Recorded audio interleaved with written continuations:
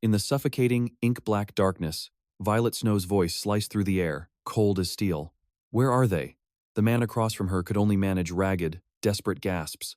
Her patience wearing thin, she thrust the tip of her sword forward. "I am asking you a question." Jiu Yang dragged himself across the frigid floor, his gaze fixed on the blade hovering near his throat. One stood while the other sat, their eyes locked in a heavy silence. No one would have ever imagined that this woman was Violet Snow, the one and only true disciple of the Sword Venerable. People still trembled at the memory of her charging alone into the bloody war against the demon clan, the power of life and death held in her grasp. After shattering their formation, she stood amidst a field of swords and glanced back over her shoulder, her gaze so sharp it could send hundreds of demons to their graves with a single slash. Behind her, a mountain of demonic corpses lay in her wake. This was the sword god, Violet Snow. Her blade had pierced straight through the heart of her greatest foe. She had slain the heavenly demon with a single, soul-shattering thrust. Her hand now clenched tightly around her scabbard. With one merciless, unflinching strike, Violet Snow had cut her down. The heavenly demon. Her face was a mask of pure rage, for that was the monster who had ignited this entire war. Back in the present, Violet Snow seized Jiu Yang by the collar, her voice a low growl. "You have to know." She hauled him off the ground, pressing him for an answer. "The rest of those demonic bastards. Where did they run to?" Violet Snow's voice was a furious hiss. "If you have even a single shred of humanity left." But Jiu Yang remained deathly silent, punctuated only by a racking cough. Asterisk, "I know, but I can't speak. My vocal cords were destroyed." Asterisk, he thought, his mind flashing to the fatal curse branded onto his heart. That very heart was now hammering wildly inside his chest as the curse continued to ravage him from within. At this sight, Violet Snow's composure finally broke, tears welling in her eyes as her voice wavered. "This is your last chance." She gently lowered him back to the floor. "Everyone wants you to die, but if you just tell me what I need to know, I will risk everything to save you." Jiu Yang looked up at Violet Snow's trembling form. "So, please." She bowed her head, her voice now a desperate plea. "I'm begging you." But all he could offer in return were more choked coughs as he stared at her and wondered. Asterisk, why is she so stubborn? Is it all for revenge? Or could it be? Asterisk, an image suddenly flashed through Jiu Yang's mind. Violet Snow, smiling happily next to another man. Asterisk, because of Shooting Star Lu, her fiancé, who was captured by the demons. Asterisk. He averted his eyes, a bitter, self-mocking smirk spreading across his face. Asterisk, how pathetic. To think the strongest woman under the heavens would one day be brought to her knees over some man. Asterisk, she saw that look on his face, and her rage ignited. She gritted her teeth. Once again, her hand shot out and grabbed Jiu Yang's collar. This time, Violet Snow showed no restraint, and she violently threw him across the room. Trembling with fury, she stood over him and spat. "If I had known you were this vile, I would have killed you the very first time we met." Violet Snow bit her lip, tears streaming down her face. "I regret everything." All Jiu Yang could do was lie there and watch her walk away. Asterisk, the first time we met? Asterisk, he wondered. What memory was she thinking of? He recalled their first encounter on a street when they were just kids, a memory that was worlds apart from whatever was in her mind. Back then, as a smiling Violet Snow offered him a sweet potato, he had sneered, "What's this?" Asterisk, where did it all go so wrong? Asterisk. He thought about the years that followed, standing alone atop a sea of bodies. Asterisk, I'm a traitor. I betrayed countless comrades just to... Asterisk. Asterisk. Join the demonic cult. Yes, this must be my penance. Asterisk. At that moment, as Violet Snow was leaving the black dungeon in tears, a faint scraping sound from behind made her stop dead in her tracks. Violet Snow spun around to see Jiu Yang dragging his body across the floor, desperately trying to write something. Seeing him panting, using his own blood to scrawl a message on the stone, she demanded, "Jiu Yang, what in the hell are you doing?" Just then, his heart seized violently in his chest, and he retched up a mouthful of blood right at Violet Snow's feet. Without a moment's hesitation, Jiu Yang plunged his hand into the fresh pool of blood. Asterisk, this damn curse. Asterisk, as he dragged his fingers across the floor, he remembered the heavenly demon raising a finger to her lips, whispering her final warning. Asterisk, if you ever break it, your heart will explode. Asterisk. The forbidden spell began to activate, and an agonizing pain ripped through Jiu Yang's chest as if his heart were being torn to shreds. He then coughed up another mouthful of fresh blood. The path of the heavenly demon cult offers no forgiveness for traitors. Gritting his teeth, he clawed at the cold, hard ground. The only thing ringing in his ears was the desperate cry of Violet Snow. Jiu Yang, can you hear me? She rushed to his side, her face a mask of pure panic. Why are you bleeding so much? Could it be? Just stop writing. But all Jiu Yang could do was lie there, helpless. He continued to frantically use his own lifeblood to carve words into the dirt, her voice already sounding so distant. If I told her the truth, he thought, seeing the absolute horror on her face, it only made him question everything more. That I was just the victim of a conspiracy, framed for a crime I didn't commit. Would she even believe me? Violet Snow stared in shock as his blood-soaked fingers began to slow, then stopped moving altogether. She realized with a jolt of horror that even if he had 1,000 reasons to explain, it was already far too late. Nothing mattered anymore. Jiu Yang had poured the very last of his life force into writing the truth Violet Snow wanted to know. My life is over. In that exact moment, his heart abruptly shattered, forcing a final gush of blood from his lips. And just like that, Jiu Yang collapsed to the ground. His eyes, like his heart, were now completely empty, an utter void. How did my life end up like this? A flood of memories washed over him. Jiu Yang was sitting across from Jiu Shi. She was gasping for breath, struggling to reach out as her hand slowly rose until it could finally cup his face. Jiu Shi gave him a radiant smile, pleading, "Little brother, you have to promise me you'll live a happy life." Then, back in the present, Violet Snow was clutching him, calling his name endlessly in desperation. "Jiu Yang! Jiu Yang! Can you hear me?" Jiu Yang's eyes were now completely lifeless. Every single regret, big or small, had woven the tragic tapestry of my life. He remembered the sight of Yang Su kneeling amidst the ruins, her eyes as red as blood. Jiu Yang had approached her step by step, stopping to stand over her with an icy gaze. Sensing his presence, Yang Su had looked up with a smirk and asked, "So, it's you?" Then, she suddenly blurted out, "I'm sorry." But Jiu Yang had only looked down on her with cold indifference. In the present, Violet Snow was sobbing hopelessly, repeatedly chanting his name, Jiu Yang. Jiu Yang, Jiu Yang. Her warm tears streamed down onto his face. And Jiu Yang remembered another time, when he had stood under a rain that fell like tears from the sky. In that life, someone had placed a hand on his cheek and asked, "Are you crying?" He had lowered his head and denied it. "It's just the rain." Nangong Fei's voice was a broken whisper. "I see. So you aren't crying." Then she asked, "Has the moon risen yet?" Through the torrential downpour, Jiu Yang had replied, "It has." A serene smile graced Nangong Fei's lips as she looked at him. "Everyone, they're all here now. That's good." And then her hand fell limp. In the end, Nangong Fei had drawn her last breath in Jiu Yang's arms beneath a cold, unforgiving rain. And now, in this reality, he too was fading away in the arms of Violet Snow. He, Jiu Yang of the Gu clan of Shaanxi, born into a prestigious and righteous family. Jiu Yang's expression grew blank. He had lived the life of a righteous warrior before his betrayal, before he pledged himself to the demonic sect.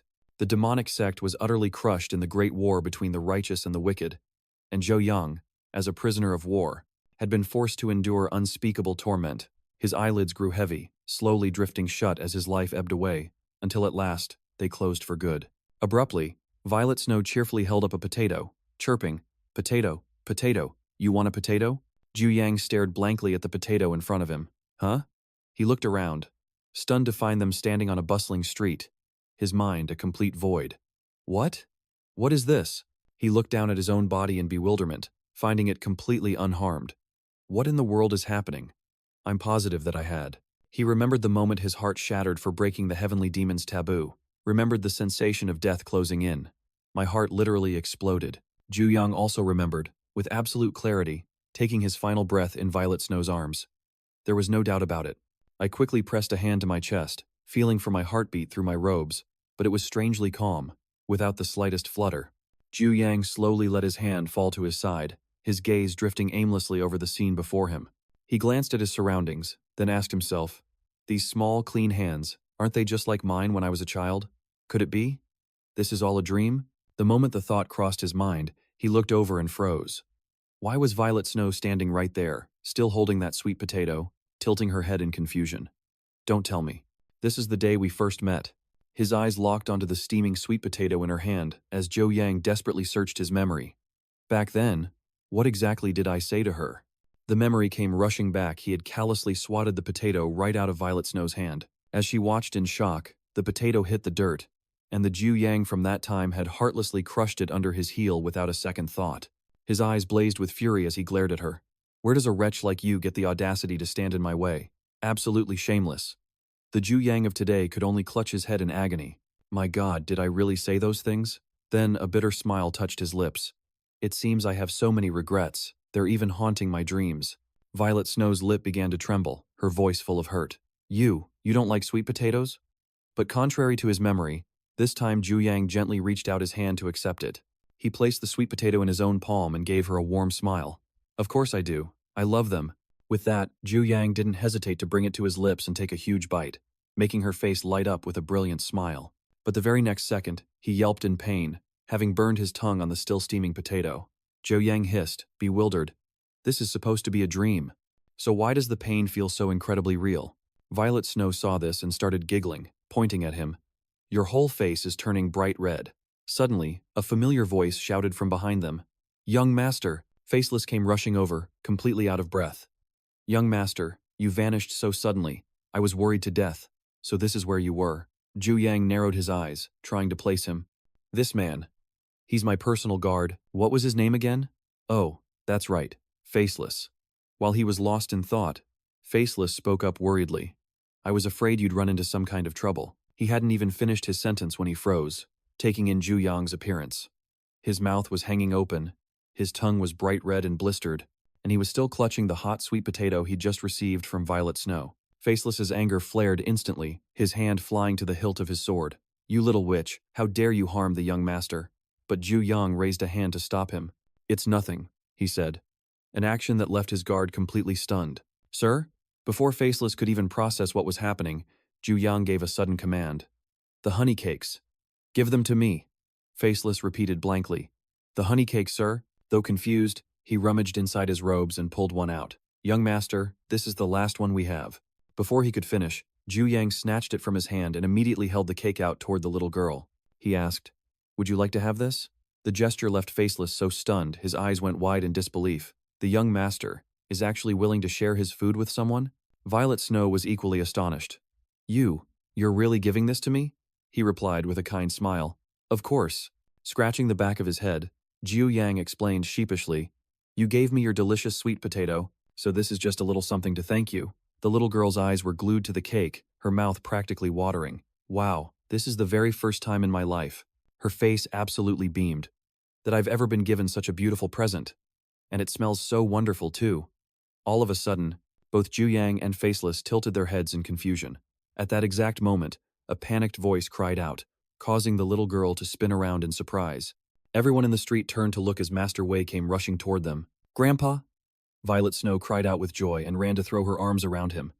Master Wei immediately pulled his granddaughter into a tight embrace. There you are. His voice was thick with worry. I told you never to let go of my hand. Violet Snow, still carefree, happily held up her basket of potatoes. It's okay, Grandpa. I got the sweet potatoes. Master Wei cut her off. That's not what I'm talking about. He gripped her hand tightly, asking frantically, Are you hurt anywhere? Did you cause any trouble? Violet Snow looked bewildered as she answered, I'm not hurt, and I didn't. Jiu Yang's gaze froze. He was stunned as he recognized the old man. Suddenly, the little girl raised her hand and pointed at him. I gave that big brother a sweet potato. Master Wei immediately whipped his head around to follow her gaze. The old man's expression froze for a split second. Then he suddenly grabbed his granddaughter's hand and began to drag her away. Violet Snow cried out in alarm. Grandpa, why are you in such a hurry? The three of them could only watch as the old man pulled his granddaughter close and began bowing his head repeatedly. My deepest apologies. Young master, my granddaughter is young and doesn't know any better. Please forgive her for offending. It is I who have been disrespectful. Young master, please, forgive this old man. Jiu Yang quickly waved his hand, dismissing the apology. It's nothing. I only wish to give the young lady this pastry, that's all. With that, he clasped his hands in a formal gesture of gratitude. Jiu Yang bowed deeply, his voice filled with appreciation. This humble one was famished and was fortunate enough to receive a potato from this young lady. He then politely held out the pastry. I can only offer this simple item to repay your kindness. I hope you will do me the honor of accepting it. Master Wei could only stare at the pastry, momentarily speechless, and in the very instant he was about to refuse. Young master, you really. But Violet Snow quickly cut him off, her eyes sparkling with delight. Of course, I'll take it. It smells amazing. It must be super sweet. The little girl instantly reached out her hands, ready to snatch the pastry. But Master Wei was quicker. He swiftly scooped Violet Snow up and turned to leave, saying, Absolutely not. We cannot accept a gift of such value. We won't trouble you any longer, young master. This old one will take his leave. The sudden turn of events left Jiu Yang completely bewildered. Huh? He immediately raised his voice, calling after them. Please, wait. The old man turned back, speaking cautiously. Young master, if you feel we have slighted you, then perhaps. Master Wei fell silent as he watched Jiu Yang cheerfully press the pastry into the little girl's hands. Here, take it. As they say, fate brings together those who are destined to meet. He couldn't help but furrow his brow as he saw the sheer delight on Violet. Master Wei quietly observed their exchange, while Violet Snow held out another potato. Then you can have this one too, the young man accepted with a smile. This is more than enough, thank you. The old man smiled inwardly, thinking, my dear Violet Snow, you've finally found him. Afterward, the grandfather and his grandchild waved to Jiu Yang from a distance. Nearby, Faceless simply watched in silence. Suddenly, Jiu Yang brought a hand to his forehead and let out a deep sigh, his expression one of immense relief. This gesture immediately worried Faceless. Young master, are you feeling unwell? It suddenly dawned on Jiu Yang that the old man was a figure revered by the entire martial world. That legendary senior was none other than the former leader of the Martial Alliance, Master Wei. He is one of the 3 Grand Masters, a living legend in the martial world, and the object of countless gazes of both admiration and envy. He is hailed as the greatest master in all of Jianghu. Master Wei, a man who could stand unyielding amidst 1,000 swords, whose very presence was enough to strike terror into the hearts of the demonic cult's disciples. The Sword Saint, Master Wei. Seeing his retreating figure, Jiu Yang couldn't help but wonder to himself, but why would the renowned Sword Saint be in a place like this? Meanwhile, as her grandfather scolded her, Violet Snow pouted and retorted, even if it was just a dream, I was a hair's breadth away from kicking the bucket. The girl said this as she turned to wave cheerfully at Jiu Yang one last time. Watching them go, he could only offer a small smile and a sigh. Just then, Faceless spoke up, young master, it is time we return to the estate. He nodded and turned to leave. Right, let's go home. An image of a sun-drenched field of flowers flashed in his mind. Asterisk, I have no regrets. I need to wake up. Asterisk. Before long, the 2 of them arrived back at the estate. Young master, we've arrived. Jiu Yang's brow furrowed in suspicion. He rested his chin on his hand and muttered, damn it. Why isn't this dream over yet? If this really were a dream, shouldn't I have woken up by now? An image of the heavenly demon sitting on her throne flashed through his mind. What if this is reality? The vision of her pressing a finger to her lips, silencing him, returned. Could it be that this all has to do with the heavenly demon's curse? At that very moment, Faceless suddenly clasped his hands in a respectful salute as a voice called out from ahead. Well. Jiu Yang snapped his head toward the sound. The voice continued. I'm surprised you didn't run away. Jiu Dian emerged from the crowd, her voice dripping with sarcasm. And you actually dared to show your face around here again? Jiu Yang's brow twitched as he recognized the fire sword, Jiu Dian. Asterisk, my second sister. Asterisk, she was smirking with utter contempt, the one person who hated him to her very core. Glancing at the long shadows cast by the crowd, he asked, is everyone gathered here? Because the sect leader is about to arrive. Jiu Yang turned to face Jiu Dian as she interrogated him. What kind of stunt are you trying to pull this time? She began to circle him, her voice cold and dismissive. If you're planning on causing trouble, I suggest you stop right now and get the hell out of my sight. Jiu Yang coolly brushed her hand away, his gaze steady. My place is here. I was only fulfilling my duty. Those words were like salt in the wound, making her grind her teeth. How dare he show his face now and speak with such arrogance? He just gave her a cold, sideways glance. Yes, it's my fault. I'll go see the sect master later to apologize. Faceless was stunned. Was the young master really going to bow his head and admit fault? Meanwhile, Jiu Dian's brow furrowed as flames of rage ignited within her. She roared, Jiu Yang! The aura around Jiu Dian instantly erupted, the shockwave cracking the very ground around them. Fueled by her fury, she strode forward. The nearby servants could only cower in fear. I don't care what kind of scheme you're trying to pull, but you'd better stop it right now. Jiu Dian gritted out each word. Otherwise, don't blame me for not holding back if you continue to be so shameless. She was about to spew more venomous words. Jiu Yang suddenly held up a hand. Hold on, father. No. The sect master is here. Even the charging crimson steed's eyes went wide with surprise. The rider yanked hard on the reins, causing the horse to let out a deafening neigh as it reared up.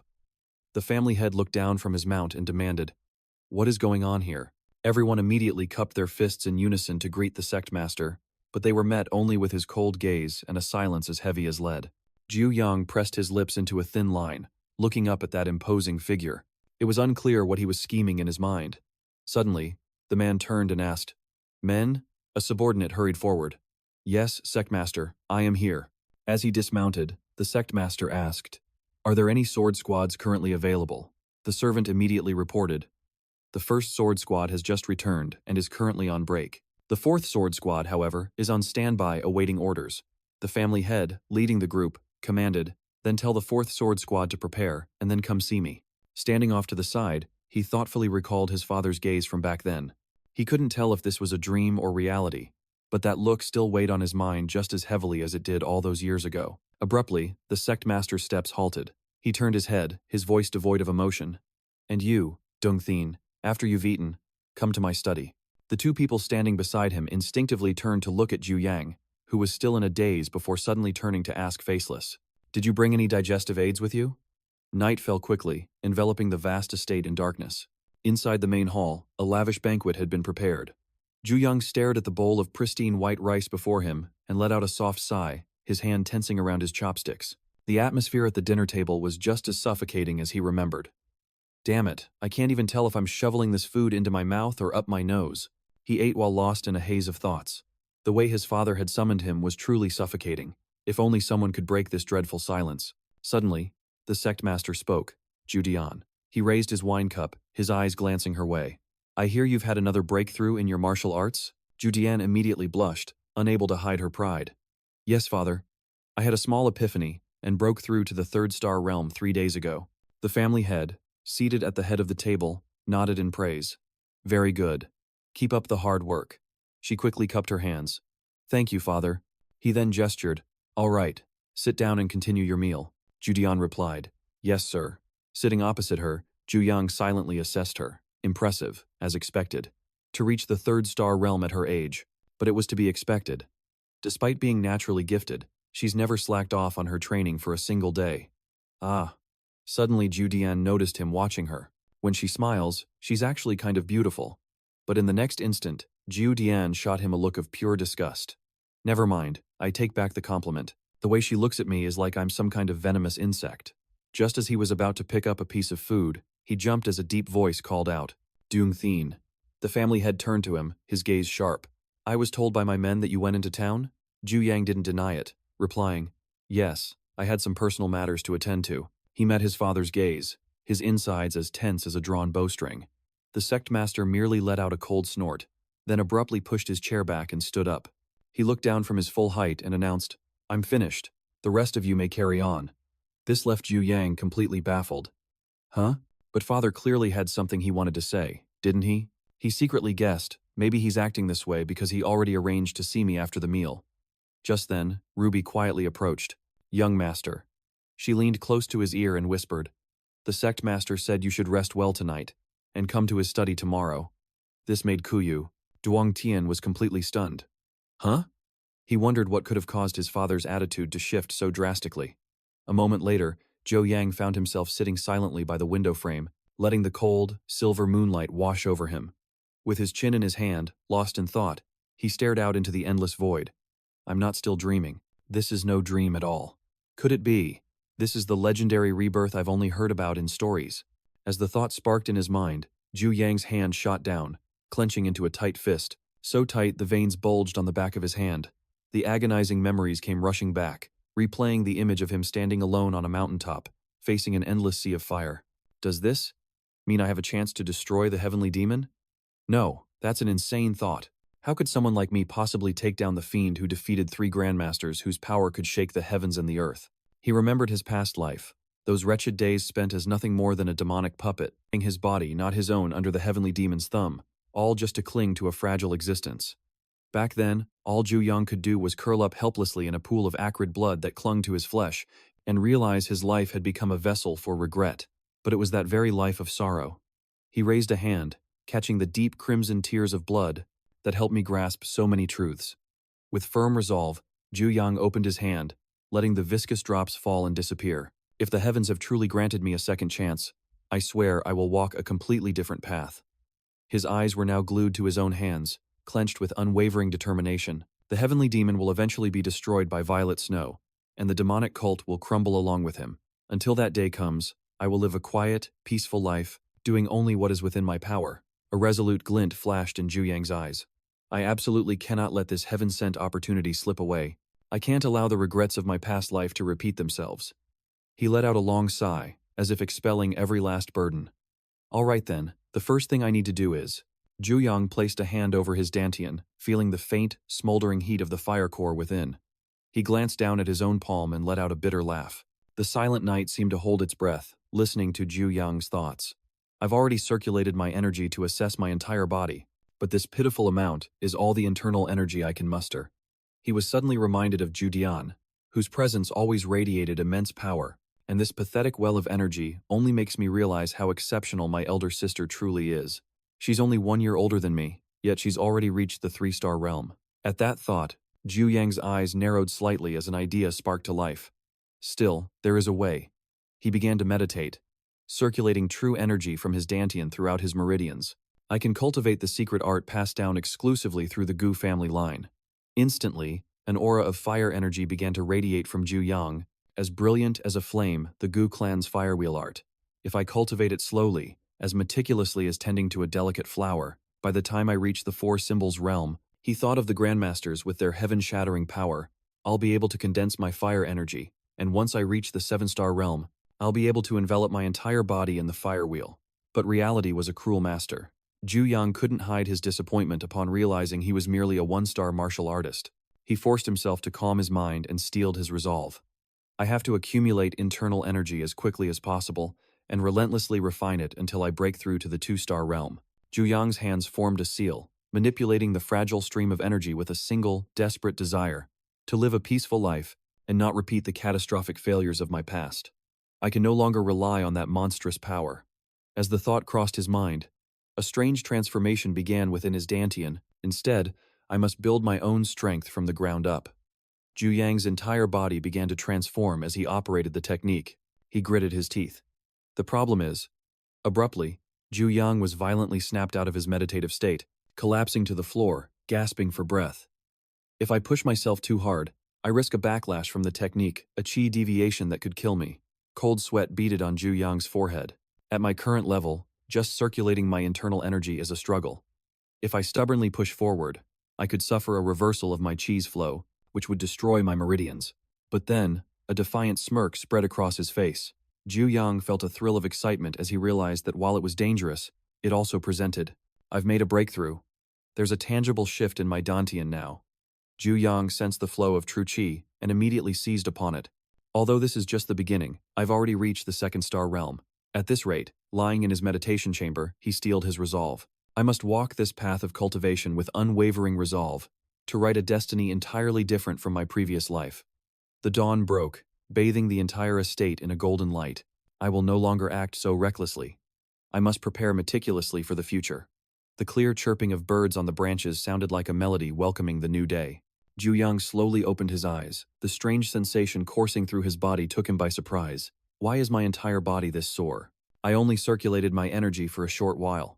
Rolling his shoulders to ease the stiffness, Jiu Yang moved toward the door. Could it be that I've been slacking off on my training? The path of cultivation ahead is still a long one. He placed his hand on the door latch, figuring it wouldn't be too late to visit his father's quarters in the afternoon. With that thought, Jiu Yang casually pushed the door open, only to be met with the sight of a figure huddled on the ground. Perhaps I should go train in the courtyard for a bit? Violet Snow was sitting there, hugging her knees. Seeing him, she reached out a hand and whispered, "Greetings." In a flash, a tear ripped through the fabric of space. "What are you staring at up there? Get back here now." A man looked up at the night sky, muttering, "That doesn't look like a star." From the spatial rift, a grotesque eye blinked open, making the man cry out in terror. What in the world is that?" Instantly, the colossal foot of a demonic beast slammed down on the earth. From that day on, countless demonic beasts poured out, spreading terror and slaughtering all living things. They rained down from the sky as the crimson rift grew ever wider. It was the gateway to the demon realm. Heroes rose to the occasion, taking up their swords to lead the vanguard against the demonic beasts. Every sect established an elite army to fight the demonic beasts. They came to be known as the sword regiments. Any sect worth its name was required to have a sword regiment. Come to think of it, my Gu family currently has 5 of them. My eldest sister, Jiu Shi, is the commander of the 5th Sword Regiment. Back then, Sister Jiu Shi would always cheerfully ruffle my hair, but in reality, she was disciplining me. As she was dragging me away by the scruff, I happened to glance back and caught another's gaze. It was a young girl, with her head bowed, stealing a glance in my direction. That was the first time I ever truly took notice of Violet Snow. But she just lowered her head, gave me a single, cold look, and that was it. That whole business with the sweet potato was half a year ago. The Violet Snow of today, however, is shyly extending her hand. Greetings. Seeing her scrambling to get up from the ground, he abruptly turned back into his room. Man, I must have stayed up way too late last night. His action sent Violet Snow into a panic. Young master. She rushed to grab the hem of Jiu Yang's robe. Please, wait a moment. Clutching the hem of his robe, her face flushed as she stammered. I'm so happy to see you. From this day forward. But before she could finish, an old hand brushed Violet Snow's away from Jiu Yang's robe. Master Wei sternly reprimanded her. How many times have I told you? You are forbidden from being so disrespectful to the young master. He looked at the old man, utterly confused. Huh? What is this old geezer talking about? Master Wei continued his scolding. Apologize to the young master at once. She immediately bowed her head low, mumbling. This humble servant apologizes, young master. The scene only made Jiu Yang even more bewildered. What in the world is going on right now? He was still stroking his chin in thought when the old man bowed deeply and humbly introduced himself. This old servant's name is Vivun. From this day forward, I shall be at the young master's service, to repay the kindness of the family head. The young master may find a decrepit old man like myself unsatisfactory, but this old servant vows to serve you with all his heart. Jiu Yang's confusion only intensified. Vivun? Isn't he Master Wei? Violet Snow, who was kneeling beside him, also looked up and spoke. Yes, and I am Violet Snow. I will also be assisting my grandfather. We are in your care, young master. He frowned, his mind a chaotic mess of questions.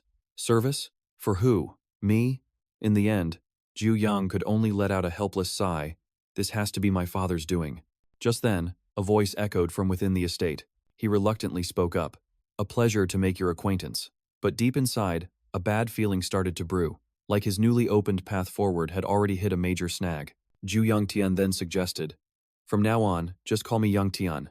There's no need to be so formal with the young master title, all right? Despite that, Wei Xiaojun stubbornly replied, understood, young master, which made him let out a weary sigh. A moment later, the old man quietly picked up his broom and diligently started sweeping the large courtyard. Meanwhile, Jiu Yang Tian sat on the veranda, resting his chin in his hand as he watched with a skeptical expression. Can you even call that thing a broom? Hearing his question, Wei Xiaojun paused his work. The old man simply glanced over and gave a nod of confirmation, a simple gesture. But it was enough to shut the young man up completely. Unbelievable. Just then, Jiu Yang Tian's gaze was pulled in another direction. Over there, a towering mountain of clothes was wobbling along, with Manhwa beside it, trying in vain to intervene. She pleaded with Wei Shui. Carrying that much is dangerous. But Wei Shui, trembling as she clutched the basket, insisted, it's okay. Wei Shui can do it. Manhwa was still worried. Don't be so stubborn, let me give you a hand. But the small girl adamantly refused. Really? Wei Shui can handle it all by herself. And then, the inevitable happened. One of Wei Shui's feet caught on a stone in the path, sending her and the entire basin of clothes tumbling forward. She only had time to let out a sharp cry before her pretty face planted right into the ground. All eyes flew to the girl sprawled out on the ground, and everyone froze as they watched the large basket fall straight down and land squarely over her head. Immediately after, the girl's shaky, choked sobs startled everyone. Witnessing this spectacle, Jiu Yang Tian couldn't help but furrow his brows in confusion. How can someone be that clumsy? Meanwhile, the other maids had already rushed over to comfort Wei Shui. It's okay, it was just a little slip-up. He watched them coddling Wei Shui, his mind filled with doubt. How can someone who's supposedly gifted in martial arts act so clumsy and frail? With that thought, Jiu Yang Tian stood up. At the same time, Manhwa looked up at Wei Shui, who was just scrambling to her feet, and asked worriedly, where are you going? Turning around, he saw Wei Shui approaching him, the basket still on her head and a messy armful of clothes in her hands. Huh? Jiu Yang Tian asked, surprised. Why aren't you finishing your work? The little girl declared firmly. My duty is to follow the young master every step of the way. This only confused him more. Who gave such a bizarre order? With tears welling in her eyes, Wei Shui mumbled, It was my grandfather. The answer made Jiu Yang Tian just go, oh, before it suddenly dawned on him. Wait a minute, could it be that Wei Shui is my personal attendant? While he was still stunned, behind him, The other maids were secretly raising their fists in encouragement. You can do it. You're the only one who can handle that young master. Hearing that, Jiu Yang sank back into his thoughts. It seems they just pushed a troublesome burden onto this girl because none of them want anything to do with me. He glanced at Wei Shui, who was struggling and clumsily climbing onto the veranda, and thought to himself, I'm the young master of a great clan, after all. How can the selection of my personal attendant be this careless and half-assed? Is this really going to be okay? Jiu Yang looked down at the small girl, who was now happily adjusting the hem of his robe. I guess Wei Shui will have to do.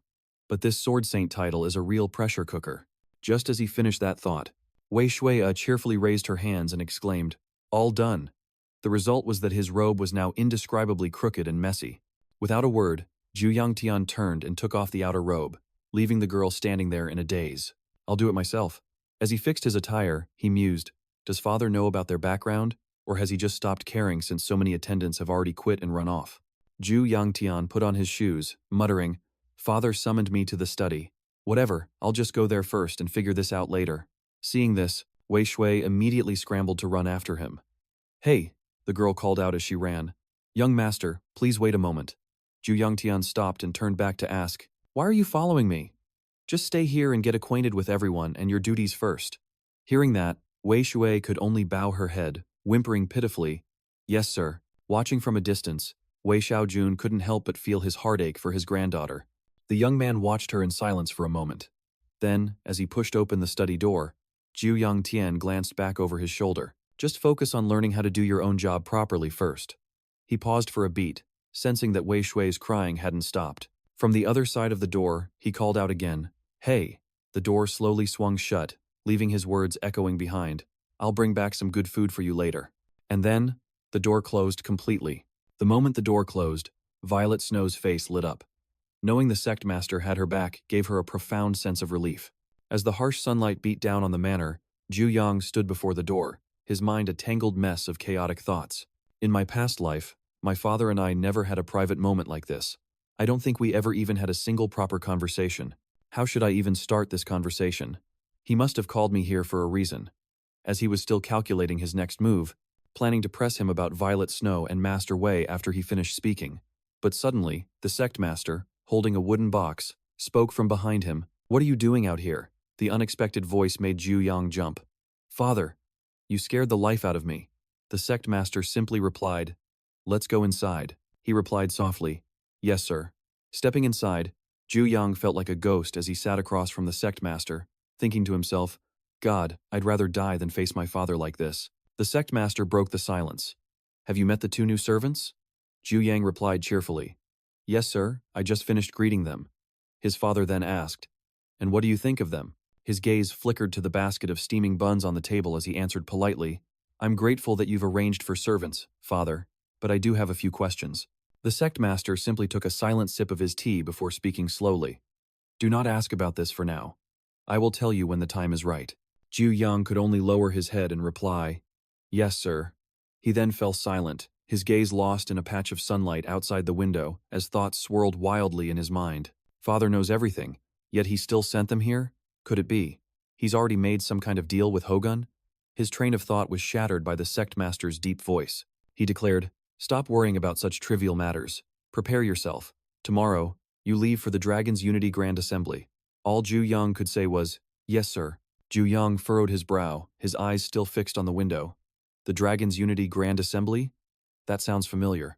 In the very next instant, his pupils constricted in sheer terror. The Dragon's Unity Grand Assembly. Jiu Yang's face went ice cold as he uttered a single, chilling phrase, Just kill me. Faceless, standing nearby, was bewildered. Young master? He stepped forward to face him. Do you truly despise the idea of attending the Grand Assembly that much? Jiu Yang answered without a moment's hesitation.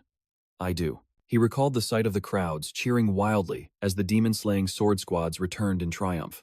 It was a momentous event, held to select the most elite members for the sword squads, and it was held once every 2 years.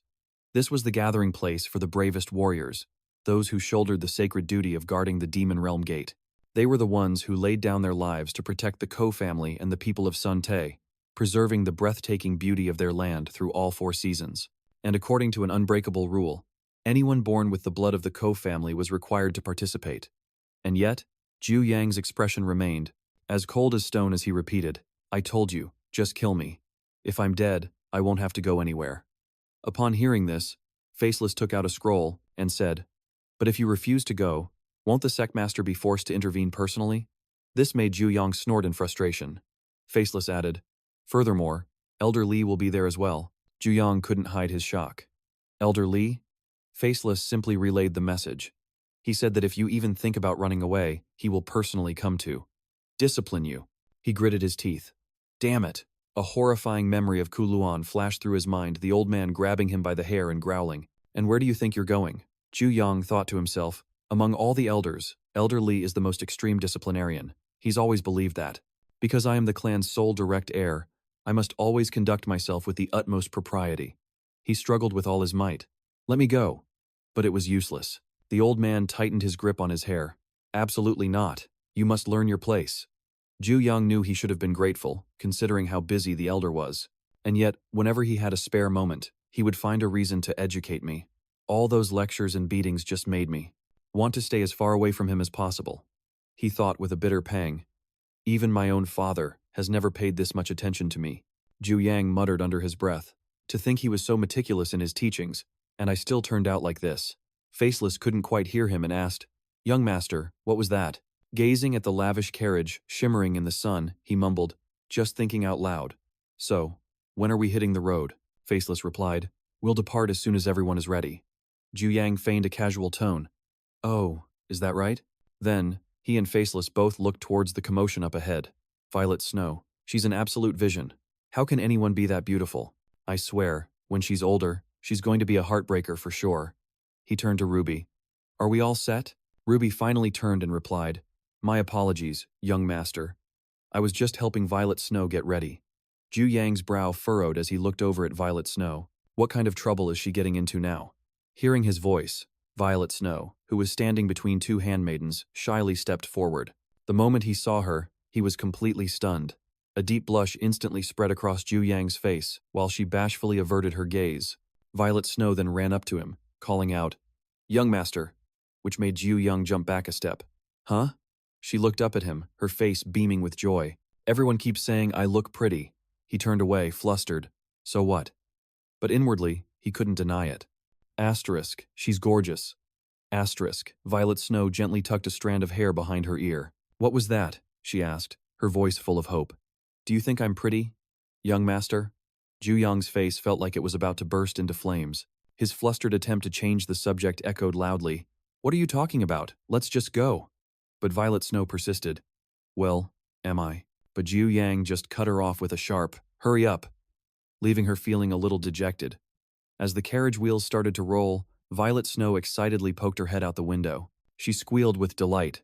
"This is so cool, we're actually moving." Seeing her excitement, Ruby asked curiously, "Is this your first time riding in a carriage, miss?" She turned back and said, "It is. I always thought horses were just for meat. I had no idea they could run this fast."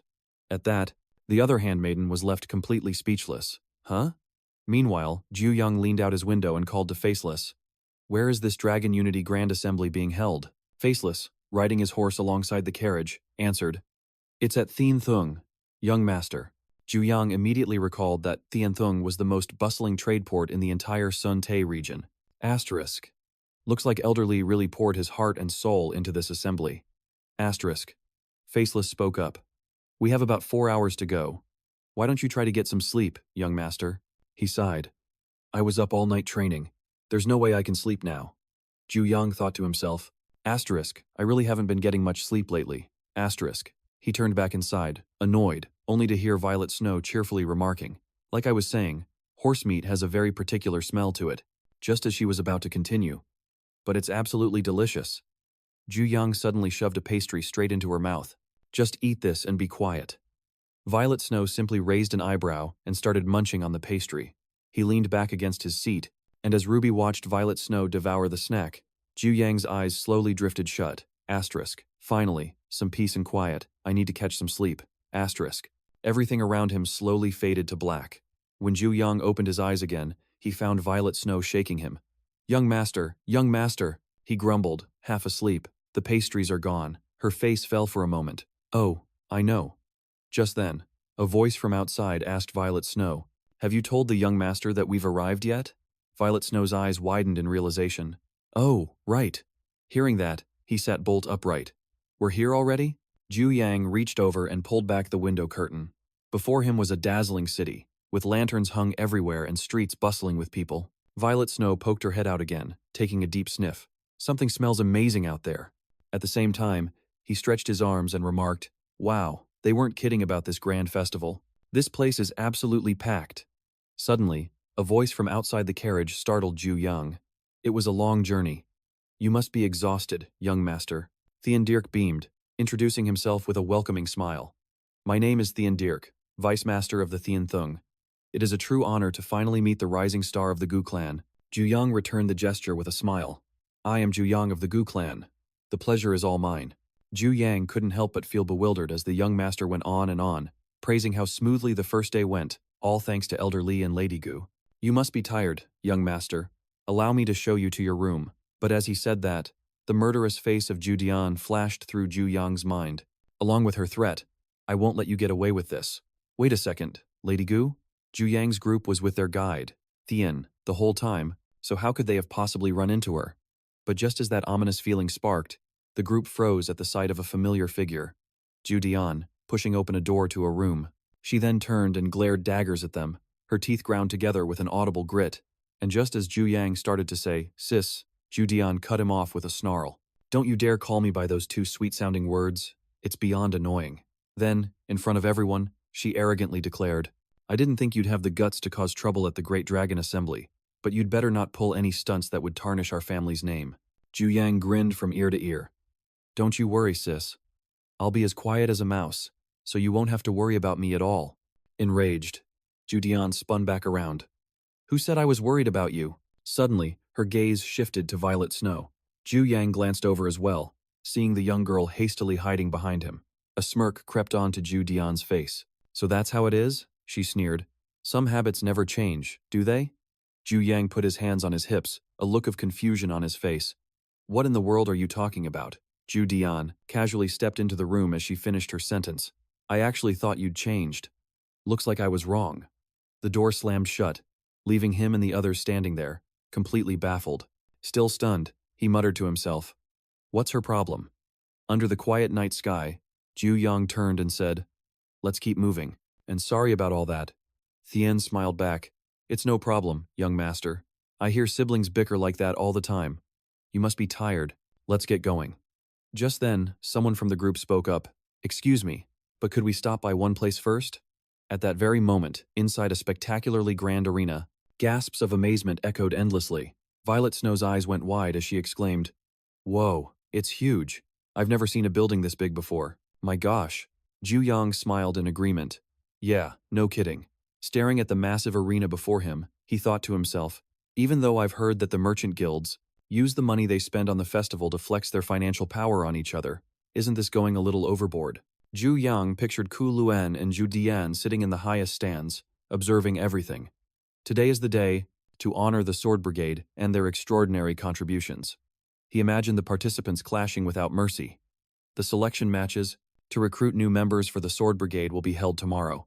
He put his hands on his hips, cheerfully thinking, "Thank goodness I don't have to participate." Jiu Yang continued to gaze down at the arena floor, telling himself, "The only thing I need to do here is watch." Neither of them had any idea that a powerful aura was emanating from right behind them. So peaceful, isn't it? Jiu Yang jumped in surprise at the sound of the voice. "Why aren't you running?" Kuluan reached a hand toward his head, so fast that Jiu Yang had no time to dodge the old man's hand. "I'm done for." But strangely, Kuluan just gently placed his hand on the boy's head. "Huh?" the elder asked cheerfully. "What is it, son?" Kuluan leaned down and asked curiously. "Don't you usually run for the hills the moment you see this old man?" Jiu Yang had no choice but to let the old man ruffle his hair. "So who was it that threatened to snap me in two if I didn't show up?" Kuluan feigned surprise. "Who would dare say such cruel words?" The boy answered bluntly, "It was you, who else?" The elder continued to pat Jiu Yang's head. "Oh, so you're talking back to me now, are you?" Even as he mumbled, "I think I'm going to be sick," he began to speculate internally. The second elder has always had this weird obsession with me. Maybe it's because I'm the patriarch's only son. Just then, Violet Snow let out a gasp, excitedly pointing. Look, a bear. That's bear meat. It's super delicious, and horse meat too. As for the bear, but before Violet Snow could finish her sentence, she was frozen stiff by Kuluan's ice-cold stare. The old man's gaze swept over her, making the little girl tremble uncontrollably as her body went weak. That bone-chilling stare scared Violet Snow so much she was on the verge of tears. Seeing this, Jiu Yang quickly moved to shield her, exclaiming, Elder, you're terrifying the poor girl. Meanwhile, Violet Snow whimpered from behind him, I don't want to eat bear meat anymore. Amidst the flapping banners in the night, the old man let out a cold huff. Well, look at you, brat. Pretending you know how to look out for someone. Kuluan suddenly pointed and asked bluntly, Is that your little concubine? The question caught the young man off guard. Huh? Jiu Yang quickly waved his hands dismissively, gesturing toward the girl, and corrected him. What are you talking about, elder? Just look at her attire. She's clearly just a maid. The old man rolled his eyes upon hearing this, tilting his head with a look of utter boredom. Oh, really? If that's what you say, I'll take your word for it. How dull. As he finished speaking, Violet Snow was already scrambling away, frantically calling out, We have to go now, before he eats us alive. Kuluan turned back to instruct him. The Long Thong Grand Assembly is tomorrow, and even though you're just here as a spectator, you should still get some sleep. Your attendance is mandatory. Jiu Yang, looking completely unconcerned, gave a lazy salute and replied casually, Yeah, I got it. The girl kept rushing him. Young master, let's go. Just as he heard the old man's voice call out again. Oh, and one more thing. Kuluan bared his teeth in a sinister grin and drew a finger across his throat. If you even think about running. Jiu Yang snapped back in annoyance. I know already. You don't have to keep saying it.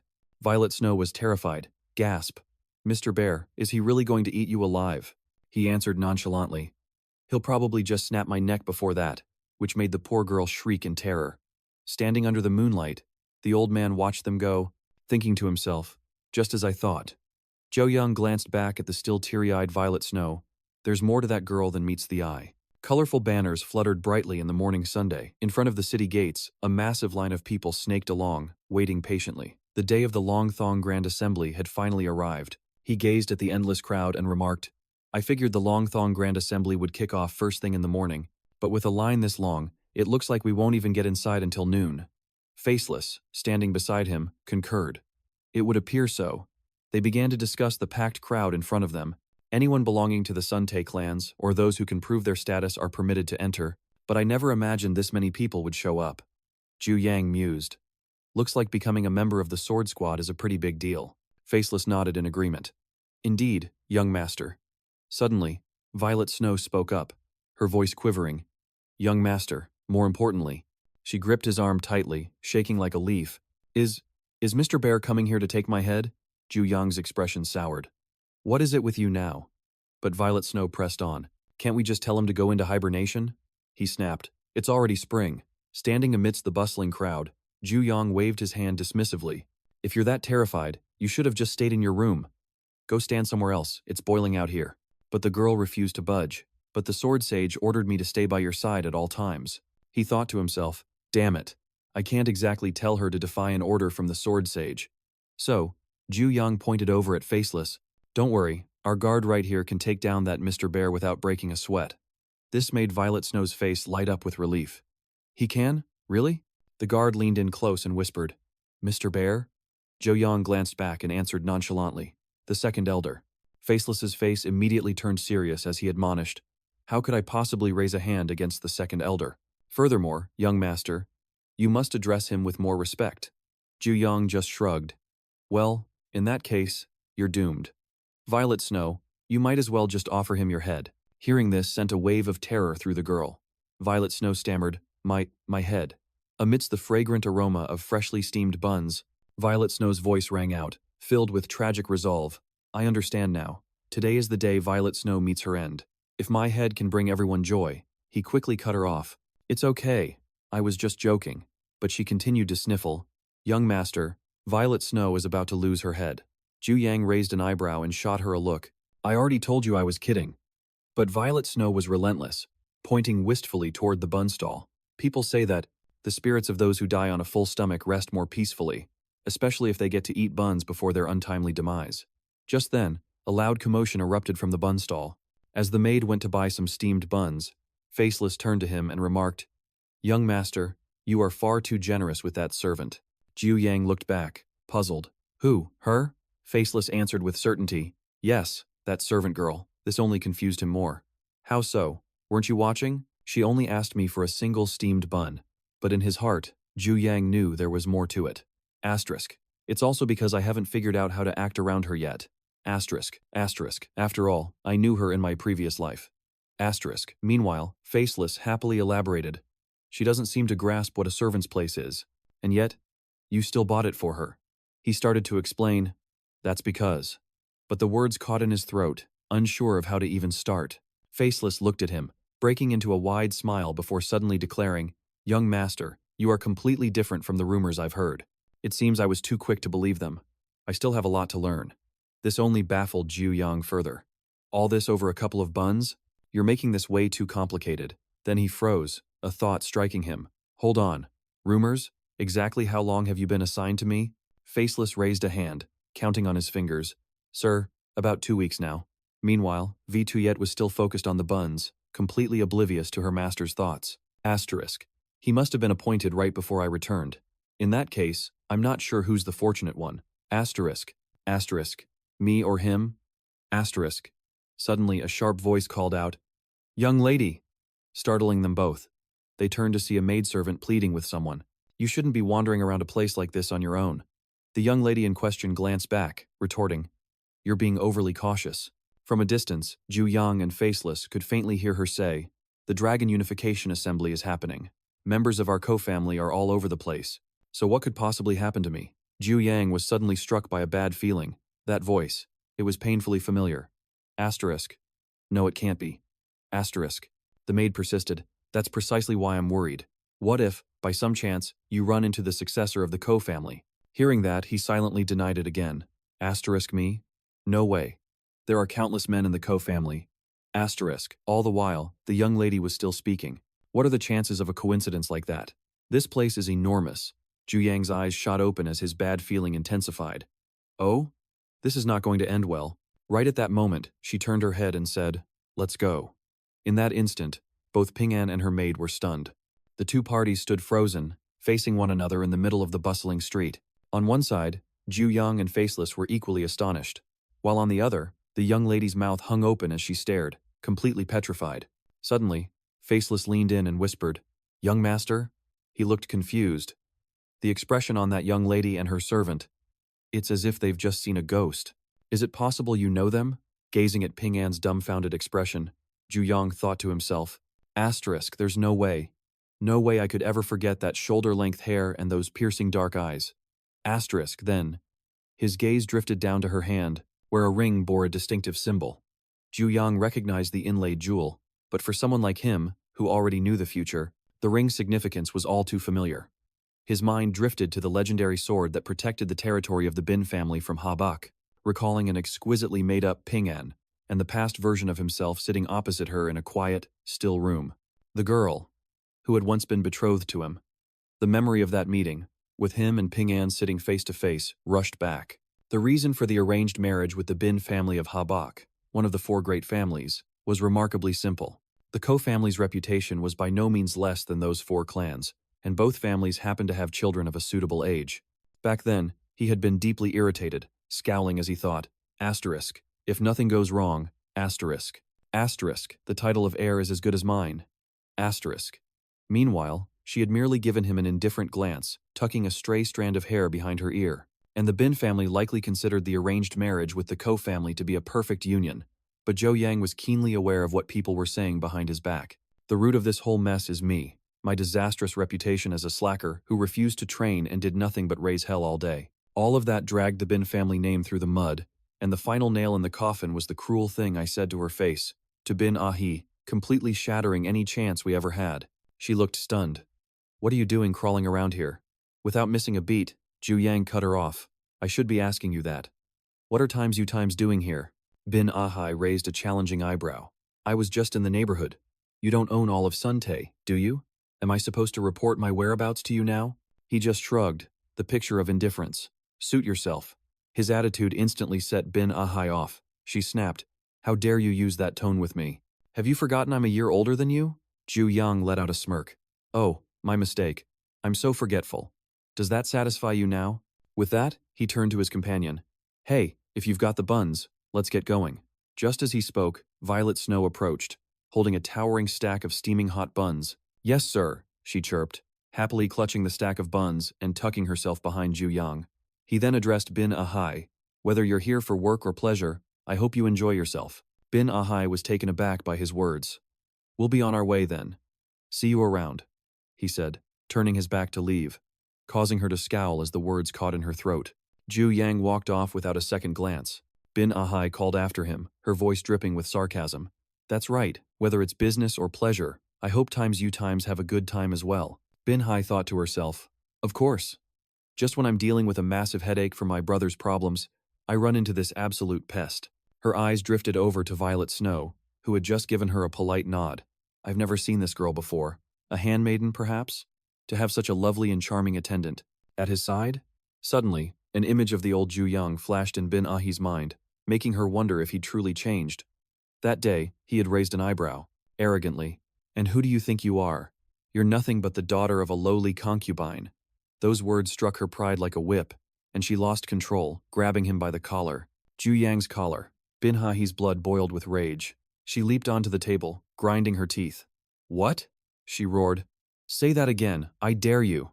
Though his face had gone pale with fear, his mouth tried to hold a brave front. Am I wrong? A loud smack answered his question as Bin Ahi's fist connected with his face. The guard standing behind him moved to intervene, but she stopped him with a single, ice-cold sentence. I was already prepared to accept anything, even an arranged marriage for my family's sake. Jiu Yang sprawled on the floor, clutching the corner of his bleeding mouth, as Bin Hai's voice rang out like steel. For the Bin family's future, I was willing to ignore all the disgusting rumors about you. The frantic guard grabbed her arm. Young miss, please, calm down. But she sent him flying with a single shove. In the next moment, a horrified Jiu Yang watched as her foot slammed down on the floor right beside his face.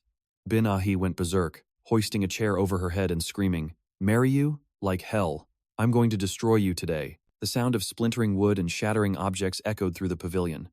The memory faded, and Bin Ahai returned to the present, muttering, Compared to that day, he hasn't changed one bit. Suddenly, Jiu Yang's voice pulled her from her thoughts. Did you have to buy so many? Violet Snow replied cheerfully. Oh, it's no problem, I can manage. But he gently took half the stack from her. There's no way. Here, I'll carry these for you. Faceless, standing nearby, also bowed his head. Young master, allow me to assist. Jiu Yang waved him off. You just focus on your duties as my guard. If we can't eat all of these, we'll just take some back for Ruby. Faceless immediately obeyed. Yes, sir. From a distance, Bin Ahi watched them, observing the way he spoke to his companions, and a strange feeling began to stir within her. Bin Ahai suddenly clutched her head, trying to banish the thought that was starting to form. No, it's impossible. He's definitely just putting on a show. That scoundrel, matured, what an absurd thought. And yet, a stubborn glimmer of hope, another idea, fought its way to the surface of her mind. But, what if? Bin Ahai's gaze remained fixed on the three retreating figures. It's just, what if? Suddenly, a loud roar from out of nowhere made them all jump. What did you just say? Jiu Yang grumbled in annoyance. Damn it. This whole day has been one jump scare after another. Faceless was instantly on guard. Young master, are you unharmed? He replied, I'm fine. But Violet Snow chimed in, her face etched with worry. Young master, the buns. Did we drop any of the buns? Her innocent question prompted a response from Jiu Yang. Let's have some order. A martial arts master tried to de-escalate. Shouting isn't going to solve a thing. Please, everyone, remain calm. The man slammed the table again, roaring. I told you, I don't have time. If I get nabbed, are you going to take responsibility for that? The master's gaze turned ice cold. Nabbed? What exactly are you implying? Faced with the three masters, the man suddenly clammed up. An uncanny silence fell over the crowd. The man started backpedaling frantically. I never said that. Are you messing with me? Just let me sign up, and this will all be over. Absolutely not. Faceless finally spoke up, asking, should we get involved? Jiu Yang replied curtly, why would we? Anyone can participate in the Dragon Unity tournament, but the one prerequisite is that they must prove their identity. Faceless pressed on. What I mean is, are we just going to let him cause a scene like this? The young master explained with a sideways glance. Disputes over entering the Dragon Unity tournament are nothing new. The Gu family masters on duty will handle it. All three masters fixed their gazes on the man. One of them stepped forward, placing a hand on his shoulder and speaking gently. Why don't we just… But before he could finish, the man seized his wrist. No. With a sickening crack, he instantly executed a throw, slamming the master to the ground. The poor master was thrown with immense force, his back crashing against the hard-packed earth. Another master cried out in horror, "What in the world do you think you're doing?" Bin Vuchan held his head high. There, I've just proven my strength. Can I enter now?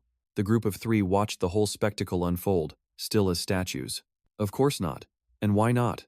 I just showed you what I'm capable of. Faceless, once again, seemed puzzled. Are we sure we don't need to help? Violet Snow, on the other hand, was practically buzzing with excitement. Did you see that? He just threw him, and the guy just went down. Bam! Jiu Yang turned away decisively. Let's go, he ordered. Faceless asked again. But what about that man? The young master's annoyance was palpable. I don't want to get mixed up in this mess. Let's move. Faceless opened his mouth to protest, but Jiu Yang cut him off. They can handle it. The remaining master was now seething with rage. Where do you think you are? You can't just do whatever you please. We have rules here. You cannot enter without proper identification. Bin Vuchan slammed the table again.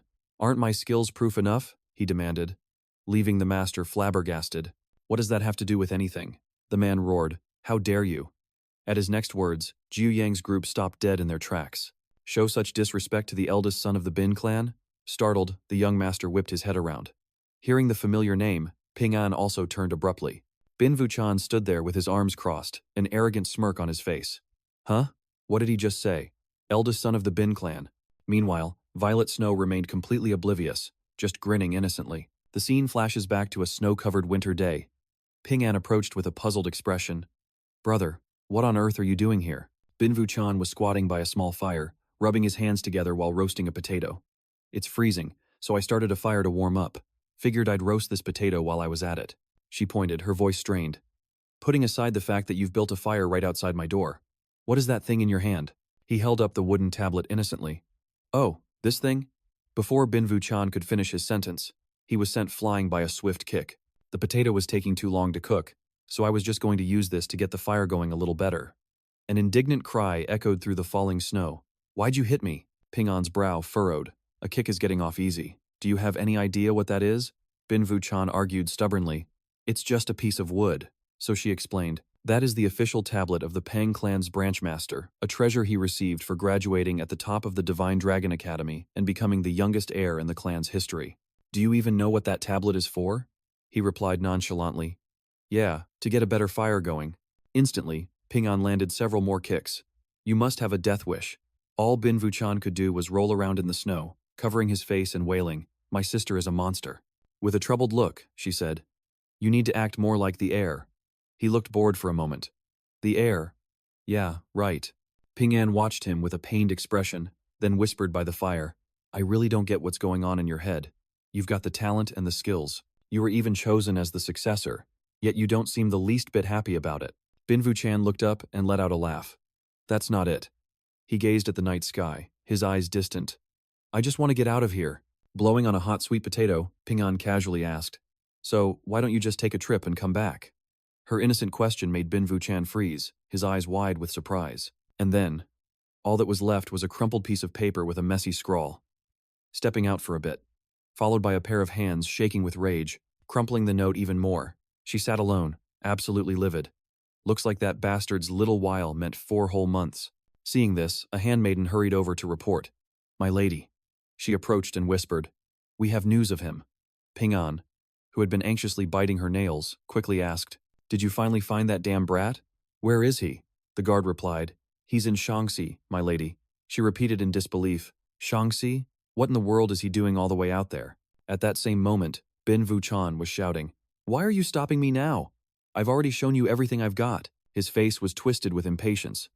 Then just let me join already. The martial arts master tried to calm him. Settle down now. But Bin Vuchan wasn't listening. No, I'm out of time. You won't believe me unless I show you the hack Dao. Standing nearby, Jiu Yang couldn't help but worry. Young master, did you hear that? The hack Dao? Jiu Yang frowned. Isn't that the secret, ultimate technique of the main Bang family line? He thought to himself, could that guy actually be the eldest son of the Bang family? Lost in his own world, Jiu Yang didn't even notice a hand reaching out for him. I've got to get out of here now, he thought, before I get dragged into this mess. Suddenly, Ku Luan grabbed his face and yanked him forward. The old man looked at Bin Vu Chan with amusement. Oh? You dare mention the Hakda Dao? I guess you're not an imposter after all. Jiu Yang groaned inward. I'm so screwed. The old man stepped forward and declared nonchalantly, this kid seems to have some backbone. Let him participate. Immediately, a pair of hands clasped together in a respectful gesture. Bin Vu Chan bowed and introduced himself. I am Bin Vu Chan, the heir to the Bang family. It is a true honor to meet the renowned Fire Fist elder of the Ko family. Upon hearing this, Ku Luan burst out laughing. Ha! It's been a long time since anyone's called me by that title. You have my permission to participate. I'll vouch for him. The martial arts master beside him quickly interjected. Elder, you can't. We still haven't been able to verify whether or not he's actually the heir to the Bang family. The old man stated firmly, I'm sure of it. The master still couldn't understand. A guy like him is really? Ku Luan recalled. He's a spitting image of his father, from his face right down to his build. That frame is unmistakably from the Bang family. Jiu Yang could only remain silent, thinking, he's right, they were cast from the same mold. The old man then pointed to Bin Vu Chan's hand, and there's the black ring on his hand. That's more than enough proof of his identity. Jiu Yang took a closer look, shocked by what he saw. It's the exact same ring Ping An wears. This guy. Is he really the heir to the Bang family? Ku Luan turned back to him, asking with a grin. So, hurry up and tell me your reason. Why would the heir to the Bang family want to join the selection for our Ko family's sword brigade? Jiu Yang tilted his head, eager to hear the answer. Yeah, I'm curious too. Bin Vu Chan answered without a shred of hesitation, because the Bang family is boring. Upon hearing that, Ku Luan threw his head back and roared with laughter. Well said. So, did your clan give you permission to leave? Jiu Yang stood nearby with his arms crossed, a look of utter confusion on his face. Is this guy for real? Bin Vu Chan replied casually, a bright smile on his face. I figured they wouldn't say yes, so I just ran away. Ku Luan burst into another fit of laughter, tears streaming down his face. He ran away. Did you hear that, Duong Tian? Jiu Yang could only curse under his breath. Is this guy an idiot? The old man turned to him again and continued. You seem to be. You've had some proper training. How old are you? Bin Vu Chan answered. I'm 23 this year. Ku Luan was impressed. To be that young? The Bang clan has truly raised a prodigy. With that, he glanced over at Jiu Yang. If only our own blockhead could learn even a fraction of what you know. Faceless quickly whispered, Young master, the elder couldn't possibly be talking about you. I bet Violet Snow, who was standing nearby, also chimed in. The elder called you a blockhead. Why would he say that? The young man's face fell as he snapped. Shut up, both of you. What you two are saying stings more than anything, the elder said. Jiu Yang thought to himself, I couldn't care less what that old man says about me anyway. Watching Bin Vu Tran with that radiant smile, he mused. If he really is the Bin Vu Tran, then he's an absolute monster. Before long, his name will be known as the Sword Emperor. Then it suddenly hit Jiu Yang. Wait, does that mean he's from the Bang clan? Aren't there other members of the Bang clan still here? Behind him, his two attendants were still gossiping. I wonder why the elder would say something like that. I have no idea. You're just as clueless as I am. Right at that moment, Ping An came running, shouting, Brother! Both he and the elder turned their heads. Wham! In an instant, Bin Vu Tran took a brutal punch right to the face. Everyone stared, stunned, as he went flying, while Ping An stormed forward, radiating killing intent. Are you out of your mind? You're the official heir, and you just left a single scrap of paper and vanished without a trace. Bin Vu Tran, his face already swelling up, quickly held up a hand. Hold on a second, she growled. Any last words? Her question made him break out in a cold sweat. Immediately after, Bin Vu Tran gave a goofy laugh. Come on, spare me. But Ping An wasn't having it. You ran away from home to join another clan's sword squad? Have you completely lost your mind? Little sis, you're gonna kill me. Just die, you jerk. Jiu Yang, watching from the side, asked, I think she might actually finish him. Should we step in? Ku Luan, arms crossed, casually replied, just let them handle it. The people from the Bang clan are tough as iron. You couldn't kill one even if you beat them with a steel rod. Bin Vu Tran was now wailing pathetically. Elder, help me. Save me. Hearing that, Ku Luan turned to Jiu Yang. You sure about that? Perhaps you have a point. Just then, a steady voice called out, That's enough, young lady. You're going to beat him to death. Ping An furiously spun around. What? Who dares to meddle in my business? Seeing Ku Luan standing there, she froze and blurted out, The elder of the Go clan. She hurriedly clasped her hands in respect. My apologies for the belated introduction. I am Ping An. I apologize for letting you all witness such a trivial family matter. Kuluan smiled and patted her head. Not at all. This old man happens to enjoy seeing young people with so much spirit. Ping An bowed and replied, I will remember this kindness and will certainly repay you for it one day. We're leaving immediately. Bin Vutran's voice was cold as he said, I'm not going back. This sent Ping An into a rage. You haven't been beaten enough, have you? His gaze turned ice cold. I'm not joking. His sudden shift in demeanor made even Ping An falter. As she wondered why, Bin Vutran pushed himself to his feet. There's no joy to be found in the Bang clan. Ping An was still confused. So you think it's fun in the Go clan, or any other clan? He answered, It's definitely more fun than our home. She put a hand on his shoulder, pleading, Please, brother. You need to be more mature. You're the heir, for crying out loud. He retorted, That's precisely why I want to enjoy a little freedom before I'm saddled with the title of clan head. The only ways to escape that position are to become a cripple or die, and I don't fancy either of those options. Bin Vutran's mind drifted back to the dark, foreboding gate with the sign that read, Hebei's Bang Clan. I don't want to be the clan head, but aside from you and me, everyone else is nothing more than a pack of beasts wearing human skin. He gently placed his hand over Ping An's. One day, I will definitely become the clan head. I can't let you be the one to carry that burden. That's why I accepted being the heir, even though I never wanted it for myself. I can't let you become the clan head. That is the only reason I accept my position as the successor, even if I don't want to. Jiu Yang addressed the second elder. Are you really going to let him participate? I don't think meddling in the Pang family's business is a wise move. Kuluan stroked his beard and replied thoughtfully. I had the same reservations, but given the Pang family's current state, this old man isn't so sure. Hearing this, the Pang siblings both turned their gaze toward him.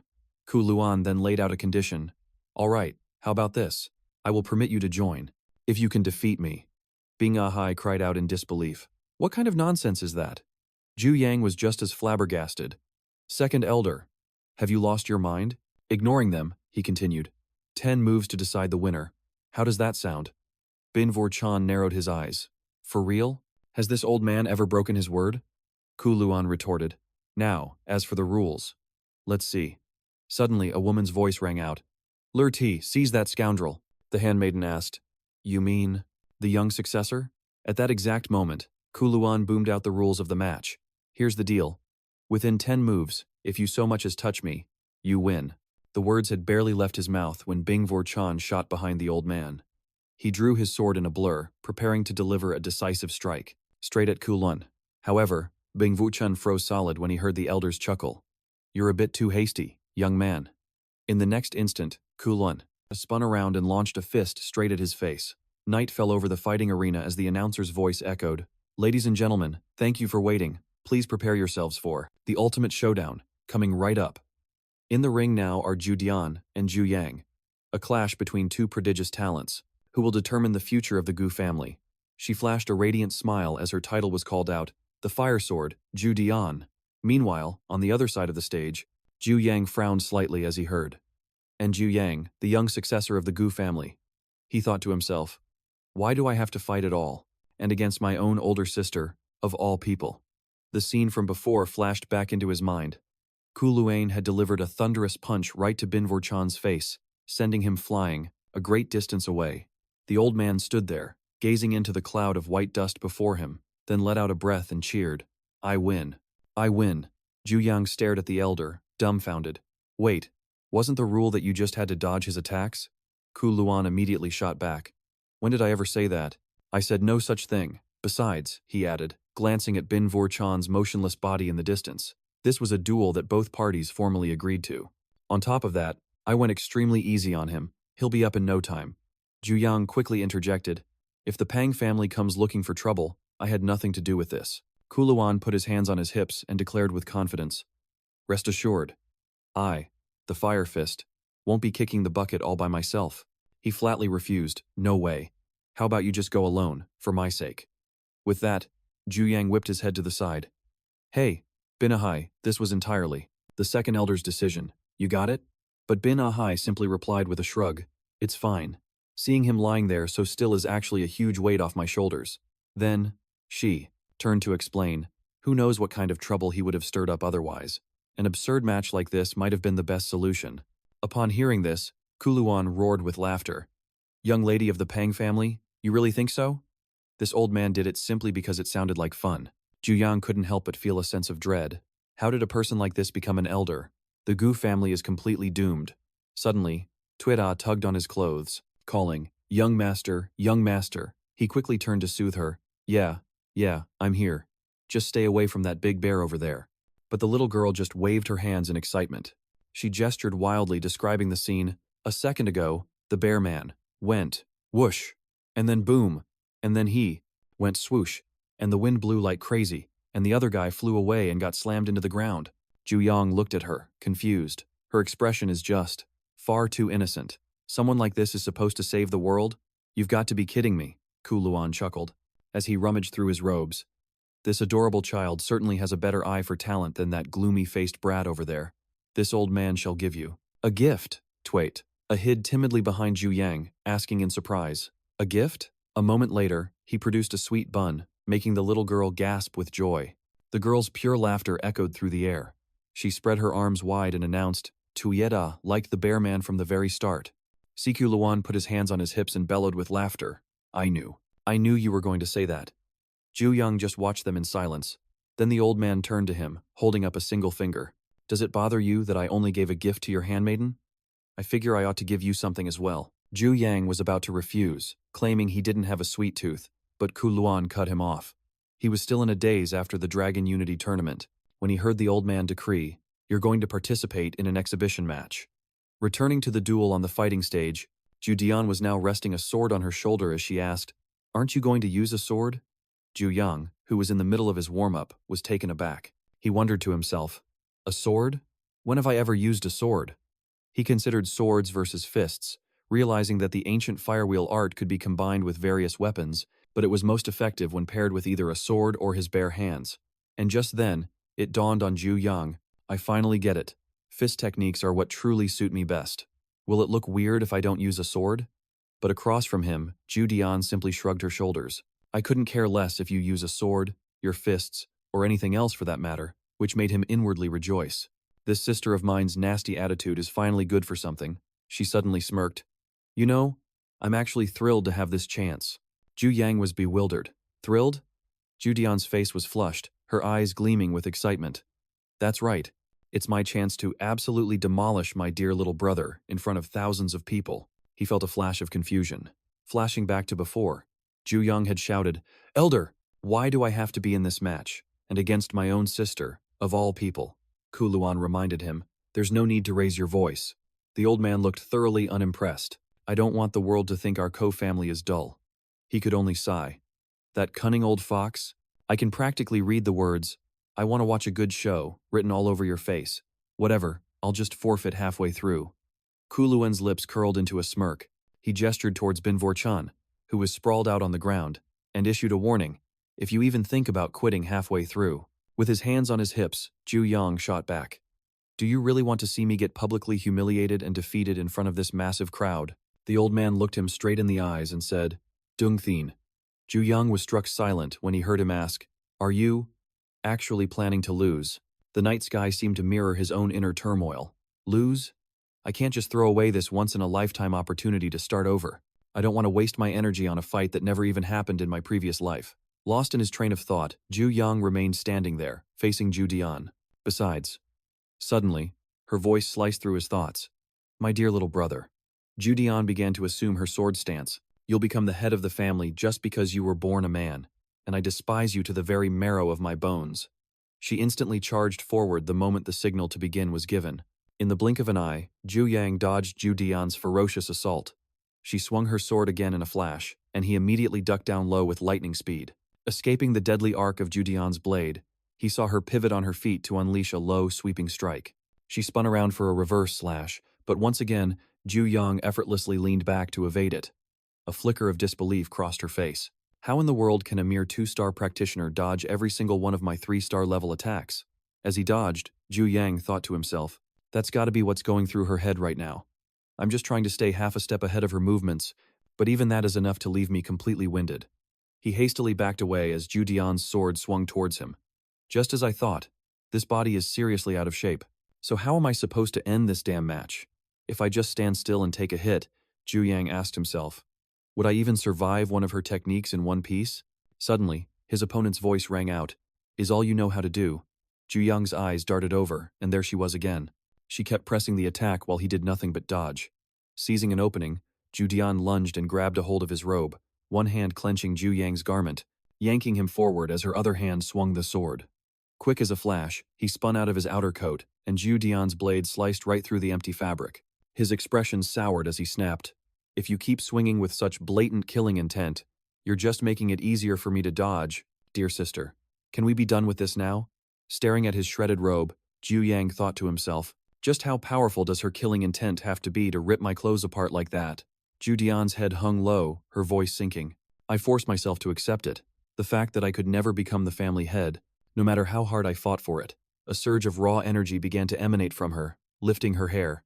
And yet you, someone who's wasted his entire life like a degenerate, gets that position handed to him, just because you're a man.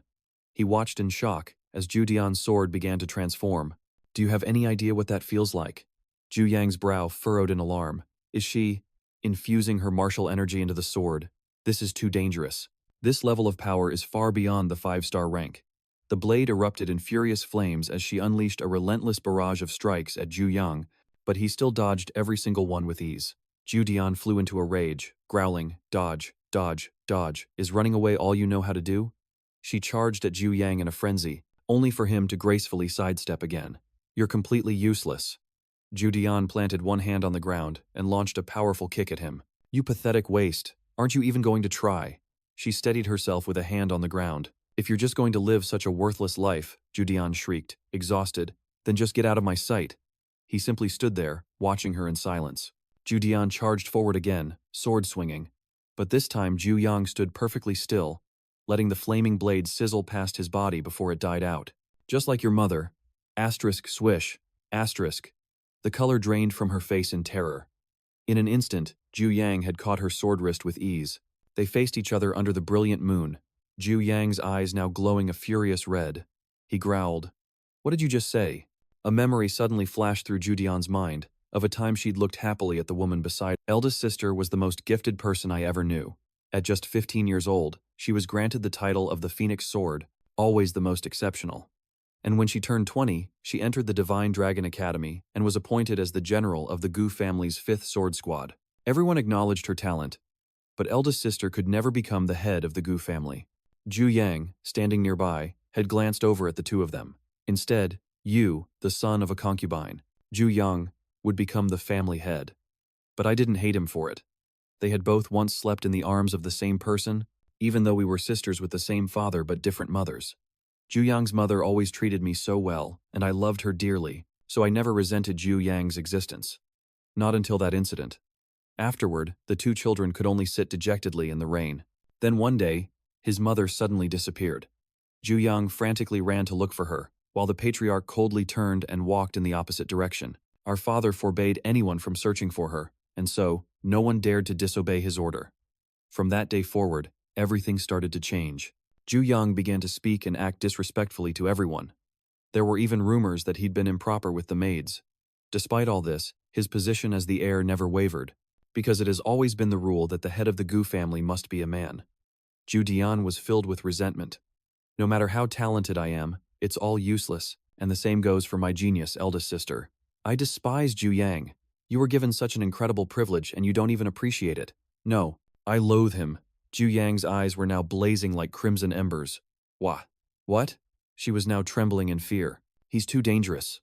Jiu Dian hastily withdrew her sword and backed away as a suffocating, murderous aura enveloped them, but Jiu Yang moved like a flash of lightning, appearing behind Jiu Dian, who turned just in time to see a fist rocketing toward her face. The scene shifts to someone letting out a weary sigh. Bing Ahai watched Jiu Dian's match from the stands, thinking to herself, she's about my age, yet so incredibly talented. I feel ashamed to even call myself one of the clan leader's people. The guard beside her offered some comfort. You've done very well, my lady. But her eyes remained glued to the fight, as it seemed like they were discussing something. Can you hear anything? The handmaiden replied.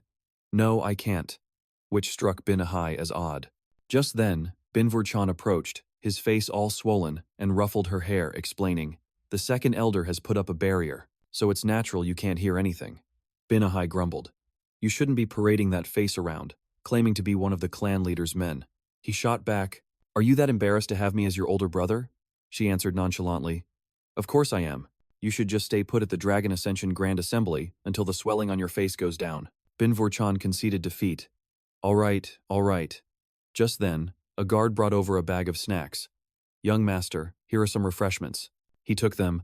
Oh, I was starving. Bin Vorchan then asked. So, is the one fighting out there the Phoenix Sword's younger sister? Bin Ahai nodded. That's right, isn't she amazing?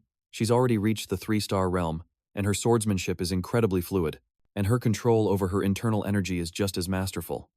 He picked up a snack and shook his head. No, not her. I mean the one who's dodging the attacks. Is he also the Phoenix Sword's younger sibling, right? She replied. Yes. The guard beside them held up 2 fingers and interjected. Young master, both of them are the Phoenix Sword's younger siblings.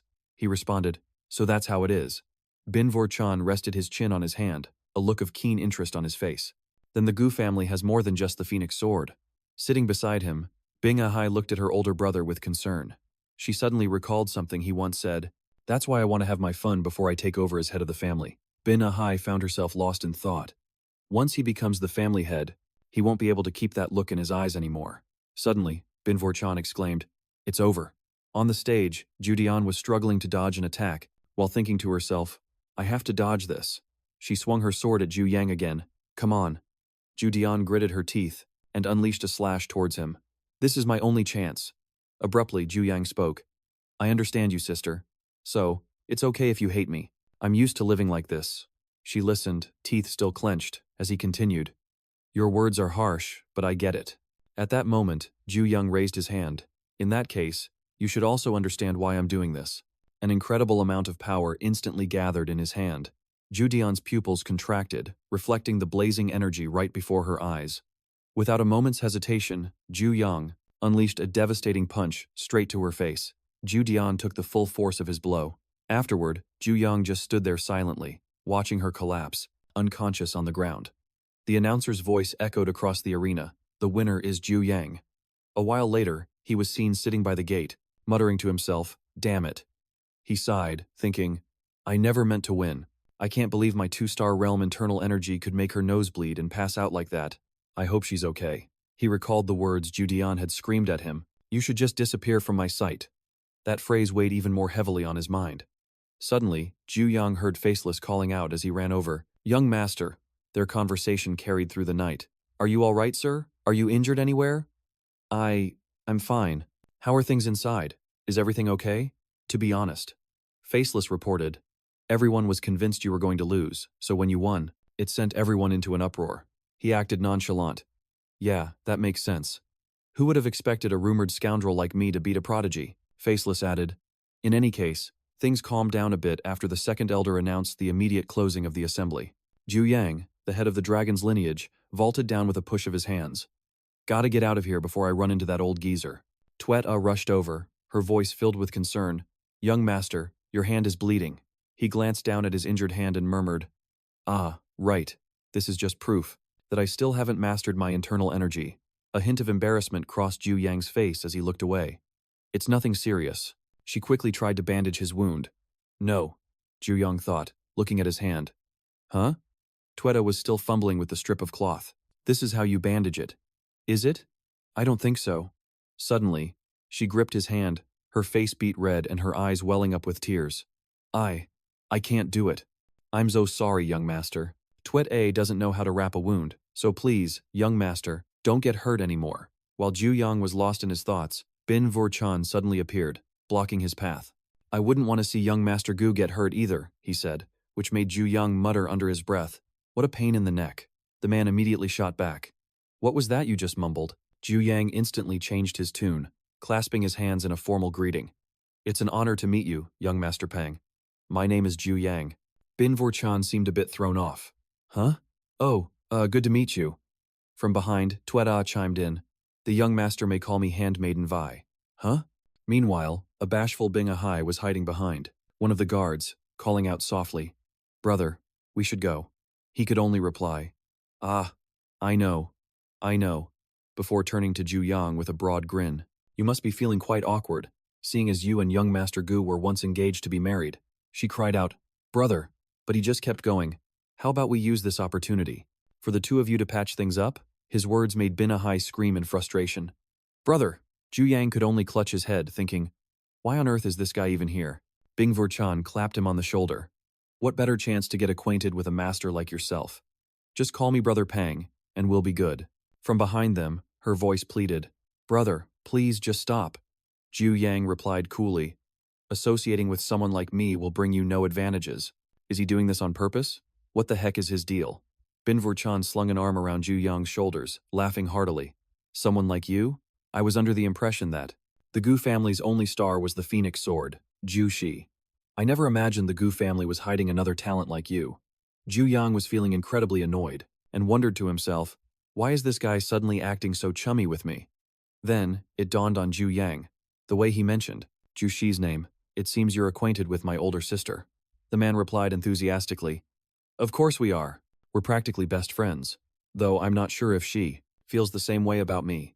Jiu Yang immediately concluded, "So they're not close at all." Bin Vurchan's laughter echoed under the pavilion roof. "So that makes us sworn brothers now, wouldn't you say, little brother Dung Thien? Ha, it's getting late, let's get going." Just then, Jiu Yang noticed something. Bin Ahai was still standing there, her gaze fixed on him. Jiu Yang crossed his arms and asked, "Is there something else you wish to say, my lady?" Only then did she finally part her lips to speak. "About you calling off the engagement." Bin Ahai's face flushed as she turned away. "It was my fault for hitting you with that chair so," but she froze when the apology came from him instead. Jiu Yang looked away, slightly abashed. "I called you the daughter of a lesser wife. I was young and foolish back then. Honestly, I deserve to get hit. So, you have no reason to apologize to me." At his words, a faint smile graced Bin Ahai's lips. Her expression brightened, and she tilted her head. "Very well then." With that, Bin Ahai turned on her heel to leave, but glanced back over her shoulder to add, "And don't you lose the gift my brother gave you." Jiu Yang looked bewildered, quickly fumbling inside his robes. "What are you talking about?" Then he pulled out a token engraved with the character for Pang, wondering to himself, what in the world is this? By now, the group was far in the distance, little more than specks at the end of the street. The street fell silent, with only the faint glow of lanterns lining the path. The encounter was over. Jiu Yang stood before the gate, his gaze fixed on the distant point, where they had disappeared. Shrouded in the quiet of the night, he thought to himself, "There are still so many wrongs I need to right." A voice spoke from behind him. "Shall we go?" "Yes, young master." "All right then. By the way, where did you get this strip of cloth?" "Well, after I finished eating the steamed buns, it was lying at the bottom of the basket. No wonder I smelled something funny." "Your hand. With the divine power of this steamed bun, the wound will heal quickly. Don't throw it away." And so, the procession trudged onward into the depths of the night. Ruby gently shook the soundly sleeping Tuyet, whispering her name, "Tuyet?" Meanwhile, Jiu Yang stared pensively out the window, lost in a stream of thought. No matter how hard he racked his brain, in the memories of his past life, there was never a single duel with her, let alone a victory. His gaze shifted over to Tuet.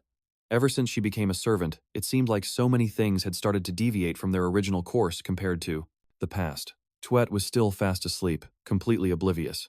Could one seemingly insignificant action truly create a butterfly effect, altering the entire future? Jiu Yang let out another sigh, his gaze drifting back out the window. "After I return, I need to pick up the pace." Abruptly, he sensed an unusual surge of demonic energy. Jiu Yang immediately leaned out of the carriage, his voice urgent. "Faceless, check the demonic beast detection talisman right now." Faceless immediately turned his head. He asked back with a hint of surprise, "The demonic beast detection talisman, sir?" As he spoke, he pulled out the talisman. "Young master, there isn't any sign of demonic energy. I'm not sure what you might have sensed, but if a demonic beast were nearby, this would automatically glow. There's no need for you to worry." Before Faceless could even finish his sentence, the talisman in his hand suddenly burst into light. "You can rest assured." The words caught in his throat as he hastily yelled, "Everyone, halt!" The color drained from Faceless's face, as the talisman flared intensely in his hand, and right beside them, a demonic gate began to materialize. "The entire squad, prepare for combat. The young master's safety is the #1 priority." But Jiu Yang had already stepped out of the carriage with a calm demeanor, casually stretching his limbs, which sent Faceless into a panic. "What? Young master, what are you doing out here? It's far too dangerous." Faceless persisted, trying to dissuade him, Young master, this place is genuinely dangerous. But he just waved it off. Save the lectures for later. Right before their very eyes, space itself was being torn asunder by a strange phenomenon. And look, it was a portal leading to another dimension, a gate of azure light. Instantly, hordes of demonic beasts began pouring out from within. Jiu Yang focused his strength, internal energy gathering in his palm, blue, which means it's the lowest threat level. This might be a bit of a workout. With that, he charged forward, unleashing a lightning-fast fist into the head of a demonic beast, but it's completely within my control. Quick as a flash, Jiu Yang pulled something from the creature's corpse. The critical weakness of these demonic beasts. In his hand, he held a sapphire blue mana stone. Jiu Yang was engrossed in examining the stone, lost in thought, completely unaware of another demonic beast, charging in for an attack. It's like the heart of a demonic beast. Once it's taken, they die instantly. He immediately ducked low, launching a vicious strike into the creature's abdomen. If all I have to do is snatch the mana stones, this is no problem at all. But immediately after, Jiu Yang began to pant, his stamina rapidly draining. Damn it, my internal energy is about to run out. Maintaining the Kohua Luan Kong technique is just too taxing. The demonic beasts seemed to smell his weakness, their eyes turning bloodshot, and began to attack with a frenzy. To survive this, I have no choice but to keep using Kohua Luan Kong. Just then, a sharp call made him flinch. Young master! In the brief moment, Jiu Yang was distracted. Faceless moved like a bolt of lightning, positioning himself in front of the boy. A single flash of his sword swept away the demonic beasts that were charging ferociously. All Jiu Yang could do was let out a stunned, "Whoa." He stared at Faceless's back, a flicker of suspicion igniting within him. He's this powerful? Just then, Faceless turned back, his tone as calm as ever. Young master, are you unharmed? Jiu Yang was a bit flustered. Huh? Oh, yeah, thanks for saving me. He glanced around at the battlefield, now littered with demonic corpses, and asked in astonishment, is it over already? That was incredibly fast. Faceless straightened up, leaning on his sword. Yes, sir. Their numbers were few. Fortunately, they were only the lowest grade type. Faceless then turned to him, his voice laced with concern. But more importantly, what on earth were you doing just now, sir? What if something had happened to you? Jiu Yang, completely oblivious to the fact that one of his hands was now glowing, quickly replied, Hey, I'm really okay. Faceless cut him off immediately. That's not what I'm talking about. Only then did Jiu Yang notice the strange light source, surprised. Huh? Meanwhile, Faceless remained vigilant, surveying their surroundings. He said, I must escort you to a safe location at once, young master. Please remember, you are the future successor to the family head. Jiu Yangtian suddenly collapsed to the ground, his agonizing scream sending everyone rushing to his side in a panic. Young master, what's wrong with you? But all they received in response was a pained groan as Jiu Yangtian's body convulsed violently. Damn it, what is this hellish pain? He thought, his brow furrowed in agony. And suddenly, he realized this was the backlash from absorbing demonic energy. In the palm of his hand, the demon stone still pulsed with a faint, sinister purple light. The demonic path devours demonic energy. In a vision of the past, amidst a sea of withered purple flowers, a man gasped for breath, clutching the stump of his severed arm. He snarled, Why did you do this? Why? All around him, the bodies of his sect brothers lay strewn about. What did we ever do to you? Tell me. From above, Jiu Yangtian looked down with cold indifference, his voice devoid of emotion. Hua Kai Dao, are those to be your final words? Suddenly, the man named Feng watched in horror as a severed head rolled to a stop at his feet. He recognized it, trembling. Sect. Feng's heart-wrenching scream echoed across the desolate landscape. Sect Master. A spatial rift tore open, revealing the heavenly demon perched atop a vicious dragon. She offered a word of praise. Hua Kai Dao. Not bad at all. With that, she leaped gracefully from the dragon's head, landing softly before leisurely striding toward Jiu Yangtian. He immediately bowed in deference. The heavenly demon spoke, but this alone isn't enough to truly please me. Still, I suppose it was mildly amusing. Then, she smiled and commanded, Raise your head. Just then, an unusual surge of power erupted from within Jiu Yangtian's dantian. He wondered in shock, what is this? That power immediately enveloped the stream of purple demonic energy. It's the ancient firewheel art. Is it purifying the demonic energy? No, it's devouring it. This never happened in my previous life. Seeing his state, Shui and Wu Dian called out in alarm, Young master. Everyone immediately gathered around him, asking anxiously, Young master, are you all right? Jiu Yangtian slowly sat up, trying to reassure them. I'm fine. The internal injuries from the fight must have been worse than I thought. Still worried, one of them said. Then let us find a nearby physician to treat your wounds. Jiu Yang immediately waved them off. There's no need, I'm truly all right. But inwardly, his thoughts were racing. I have to hide this. Absolutely no one can know that I absorbed demonic energy. Nothing good will come of this if it gets out. Suddenly, a tearful sob came from behind him. Young master, Shuya rushed forward, cupping Jiu Yangtian's face in her hands. You looked like you were in so much pain, she said worriedly. He looked at her and replied, It wasn't that serious. But Shuya was still on the verge of tears. You look terribly pale. Her words made Jiu Yangtian snap. What nonsense are you spouting? Manhwa quickly pulled Shuya back. Shuya, stop bothering the young master. You need to let the young master rest. The girl struggled. But I was just worried about him. Just then, Wu Dian also spoke up. Young master, if you're not feeling well, we really should stop by a nearby clinic. He insisted. I told you, I'm fine. I just need to rest for a while, and I'll recover. Hearing this, they all reluctantly agreed. Very well, if you insist. Afterward, they all returned to the tasks at hand. One of them urged the others. Let's move. Only gather the useful parts from the beast carcasses. The young master needs his rest. Hey, Shuya, can you stop drooling in your sleep? I do not drool. That's only because you're asleep and don't know it. Meanwhile, Jiu Yangtian was still staring intently at the palm of his hand. He could no longer sense a trace of demonic energy within his body. The ancient firewheel art. Could it really have such a miraculous effect? The demon stone in his hand had now become a worthless rock, its color completely drained away, proof that the demonic energy within had been thoroughly absorbed. With that thought, Jiu Yangtian clenched his fist, crushing the stone to dust. Time to get moving. The next morning, the three of them arrived at a bustling marketplace. Young master, look over there, those pastries look delicious. Shuya pointed excitedly at a bakery, her eyes sparkling. They're honey cakes, but Jiu Yangtian simply walked on in silence. Huh? And? His cold dismissal left the girl stunned. If you weren't going to buy me honey cakes, then why did you even bring me with you? She remembered clinging to his leg, pleading with him. Please, let me come with you. My grandfather told me I have to stay by your side. With you, right? Gu Yangqian glanced back. Hey, what are you talking about? I said I had business at the market. You're just using your grandfather as an excuse to tag along. You're the one following me. It was then that Mu Yan spoke up. Young master, may I ask why we are headed to the market? The image of his master collapsing in agony was still fresh in his mind. Your wounds from the battle haven't fully healed yet. If this isn't a matter of great urgency, I believe it would be wiser for us to return to the estate. Siola, however, wasn't paying a lick of attention. Her eyes were glued to a sweet stall in the distance. Young master, are you looking for something? Just let me help you find it. As he walked, Gu Yangchan replied, I appreciate the sentiment, but now isn't the time. Suddenly, his gaze froze as he spotted something. Gu Yangchan halted, his gaze fixed on a dark alleyway. He shielded his eyes from the sun, peering intently. This must be the place. Muyon, standing beside him, couldn't help but ask, What is it, sir? Is there something special about this alley? Gu Yangshan abruptly turned and commanded, Seola, head back to the estate.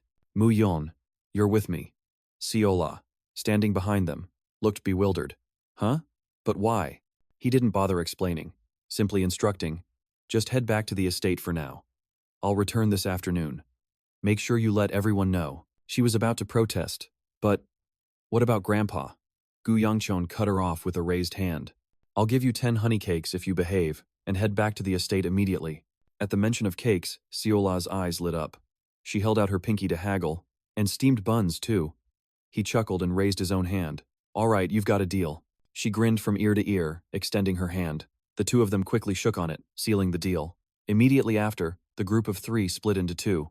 Gu Yangchon took the lead and started walking. Let's go. Muyan couldn't shake his curiosity. Where exactly are we going, sir? The young master simply urged him on. You'll see when we get there. The pair ventured deeper into the gloomy alley. Gu Yangchon's eyes scanned the surroundings.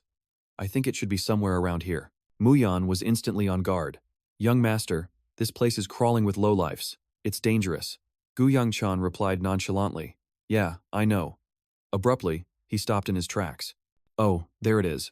Before them stood a dilapidated building that radiated a chillingly dark aura. He let out a soft sigh of relief. Thank goodness. I was afraid it might not be here anymore. Mu Yan grew even more bewildered. Young master, why have we come to a place like this? Gu Yangchon turned to him with a counter-question. What's the matter? You sense something's off? Yes, sir. My instincts are telling me this building is overflowing with killing intent. The young master smiled in approval. Oh, your senses are quite sharp. With that, Gu Yangchan didn't hesitate to push open the door and step inside. The moment the door opened, every eye in the room snapped towards him. Whispers erupted. Who's the brat that wandered in here? Look at that baby face. Probably just stumbled into the wrong den. Another goon narrowed his eyes. Watch it. The guy with him is carrying steel. The entire group sat across from them, their gazes dripping with malice. So what's the play? Should we see them out? As the killing intent in the room surged, Muyan's hand instinctively went to the hilt of his sword, but Gu Yangqian quickly stopped him. A hand holding an oil lamp emerged from the crowd. The leader stepped forward, his voice a low growl. This ain't a playground for you to be playing house, kid.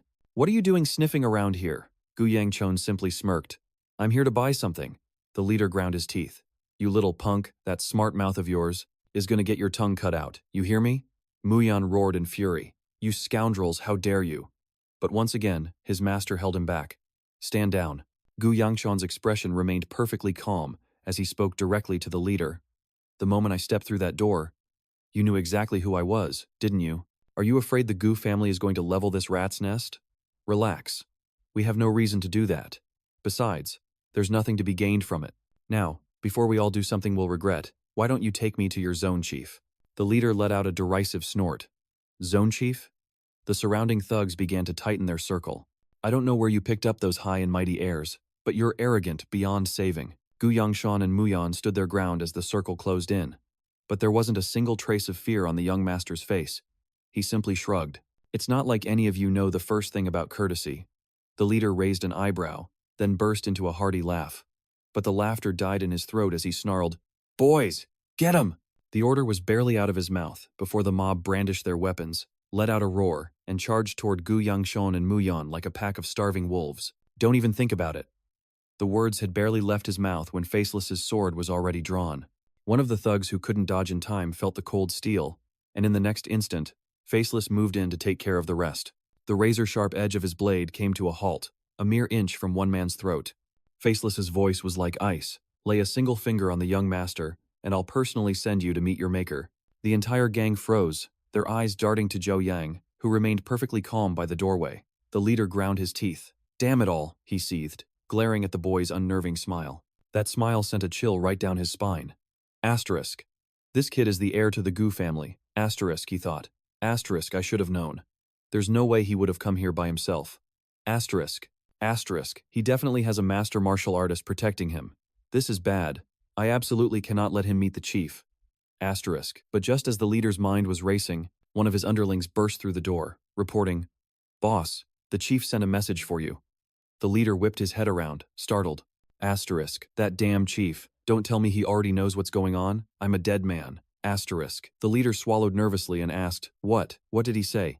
The underling hesitated to speak. Across the room, Jiu Yang watched the two men whispering, wondering what kind of scheme they were cooking up. I'm running out of patience, Jiu Yang muttered, just about to order Faceless to clean up the mess, when a voice cut him off. Hey kid, all eyes turned to the gang leader. Lower your weapon, he said, pushing open an inner door. The chief wants to see you. Upon hearing this, Jiu Yang let out a soft click of his tongue. Jiu Yang grumbled, You should have just said that from the start. Faceless, put your sword away. Faceless immediately complied. Yes, young master. The boy gestured, Let's go. Faceless hurried to catch up. Wait, young master, he said, leaning in to whisper. Sir, I don't understand. Jiu Yang cut him off. It's fine. My original plan was to seek out the leader of the beggars' sect, but it appears we've hit a snag. He thought about the slums, where the beggars' sect made their home. While their intelligence network alone earned them a place among the 5 great sects, they were still, fundamentally, a righteous faction. They wouldn't get their hands dirty with this kind of messy business. As the door swung shut behind them, he knew his current request was far too sensitive, which meant he had to find help elsewhere. The door clicked shut, sealing them off from the world outside. If the beggars' sect was the #1 intelligence network for the righteous path, then this place was the domain of the unorthodox powers. The building once again returned to its natural, gloomy state. This was the territory of the House sect. As the two of them descended the stairs, they saw a figure already waiting for them. Welcome. The woman standing there introduced herself. I am Duong Van Thu, master of the Shaanxi branch. She offered them a brilliant, welcoming smile. I never imagined a distinguished guest such as yourself would grace our humble establishment. Please, forgive my men for their enthusiastic greeting earlier. Jiu Yang didn't respond. Instead, he walked directly to a chair and sat down. Let's skip the pleasantries. Are you going to take my job? Or not? She took a seat as well, but didn't answer right away. Instead, Duong Van Thu placed her hands on the table and leaned forward. If I may be so bold, why would the esteemed young master of the Gu family seek us out, instead of the beggars sect? He mirrored her posture, leaning forward as well. I'm here precisely because this is a job the beggars sect can't take, a job that only your house sect would have the guts to handle. So why are you wasting my time with all these questions? She immediately clasped her hands in a gesture of apology. My apologies, young master, if I have offended you, but given your reputation, we have no choice but to be cautious. I hope you understand. Jiu Yang simply raised an eyebrow. I get it. I get it. So, are you taking the job or not? Duong Van Thu gave an elegant shrug. The house sect has never turned down a contract, so long as the client can afford our price. He cut her off. Then I'll take that as a yes. Jiu Yang slid a piece of paper across the table. I'm looking for someone. A child, just a little over 10 years old. She picked up the paper, examining it carefully.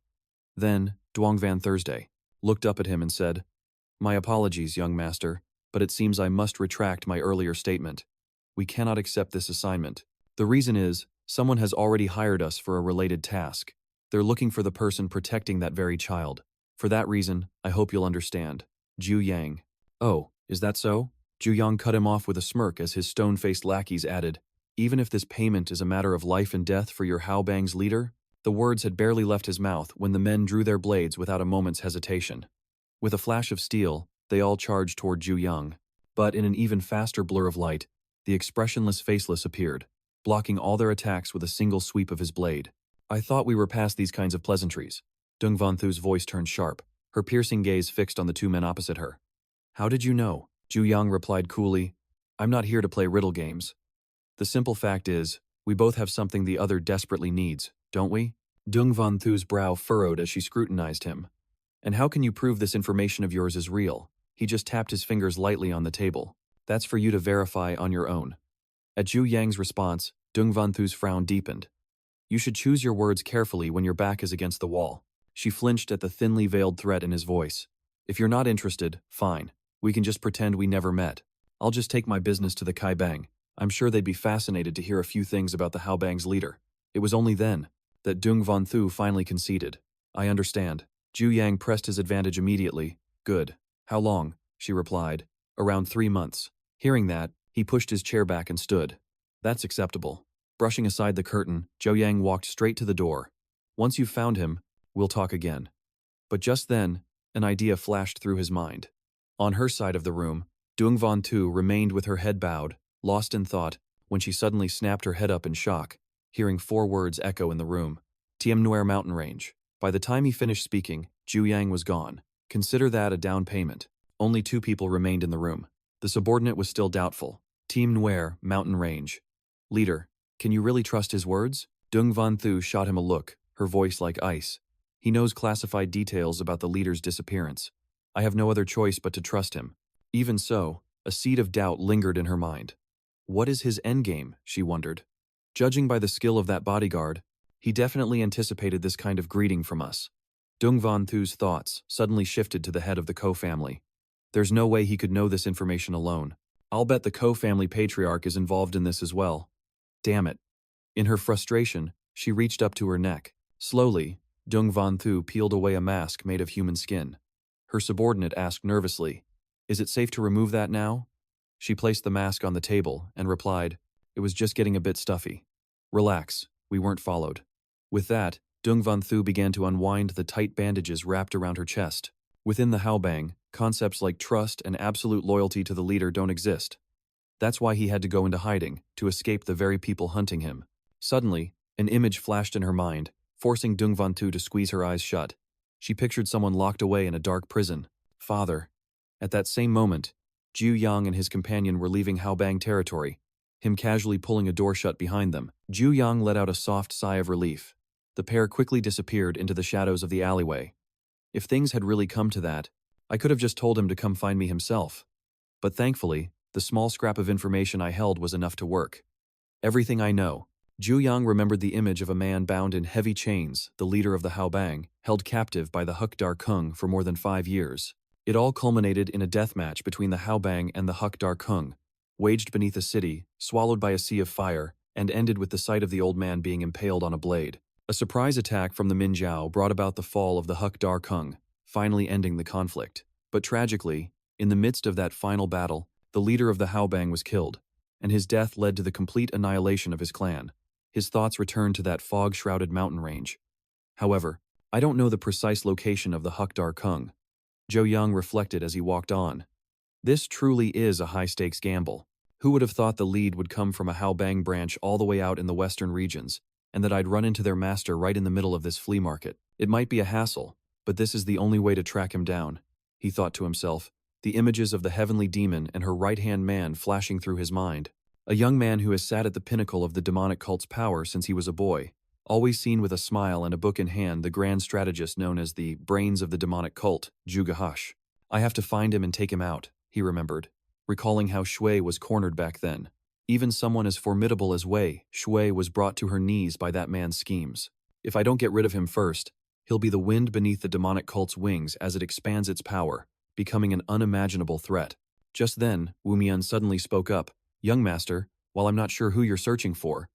Jiu Yang Tian turned to listen. If it takes as long as 3 months, you probably won't hear anything until summer. So much for the Haobang being as efficient as the rumors claimed. He replied calmly. All right. Then I'll find him by summer. But then, Jiu Yang Tian froze, a sudden thought striking him. Huh? As he started walking back to the Gu estate, he wondered, why is this coming to mind right now? Jiu Yang Tian's expression darkened. Wasn't it around this time that the Yan family's secret chamber in Jinchuan, the one managed? He thought of the mountain of gold inside that secret chamber, a hoard of countless treasures, but that wasn't the most important part. And then it hit him. The 3 spirit elixirs. The truly important items were those priceless spirit elixirs. He thought of the one who achieved a breakthrough in his demonic arts using their power, the one who would become a demonic being, a massive asset for the heavenly demon. Jiu Yang Tian was lost in thought. Zhuge was a looming disaster, but the issue with the secret chamber was no less complicated. Even if I wanted to intervene, the secret chamber is all the way in Sichuan, thousands of miles away. He squeezed his eyes shut, thinking, there's nothing I can do, but just as quickly, a decisive smile spread across Jiu Yang Tian's face. Forget about it. How could I possibly get to Sichuan right now? And finding a place that's so perfectly hidden would be a nightmare. Might as well go grab some honey cakes. Meanwhile, a completely flustered Shui asked, What? What are you even talking about? The person across from her replied, I'm asking what you think about getting together with me. Jiu Shuiye's face turned bright red as he declared with the utmost seriousness, I swear I will make you happy. As for Jiu Yang Tian, he had no idea that a secret manual was about to practically land on his doorstep. Julun let out a surprised, oh. Across from him, Wei Xiaojun chuckled and said, You missed a spot. The old man just chuckled without a word, which only encouraged Julun to press on. I came all this way because I heard Yang Tian was stirring up trouble. But it turns out you're the real troublemaker here, old man. Wei Xiaojun had barely turned away with a smirk when Julun barked, What's so funny? Get back to work. That was the last straw. The old man crushed the broom handle in his grip, growling, Julun, what the hell do you think you're doing? Julun quickly tried to explain himself. I was just helping you get into your role as a Gu family servant. Wei Xiaojun shot back. Then how about you help me sweep the courtyard? The other man just waved a hand dismissively. You just broke the last broom, he replied nonchalantly. Is that so? Then just pull out some of your hair and make a new one. Wei Xiaojun simply bent down in silence and started picking up the splintered pieces of the handle. Wei Xiaojun sat off to the side, casually sipping his tea as he watched Julun scrambling to pick up the pieces. I had a feeling you only came here to see that kid, he said. Looks like I was right. His gaze drifted off into the distance. You've sensed it too, haven't you? He remembered Julun's earlier words. Discipline that brat in my place. The kid had refused to train and even ran away from home for 6 entire months. And yet, in his recent duel, he managed to defeat his own older sister. On top of that, the flow of his Gu Firewheel Art's internal energy has completely stabilized. Julun couldn't hide the pride in his voice. Don't you see how gifted the boy is? We can't let a talent like that go to waste. This kid is certainly a free spirit. Good, very good. Master Wei offered a different perspective. I'm not so sure I'd call it natural talent, though, because I've never seen anyone improve at such a divine speed. He took a sip of tea and then stated firmly, "There's definitely more to this than meets the eye." Master Wei continued his warning. "If word of this reaches the Grand Elder, he won't just stand idly by. For all we know, he may have already made his move." Hearing this, Kuluan shot to his feet. The Grand Elder has always been that way. Where is that boy now? Their conversation echoed through the open air. With so many eyes on him, I'm afraid it's only a matter of time before he attracts some serious trouble. A childlike drawing of the little girl appeared, as if to introduce her. "This is Tuyet A." Everyone listened as the girl began to speak in a clear voice. "Does everyone want to know what happened? Tuyet A will tell you the story." Then, as night fell and Tuyet A drifted off to sleep, a dream descended upon her, but it was anything but a sweet one. In this nightmare, her hands were stained with the blood of countless people. Tuyet A had harmed so many people, all inside her own dream. Her grandfather knew perfectly well how much Tuyet A despised holding a sword, yet he was the one forcing her to hurt all those people in her dream. Afterward, overwhelmed with anguish, Tuyet A took the lives of 3 more people in another house. Tuyet A wanted to stop, but her feet carried her into another home to continue wreaking havoc. And then that man. He flashed a bizarrely bright smile. "If only I had just a little more time." Tuyet A gritted her teeth in fury. "You!" But in the next instant, a cold blade pierced through her abdomen, and the color instantly drained from her face. Her eyelids felt heavy, slowly fluttering shut. "I'm sorry," Tuyet A whispered from her chapped lips. "I'm sorry, Thien." And just as the first light of dawn broke, she jolted awake, bolting upright in bed. The terrifying nightmare left Tuyet A in a panic, and she scrambled out of the room, rushing right past Ruby. Tuyet A only wanted to find the young master, but Ruby pointed her toward the courtyard. However, when she got there, the person she saw was a complete stranger. It turned out she had arrived even before the young master, so the man in the courtyard wasn't the one she was looking for. This left the little girl utterly bewildered. The strange man suddenly claimed he could bring Tuyet A happiness, but another voice rang out, "Tuyet A is only happy when she's with me." Jiu Yang had appeared out of nowhere, his face radiating killing intent as he stepped in front of Tuyet A. In that moment, the young master had witnessed the entire exchange, and his expression darkened, and so the 3 of them stood there, facing off in silence. After a moment, he spoke, his voice laced with suspicion. "Excuse me, this is my handmaiden.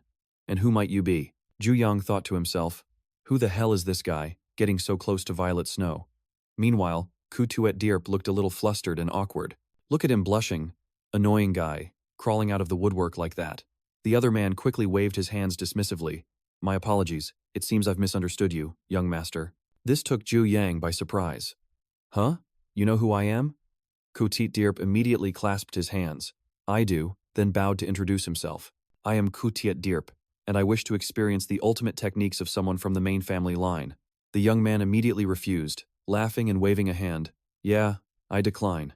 Tuyet Dirp snapped his head up, his face a mask of astonishment. "What?" Jiu Yang continued. "I'm being serious, not holding anything back." And so, their exchange echoed across the training grounds. "Are you trying to run away?" "Yep. So you're scared?" "You hit the nail on the head." The other guy gritted his teeth, trying to hold back his anger. "You really are a weakling." The young man just brushed his hair back with a nonchalant air. "You're pretty sharp, you know." "I really am a weakling." Tuyet Dirp simply observed him in silence, completely unaware that Jiu Yang was scheming. "I already caused more than enough trouble during the match with my sister. Do you think I'm foolish enough to repeat that mistake?" With that, he turned to leave, not noticing the person standing behind him. "Well, see ya." Kuluan planted his hands on his hips, and his voice boomed. "And why are you refusing this challenge?" Jiu Yang spun around, startled. "Second Elder, what brings you here?" Tuyet Dirp quickly bowed his head in greeting. "Greetings, Second Elder." The elder turned to the challenger. "It's been a long time, Zhao Li Cap." The boy couldn't hide his surprise. "You know him?" Kuluan. He turned to Duong Thien, asking, "You don't recognize him?" He then explained, "That's the great elder's own grandson." Looking from the guy in front of him to the old man behind him, the resemblance was uncanny. Kuluan ruffled Duong Thien's hair while pointing directly at Tuyet Dirp and asked, "You want to spar with this kid?" The guy arrogantly shot back, "I do, but I doubt he's got the guts to accept." Duong Thien immediately called him out. "More like you're just looking for an excuse to get close to her." A thought suddenly struck Kuluan. Isn't that Tuyet Dirp just a puppet who does whatever the great elder says? It finally dawned on Duong Thien. Really? And here I thought he actually wanted a proper duel. He shuddered at the thought of the great elder seeing him as nothing more than a pawn to be moved at will. The great elder was always a schemer, just waiting for some useless heir to take over the family so he could easily pull the strings. But after seeing me, the one he considered worthless, take down Jiu Yang and completely derail his grand plan, he turned his sights to Ku Ta Diep, who was standing right there. He's planning to use his own grandson to cook up a new scheme. Despite all this, Duong Tian was still completely uninterested. I have no intention of fighting you. Go home. Ku Luan looked at him, trying to coax him. He came all this way. It's only proper to have one match. Duong Tian turned his back decisively. I'm not fighting. It's a clear loss, so why would I walk right into it? Ku Luan just chuckled. This old man has a hunch that our Duong Tian isn't going to lose. He kept pulling Tuyet A's hand, trying to leave. I can tell just by looking at him that he's way stronger than your sister. I don't want to waste my breath on a fight I already know the outcome of. But then, Tuyet A's free hand was suddenly grabbed. Wait. Hold on a second. Duong Tian narrowed his eyes, glancing over. He saw that Ku Ta Diep had stopped Tuyet A. The guy scowled, his voice dripping with scorn. I don't think that Duong Tian fellow is worthy of you in the slightest. Ku Ta Diep spoke to her in a tone of feigned sincerity. If you were to come with me instead of that coward, I could. But before he could finish his sentence, a sharp voice cut him off. Hey! Duong Tian's eyes blazed with fury as he growled a warning. Get your filthy paws off her. You want to fight? Then let's do it right. There's plenty of room for you on the family's dueling platform. Duong Tian let out a heavy sigh, muttering to himself, I'm already starting to regret this. Suddenly, a hand reached out to pat his shoulder. Now, don't be like that, Ku Luan said, cheerfully ruffling his hair. Crossing swords with a new master is sure to help you achieve a breakthrough. Duong Tian replied dismissively. Yeah, whatever. Right after, he laid out a condition. Since you're the one who stirred this pot, elder, you have to be the one to clean up the mess, whether I win or lose. Hearing this, Ku Luan erupted in laughter. After his fit of laughter died down, Ku Luan declared, I have absolutely no reason to help you. If you lose, it's because you weren't good enough. After all, you are the future of this entire family. Duong Tian cut him off immediately. Elder, I'm afraid you're sorely mistaken. He gave a casual stretch and said, I never had any intention of becoming the family head. That statement left Ku Luan completely stunned. He asked, bewildered, what are you talking about? If you don't become the head, then who will? But Duong Tian paid him no mind, thinking to himself, I gave up on becoming the family head a long time ago, yet everyone keeps pinning their hopes on me. At that thought, a mischievous idea popped into his head. What if I just lie down and refuse to fight? Let's see what he does then. Duong Tian then threatened aloud. I'm going to roll, on the ground, play dead, and surrender immediately if you don't help me. Ku Luan pouted. You really are a handful. Fine. But on one condition. Duong Tian raised an eyebrow. A condition? By then, he and Ku Ta Diep were already facing each other on the platform. Ku Luan's voice called out, I'll help you, but only if you win. Ku Ta Diep spoke first. Are you ready yet? Duong Tian, looking as nonchalant as ever, replied, just about. Unexpectedly, Ta Diep added, I'm truly sorry about what happened last time. Duong Tian put a hand on his hip. Come again? The guy broke into a mocking grin. You know, when we fought last year, I might have gotten a little carried away. Who would have guessed you'd end up bedridden for a whole month because of it? Duong Tian scratched his head, acting completely unfazed. That was a long time ago. I don't even remember it. Ku Ta Diep tightened his grip on his sword. Back then, I thought you were nothing but a weak, useless piece of trash. Duong Tian simply listened in silence as the guy droned on. I heard you managed to beat the second young miss, but I'm sure that was just a lucky fluke. My grandfather doesn't seem to. I've never enjoyed fighting the weak. With those words, a surging wave of power coursed into the hilt of the sword in Ku Ta Diep's hand. He swung his sword with sheer arrogance. But what I despise even more is a worthless nobody sitting on the family head's throne. Meanwhile, Jiu Yang simply stood with his arms crossed, watching the fighting stage get scorched by the flames. As Ku Luan was engrossed in the spectacle, a voice called out to him, Second Elder. It was Ku Ta Diep, his voice dripping with provocation. If I win this match, I want a prize of my own. The elder immediately nodded his approval. Fine, that's only fair. What is it you desire? He shot a glance toward the serving girl and said with a smirk, I want her. Upon hearing this, Jiu Yang's teeth ground together audibly, but then he erupted into a fit of maniacal laughter. He cracked his knuckles with a sharp snap, growling, You son of a bitch. Seeing this, Ku Luan grew instantly ecstatic. Now that's what I'm talking about. Let the match begin. Let's do this. Jiu Yang's internal energy erupted violently, startling Kuti Dirp as he heard the challenge. "What are you waiting for?" The man shot back with a sneer. "It's common courtesy to let the weaker man make the first move." Jiu Yang scoffed. "Weaker than me? Funny, I was thinking. You're the one who's shaking in his boots." Kuti Dirp's face momentarily went pale, but he quickly reassured himself.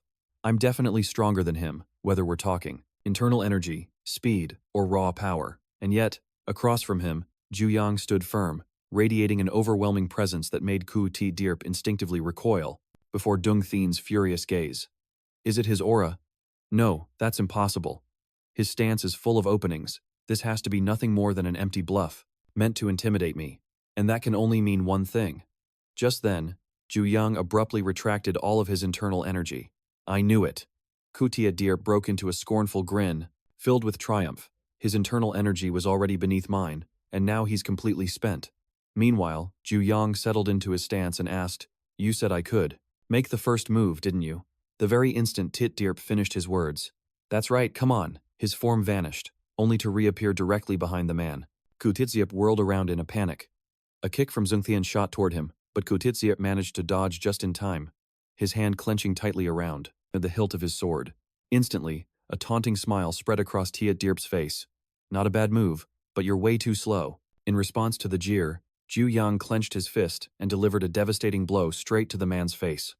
The instant Kuti Dirp was sent flying, Jiu Yang was already on the other side to follow up with another kick, smashing his foot into his opponent's face once again. The entire stage shook from a massive impact, fresh blood spraying across the cracked floor. Kuti Dirp staggered, coughing up a mouthful of dark, crimson blood. Jiu Yang stood across from him, waving a hand dismissively. "Get up.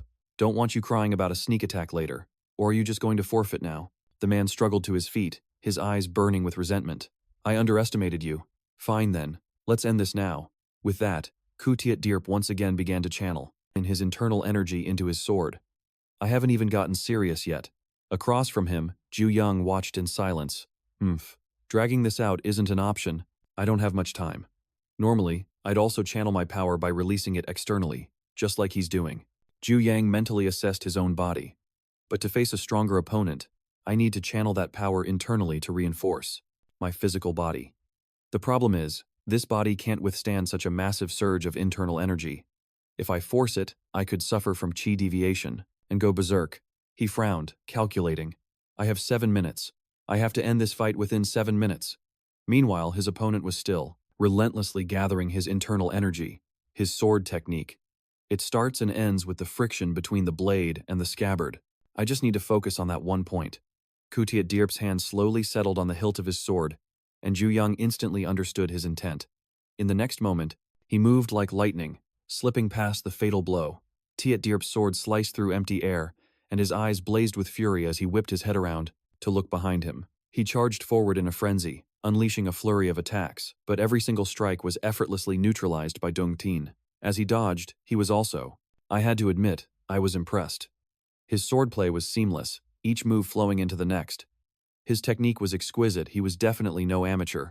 As Jiu Yang Tian continuously dodged his opponent's deadly strikes, he was silently analyzing every move. But in doing so, he'd inadvertently left an opening right over his chest. All I have to do is shatter the flow of his techniques, and he'll be completely helpless. No sooner said than done, a powerful surge of internal energy erupted from Yang Tian's chest. In the blink of an eye, the man was behind him, sword raised for a downward slash. But Jiu Yang Tian's reaction was even faster. He instantly clenched his fist. An astonishing wave of force exploded outwards, blasting Jiu Shuye away. In the instant, Yang Tian unleashed his full power. His opponent could only throw up his arms in a futile attempt to block. How? How is that even possible? Jiu Yang Tian thought to himself. This is more than enough to settle the match. Jiu Shuye coughed up a mouthful of fresh blood, after taking a devastating punch straight to the gut. Jiu Yang Tian's brow furrowed as he delivered a final, decisive strike that sent Jiu Shuye flying. His body shot through the air like a ragdoll, slamming hard against the wall before he lost consciousness. Jiu Shuye slowly slid down to the floor in a heap. Do you have any idea what I despise the most? Jiu Yang Tian's voice was ice cold. You could insult me, you could even covet the position of family head. The man coughed up more blood, groaning. I can't move. Jiu Yang Tian approached, his face a blank mask. And I still wouldn't have given a damn. However, you dared to lay your hands on something a person of your caliber could never deserve. That is something I absolutely will not forgive. Jiu Yang Tian's eyes flashed with a crimson, murderous intent. The way he so casually takes what isn't his, it's utterly repulsive. Watching the man's hand tremble uncontrollably, a thought crossed his mind. Maybe I should just ruin that arm for good, so he'll never be so presumptuous again. Without a moment's hesitation, Jiu Yang Tian reached out. Then the right arm will do. But just then, a warm hand gently rested on his shoulder. Jiu Lun had appeared at some point, speaking in a calm voice. You did well, Yang Tian. The training ground was now completely wrecked, looking like a war zone. That's enough. Jiu Lun's voice snapped Yang Tian back to reality. You went too far. But he didn't see it that way at all. He's the one who issued the challenge. He should have been prepared for the consequences. Besides, he can still get up and walk back to his room, so he's fine, isn't he? Jiu Lun crossed his arms, asking with concern, Aren't you afraid the Grand Elder will come after you for this? But Jiu Yangtian didn't seem the least bit concerned. Let him try. His casual reply startled Jiu Lun. It's not like I care about being the family head anyway. Hush, don't say such things. The older man interjected loudly. You carry the direct bloodline. You are the rightful heir. To which he nonchalantly replied, Why don't you take the job? Just then, Shui A, who was munching on a pastry, piped up. Young master, can I eat this? Jiu Yangtian gave a short reply. Help yourself. And in that moment, a momentous decision was made. Shu A's new dream was to become the head of the Jiu family. Jiu Lun huffed. This isn't something to joke about. Yang Tian cheerfully pointed at Shui. Then what about her? Let her do it. Meanwhile, Shui's mind had already drifted off to a mountain of delicious pastries. Jiu Yangtian glanced at the girl beside him and was suddenly struck by a realization. When exactly is she supposed to start her sword training? He compared the memory of her from his past life to the girl here now. If she was meant to be the direct disciple of the Sword Saint, she should be receiving his personal instruction. But all I ever see her do is run errands. I've never once seen her even hold a sword. Was she always this clueless? Jiu Yangtian rested his chin in his hand, trying to dredge up his memory of the first time he met Shui, during the winter of that year.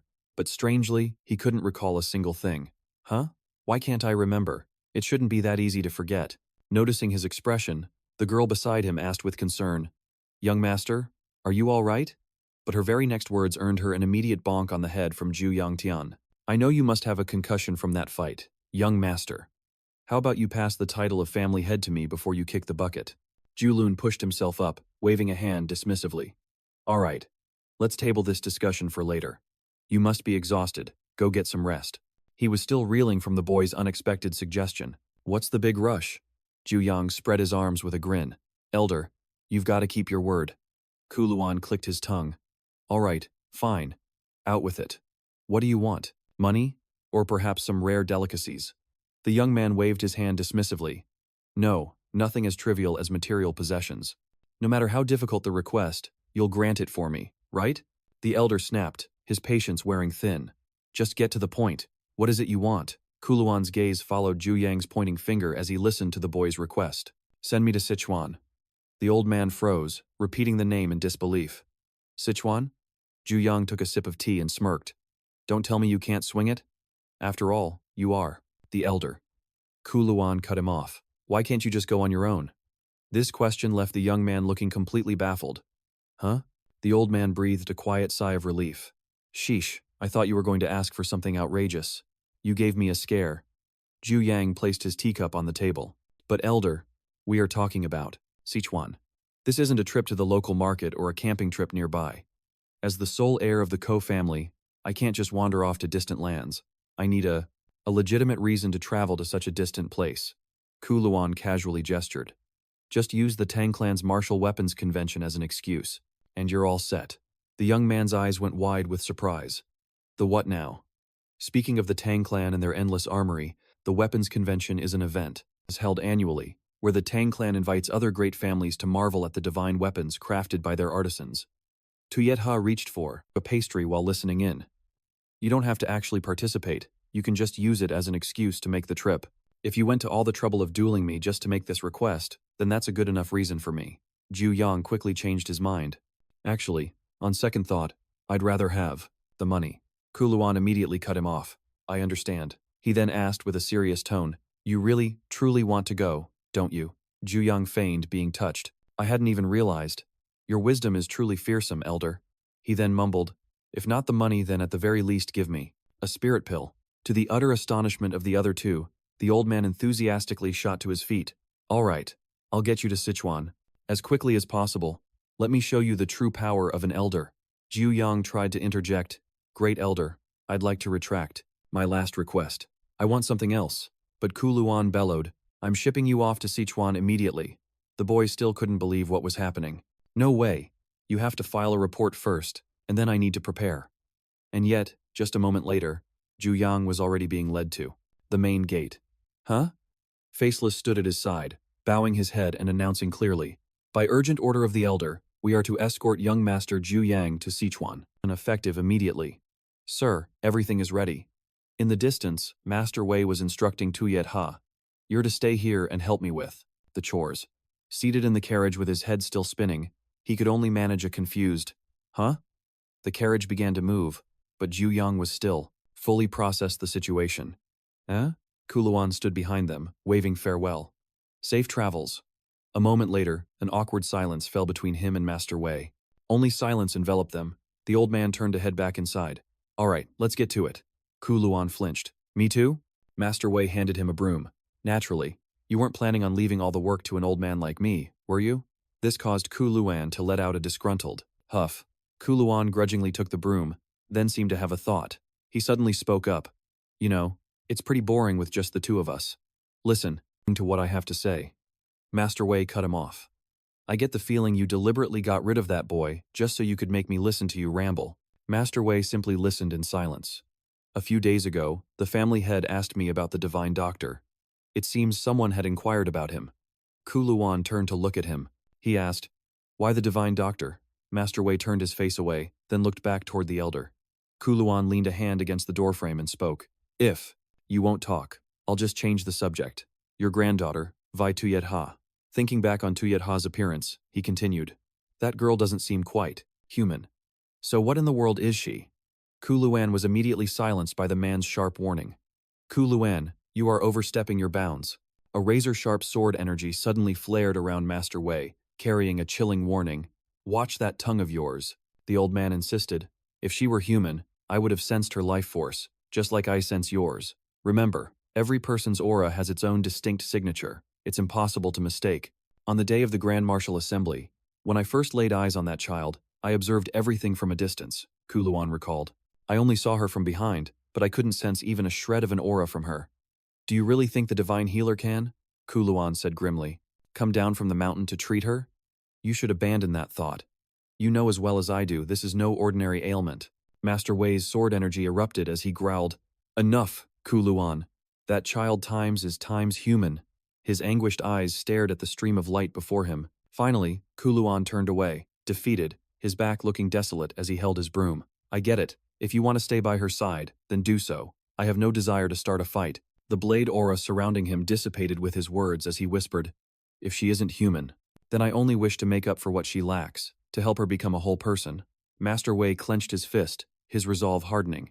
If it's possible, I would willingly trade this old life of mine for Tuyet A. Absolutely nothing is allowed to happen to that child. Meanwhile, in a bedroom bathed in golden light, just a few hours later, the Sword Saint would be horrified to discover that Violet Snow was no longer in the co-estate. That night, the moon hung high overhead. Faceless stood by the campfire and spoke up. All that's left is to prepare the food. Warming her hands, Ruby calculated. We still have a few days' journey before we reach Sichuan, so we'll have to ration our supplies. He suddenly noticed someone was missing and asked, where did the young master go? She replied simply, I heard. The young master is training. Faceless guessed, he's probably just getting antsy. Ruby smiled softly. We really should have brought the little Tuyet A along. It would have been more lively. At that very moment, Jiu Yang was relentlessly throwing punches and kicks into the void, focusing all his strength towards a nearby tree. Moments later, an exhausted Jiu Yang collapsed, gasping for breath. Leaning against the tree to recover, he muttered, I've only practiced a few moves, and my internal energy is already almost completely drained. It's been nearly 10 days since we set out, and even though I've been training diligently every day, it feels like I've made absolutely no progress. Jiu Yang ran a hand through his hair in frustration. My biggest weakness when facing Kutiet Diep is the sheer amount of my internal energy. Internal energy. It's the foundation of all martial arts. He stared at his open palm, his eyes filled with resolve. That's why I have to find a way to solve this problem quickly. He recalled the moment the demonic stone in his hand suddenly began to glow, his brow furrowing. The demonic absorption technique is a method for absorbing internal energy from a demonic stone, much like how one absorbs spiritual energy from an elixir. Jiu Yang remembered the sensation of that power flooding his body. However, the price is that demonic energy also invades the body, corrupting one's meridians. I just don't understand why the Kohoa Luan technique was able to purify that demonic energy. He sat pensively in the middle of the forest. After that time, I couldn't sense any trace of demonic energy left, so I thought that I could increase my internal energy without any of the side effects. But when he thought of the heavenly demon, Jiu Yang's expression grew tense. Regardless, it's still the martial art of the heavenly demon. It's best to leave it alone. I absolutely cannot go back down that dark and twisted path again. Suddenly, a terrified scream echoing from the distance made him jump. Jiu Yang's eyes shot towards the campfire. What's going on? Over there? He let out a sigh. What is it now? Without a second's hesitation, Jiu Yang rushed over and asked, "What happened?" Faceless turned, his voice urgent. "Young master, it's Ruby." At that moment, she was so terrified she had collapsed onto the floor of the carriage. He rushed forward, and just as he poked his head inside, a cheerful voice rang out. "Ah, Tuyeta." The little girl crawled out from a box, scratching her head happily. "I followed you." The scene from that morning in the carriage came rushing back to him. "What? Tuyete wants to come with us?" "Absolutely not. You haven't even been doing your chores well." Hearing this, Tuyete looked flustered. "Huh? In that case, then why did you let me go last time?" Master Wei shot back. "You're talking about the Dragon's Unity tournament, aren't you?" His eyes flickered over to Kuluan, who was busy directing the loading of the carriage. He explained, "Because back then, there was someone who could keep you in line. In Sichuan, there's no one who can." With that, Master Wei turned to a neat stack of clothes. "If you get it now, then make yourself useful and help me move. All this stuff." As she picked up an armful of clothes, she muttered to herself. He said this trip would take at least a whole month. Tuyere was trying her best to load the carriage, but she was hopelessly clumsy with chores, and the young master had no patience for useless people, leaving Tuyere with no other choice. Suddenly, a strange voice called out, "Hold on." Tuyere flinched, her eyes darting in panic toward the crate whose lid had just popped open. "Who's there?" She peered inside. "There's nobody in here. But I'm sure the sound came from this crate." Suddenly, an unseen force shoved Tuyet-A from behind, sending her tumbling headfirst into the crate. Still dazed as she sat inside, Tuyet-A wondered, "Huh? Who just pushed me? What kind of a sick joke is this?" All of a sudden, a pair of hands appeared out of nowhere. "Ah!" Tuyet-A screamed in terror as the hands began to lull her into a trance. Tuyet-A has to get out. Her consciousness started to fade. Ugh, so sleepy. And just like that, she passed out amidst the food supplies, completely unaware as the voice whispered one last time, "I'm truly sorry." At that very moment, the carriages began to roll out. "Let's move. The young master is ready." The mysterious voice whispered, "I'm leaving this in your hands." Tuyet-A. Back in the present, the girl waved her arms around excitedly as she finished her story, and that's exactly what happened. Jiu Yang and the other two just sat around the campfire, staring at her with complete bewilderment. Seeing their expressions, Tuyet-A insisted once more, "It's 100% true, I swear." Finally, Jiu Yang replied with a lazy drawl, Yeah, I heard you." Their voices echoed in the dead of night. "So, to sum it up, you were possessed?" "That's it, exactly. Get in the carriage." The coach continued to race through the forest. "She's such a handful, young master." Overhead, an owl soared, keeping pace with the carriage. "Oh, look, an owl. I've eaten one before. Have to say, the meat is incredibly tough. You know." The carriage sped past an ancient tree. "Ooh, a squirrel. Don't tell me you've eaten squirrels too. How could you? They're so cute and adorable. As punishment, you don't get any more pastries." Tuyet-A gazed out the window, whispering, "Tuyet-A is okay." Jiu Yang, still holding the pastry, thought to himself, "I should have sent a guard to take the kid back home, but we're too far out now. And our food supplies are not enough to stretch for another person. Looks like we're stuck with her for the whole trip." Suddenly, the girl held out an earthworm, chirping, "Young master, I'll trade you this for your pastry." Without a moment's hesitation, he tossed the pastry right out the window, causing Tuyet-A to shriek, "No, my pastry!" Jiu Yang leaned back against the carriage wall, filled with regret. "I should have just thrown you home instead." Suddenly, 4 eerie blue wisps of light materialized out of thin air. He instantly sensed that something was wrong. Jiu Yang whipped his head around and shouted, "Faceless!" The rider understood immediately. "Yes, sir. Stop the carriage." He shot to his feet, yanking Tuyet aback with one hand and growling, "Stay still, it's dangerous." I knew the piece wouldn't last for even a second, damn it. It looked like there were 4 entities. A massive, bear-like monster materialized before them. Jiu Yang narrowed his eyes, realizing in surprise, there are 3 of them. Its head was instantly lopped off by a clean sword strike. Inside the carriage, the 2 of them remained calm, oblivious to another monster charging from behind. Just one. Jiu Yang was already channeling his inner energy, preparing to strike. Suddenly, a figure appeared right behind the bear, calling out, "Please, stand back." Their hand was already resting on the hilt of their sword. In the blink of an eye, a single slash tore the bear clean in 2, and the blade was sheathed back at their hip. The woman walked over to Faceless, her voice humble. "I can't handle all of them alone." Faceless quickly waved his hands. "It wasn't me." Tuyet asked curiously, "Who was that?" Jiu Yang replied coldly, "Don't ask me." Meanwhile, the girl from inside the other carriage waved and called out, "Over here, big sister." He looked on, slightly confused, observing for another moment before. Duong Thien froze in his tracks.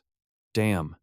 That blade was still dripping with fresh crimson, and a vision of her from the past flashed before his eyes, standing defiantly amidst a sea of blood. She silently surveyed the carnage laid out before her. Snapping back to the present, she spoke, "It appears you're headed to Sichuan, sir." In the vision, she whispered, "Not a single soul left." Instinctively, she turned her head. The Nangong Fei of the present also turned, asking, "May I accompany you?" She offered an ethereal smile. "My name is Nangong Fei." He cursed under his breath. Where the hell did this woman crawl out from? Suddenly, an ominous black smoke began to churn in the sky. Flocks of black crows were feasting on the fallen. In the middle of it all, Nangong Fei stood completely unfazed before the scattered corpses. Jiu Yang's brow furrowed as his eyes swept over the scene. "You're the only one left standing? Did you put all of them down yourself?" Sheathing her sword, she asked nonchalantly, "What did your master tell you?" He crossed his arms and replied, "He ordered me to escort you, and mentioned that you'd fly into a rage like a wild beast." Nangong Fei shot him a sideways glance. "You just added that last part yourself, didn't you?" Jiu Yang just shrugged. "Am I wrong, though?" She nodded and started walking. "Let's go." He quickly stopped her. "Wrong way." Nangong Fei fumbled, turning as directed. "To the left?" "No, I mean, you're right." Jiu Yang let out a frustrated sigh and took the lead. "All right, fine, just follow me. This is seriously draining." She immediately scampered to keep up right behind him. "I have a question," Nangong Fei asked curiously. "Is the sword venerable really that powerful?" Jiu Yang glanced over his shoulder to warn her. "Let me make this clear. The sword venerable is a target our master will handle personally." She persisted. "So, what's his sword style like? How does he stack up against me? Is he even stronger than the master?" Only the sound of his heavy, exasperated sigh echoed through the desolate city. In an instant, Jiu Yang channeled his internal energy, condensing it into a violet flame. He bellowed, "You're infuriating," and launched the blast of energy straight at Nangong Fei. Facing the incoming blast, her expression remained utterly unfazed. In the blink of an eye, a flash of her blade cleaved the energy blast in 2 just before it could reach her. The violet flame erupted in a violent explosion right next to her. Nangong Fei frowned. "What in the hell do you think you're doing? Are you trying to pick a fight?" Jiu Yang let out another bone-weary sigh. He pointed at her. "You're going the wrong way again." Nangong Fei just looked lost. "Oh." Beneath a blood-red sky, his exhausted voice rang out. "If you can still understand the common tongue, then please, shut your mouth and follow me." Nangong Fei once again trotted obediently after Jiu Yang. "Okay." He spun around, his voice a low growl. "If you dare mention the 3 peaks one more time, I will. I tear you into 100 pieces." She suddenly pointed in a different direction. "Hey, that looks like a shortcut, doesn't it?" Jiu Yang let out a furious roar. Damn it all. But in the blink of an eye, Nangong Fei had vanished without a trace. Where did that lunatic get to? I reached the destination in just a single day, while she, Nangong Fei, took 4 times as long. Back in the present, she was addressing the entire group. "I presume you are all on your way to Sichuan. If I'm mistaken, please forgive my presumption. Might I be allowed to accompany you?" Jiu Yang immediately shot her down flatly. "No, we are not headed to Sichuan. You are being incredibly forward." He thought to himself, "Getting tangled up with this crazy woman is going to make me lose my mind." Jiu Yang fought to swallow the anger boiling up inside him. He voiced his doubt. But more importantly, we can't just take your word for it that you're from the great Nam Kung clan. Nangong Fei asked softly, Is that so? She fell silent for a moment in contemplation. Then, Nangong Fei slowly closed her eyes. An incredible aura of inner power began to emanate from her body. A moment later, a column of pure lightning slammed down from the heavens onto her position. Faceless also began to slowly unsheath his blade. The Supreme Sword technique. If she unleashes that here, then… Abruptly, she opened her eyes wide, her expression one of slight surprise as a devastating explosion engulfed the entire area. Even with Faceless's blade pressed against her throat, Nangong Fei spoke with unnerving calm. This is as much as I can show you, for I have not yet fully mastered the technique. Ignoring the blade still pointed at him, he thought, Is this supposed to be enough to prove who she is? Jiu Yang let out an exasperated sigh. So you're really from the Namkung clan, huh? He offered a slight smile and waved his hand dismissively. My apologies, but I'm afraid we're not headed in the same direction. Your martial arts are quite impressive. A moment later, Nangong Fei was intently watching the frog roasting over the fire, while Tuyet A just stared at her, who was sitting a short distance away, turned to ask, Is she planning to just sleep over there? Jiu Yang just grunted in response. As he watched Nangong Fei, a seed of doubt began to grow in his mind. I made it perfectly clear I was refusing her, and she didn't say a thing. I can't believe she'd just silently tail our carriage like this. I already told her we're not going to Sichuan, so why is she so dead set on following us? Jiu Yang shook his head helplessly, deciding to just ignore her, to pretend she didn't even exist. But then, he suddenly realized. She had vanished. It's better not to get mixed up with her anyway. Just as the thought crossed his mind, Tuyet A scampered over, eagerly explaining, Big sister, you can peel the skin off this frog. Just like this. This took her by surprise. Oh. All of a sudden, she was yanked by the collar, making her jump. Jiu Yang had crouched beside her at some point, demanding, Hey, what in the world do you think you're doing? Tuyet A innocently held up the frog skewer to explain. She said she wanted to eat this frog, so I was just trying to lend a hand. Jiu Yang immediately reminded her, I already told you not to cause any more trouble. The little girl looked baffled. You did? Nangong Fei's constant staring was making him a bit flustered, and he quickly looked away. Jiu Yang had no choice but to stand up and ask her seriously. I know you're from the Nam Kung clan, but what are you doing wandering all the way out here by yourself, am I right? She let out a soft ah as a faint blush colored her cheeks. She turned away. I was originally traveling with someone else, but we got separated on the way. He wasn't surprised in the slightest. I knew it, he thought. As the frog continued to sizzle over the flames, Jiu Yang muttered to himself, She's got a genuinely terrible sense of direction, not one bit different from her past life. With that thought, he asked aloud, We aren't going to Sichuan, so why do you keep following us? Nangong Fei replied, I just assumed you were all heading that way, before mumbling. But it seems you really aren't going to Sichuan after all. It was only then that Tuyet A finally caught on. Huh?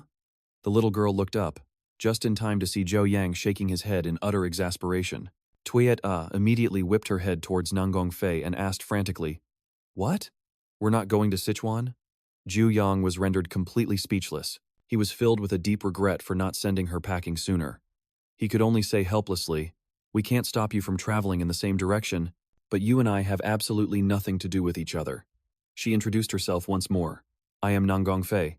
He gave a curt reply. Yeah, I know. Only then did Nangong Fei ask, And you, what is your name? Jiu Yang looked annoyed, about to blurt out his name, but he stopped himself, frowning as he corrected his words. Gu, Ku Tiet Dirp, did you not hear me clearly? Jiu Yang lied without even blinking. I'm Ku Tiet Dirp of the Gu clan. Inwardly, he thought, My apologies, Ku Li Cap. 2 days later, he thought, This whole situation is making me feel incredibly guilty toward the real Ku Ti Dirp. That morning, he sat inside the carriage, listening to the lively conversation happening outside. Look at that squirrel. Tuyet A pointed and asked, Have you ever eaten squirrel meat before? Nangong Fei replied, Never. Because Tuyet A kept insisting on getting out of the carriage, clinging to Nangong Fei and chattering endlessly all day, the group's travel speed had slowed down significantly. Jiu Yang urged her, Get back in the carriage. The little girl immediately asked, Then are you going to let her ride with us, too? He was firm. No. Tuyet A pouted. Well, then I'm not getting in either. Jiu Yang's brow furrowed. What do you think you're playing at? Nangong Fei unexpectedly interjected. May I ride in the carriage? He immediately turned to ask Faceless, How much longer until we arrive? Faceless glanced back and answered, If we had kept our original pace, we would have arrived within 1 day. Jiu Yang then asked. And what about at our current speed? He did a quick mental calculation. It will probably take about 3 days. Faceless then added with a gentle smile. Young master, while I'm not sure why you are so wary of that young lady, why not just let her ride with us for the journey? He rested his arm on the carriage window and let out a long sigh. I'm truly at my wit's end with them. The carriage kept rolling along the treacherous mountain path toward the fortress. Let's head down and check out the nearest village. His legs aching with fatigue, Jiu Yang stretched and asked, About 1 more day's journey, right? Faceless cheerfully replied, Yes, that's correct, sir. Thank goodness we don't have to sleep outdoors tonight. Tuet A, getting a piggyback from Nangong Fei, waved and asked, Big sis, will you sleep with us? She turned her head to ask, Would that be all right? Just as Faceless spoke up, I'll go find us a place to stay. Jiu Yang crossed his arms, his eyes fixed on the two of them. Did I give you permission? Get down. Now. What's the big idea carrying a handmaiden on your back? Nangong Fei quickly explained. She said her foot hurts. Jiu Yang waved it off. If her foot hurts, she can get in the carriage. Tuet A immediately retorted. But you're the one who wouldn't let her in the carriage, master. He let out a sigh. We're here now, so hurry up and get down. At that very moment, Tuet A's gaze suddenly locked onto something in the distance. Are you getting down or not? She pointed toward a crowd rushing over. Look, there are people dressed just like Big Sis heading this way. As soon as he reached them, Nam Kung Thien Tuan called out, Big sister! He anxiously fired off questions. Where have you been? Do you have any idea how hard we've been looking for you? Nangong Fei looked at her younger brother's hand on her shoulder and mumbled, I'm sorry, I got lost. Hearing this, Nam Kung Thien Tuan spoke. This is exactly why I said we should have tied ourselves together with a rope. Hearing that, Tuet A couldn't help but picture Nangong Fei all tied up. Nangong Fei said bashfully, That would be too embarrassing. He continued to nag. So embarrassing you'd rather go missing for a whole day? I was worried sick over here. After his rant, Nam Kung Thien Tuan finally noticed the others with her, and he frowned. And who might these people be? Still perched on Nangong Fei's back, Tuet A quickly pointed at Jiu Yang. I'm Tuet A, and this is my young master. Jiu Yang snapped again. Get down already. He furrowed his brow as a thought flashed through his mind. If he's her younger brother, then could he be? Memories of this guy's appearance from his past life came flooding back. The future Lightning Blade, one of the 5 great sword kings renowned throughout the martial world, was none other than Nam Kung Thien Tuan. Just then, Nam Kung Thien Tuan cupped his fist in greeting. Forgive my late introduction. I am Nam Kung Thien Tuan of the Nam Kung family. Jiu Yang returned the gesture. I am Koku Tidzirp of the Ko family. It's a pleasure to make your acquaintance. He scratched his head and let out a laugh. A pleasure? You're being far too formal. But then, his smile vanished, and Nam Kung Thien Tuan's gaze turned ice cold. His voice grew noticeably colder. But why are you traveling with my sister? Jiu Yang, slightly startled, replied, we happened to cross paths on the road to Sichuan and decided to travel together. Hearing that, Nangong Fei commented, I thought you weren't going to come with us, young master. Noticing the change in the atmosphere, Tuet A's eyes also grew wary. Nam Kung Thien Tuan put on a polite facade again. It seems my sister has caused you a great deal of trouble. If you wouldn't mind, why don't you stay here for 1 night? We have plenty of extra room. Jiu Yang immediately waved his hand dismissively. It was nothing, really. Just a small thing. He shot a quick glance at Nangong Fei, thinking to himself, No thanks. I want nothing more to do with this psycho. We can definitely find another place. Right at that moment, Faceless returned with a report. Young master, it appears all the inns are fully booked. Hearing this, Jiu Yang was left with only one decision. Then prepare to set up the tents. Faceless's face fell upon hearing this. Young master, we're already bone-tired after so many days of sleeping in tents. Are you really going to make us sleep outside again? Your subordinate will be fine, but, as night fell, so did a reluctant decision. Fine, I'll accept your offer. He couldn't shake the memory of the Nangong Fei from his past life, brimming with a sinister energy. The very first thing Nangong Fei did after falling to the demonic path was to wipe out her entire clan. The bodies of the Nam Kung family were piled into mountains on the ground. From her younger brother to the clan leader and every last disciple, not a single person survived. And after that, she, the female demon sword. That title put her at the very top. And me, Jiu Yang, I can only watch from my window and wonder, just how much must she despise her own clan to act with such cruelty? And yet, her relationship with Thien Tuan shows no signs of trouble whatsoever. I once thought they'd end up like Jiu Dian and me.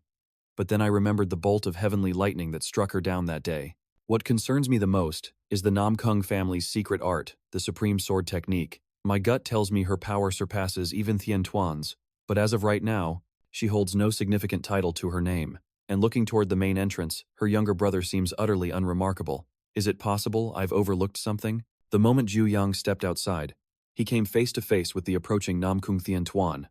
He immediately clasped his hands in a customary greeting. Did you rest well last night, young master? Thank you for arranging such excellent accommodations for us. However, the other man paid him no mind, deliberately shoving his shoulder hard into Jiu Yang's. Nam Kung Thien Tuan growled a warning. You'd best learn to stay in your lane. This sudden 180 in his attitude left Jiu Yang completely stunned. The man glanced back disdainfully, his words dripping with contempt. I gave you an inch, and you tried to take a mile. What I'm trying to say is, trash like you has no right to even speak to my sister. Nam Kung Thien Tuan snarled, grinding his teeth. I don't know what kind of cheap trick you pulled to charm my naive sister, but if it ever happens again, I'll rip you in half. And that little parasite clinging to her back, too. At that exact moment, Nangong Fei happened to open her door and call out to her brother. The man's demeanor instantly did a 180, his face lighting up. Sister, I'm so glad to see you slept well. It is my greatest honor to assist the esteemed members of the Gu clan. With that, Nam Kung Thien Tuan hastily turned and walked away. Let's go get some breakfast immediately. He pulled her along as she sputtered in confusion. Huh? Hey, wait a second. Jiu Yang could only stand there, watching them leave, before muttering his conclusion. They're all insane. Just as he stepped out of the main gate, he saw Faceless waiting for him, hands clasped. Young master, did you have a restful night? Jiu Yang walked up and cut him off. Enough. Let's not talk about them again. Faceless looked at him, puzzled. Sir? He continued. When are we departing? The two conversed as they walked toward the carriage. Everything has been prepared, sir. We can set out as soon as you've had breakfast. At least you still have your wits about you. My thanks, young master. Jiu Yang stepped into a nearby restaurant, urging, let's make it quick. He thought to himself, I need to put as much distance between myself and these Nam Kung people as possible. At that moment, Nangong Fei turned to him and spoke. Pardon me for not being able to greet you sooner. Tuyet A, her mouth still full of a steamed bun, chirped happily. Young master, you're here. He simply stared straight ahead in silence. The steamed buns here are amazing. You should have one. You can even have mine. With that, both of them scooted over to make room. For Jiu Yang. Do we absolutely have to sit together? He muttered. He reluctantly walked over and sat, then looked at her and said, This little one can sit with me, but you can't. Your table is over there, with your attendants. From another table, Nam Kung Thien Tuan was shooting daggers at them with his eyes. I simply sat at the closest available table. Besides, your brother is looking at me like he wants to skin me alive. Nangong Fei immediately turned to look. That's impossible. She only saw her brother beaming at them. He doesn't look like that at all. Jiu Yang followed her gaze, his suspicion growing. Is that guy right in the head? He mumbled before taking a bite of his bun. He thought, I have no idea what this woman is scheming. But until we reach the Tang clan's estate, it's best to stay completely clear of them. With that thought, Jiu Yang abruptly shot up from the table. I'm leaving ahead. Huh? But you're not even finished. I've had enough. Inwardly, he prayed he'd never have to see them again. Outwardly, however, he walked to the door and waved cheerfully. Please, enjoy yourselves. Tuyet scrambled to follow him. Young master, wait for me. Nangong Fei could only stare after them, completely speechless. Suddenly, a disgusting, foul odor assaulted her senses, making her wrinkle her nose in distaste. Just then, Nam Kung Thien Tuan approached, calling out, Sister. Then, he leaned in. Her younger brother spoke up. We're all sitting over there. Why are you sitting way over here by yourself, sister? A flicker of annoyance crossed Nangong Fei's face as she glanced around. A dark aura began to emanate from Nam Kung Thien Tuan. She replied coolly, It's just more convenient over here. He pressed on. Next time, you need to sit with us. Nangong Fei just gave a non-committal hum to end the conversation. Just then, Jiu Yang's party of three began to stand up and leave. Seeing her abruptly get to her feet, Thien Tuan was taken aback. Sister, hey, you haven't even finished your food. Where are you going? But Nangong Fei didn't bother to answer, simply walking away. Heading for the carriage, she tossed out, I'm going back to rest. He could only watch in silence as her retreating figure moved toward Jiu Yang's group. Seeing this, the boy asked in confusion, Why are you following us? Hearing that, Nam Kung Thien Tuan cracked his knuckles, fury igniting in his eyes. I despise anyone who tries to get between me and my sister. Aboard the carriage, Jiu Yang was even more baffled. Hey, why are you tagging along with us? Nangong Fei corrected him nonchalantly. I'm not tagging along. I'm merely escorting you. He awkwardly pointed toward Nam Kung Thien Tuan. who was radiating a murderous aura from the carriage across from them, and said, "And that's okay? Then why'd you climb into this carriage when your brother is still over on that one?" Just as she was about to explain, Tuyet Ah chirped in excitedly. Tuyet Ah invited her up here. Jiu Yang's temper flared, and he turned to order Faceless. "Throw them both off this carriage, now." Faceless could only offer a wry smile in response. "Young master, I'm sure they'll leave on their own accord." The convoy of carriages continued to roll onward, soon entering a bustling, prosperous city. This was Sichuan, the territory of the Tang clan, one of the most prestigious families in the martial world, who had governed the lands of Sichuan for centuries. Compared to the sharp swordplay of the Nam Kung family, the powerful martial arts of the Pang clan of Hebei, or the keen insight of the Murong family, the Tang clan might not measure up in direct combat, but they were unrivaled masters of poison and hidden weapons, second to none. Hosting the Grand Martial Arts Tournament was a testament to that very confidence. Over in a corner, Jiu Yang leaned against a railing, tapping a finger against his cheek, lost in thought. 3 days. I have to find the treasure within 3 days of the tournament's end. Meanwhile, back in the room, Tuyet A was running around in circles, exclaiming, "Whoa, this place is huge." Jiu Yang was still deep in his calculations. "All I know is that the treasure is somewhere in Sichuan and the surrounding areas. But..." He looked down helplessly at the vast city spread out before him. "How am I supposed to find it in a place this massive?" Jiu Yang propped his chin on his hand. "If I can't find it, I might have to rely on the beggar sect. I need to get a move on." Suddenly, a cheerful cry from Tuede startled him, and he whipped his head around. He looked over in surprise. "What is she doing here?" Meanwhile, Tuyet A's eyes were sparkling. "This is the first time Tuyet A has ever been somewhere so high up. The breeze feels amazing." She broke into a radiant smile and turned to him. "Young master, look. The fireflies are dancing under the moonlight." He remained silent, offering no reply. "Sister Nanggong Fei told me there's a really beautiful lake near here." The moment the words left her mouth, Tuyet A grabbed Jiu Yang by the wrist and began pulling him along excitedly. "Let's go check it out, young master." Before long, the two of them were standing before a lake. Jiu Yang couldn't help but marvel. "It's actually a colossal lake." While Tuet A nursed a fresh bump on her head, looking pitiful, he thought to himself, just how powerful does a clan have to be to own an entire forest within their private estate? Suddenly, he heard a clear, bright voice call out, "Young master." Tuet A was holding 2 flowers, crouching down on the ground. "Young master, can you guess where Tuet A is hiding?" But he just answered coldly, "Stop it," she replied. Dejected, "Yes, sir." A tiny firefly landed on a nearby leaf, as if listening in on their conversation. "I just wanted to cheer you up a little. That's not something you can help with." "That's not true. If you just tell me what's wrong, maybe I can help after all." Jiu Yang asked skeptically. "You think so? Fine. If someone wanted to hide a priceless treasure in a place this vast, where would they put it?" Hearing the question, Tuyet A furrowed her brow, lost in deep thought. "Why bother hiding your bloodlust? It only makes you weaker. Shut it." Suddenly, a cold voice cut through his thoughts. "Who are you?" The woman warned that outsiders were forbidden here. He froze for a second, a sudden realization dawning on him. The Tang family. How could I have forgotten about her? "You were the one who single-handedly held back thousands of demonic beings from overrunning Sichuan." The figure slowly descended the steps, and the voice echoed once more. "I'll ask again, who are you?" "The divine poison, Dung To Niert, the very one I ended with my own hands in my past life." She walked calmly through the thick, reeking pools of blood. Jiu Yang leisurely closed the distance, but Dung To Niert remained kneeling, completely still, showing no reaction. He stared down at her, his gaze as cold as ice. "It all ends here, divine poison." Only then did she finally stir. Dung To Niert raised her head, a bitter smile playing on her lips. "So, it's you." Jiu Yang towered over her, his voice dripping with contempt. "What a pathetic sight. Your clansmen have long since tucked tail and run. And what do you think you can possibly change by making a stand here alone?" Dung To Niert replied, "Absolutely nothing." Her answer made him narrow his eyes. "Then why are you smiling?" She shot back. "And you? What are you doing here?" The words had barely left her mouth before Jiu Yang struck, his hand clamping around her throat like a vice. "Fool!" He knelt, bringing his face close to hers, and snarled, "I'm here to end you, obviously." Though she was choking, she managed to rasp, "I see. I'm sorry." Jiu Yang snapped, "Sorry? To a monster like me? Have you lost your mind?" A strange, broken laugh escaped Dung To Niert's lips. "Yes, I think. I'm not in my right mind anymore." She tilted her head, her voice laced with regret. "Ever since I lost my sight, I've been able to see so many other things. I should have." let go of it all much sooner. His patience worn thin, he demanded.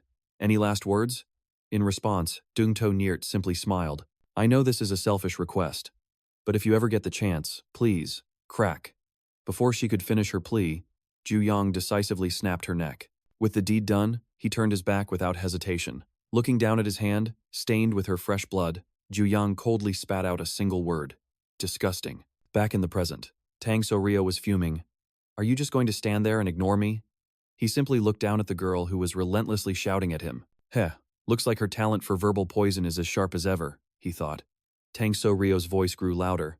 If you don't answer me right now, I'll call the guards. Suddenly, a gentle hand rested on her shoulder, calming her down. Nanggong Fei leaned in and whispered something into Tang So-ryo's ear. She looked surprised. Huh? Why didn't you tell me sooner? Nanggong Fei replied simply, You never asked. Instantly, her entire demeanor shifted, and she bowed to introduce herself. I am Tang So-ryo of the Tang family. My deepest apologies for my rudeness to a guest of our clan. Jiu Yang returned the formal greeting. I am Gujiol Yop. My apologies for not being able to respond sooner. At this, her brow furrowed again. So, what brings you here? Her gaze drifted towards Nanggong Fei and Seola, who were playing together. He then asked, Are outsiders not permitted to enter the grounds?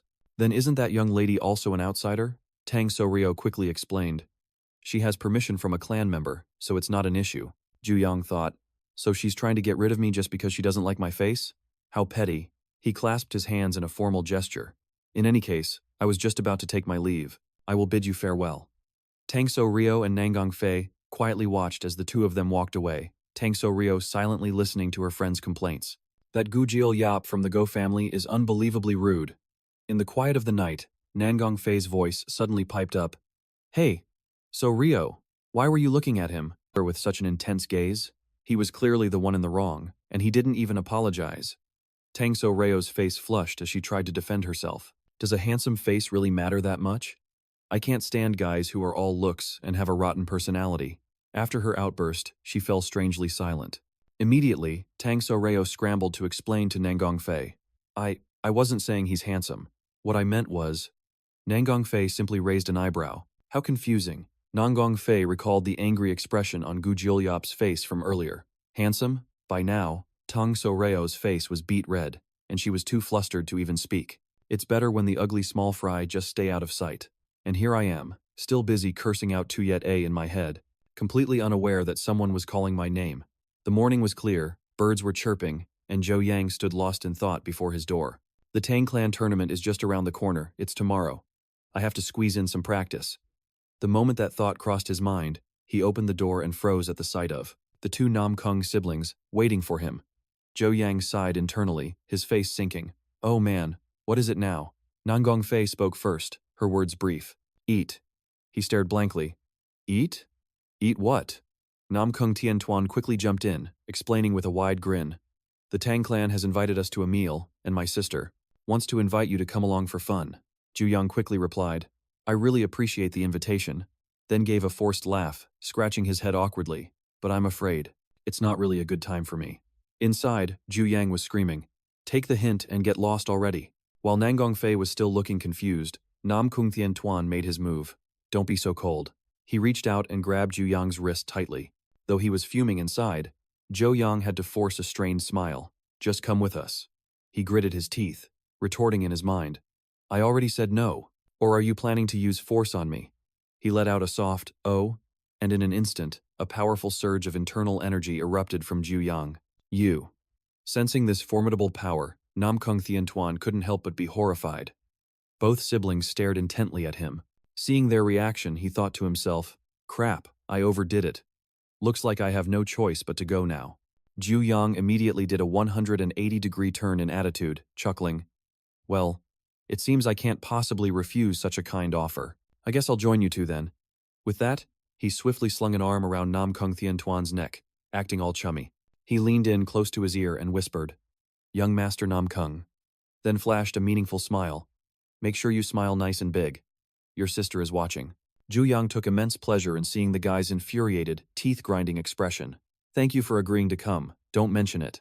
A short while later, the group was seated at the banquet table. Before Jiu Yang was a lavish spread of dishes, all glowing a fiery red. He was utterly bewildered.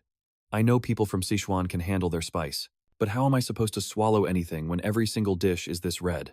The son of the Tang clan leader, Duong Chao Dich, smiled hospitably. It's nothing extravagant, just a small token of our sincerity. I hope everyone enjoys it. Jiu Yang scanned the table, thinking, is there anything here I can actually eat? His eyes landed on a plate of steamed buns. This must be it. It looks the most harmless. Little did he know, he was in for a rude awakening. Just as Jiu Yang was about to bring the bun to his lips, he caught the gaze of Yang Su staring intently at him from a distance. That look. There was something very strange about it. What's her deal? Jiu Yang suddenly recalled his past life. The first time they met, she had looked at him, with that exact same scornful expression. He frowned slightly, annoyed, and popped the bun into his mouth. Don't tell me I'm stuck with this fate in this life too? The moment he took a bite, Jiu Yang's eyes went wide, steam practically shooting from his ears. He quickly stuck out his tongue. Holy cow, my throat's on fire. He had to spit it out immediately. Witnessing this, Yang Su suddenly started breathing heavily, her face flushing red. Meanwhile, Jiu Yang was still miserably fanning his burning tongue. So spicy it could. Just then, a cool glass of water was held out in front of him. Here's some water. He hurriedly took it. Many thanks. While Jiu Yang was chugging down the water, a piece of tender white fish was placed in his bowl. Nangong Fei spoke in her usual cold tone. Eat this. It's not spicy. Jiu Yang couldn't help but be stunned. You? Across from them, someone was gripping their chopsticks so tightly their knuckles were white, their fiery gaze tracking his every move. She turned away, replying curtly, my apologies. That one small gesture from his sister was enough to make Nam Kung Thien Tuan see red, and the chopsticks in his hand shattered into pieces. Seeing this, Duong Chao Dich asked with concern, oh, young Master Nam Kung, is there something wrong with our Tang clan's chopsticks? He was startled and quickly tried to cover. Ah, no, not at all. It's my fault. I accidentally used a bit too much force. Right at that moment, Yang Su suddenly switched seats, moving to sit right next to Jiu Yang. She shyly closed her eyes, leaving our hero in an extremely awkward predicament. Jiu Yang Tian glanced over at Tang Sun Yet.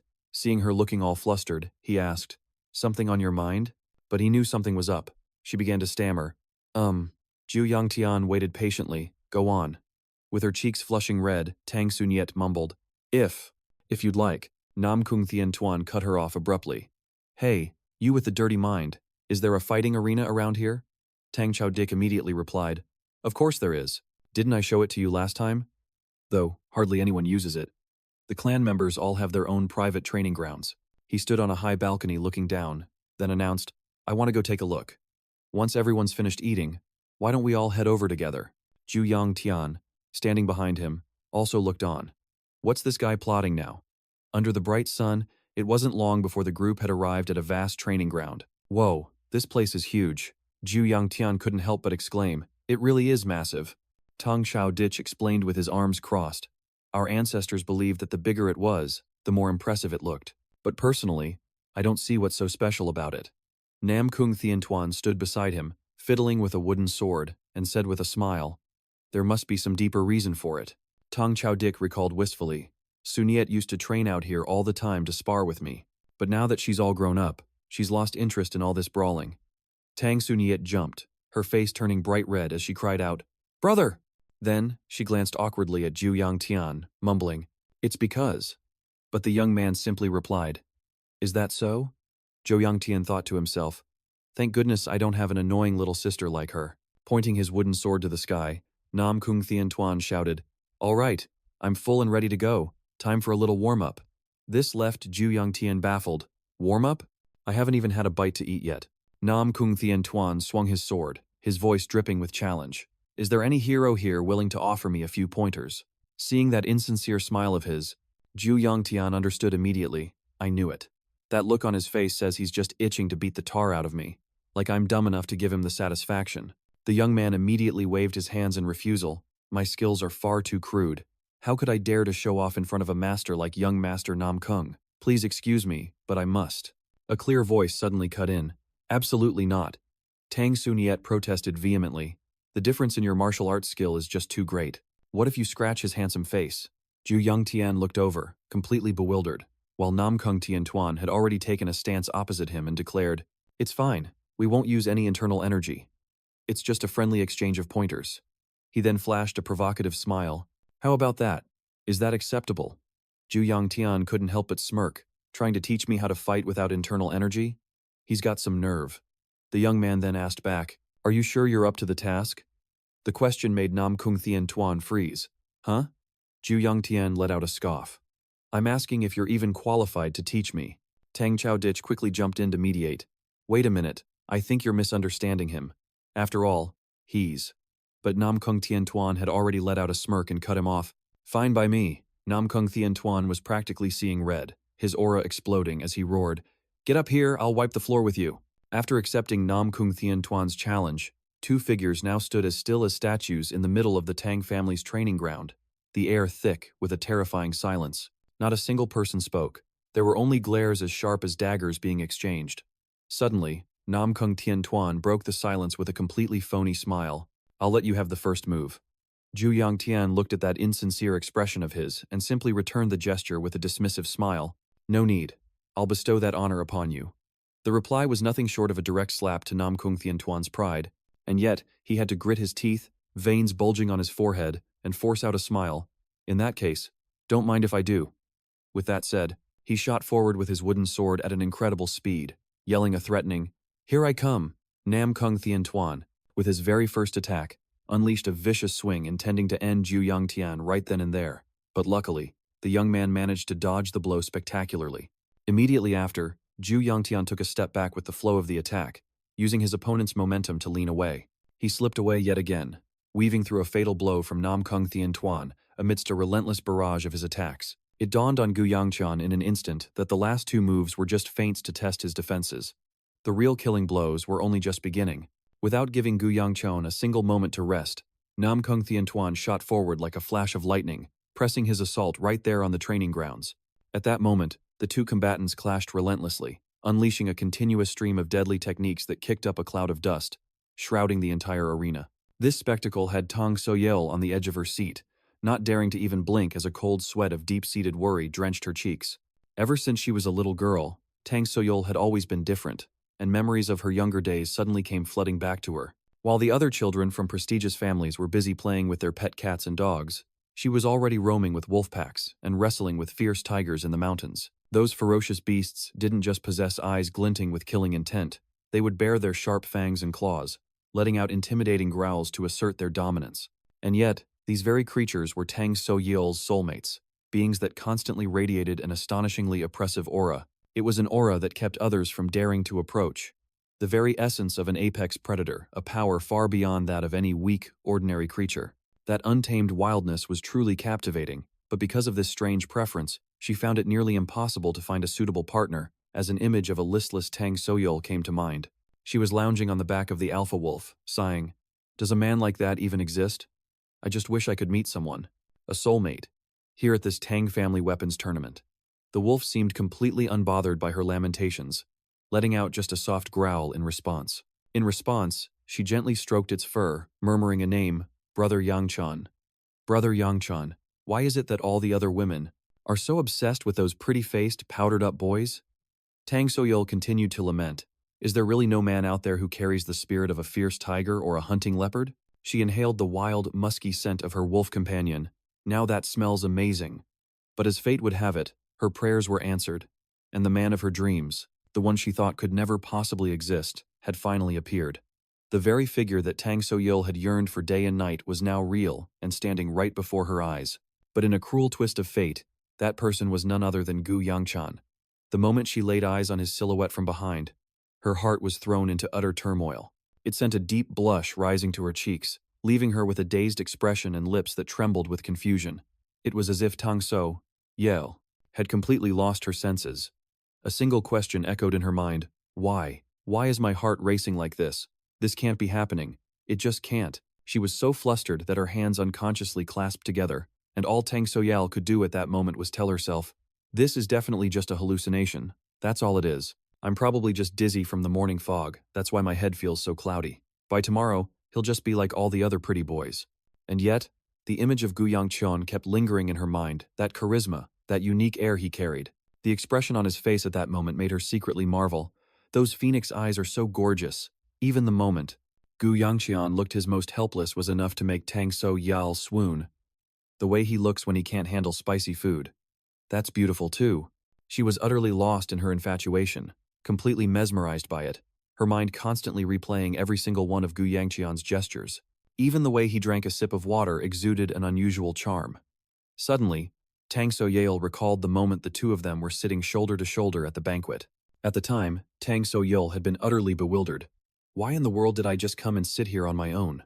Then, out of nowhere, Gu Yangqian, who was sitting beside her, spoke up. "Excuse me, miss. Was there something you wanted to say to me?" Hearing that, her mind became a tangled mess, and she could only grit her teeth as she replied, "No, there's nothing at all." Not daring to look Gu Yangqian in the face, she quickly turned away, stammering out the words, "It's nothing." But deep down in her heart, inside her, a fierce wave of emotion crashed, a mix of excitement and doubt. If this was really love, should she be brave enough to take the next step? Mustering all her courage, Yang Su turned back, ready to confess to him, "Hey, Jiu Yang, I like." But before the words could leave her lips, her beautiful dream was shattered by a piece of a wooden sword that sliced through the air, embedding itself deep into the stone tiles. Seeing this, Nanggong Fei could only stand there, utterly speechless, his eyes wide with horror. That broken piece of the wooden sword had flown right over, pinning itself to the ground just inches from their feet. Yang Su, standing right next to him, looked like she'd seen a ghost. Her eyes were wide open, her mouth hung agape in sheer disbelief. The sight of Nam Kung Thien Tuan unleashing a devastating strike with all his might at Jiu Yang. But his opponent's movement was just a step quicker, allowing him to evade it effortlessly. The wooden sword couldn't withstand the force and snapped in two, the broken piece flying off and stunning everyone. Now, having exhausted his strength, Nam Kung Thien Tuan was left breathing heavily, yet his eyes still blazed with a fierce will to fight. In stark contrast, Jiu Yang just looked at him and let out a triumphant laugh. Having seen the entire exchange, Yang Su was so horrified that her knees gave out, and she collapsed to the ground, her face completely drained of color and her mouth still hanging open, unable to utter a single word. In complete contrast to Yang Su's panic, Nanggong Fei remained unnervingly calm in the face of this spectacle. Faced with such an absurd outcome, Nam Kung Thien Tuan gripped the broken hilt of his sword, his mind reeling with doubt and questions. How? How could my sword just break? Replaying the fight in his mind, he was hit by a harsh realization. It was obvious I was just toying with him for the first two moves. But every attack after that, each and every one was launched with my full strength. And yet, while Nam Kung Thien Tuan was still lost in his own chaotic thoughts, Jiu Yang's ice-cold voice cut through the silence. "You, so-called geniuses, all share the same bad habit of letting your minds wander mid-fight. If this were a real battle to the death, you would have died 3 times already."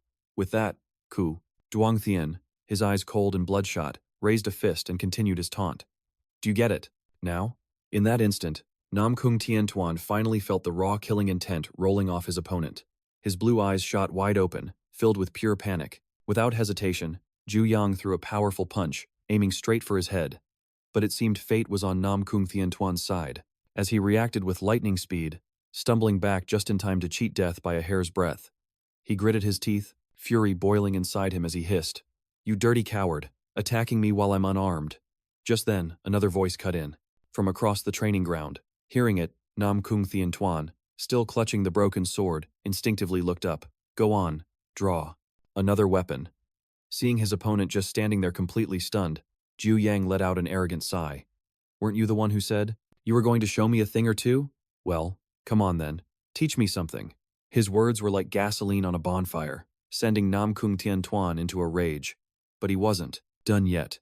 Jiu Yang burst out laughing, adding the final, devastating insult. "Oh? Or is it the other way around? Am I teaching you? Because if that's the case, I'd say I'm doing a pretty poor job." The moment the words left his mouth, the smirk on Jiu Yang's face vanished, replaced by a look of utter shock and disbelief. That bastard, after being relentlessly humiliated by Jiu Yang, had finally snapped. A furious rage erupted from him, and suddenly, his face twisted into a ferocious snarl as a terrifying, dark aura exploded from his body, a truly earth-shattering power. The energy crackled like 10,000 bolts of lightning, coursing through his entire body before converging into the broken wooden sword in his hand.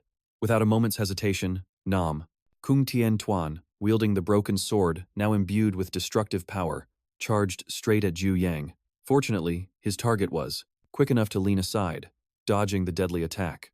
Jiu Yang's eyes flashed crimson as he immediately countered with a powerful punch of his own, coating his sword with internal energy. What a fool, he's asking for death. But Nam Kung Thien Tuan was gravely mistaken. He would never get the chance to strike again. With that thought, he poured all his strength into a leap, soaring into the air and raising his prized sword. A blinding wave of sword energy erupted as he unleashed his ultimate technique. Nam Kung Thien Tuan floated arrogantly within the brilliant aura of power, smugly awaiting his opponent's annihilation. But to his shock, that very aura of sword energy suddenly fractured, then shattered into a million pieces.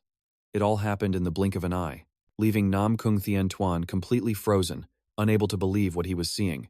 No way. That's absolutely impossible. That little brat. Jiu Yang hadn't moved an inch. He couldn't fathom how his ultimate technique had been shattered with such ease. But this only served to ignite Jiu Yang's fighting spirit. All right, you little punk. I'm done playing games. With that, he channeled all his energy into his legs and, without another wasted word, lunged forward to deliver a devastating kick right where it counts. Jiu Yang's kick was surgically precise, landing cruelly, dead center on Nam Kung Thien Tuan's groin. He even deliberately hooked his foot back to amplify the agony to its absolute peak. Witnessing the brutal display, even Nangong Fei was left gawking in utter disbelief. Duong Chao Dich, standing beside them, couldn't help but be stunned, silently offering a moment of prayer for Nam Kung Thien Tuan's family jewels. Yang Su was so shocked she had to cover her mouth, completely at a loss for words. As for the victim, Nam Kung Thien Tuan, his precious heirlooms had suffered a catastrophic blow. His face turned white as a sheet, his eyes bulged from their sockets, and no words could possibly describe the soul-crushing agony. It felt as if everything down there had shattered into 100 pieces. His manhood, thanks to Jiu Yang's handiwork, was now utterly scrambled. He completely crumbled, collapsing to his knees at Jiu Yang's feet. Seeing Nam Kung Thien Tuan trembling uncontrollably from the nut-cracking pain, Jiu Yang casually squatted down with a condescending smirk. His eyes were filled with taunting amusement as he spoke in a mocking tone. "What's the matter? Don't tell me. It's busted for good?" Jiu Yang remained crouched before Nam Kung Thien Tuan, who was writhing on the ground, clutching his ruined groin and groaning in agony. Sweat poured off him like a waterfall, his face deathly pale as he ground out, "You son of a bee." Jiu Yang shot back. "Oh, you can still talk? Guess that means nothing's broken then, right?" Nam Kung Thien Tuan roared, trembling with rage. You coward, and you dare call yourself a martial artist?" He furiously tried to push himself up with his hands. "I'll tell everyone in the martial world about this. You'll be so shamed you'll never be able to show your face again."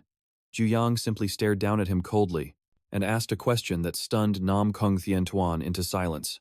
"How many people have you ended with your own hands?" He stated it plainly. "It's at least a few dozen, isn't it?" What kind of nonsense are you spouting?" Without another word, Jiu Yang calmly grabbed him by the collar and wrist and twisted his arm back, forcing a piercing scream from Nam Kung Thien Tuan. Seeing things were getting out of hand, Duong Chao Dich quickly tried to intervene. "Young warrior, please, stop." Jiu Yang shot him a cold, emotionless glance and replied, "He didn't just coat his blade with internal energy. He was radiating an overwhelming killing intent. You didn't sense it? You think he's just some impulsive kid making a simple mistake? This man is much older than you are." Hearing Jiu Yang's sharp retort, Duong Chao Dich could only try to reason with him gently. "Duong Thien, he's a member of the Nam Kung clan. If you keep this up, the consequences could be unimaginable." Jiu Yang didn't loosen his grip in the slightest, stating coldly, "It's precisely because he's from the Nam Kung clan that I've shown this much restraint. And what if the roles were reversed?" Tang Chao Dich could only ask helplessly, his voice sharp as he retorted, "So, what's your plan?" Jiu Yang completely ignored Tang Chao Dich's question, leaving him utterly speechless. He looked on powerlessly as Nam Kung Thien Tuan remained so enraged that veins bulged on his forehead, his face a grim shade of purple as he ground his teeth, while Jiu Yang couldn't have cared less. Just like that, he nonchalantly turned and walked away. But after a few steps, he suddenly froze as if a thought had struck him, pausing for a moment before pressing his lips firmly together.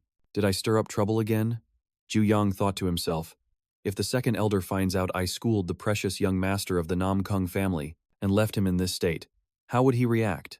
A brief explanation should probably do the trick. Who knows? He might even praise me for a job well done. He glanced back, reassuring himself that there were witnesses, and besides, they were the ones who started it. Just then, a hand gently tugged at the hem of Ku's, Duong Thien's sleeve. He turned, slightly surprised, and blurted out, "You're Nangong Fei?" The girl holding his sleeve looked bashful, stammering as she finally spoke.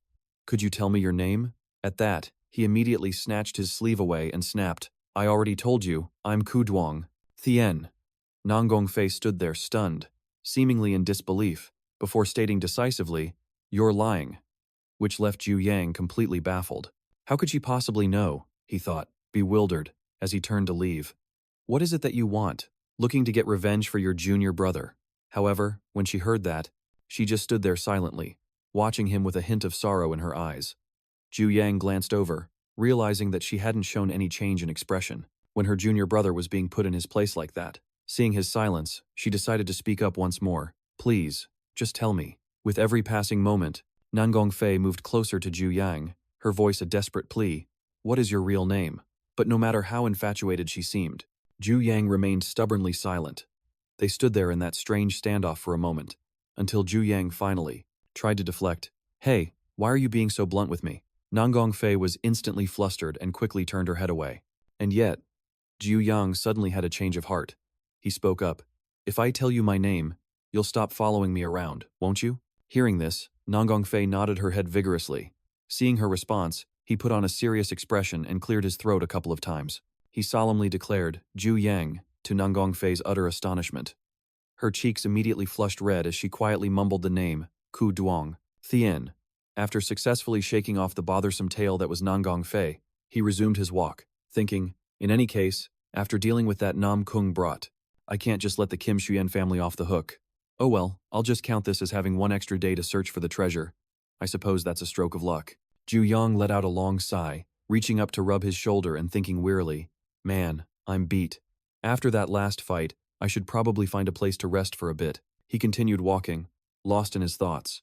Just then, the figure of Faceless materialized, chattering non-stop. Young Master, rumor has it you just gave young Master Nam Kung a sound thrashing. This is unacceptable. From now until we head back, I'm sticking to your side to make sure you don't stir up any more trouble.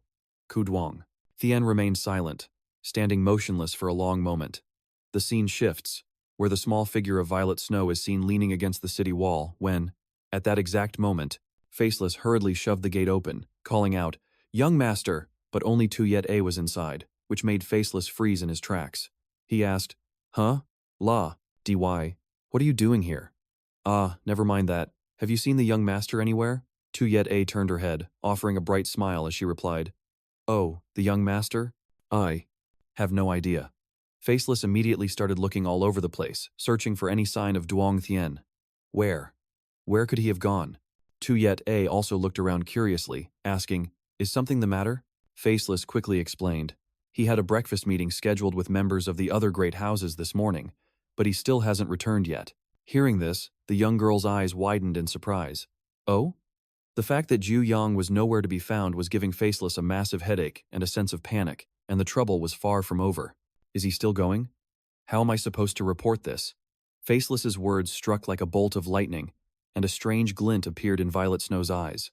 Violet Snow stared blankly into the pitch-black night, her mind wandering to a legend from the past. It was the story of the Kim Shuyen Lien family, an illustrious clan that had dominated both the martial arts world and the commerce of the Central Plains for centuries. The estate of the Kim Shuyen Lien family was once a breathtaking masterpiece, as magnificent and picturesque as a landscape painting. As the most powerful clan of their era, they not only had the world's greatest martial artist in their ranks, but also held the entire economic lifeblood of the Central Plains in their grasp. And yet, in a single night, it was all consumed by a sea of fire, reduced to nothing but ash. The Kim Shuyen Lien clan, a dynasty that seemed eternal, crumbled to dust after a horrific bloody war. The reason for the Kim Shuyen Lien family's downfall remains an unsolved mystery. The only thing that survived was a legend that claimed their entire, immense fortune was buried at the base of a one-of-a-kind white maple tree. And now, here was Jiu Yang, hunting for that very same legendary treasure. He grumbled to himself, A white maple? What the heck is that? In the dead of night, he'd plunged deep into the forest, checking under every single tree, but he couldn't even find a regular maple, let alone a white one. After rummaging around until he was completely worn out, Jiu Yang flopped down against a tree trunk with a long sigh. Besides, it's not even fall. How am I supposed to look for maple leaves? It probably rotted away into dust ages ago anyway. A white maple. Seriously? This has to be some stupid rumor someone cooked up to mess with people. Just as he was lost in thought, Jiu Yang's stomach let out a ferocious growl. He just sat there, moping to himself. I've been running around all day without a single bite to eat, wasted all that energy in the fight, and now I have to haul myself up a mountain in the middle of the night. Hey, refueling is a form of training too. And at that very moment, a figure silently appeared from behind Jiu Yang. It was none other than Violet Snow. She gently walked up beside him, offering a small cake and asking softly, "Young master, would you care for something to eat?" To Jiu Yang, she was a lifesaver. He snatched the cake and offered a backhanded compliment. "Well, look at that. I guess your habit of stuffing your face finally paid off." Violet Snow pouted at his sarcastic praise. "Humph. Tuyet-A is not times obsessed with food." He eyed the overstuffed sack on her back and asked skeptically, "Is that entire massive bag filled with food?" "Lucky for me. I was just about to call it quits before I starved to death." She replied, a little bashfully, "Yes, sir. So that means Tuyet-A was able to help you, right?" Jiu Yang hesitated for a moment. "Well, yeah, I guess so. But," Jiu Yang's tone suddenly sharpened as he snapped, "but how in the world did you even find me all the way up here?" In stark contrast to his irritation, Violet Snow broke into a radiant, flower-like smile. As he sat amidst the impressive feast she had laid out, he asked between bites, "Hold on. So, everyone's running around in a panic looking for me because I just vanished, and you're one of them?" Violet Snow nodded enthusiastically. "Yes, that's exactly right." He frowned again. "Then how the heck did you know I was on this particular mountain?" She answered simply, as if it were obvious, "A hunch." With that, she suddenly shot to her feet, puffed out her chest, and declared with total confidence, "Now that Tuyet-A is here, you don't have to worry about a single thing." Her pose just seemed to annoy him. He said flatly, "Sit down. You're getting dust all over my food." As she did, his mind started racing again. "Okay, so my stomach's taken care of, but the location of that white maple is still a complete mystery. If I keep this up for the next 3 days with just this amount of food, my chances of maybe I should just call it quits?" With that thought, he blurted out, "A white maple that grows in early summer. What a ridiculous tall tale." Violet Snow, gnawing on a chicken leg, replied nonchalantly, "Oh, that's not true. I just saw it a little while ago. It was really pretty." He replied absently, "Just to be polite." "Uh-huh. Yeah, I'm sure it was." But the moment the words left his mouth, Jiu Yang froze as if he'd been struck by lightning. He whipped his head around, his voice dropping to a growl. "You! What did you just say? You saw it?" Violet Snow calmly replied, "Yes. Didn't we both witness it together?" Jiu Yang was completely taken aback, staring at her with a face full of disbelief. Seeing his dumbfounded expression, Violet Snow chuckled and affirmed it once more. "That's right." Violet Snow smiled, her gaze drifting into the distance. Jiu Yang broke into a cold sweat, saying, "So you mean that thing that's supposed to shine like the moon in the night sky?" In a dark corner of the land, an ancient tree stood tall and defiant. Both of them were fixated on its trunk. Jiu Yang broke the silence. "You're telling me this tree is the moon maple tree?" Violet Snow stated firmly. "Yes." Jiu Yang immediately shooed her away. "You should just go home." Violet Snow looked confused. "But why?" He snapped. "Go get your eyes checked first. How in the world does that piece of junk look anything like the moon maple tree?" She remained firm. "Young master, perhaps it's your eyes that have the problem? It is clearly a white maple tree." Jiu Yang spun around in disgust, startling her. Right. My mistake. I was a fool to believe you." She clenched her fists, her face stern as she looked at him and insisted, "Tuyet-A would never lie." She turned her head back to the ancient tree, thinking to herself, "I'm sure of it, there's no mistake." Suddenly, a flash of light appeared, causing Violet Snow's eyes to widen in astonishment. "It's here." That beam of light contained a strange power, causing Tuyet-A's hair to flutter in the wind. She let out a small gasp. "Huh?" Jiu Yang had already walked some distance away, pondering to himself, "I only came here because I was a little concerned, and just as I predicted, it's a complete dead end. With the little time I have left, how am I supposed to find what I'm looking for in this enormous place?" His expression hardened, his eyes sharp and calculating. "Instead of wasting my precious time here for nothing, I'd be better off going back to the clan to train with the second elder. That's assuming that old man even bothers to teach me with any real effort." Seemingly hearing Tuyet-A's voice, he turned back to check. "What did you just say?" Tuyet-A's entire body was frozen in place as if controlled by some invisible force, and her hand began to emit streams of blue light. Duong Tian shouted in alarm. "Hey, what the hell do you think you're doing? Get away from that thing." A bad premonition surfaced in his mind. "I don't know what that thing is, but I'm certain it's extremely dangerous." Tuyet-A's arm was now just about to touch the mysterious source of light. Seeing the critical situation, Duong Thien rushed forward. "You absolute fool. In the instant her fingertip drew closer to the strange light, he had already shot forward from behind like a bolt of lightning. The very moment her fingertip made contact with the blue light, before Duong Thien could even react, it erupted with incredible force. The blinding light forced him to narrow his eyes and quickly raise a hand to shield them. He squinted, trying to peer through the curtain of light. An unbelievable sight appeared, leaving Jiu Yang utterly speechless.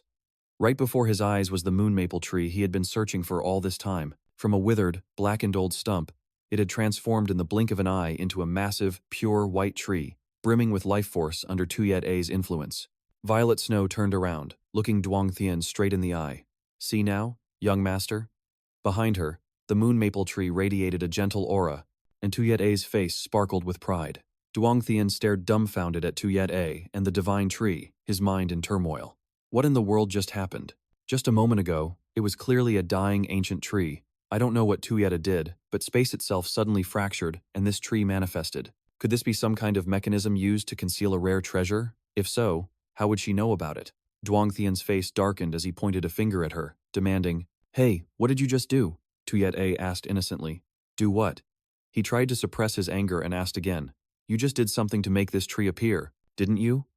But she seemed completely unaware of what she had done, still asking blankly, "Me, Tuyet-A. What did I do?" Jiu Yang completely lost his patience, growling, "I'm asking you what you did." She still replied with pure innocence. But Tuyet-A didn't do anything, rendering him completely helpless.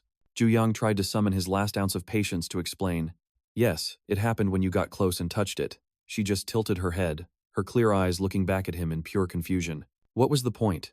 Duong Thien felt completely helpless against Violet Snow's naive responses, having no idea how to make her understand. A wave of frustration at his own incompetence washed over him, and Duong Thien walked over to the white maple tree, muttering, "Actually, maybe this isn't on you, Tuyet-A." She asked blankly, "What do you mean by that?"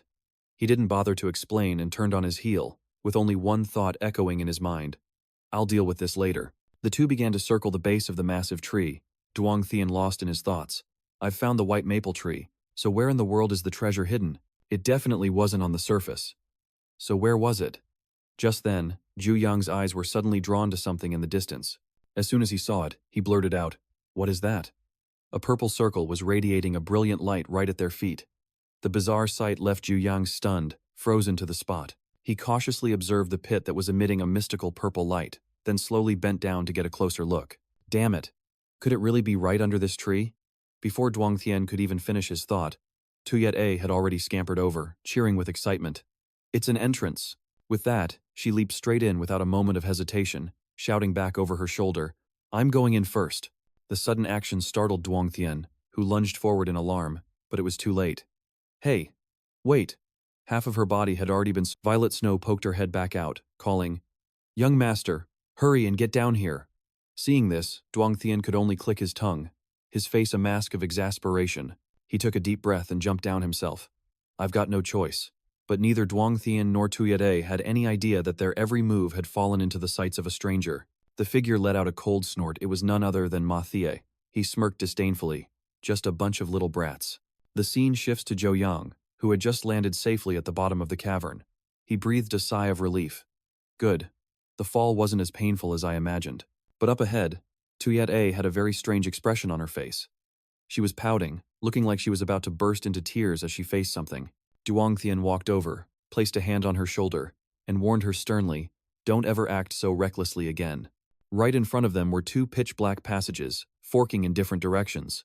Tuyet-A's face flushed red, as if she was contemplating something. Duong Thien squinted at the two paths, muttering, "A fork in the road? The treasure must be here. But which way do we go now?" After a moment of intense thought, Tuyet-A's eyes suddenly lit up, and she pointed decisively down one of the paths. "This way," she repeated with absolute certainty. "It's definitely this way." Jiu Yang was about to snap back. What could you possibly know about? But he stopped himself. He suddenly recalled the strange moment between her and the tree earlier, and made a firm decision. "All right, we'll go that way." Seeing him agree, she clapped her hands in praise. "Whoa! Young master is being so obedient to Tuyet-A today. Such a good boy." Walking beside her, Duong Thien could only growl under his breath, "Just shut your mouth." And so, the two of them followed the girl's lead, venturing deeper into the oppressive darkness. The moment their figures disappeared from view, Ma Tiet landed right behind them. Meanwhile, Tuyet-A's two pigtails were bobbing back and forth like a pair of antennae, seemingly guiding the way. Duong Thien was starting to feel that something was wrong, so he spoke up. Hey, are you absolutely sure this is the right path? We've been walking for a while now and still haven't seen anything. The night luminescent pearls were placed too far apart, making the surroundings even gloomier. Are we lost? Tuyet-A, walking ahead, confidently replied.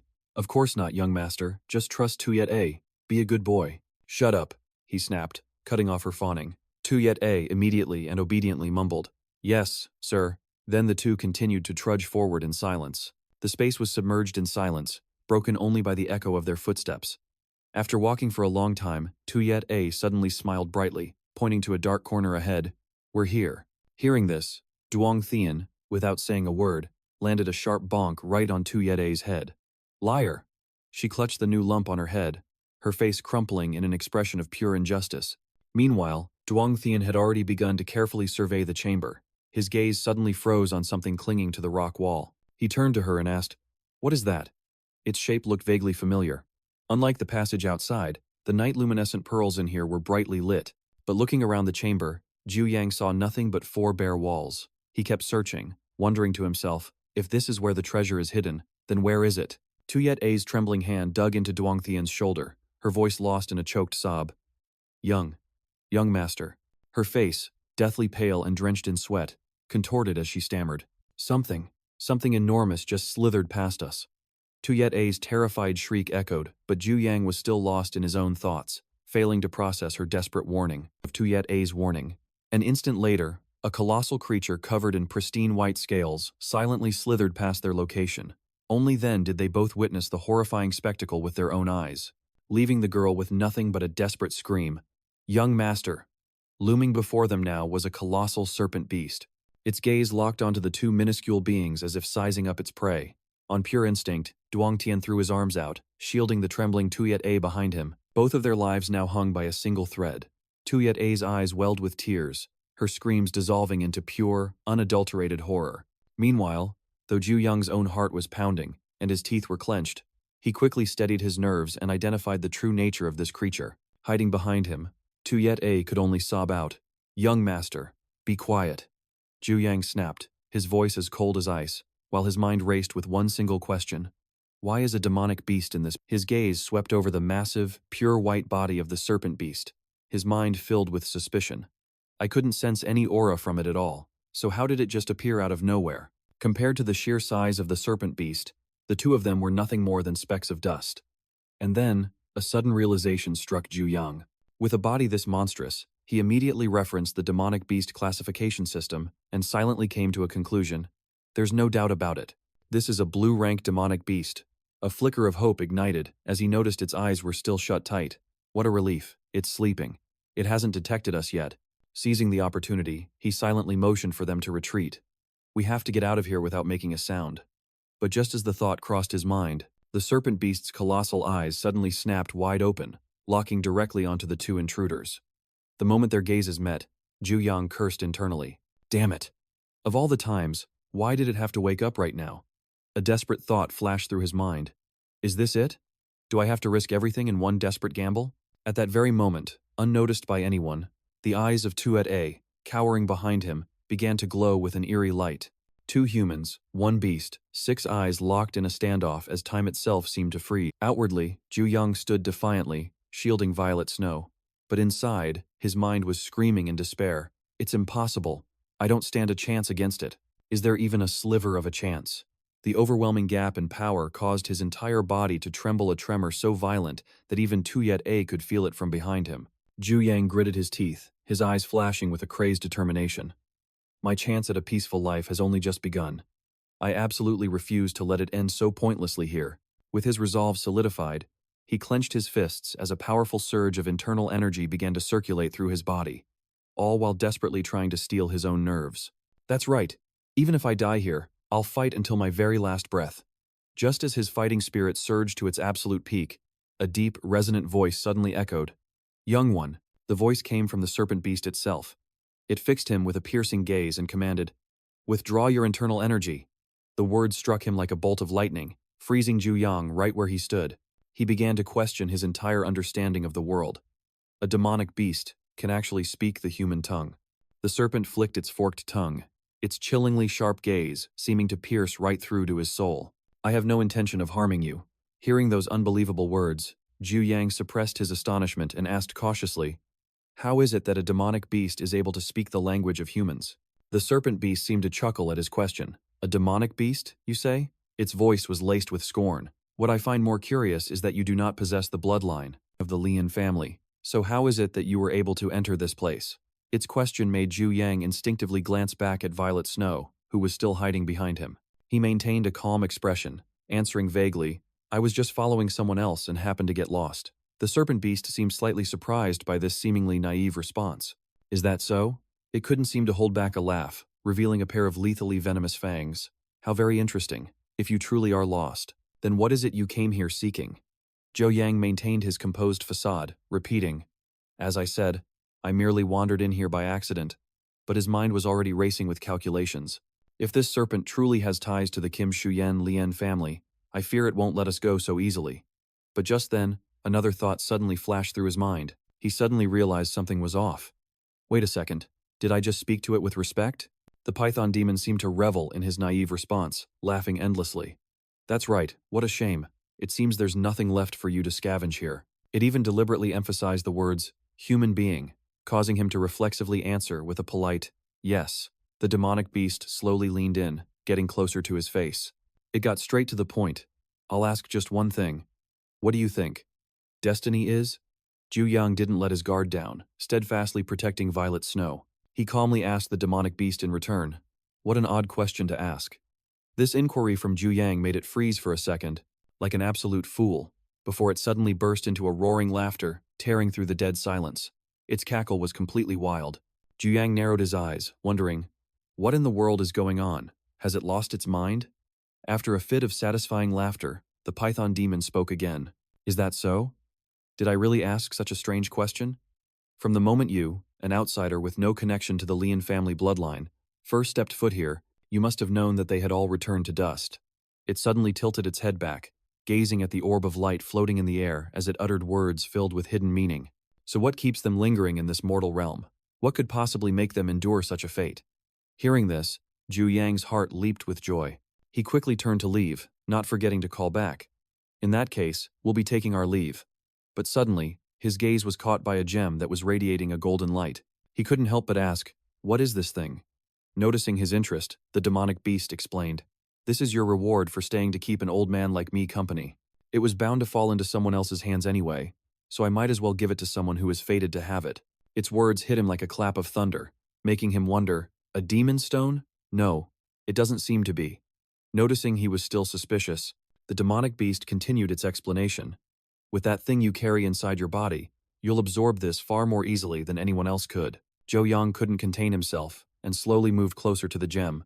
The instant his hand touched it, the gem erupted in a blinding flash of golden light. Still not understanding its meaning, Jiu Yang asked again, carry what inside my body? Abruptly, Jiu Yang buckled, his entire body seized by an overwhelming, intense pain. He clenched his jaw to bear the pain. What? What the hell is this? It was obvious this thing didn't have the aura of a demon stone. The gem in his hand repeatedly flared with intense bursts of golden light. Jiu Yang suddenly realized, the heavenly absorption demonic art. It's this again, but the sensation this time was completely different from absorbing a demon stone. He bit down hard, straining against the terrifying power of the gem. All of a sudden, a hand was placed on his back. It was Violet Snow, transferring her internal energy to assist him. The violent energy from the demonic gem had left him almost completely drained, and his breathing grew heavy. After a fierce struggle, the absorption process was finally complete, and with that, Jiu Yang, completely spent, collapsed and lay motionless on the ground. Right at that moment, the python demon suddenly spoke, asking Violet Snow, well now, are you satisfied? Her voice suddenly shifted, becoming unnervingly calm as she responded, you have no right to pass judgment on my satisfaction. The Violet Snow of this moment was a completely changed woman. Her eyes had become sharp and cold, her demeanor frighteningly composed, and her entire body radiated an aura that could overpower all things. The python demon spoke again. Hey, why not transfer more of your internal energy? If you release an aura that powerful, he'll do more than just pass out. It seemed Tuyet A was well aware of this. She gently lifted Jiu Yang's head onto her lap, then calmly replied, I know. The demonic beast scoffed at her actions. You know? You've already changed far too many things. Is this really your choice? Violet Snow didn't flinch, replying coolly, Why is it that you fail to understand? The demonic beast immediately retorted, No, I understand. I understand all too well. As the full weight of the truth settled in, her heart ached with an even deeper sorrow. Violet Snow's voice, laced with an indescribable emotion, finally asked, Then what about you? Why would you give something so important to him, to a complete stranger you had only just met? The spirit gazed silently into the void, its voice a quiet echo. It was nothing more than a passing whim. There is no loneliness more profound than the endless wait for a shadow that will never return. In that very instant, the python spirit's body began to disintegrate into motes of fine dust. Its consciousness, now free from all worldly shackles, replied gently, I have let go, as well. Violet Snow desperately reached out her hand, trying to catch the fading fragments of its form. She fell silent, cradling the dust in her palm as she whispered a bitter lament. How can fate be so utterly cruel? Hot tears streamed from her eyes, falling onto Jiu Yang's cheek. And yet, every time I look at you, I find myself unable to let go. You are such an absolute fool. Her mind flashed back to the moment he stood before her, trembling with fear yet refusing to yield, terrified of losing the second chance at life he'd just been granted. Overwhelmed by a rush of emotion, a deep blush colored her cheeks as tears welled, his name a soft whisper on her lips. Still trying to protect me, Jiu Yang. She gently brushed a tear from her lashes, murmuring to him, Don't struggle anymore. I'm sorry. Just give me a little more time, all right? But in that exact moment, Violet Snow sensed a surge of malevolent dark energy. A sinister voice echoed, Oh? So there's still some killing intent left in the air? Simultaneously, Ma Thiet stepped casually from the shadows, a look of mock confusion on his face. He asked Violet Snow, You speak as if you knew all of this was coming. When did you figure it out? She didn't even bother to grant him a backward glance, offering only a single, contemptuous remark. The stench of a worthless Nam Kung family dog is something I can recognize in my sleep. Hearing her disdainful words and seeing her attitude, Ma Thiet's blood boiled. His hand tightened on the hilt of his sword as he roared, You insolent little brats! He let out a scornful huff. 1 minute you're scaling a mountain in the dead of night, the next you're holed up in this godforsaken cave. It's absolutely ridiculous that our young master was defeated by someone who passed out from exhaustion the second he arrived. Ma Thiet made no attempt to hide his purpose. The master has ordered him to be dealt with quietly. If you hand him over without a fight, I might just spare your life. The threat only made her hold Jiu Yang tighter. In that instant, an astonishing wave of dark energy erupted from Violet Snow's body, and her voice dropped to a deep, chilling tone. She challenged him, Is this the will of the Nam Kung family, or an idea from a worthless pawn like you? Her words were like fuel to a fire. Enraged, Ma Thiet drew his sword, pressing the razor-sharp blade to her neck as he bellowed, You little wench, you don't have the right to even speak the master's name. Yet, Violet Snow remained unnervingly calm, showing not a single trace of worry or fear in the face of his blatant threat. She simply raised a hand and casually brushed the blade from her throat. Ma Thiet sneered contemptuously and continued, Is that right? If you're that eager to die, I'll be happy to oblige. The moment the words left his lips, a blinding flash of light tore through the darkness, causing Ma Thiet's eyes to fly wide with shock. But the greater horror was the realization that one of his arms had been severed, and he hadn't even seen it happen. He only registered what had happened when the searing pain hit him, and he let out a horrifying scream. Meanwhile, Violet Snow, the architect of that terrifyingly perfect strike, was frighteningly composed. She slowly raised a single finger to her lips in a silencing gesture. Shh. In that moment, Violet Snow had completely transformed. An earth-shattering power radiated from her as countless blades of pure light materialized, hovering in the air around her, a silent, deadly threat that forced his screams to die in his throat. Her eyes were now as sharp as daggers, her pupils glowing a brilliant, royal gold. Her entire being exuded an overwhelming pressure. She turned to Ma Thiet, her voice as cold as ice. Don't be loud. A profound stillness fell over the night, cloaking everything in a mysterious silence. Inside a room, a set of clothes was folded neatly on a table, while the soft sizzle of a healing spirit stone vaporizing filled the air. Slam! A fist crashed down on the tabletop, shattering the quiet. Nam Kung Thien Tuan, his entire body wrapped in bandages, sat there, his face a mask of pure, unadulterated rage. Grinding his teeth, Nam Kung Thien Tuan hissed out each word, his rage about to explode. That bastard. He must have used some kind of demonic trickery. Otherwise, where would a no-name punk like him get the nerve? Ah! Nam Kung Thien Tuan raised his fist, ready to unleash all of his fury, but a searing pain shot through his shoulder, stopping him in his tracks. Nam Kung Thien Tuan collapsed, clutching his shoulder and gritting his teeth to suppress the tormenting agony. Ma Thiet! Instantly, a figure appeared by the bed, bowing respectfully. Young master, Nam Kung Thien Tuan pressed his temples, his face contorted with rage as he asked, "Is there any way to deal with him?" Ma Thiet replied, his tone calm but laced with caution. "The Gu family's guards are unexpectedly strong. I fear we'll have few opportunities to act." He hesitated for a moment, the image of that man flashing through his mind. But there is one strange thing. He's moving around alone, without any guards. Ma Thiet's tone turned decisive. "This is our chance." A cruel smirk spread across Nam Kung Thien Tuan's face as he uttered a loaded statement. "Ma Thiet, I've never once doubted your capabilities. I trust you won't disappoint me this time." Ma Thiet glanced at his young master, probing. He is a member of the Gu family, after all. Just how far should we take this? Nam Kung Thien Tuan snarled. "A shoulder from the Nam Kung family will be paid for with that little punk's life." He then broke into a savage grin. "That's only fair, wouldn't you say?" Ma Thiet tightened his grip on his sword's hilt, his voice dropping low. "Yes, I understand completely." Meanwhile, in another place, Violet Snow stood silently before the unconscious form of Jiu Yang. A filthy man, trembling, managed to ask, "You? Who in the hell are you?" Violet Snow's lips curled into a slight smirk, as if she were weighing her options. Her golden eyes swept over him, her voice as cold as ice. "You don't have the right to know." The man froze as he recognized those eyes, screaming in terror. "How could you possibly?" Before he could finish his sentence, a cold glint of light tore through the darkness. That flash of light severed his remaining arm. The man collapsed, letting out an agonized scream, while Violet Snow merely spoke with indifference. "I am under no obligation to answer your questions." She glanced down, her voice deepening. "And I'm running out of time." The man crumpled to the ground, his entire body shaking uncontrollably as a single thought screamed in his mind. "Run! I have to get away, now." He struggled, using every last ounce of his strength to get to his feet. While that witch is still focused on the kid, the man turned and fled for his life. "This is my only chance to survive." He was a pathetic sight, fresh blood spraying from his wounds with every step he took. His heart screamed, "I have to make it back to the clan alive. I'll settle this score later." Suddenly, his steps faltered, his face draining of all color, ashen like paper. I've never encountered a demoness this terrifying." His eyes widened as one final thought flashed through his mind.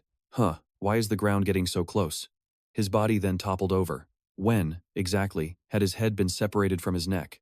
Violet Snow stood there, her gaze impassive as she looked at the headless corpse. She placed a hand on her chest, lost in thought, before lightly gripping her collar. "I should have let you be the one to finish off your first kill." An expression of anguish crossed her face. "But I, an unwelcome intruder, took that from you. I'm sorry. Please, give me my body back." Another voice echoed, even as Violet Snow continued to murmur her apology. "I know this is incredibly selfish of me." She then turned towards Jiu Yang. "But, can you let me stay just a little longer?" Violet Snow's hand slowly reached out toward him. "Just for a moment more." An indignant shout roared from the depths. "This is my body!" Her hand clenched with determination. "That's right." The light enveloping Violet Snow began to dissipate. "The present and the future to come all belong to you." Tuyet A's voice rang out, with a hint of urgency. "You can go now, can't you?" Another voice echoed in response. "I'm leaving now. I need to rest. This vessel is still far too weak. I've expended too much energy." That same voice then asked, "What about you? Have you figured out who you are yet?" The light vanished completely from her body. Violet Snow, her tone still tinged with a bit of confusion, replied, I think I'm starting to understand a little." The voice didn't forget to leave one final warning. "But remember this. The path that lies ahead of you will be fraught with hardship." Her lips barely parted as she whispered, "I." Tran Tin listened, then responded in a deep, knowing voice. "Is that so?" All the while, the spiritual light ascended ever higher, dissolving into the profound darkness. Before the light faded completely, its blessing echoed back. "May your path forward always be lit by good fortune." Violet Snow lowered her head, whispering to herself. "If fate wills it," she said with a radiant smile, "we will certainly meet again." The scene shifts to Violet Snow, sitting silently beside the still form of Jiu Yang. Her hair had reverted to its natural color, and an uncanny silence enveloped the area. An unknown amount of time slipped by, when Jiu Yang's eyes shot open to a night sky glittering with thousands of stars. Violet Snow exclaimed with relief, "You're awake." Hearing her voice, he bolted upright, still disoriented, his eyes darting around the area. Where are we? They were on a high rock ledge, with only the sound of the wind rustling through the leaves. Jiu Yang's mind was still a fog. He asked urgently, "What on earth happened to us?" He fell into thought, trying to string together the fragmented memories. "So, what I remember is, I found the white maple tree, but there wasn't any treasure. Then a giant serpent appeared. I touched the strange orb it gave me, and then, my body just absorbed it." Jiu Yang gestured animatedly, trying to illustrate the events for Violet Snow. "That's how it went down. You remember now, right?" She just blinked at him, asking blankly, "A serpent? An orb? Young master, are you delirious? What are you talking about? I don't understand a single word." Violet Snow was adamant that she remembered none of it. Seeing her denial, Jiu Yang grew more agitated, his voice rising. "Don't lie to me." She furrowed her brow, retorting in frustration. But, for Violet Snow to have found the white maple tree, talked to a giant serpent, and then received an orb? "Young master, do you really not believe what I'm saying?" He looked completely exasperated. "Why do you always have to be so conventional in your thinking?" Jiu Yang pressed on, searching for a lead. "Fine. Then who brought us here?" She answered, her gaze distant. "I don't know. I was just here when I woke up." Suddenly, a sharp pain shot through him, causing him to grimace. Violet Snow cried out in concern. "Young master." He quickly sat, waving a hand dismissively. "I'm fine. It's just a sharp pain in my dantian." But even as he said it, a question formed in his mind. "Your dantian?" Her eyes welled with tears, a confused look on her face. "Does it hurt badly?" He didn't answer, simply sitting down cross-legged to calm his mind and regulate his energy. Instantly, Jiu Yang's entire body was enveloped in a brilliant red aura of true energy. He thought to himself, "So it's true." He raised a hand, watching the chi swirl around it, before slowly clenching it into a fist, muttering to himself, "Ever since absorbing that orb, the internal energy within my body has felt different." Jiu Yang clenched his fist tighter. 3-star level. With just a little more effort, I can break through to the 4-star realm. He rose slowly to his feet, his gaze filled with resolve. So, my memories were real after all. Could that serpent have brought us here and wiped Violet Snow's memories in the process? That seems like the most logical explanation. Seeing him get up, she urged him worriedly, "If you're still hurting, young master, we should go back now."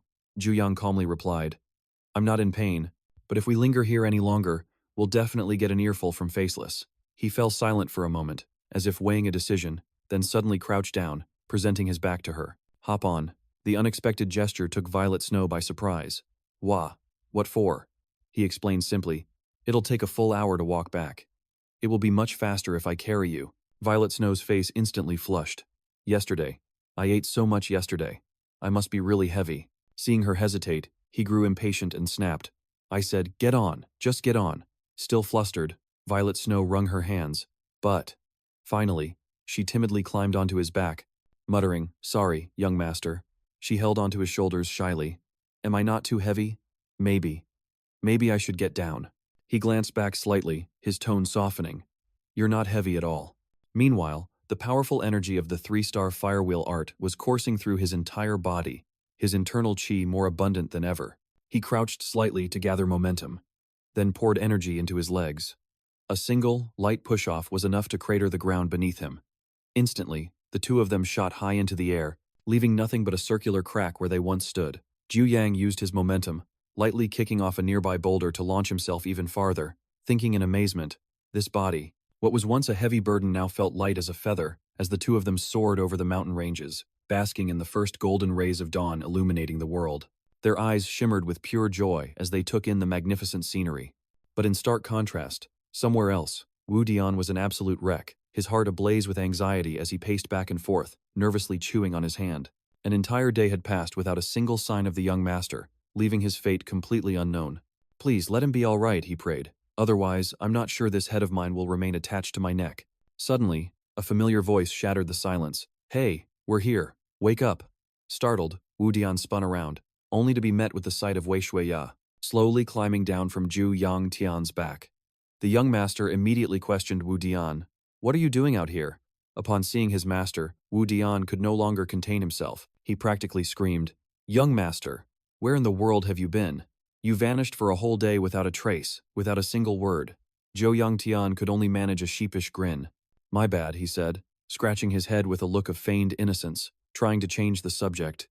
But hey, I'm back in one piece, so it's all good, right? Wu Dian's eyes were already welling up with tears as his voice trembled. I was worried sick, you have no idea. I was terrified that some terrible fate had befallen you. Wiping away a tear, he refused to let it go, pressing, seriously, where did you go? At that moment, Wei Shuiya quickly jumped in. Well, what happened was, the young master ran into a giant serpent up on the mountain. Hearing that, Jiu Yang practically leaped out of his skin, lunging forward to clamp a hand over her mouth, his forehead drenched in a cold sweat. While holding Wei Shuiya back, he tried to explain, she's just spouting nonsense again. I was just out for a little stroll. A stroll? Wu Dian narrowed his eyes, full of suspicion. Something definitely happened, didn't it? Young master? He nervously scratched his cheek, averting his gaze to avoid that piercing stare. Well, I had a bit of a fortunate encounter. He sighed internally. Even though you're only a first-rate master, you're terrifyingly perceptive. He quickly tried to change the subject. Anyway, why do I sense two unfamiliar auras around here? Now it was Wu Dian's turn to look flustered and scratch his head. Well, you see. Inside the room, the two guests who were in the middle of a meal suddenly realized they were the topic of conversation. Tang Su Niet and Nan Gongfei both looked up in unison, freezing mid-motion. Tang Su Niet was so stunned she actually dropped her food, while Nan Gongfei, on the other hand, remained completely unfazed, calmly picking up another strand of noodles. Jiu Yang decided to address them. Lady Tang Su Niet, don't tell me you were waiting for me? And Lady Nan Gongfei, didn't we have an agreement to stay out of each other's business? Tang Su Niet jumped, stammering frantically. No, of course not. I wasn't waiting for you, young Master Jiu Yang. Nan Gongfei, still chewing her noodles, casually replied, I'm not bothering you, am I? He could only clutch his head in exasperation. For crying out loud, then what are you two ladies even doing here? Both of them instantly became flustered, scrambling to come up with an excuse. I hadn't said my farewells yet. Right, I came to say goodbye too. As Jiu Yang listened to them, a thought raced through his mind. Don't tell me that young master from the Nam Kung family is here as well? If that's the case, this is going to be a huge pain. As if reading his thoughts, Tang Su Niet quickly interjected. No, he's not here, she explained. I told my brother I was coming to find you, but he was adamant that you absolutely wouldn't show up. Hearing this, all Jiu Yang could do was blankly wonder what the hidden meaning behind that statement was. At that exact moment, Nan Gongfei, who had been eating in silence, set down her chopsticks, her tone turning dead serious. I have a question for you. Wait a minute. Since when did she drop the formalities with me? Nan Gongfei suddenly pointed her chopsticks directly at him, demanding, what exactly happened out there? Jiu Yang averted his eyes again, giving a vague reply. It was nothing, just a couple of minor things. Hearing that, Tang Su Niet immediately held up two objects in her hands. Young Master Jiu Yang, which do you prefer, poison or hidden weapons? At the same time, Nan Gongfei muttered, if that's how you want to play it. Then, with shocking strength, she snapped her chopsticks in half. Then I want to spar with. Before Nan Gongfei could even finish her sentence, Jiu Yang quickly threw an arm around Wu Dian's shoulders, groaning, man, I'm completely wiped out. I just want to hit the hay. Wu Dian immediately caught the meaningful look in his young master's eyes, a gaze filled with hidden meaning. He understood instantly. Ah! Wu Dian sprang into action, gently ushering Tang Su Niet and Nan Gongfei toward the door. My apologies, ladies, but our young master is in desperate need of rest. If you would please excuse us. Tang Su Niet, still clutching the scroll in her hand, looked back and stammered, I. Wait, this. She hurriedly held it out. She thrust it in front of Jiu Yang. This is an invitation to the martial arms tournament next year. It's up to you whether you decide to attend or not. He took the invitation, casually tucking it into his robes with a polite smile. Many thanks. I'll see you next year, my lady. Though those were his words, his mind was already made up. Yeah, there's no way I'm going to that. Tang Su Niet's cheeks flushed a bright red as she hastily explained. I'm just trying to maintain the good relations between our great families, so don't get the wrong idea. The moment the words left her mouth, a sound. As the door clicked shut, she turned to Nan Gongfei while walking and let out a sigh of relief. I really thought that was going to be a problem, but it seems everything turned out fine. She just gave a soft hum in response. But then, Yangsu glanced up and caught the smile playing on her lips, causing her own expression to suddenly darken. She hesitated for a moment before speaking. But, could it be? Yangsu finally asked, her voice tinged with apprehension.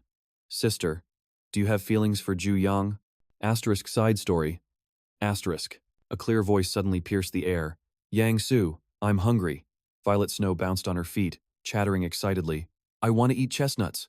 Tuyet A wants to celebrate the Mid-Autumn Festival too. Watching the little girl's hyperactive display, he could only let out a helpless sigh. Summer's long gone, so why are you still acting like you've got heat stroke? And, what in the world is a Mid-Autumn Festival? Yang Su was quick to explain. The Mid-Autumn Festival is a holiday from the world of our dear readers. On this day, everyone dresses up in hanbok, gathers with their families, and pays respects to their ancestors. She added with excitement, and that fish skin cake that you and Tuyet A are so crazy about? That's one of their traditional dishes. Jiu Yang crossed his arms, his brow furrowed. I couldn't care less. We're not from their world, so why should we celebrate? Drop it. Let's just go get some fish skin cake. At his words, Violet Snow's eyes immediately welled up with tears. But, the Songpyeon. Just then, Nanggong Fei stepped in to mediate. Come now, I have a suggestion. She gently clasped her hands together with a soft smile. Let us all make a wish to the moon. Nanggong Fei then looked up at the sky, her voice as gentle as a passing breeze. The moon will hear our heartfelt wishes, and it will grant us a perfect Mid-Autumn Festival night. Upon hearing this, Yang Su seemed to hesitate, a flicker of anxiety appearing in the depths of her eyes. She couldn't help but blurt out, I wonder if young Master Ku could ever like me. Nanggong Fei merely shot her a sidelong glance, her deep eyes looking as if she were calculating something. After a long moment, her cherry-red lips parted, and Nanggong Fei asked an unexpected question in return. Like, what does that mean? Yang Su was completely stunned by the question. She stammered, well it's… Her face flushed a bright red, so flustered she could barely form a sentence.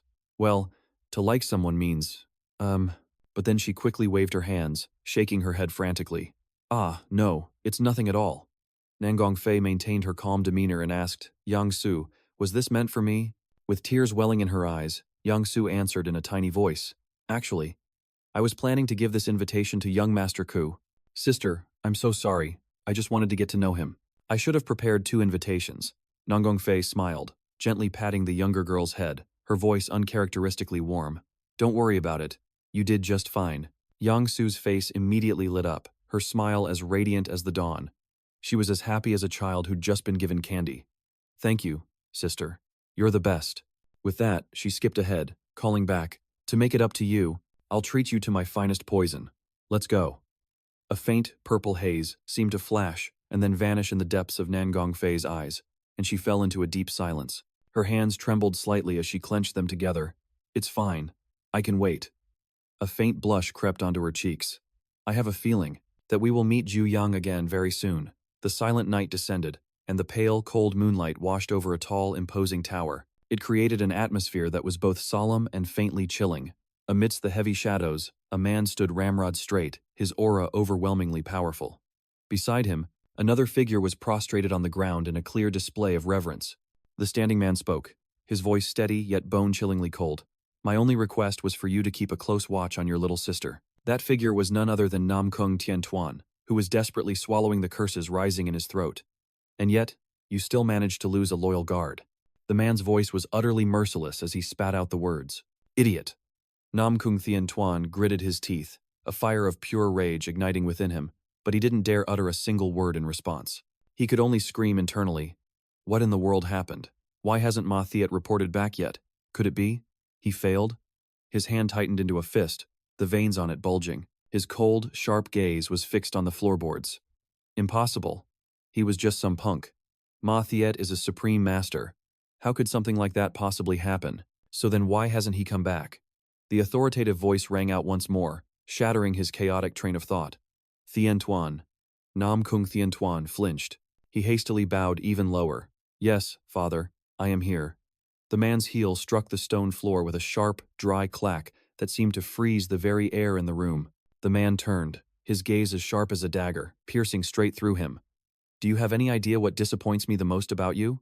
An invisible, crushing pressure began to radiate from the man, an overwhelming aura of power, forcing Nam Kung Tien Tuan to struggle to bow his head, his entire body frozen stiff, as the other man's deep voice finally rumbled through the room. This chilling disappointment isn't because you lost to some nameless nobody, nor is it because you revealed your killing intent during the duel. He growled out each word. It's because you failed to clean up your mess properly. That is what disappoints me the most. Nam Kung Thien Tuan swallowed hard, his body pressed low to the ground, his hands pushing back in a futile attempt to resist. The man walked past him, his voice devoid of any emotion. I will not punish you. However, you will go to the Thon Cam Pavilion and reflect in seclusion for a while. Nam Kung Thien Tuan mumbled in response, Yes, father. The crushing pressure instantly vanished, making the air in the room breathable again. Suddenly, the man brought up, the Yu clan. After a beat of silence, he dropped a bombshell, telling him to forget this entire affair. Nam Kung Thien Tuan's head shot up, his eyes wide with disbelief. Father, what do you mean? The man's razor-sharp gaze shot down, instantly silencing him. He didn't dare utter another word. The man's hand rested on the door, ready to leave, but not before leaving him with one final remark. Later, when you take your place as the clan head, you will understand on your own. Until that day, you are absolutely forbidden from touching the Yu clan. He paused for a beat before adding, Besides, they may very well become part of our family. Nam Kung Thien Tuan quietly replied, Yes, but the moment the door clicked shut, his face turned as white as a sheet. His eyes flew open in absolute horror. What? He spun around as if to say something, but was met with only a terrifying silence. The next day, just as dawn broke at the Nine Yang Manor, the young man asked blankly, I'm sorry, what was that? Ku Luan repeated himself, his tone calm but firm as steel. Did you not hear me clearly? Your marriage has been decided. The news hit him like a lightning bolt. Jiu Yang still couldn't believe it. I just got back from Sichuan, barely in one piece, and now we're talking about marriage? You have to be joking, right? Jiu Yang's brows furrowed deeply as he tried to find a logical explanation. Besides, didn't I just call off my engagement with the Peng family? Ku Luan sneered, pointing a finger straight at the boy's face. His voice was filled with reproach. Exactly. And weren't you the one who caused all the trouble that forced the engagement to be called off? You stir up that kind of mess and still expect to get married? Or what? He said sternly. Do you plan on dying alone? Jiu Yang was completely bewildered. Why are we suddenly talking about this? Ku Luan burst out laughing, completely ignoring the boy's attitude. If you don't want that, then just get married. I arranged this myself. Violet Snow, standing nearby, timidly whispered, Young master, are you really getting married? He shot her a look. Marriage, my foot. That senile old man is probably just pulling my leg again. Violet Snow blinked her big, innocent eyes and asked, What's marriage? Is it something you can eat? Suddenly, Faceless called out, Young master. His expression was dead serious. It seems the matter of your marriage is true. Jiu Yang, who had been convinced Ku Luan was only joking, jumped in surprise and quickly demanded, What? How can it be real? Faceless began to explain. When this subordinate went to report our return from Sichuan, I heard that the news had already spread, all throughout the Yu clan. Jiu Yang was floored. Why am I the last one to hear about this? He fell into deep thought. Damn it. It's obvious that I caused that huge scene with Ping An. My terrible reputation must have spread to all the great clans by now. And yet someone still wants to marry me? What kind of insane clan is this? He quickly called for the second elder. Jiu Yang asked him point blank. So which family's young lady am I supposed to marry? Who is she? Ku Luan gave a cryptic smile. Don't be too shocked now, kid. His gaze grew profound. As he let out a single syllable, Nam. The boy's brow furrowed in confusion as he repeated, Nam? And then the name escaped both of them almost in unison. The Nam Kung clan. Ku Luan put his hands on his hips. I wasn't finished yet, kid. The boy looked completely fed up. What could the Nam Kung clan possibly be lacking that they'd want a marriage alliance with me?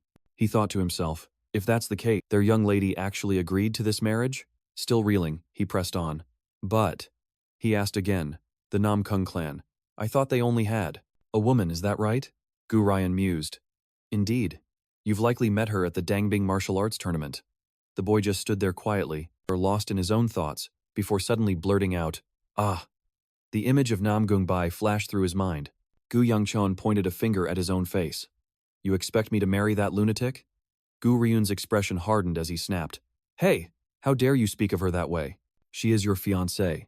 He shot back, his neck veins bulging. There's no way in hell I'm agreeing to this. But the elder didn't bother arguing further. This is a decision made by the clan. If you have a problem with it, take it up with the clan head. Right now, there's a more pressing matter. Gu Yangchon immediately asked, what could possibly be more important than this? A cryptic smile played on Gu Ryan's lips before he announced, your sister has returned home. The words made Gu Yangchon freeze solid. His face instantly drained of all color. My sister? The silhouette of a woman with long, wavy hair materialized in his mind's eye, along with words that echoed endlessly in his ears. Pa, John himself, one of the three supreme ones of the world, once declared that this is an age of heroes. Visions of legendary heroes from ages past appeared, glittering like stars, descending upon the earth, a time when talent emerged from every corner of the land. And that woman, she was born into this very era. I, Gu Yangqian, have to admit I was born at the wrong time. Even with my own humble talents, it's utterly laughable to think I could ever compare to my sister, Gu Hui, of the Sword's Peak. My sister, her talent and strength are something I could never hope to attain in this lifetime, an existence completely beyond my reach, and that is precisely why I despise her. Gu Yangqian's expression contorted, a single thought screaming through his mind. Gotta run. I have to get out of here. But where could he even run to? He made up his mind. Right. I'll just get as far away as possible for now. Gu Ryun's hand clamped down hard on his shoulder, his voice dropping low. And where do you think you're going? Gu Yangqian hastily grabbed the hand on his shoulder, his voice a tiny, pleading whisper. Second elder, please, just act like you never saw me, can you? The elder growled. What nonsense are you spouting? Your sister is back. The boy repeated his desperate plea. That's precisely why I'm begging you. Please, just pretend you didn't see me. Gu Ryan still wore a puzzled expression. Your sister comes home, and your first instinct is to run? Gu Yangqian thrashed, trying to break free. Because who knows what she'll do to me? Look, I'm just gonna vanish for a few months. Don't even try to find me. Gu Ryan gripped his head firmly. What in the world did you eat in Sichuan? Why are you acting so bizarrely? Gu Yangqian was frantic.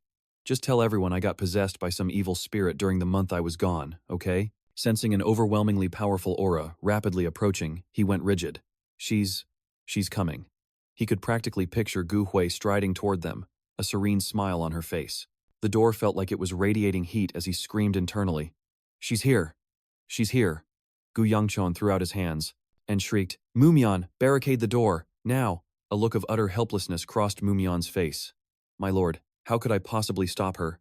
Gu Yangqian's panic intensified. Use a log. Use anything you can find. Just block that door. A broom was hastily jammed under the handle as Mumyan called back nervously. But, my lord, your sister is about to arrive. Are you sure this is a good idea?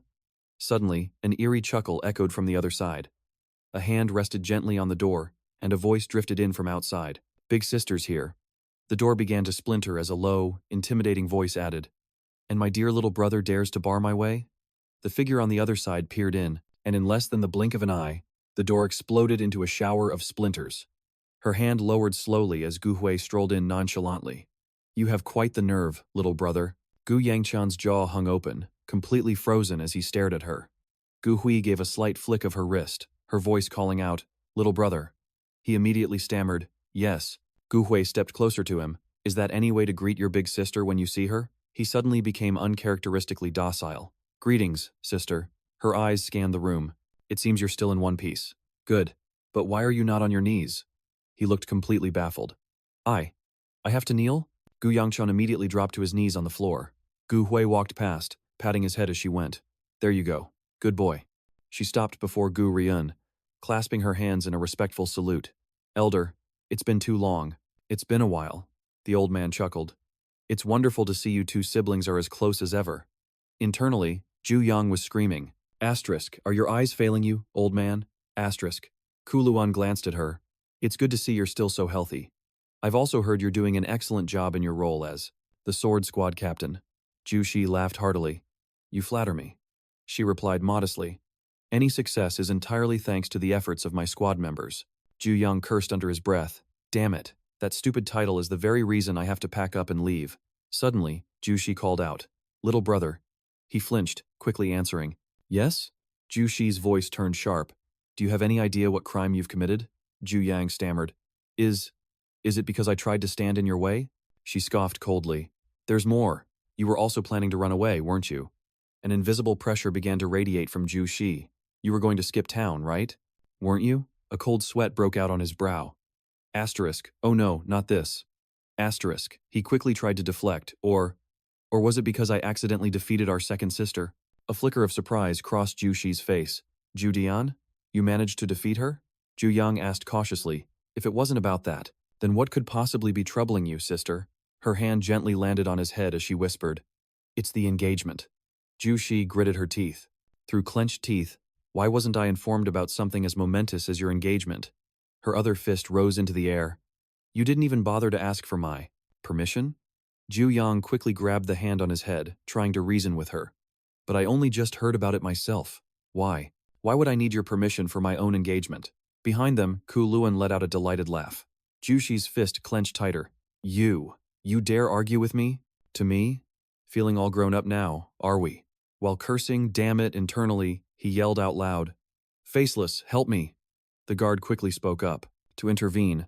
Lady Jushi, I beg you, please be lenient with the young master. Her gaze, sharp as a blade, shot toward him. Jushi called out his name, Faceless. He immediately retreated, muttering under his breath. As you wish, my lady. She grabbed Jiu Yang by the hair and yanked his head back, her fist poised to strike. Today, I'm going to teach you a lesson that you'll never forget. He scrambled to grab her wrist. Wait, hold on, sister. All of a sudden, Violet Snow lunged forward and grabbed Jushi's arm, shouting, You can't! Seeing Violet Snow's defiance, Jushi paused, her eyes filled with scrutiny. Jiu Yang frantically explained, Sister, no, don't do it. This young lady is my handmaiden. She's new here, so she doesn't know any better. Hearing this, Violet Snow was stunned, her eyes widening. Both her hands were still clamped firmly around Jushi's arm as she insisted, You are not allowed to strike the young. Master! Jushi slowly released her grip on his hair. A wave of intense heat began to radiate from her body. Sensing the danger, Jiu Yang cried out, Sister! Jiu Yang called out again and again, Sister! Sis! Completely ignoring him, Jushi spoke in a deceptively light tone. Little brother. Her gaze was locked onto Violet Snow, her voice now filled with ice. As she asked, Who is this? Feeling the air around them heat up unnaturally, he hurriedly tried to explain. She's my handmaiden. But she's new and doesn't know the rules, so she was being disrespectful. At his words, Jushi's eyes suddenly lit up, and her free hand slowly moved toward Violet Snow. Jiu Yang screamed in his head, This crazy woman, I told you to stop. Violet Snow squeezed her eyes shut, bracing for a slap, but suddenly, her cheek was pinched, hard. Jushi didn't just pinch it once. She began using both hands to repeatedly squish and knead Violet Snow's cheeks. The scene suddenly became bizarrely silent. While pinching Violet Snow's cheeks, Jushi remarked admiringly, Wow, her skin is so soft, even softer than I imagined. Jiu Yang let out a sigh of relief. My God, did she really radiate that much killing intent just because she wanted to pinch someone's cheeks? Jushi shot him a sideways glance. You dared to hide the fact you have your own handmaiden from me?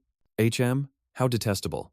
Then, Jushi casually declared, Little brother, give me your handmaiden. He refused point blank. No. She suddenly went quiet. For a moment, then mumbled, How strange. He pushed himself up to stand. Is something the matter? Still not letting go of Violet Snow's cheeks, Jushi looked at him. My little brother, the one who has always given me everything I've ever wanted, suddenly has something he's not willing to part with? He flinched and quickly answered, Yes. Her voice instantly turned cold. Who gave you permission to get up? He scrambled back down to his knees. My apologies, sister. Jushi glanced at him, her voice laced with meaning. So, this was all arranged by the elders, wasn't it, Jiu Yang? I could only sit there in stunned silence, thinking to myself, it would be weirder if he didn't recognize me. She turned to ask Kuluan, but how in the world did he transform so completely in just a few short months? The old master crossed his arms, his voice flat. I had no hand in this. Jushi's head immediately snapped toward him. You. But then, she decided to let it go, waving her hand dismissively. Fine, whatever. The family head is looking for you. Get going. He couldn't believe he was getting off so easily this time. She retorted. What, were you hoping for a harsher punishment? I was planning on teaching you a proper lesson, but now I've lost the motivation. He thought to himself. Lost the motivation? Violet Snow stood silently behind him. Jiu Yang then replied, In that case, I will take my leave. Just when he thought it was all over, Jushi suddenly tossed something at him. Hey, little brother. The object flew in a perfect arc before landing squarely in Jiu Yang's hand. He glanced down at the object in his palm. It was a shimmering golden stone. Jiu Yang raised it to eye level, silently appraising it. What is this? A demon stone? But I can't sense a single trace of demonic energy from it. He asked, What is this thing? Jushi answered casually. Just a little memento. I bought it from some merchant. He said it was a protective charm. Just wear it at your hip. Otherwise, don't blame me for punishing you. He tucked it into his pouch, thinking to himself that it was nothing more than a useless trinket. As if reading his mind, Jiu stepped closer, her voice laced with a hidden threat. If you dare think it's junk and end up losing it. She placed her hands on his shoulders, flashing a wicked smile. Then I'll just have to show my little brother even more affection. An involuntary shiver ran down Jiu Yang's spine. He wanted to shrug her hands off but didn't dare. Yes. Seeing his flustered state, she couldn't help but let out a delighted laugh, her hands still gripping his shoulders firmly. This kid. An indescribable joy lit up Jushi's face. I knew it. I knew you wouldn't let me down. An image of the Jushi from his past life, right before she died, suddenly flooded his mind. Her gentle smile from that moment was crystal clear. Little brother, please live a very happy life. He flinched slightly, snapping out of the memory as his gaze fell to the hands on his shoulders. He replied softly, yes. After he departed, only Ku Luen and Jushi remained. She turned and asked the elder, are you absolutely sure you didn't have anything to do with this? The old man just whistled a nonchalant tune, feigning total indifference. I said it wasn't me, so it wasn't me. She fell into a deep, contemplative silence. Last winter, his cultivation was barely at the 1-star level. That was it. She remembered Jiu Yang's training sessions. Compared to his junior sister, he couldn't even circulate his internal energy to generate body heat, and even his footwork was a clumsy mess. But now? She thought back to his presence just moments ago. His mental fortitude was solid, his internal energy had doubled, and his body had been tempered and strengthened. I was absolutely floored when I heard he'd defeated his junior sister and forced her into seclusion. But how could he possibly have reached that level so quickly? She blurted out, unable to stop herself. Aren't you the least bit surprised? Ku Luan shrugged. Oh, I'm plenty surprised. I never expected that boy to be hiding so much potential. She pressed him. So what in the world actually happened? He didn't answer her directly, instead retorting in his usual, flat tone. Why don't you just go and ask him yourself? Jushi turned her face away. I know he wouldn't say a single word even if I did ask, so I'd rather not waste the effort. Ku Luan raised an eyebrow, as if the answer was obvious. But you are his older sister, after all. Maybe he'd tell you. She replied softly. It's precisely because he's my little brother, and I've watched him for so many years that I can tell what he's thinking just by looking in his eyes. The old man nodded. If you say so, then I suppose that's that. All of a sudden, she seemed to recall something, and her gaze turned serious. Oh, that's right. By the way, Ku Luen crossed his arms, looking intrigued. Jushi then asked, that maid who was with him, Elder, did you sense anything unusual about her? He let out a strained laugh, trying to act casual. Huh? Why? Why are you suddenly asking about that? She lowered her head, her voice dropping. I thought I was the only one who felt something was off, so I took the liberty of asking you. When I pinched Violet Snow's cheek, I was secretly probing her very carefully. I checked her thoroughly, but the girl seems to be nothing more than an ordinary maid. Ku Luan lowered his voice, as if to reassure her. Your question. This girl's way too perceptive. She's just a regular maid, she thought to herself, rubbing her forehead, trying to shake off the budding suspicion. Well, it makes sense. After months of fighting demonic beasts, it's only natural for her nerves to be on edge. I'm probably just being paranoid. Let it go. He offered a gentle smile. He praised her silently. So, you could sense it too? This girl truly possesses an extraordinary gift. Both you and Jiu Yang Tian are like that. Seeing his granddaughter's reaction, Jiu Lun affectionately patted Ju He's head, his voice suddenly deepening. Even the people closest to him have turned their backs on that boy. Not a single person in the entire clan stood by his side. Only you have remained, always there to care for and worry about him. Jiu Lun spoke with genuine sincerity. I am truly grateful to you. With you by his side, this old man can finally have some peace of mind. She simply offered a faint smile in response. After all, he's my foolish little brother, she said. Hearing this, the old man's expression turned serious as he reminded her. But you shouldn't be so hard on him. The way you scolded him over the engagement was a bit too much. Outsiders might think you're vehemently against this marriage. Hearing this, Ju Hai was suddenly reminded. Ah, that's right. The marriage. In an instant, her gaze turned razor sharp, her entire body radiating a murderous aura. Ju He gritted her teeth. What little fox dares to seduce my brother? Jiu Lun could only shake his head, lamenting to himself. Honestly, there's not a single normal person in this family. At that same moment, in the study, the patriarch's voice shattered the atmosphere of suffocating tension. I heard you broke Tianjun's arm? Jiu Yang Tian, sitting across from him, looked momentarily bewildered and rushed to explain. No, sir. I didn't break it. It was merely a clash. After he spoke, the room plunged back into a terrifying silence. The patriarch simply lifted his teacup with unhurried grace, savoring the brew. With eyes as calm as a still lake, he set the teacup down, his deep, steady voice echoing, "What was your reason for breaking Tianjun's arm?" Jiu Yang couldn't help but flinch. He screamed internally. Why is he just cutting straight to the point? Hearing the question, he lowered his head, took a deep breath to compose himself, and only then did Jiu Yang begin to recount what happened. Tianjun was the one who challenged me first. I merely accepted his terms. But during our duel, he secretly used poison, so I was forced to respond in kind. The patriarch's voice was low. Tianjun used poison? Were there any witnesses? He answered decisively. Yes, sir. There were many people there who saw everything. Once he finished, Jiu Yang fell silent again. After a moment, the patriarch finally spoke. It seems your martial skills have improved. He gave a slight, thoughtful nod. Very good. Keep it up. Jiu Yang quickly replied. Yes, father. The atmosphere once again grew heavy as the patriarch stared directly at Jiu Yang. His own son had defeated Tianjun, even broken through to the 3-star realm. Yet his reaction was this cold? But then again, this was his father's true nature. The patriarch's next words hit him like a splash of ice water. If you've already had a conflict with the Nangong family, then I presume you've already met your fiancé, haven't you? Beneath the table, his hands clenched into tight fists, his eyes unable to hide his flustered state, the inevitable had finally arrived. Jiu Yang knew he couldn't run from this forever. Regarding the engagement with the Nangong family, there's something I wish to discuss with you. The patriarch spoke as he produced a document. This is the decision from the Council of Elders. For you, this isn't necessarily a bad thing. He cursed under his breath. Not a bad thing? What the hell? His father continued in that same level tone. Although calling off the engagement with the Ping family was inevitable, I never expected you to be the one to force the issue.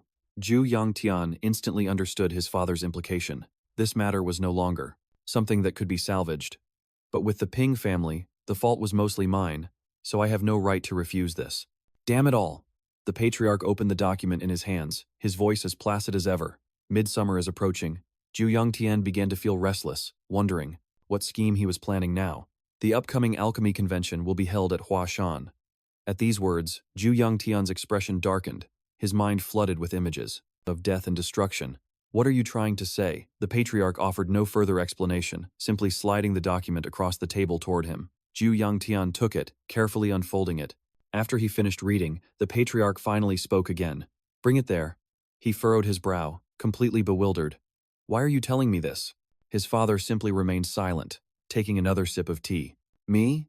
Theon asked, completely taken aback. When the clan head ordered him to prepare for a journey in 10 days, he flat out refused. Sir, I've only just returned from Sichuan. The clan head replied that he had the right to refuse. And hearing this, Jiu Yang felt like he'd struck gold. In that case, I respectfully decline. But his joy was cut short by the clan head's next words, which left him stunned. If you go, I will grant you a great immortal pill. A single great immortal pill from the family's treasury. Meanwhile, outside, Violet, Snow, and Faceless were shivering as they waited, and she whispered, I wonder when the young master will come out. Faceless guessed. He's in a meeting with the clan head, so it'll probably be at least an hour. The two of them were secretly munching on roasted sweet potatoes while they talked. I just got back from a long trip, and I'm totally wiped. Faceless sighed in agreement.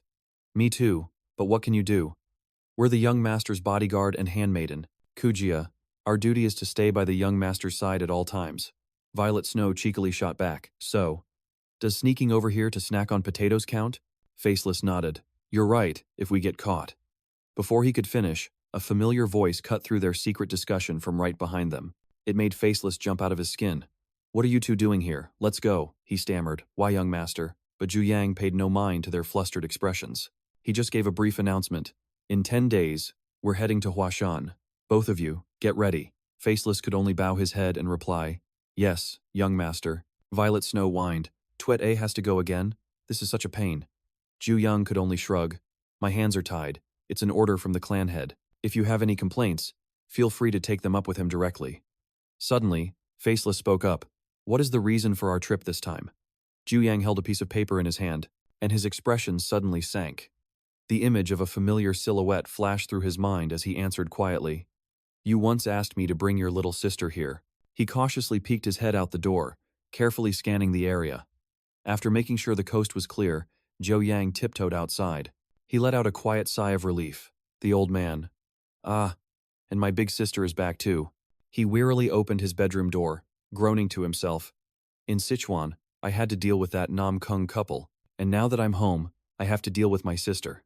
I thought it was all over, but now I have to trek all the way to Huashan to pick up yet times another time's little sister. He flopped onto his bed, telling himself, tonight, I'm definitely going to sleep my heart out. A quiet darkness slowly enveloped everything. After a long and exhausting day, Jiu Yang began to sink into a deep sleep. Suddenly, a shadowy figure quietly approached his bed, holding a wine jug. A clear female voice rang out, "Got you a steamed bun." Sensing something was off, Jiu Yang groggily opened his eyes. Before he could even get his bearings, an arm suddenly wrapped tightly around his neck, scaring the daylights out of him. It was Ju Shi. She forcefully shoved a steamed bun into his mouth. "Did you think you could just skip dinner? My little brother is a growing boy, you know?" Without giving him a chance to protest, she added, "Make sure you chew it well before you swallow." Jiu Yang hurriedly scrambled out of Ju Shi's grasp, backing away to keep his distance. "Big sis? What are you doing in my room?" Ju Shi answered nonchalantly. "Am I not allowed in here or something?" He yelled, "Of course not. This is my room." Her face was already flushed red as she mumbled, "Well, it's my room too." It was then he realized his sister was drunk. "Have you been drinking? What kind of nonsense are you talking?" Ju Shi ignored him, raising the wine jug. "I'm going to have some more." Jiu Yang was completely bewildered. What in the world is wrong with her? All of a sudden, Ju Shi put on an aggrieved look. "I was just worried you'd skip dinner, so I brought you a bun. And yet you treat me like this?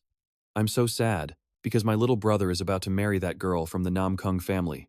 Hearing that, Jiu Yang nearly choked on his bun. "Why are you bringing that up all of a sudden?" Ju Shi's mood flipped again as she snapped. "Are you so happy that you're choking on a bun? Are you happier about that than when you're with me? Just shut up and drink." She took another huge swig of wine, muttering curses as she drank. "Damn it. After I went through all that trouble to raise you?" Jiu Yang finally lost his patience. "Big sis, once you're done drinking, could you please go sleep somewhere else?" Ju Shi asked blankly. "What did you just say?" Then she declared, "We're sleeping together tonight." Jiu Yang stood up from the bed, completely defeated. "Fine, you can sleep here then, and I'll just go sleep outside then." You're so cruel. Who'd even want to share a room with a sister like you anyway? Am I really that old? To me, you're still just a kid, but this is a definite no-go." Ju Shi drained her wine gourd, taking one final swig, and exclaiming with satisfaction, "Man, this wine is absolutely divine." Seeing this, he could only say helplessly, "Now that you're done, you should go get some rest." Suddenly, Ju Shi let out a heavy sigh. Under the bright moonlight that illuminated everything, she spoke softly, "Little brother." Jiu Yang didn't ignore her, quietly answering, "Yes?" Ju Shi's voice suddenly grew serious. "How about a little spar with your big sister?" Dung Thien stared at Ju Shi in utter disbelief and stammered, "Huh? I must have misheard you." Seeing his bewildered expression, she slowly repeated herself, "Spar with me." Thinking he hadn't heard clearly, Dung Thien quickly waved his hands to explain, "No, it's not that. I heard you perfectly. You must be drunk and talking nonsense. You should really go back to your room and rest." At his words, Ju Shi's expression clearly soured. Her earlier playful demeanor vanished. In an instant, her gaze turned ice cold, and her tone dropped a few degrees. "Are you really okay?" As soon as she finished speaking, her index finger shot out, pointing straight at Dung Thien, leaving him even more confused. "What are you trying to say?" She gently placed a hand on Dung Thien's chest and whispered, "This is what I mean." With just a light touch from Ju Shi, the spiritual energy inside his body suddenly erupted violently, radiating in all directions. What Ju Shi was getting at was, "I don't know how you've been training, but the immense internal energy inside you is in complete chaos. It hasn't been fully assimilated. You must have realized it yourself. You could suffer a cultivation deviation at any moment, right? I can feel it clearly. That jewel hasn't been fully integrated by you yet. I should have known that for a body that isn't fully matured, absorbing such an astonishing amount of internal energy would be too much to handle." Ju Shi advised him earnestly, "You need to purge that excess energy, and fast." It was only then that it dawned on Dung Thien, and he understood her true intention. "So, that's why you want to fight me?" She slowly rose from her seat and said leisurely, "No, that's not quite it." Then she turned back, flashing a dazzlingly bright smile, and replied cheerfully, "I just feel like knocking you around a bit." The casual way Ju Shi said that left Dung Thien speechless, with only one thought running through his mind. Damn it, why are all my sisters so freaking weird? Since she'd already put it that way, whether he liked it or not, he couldn't refuse.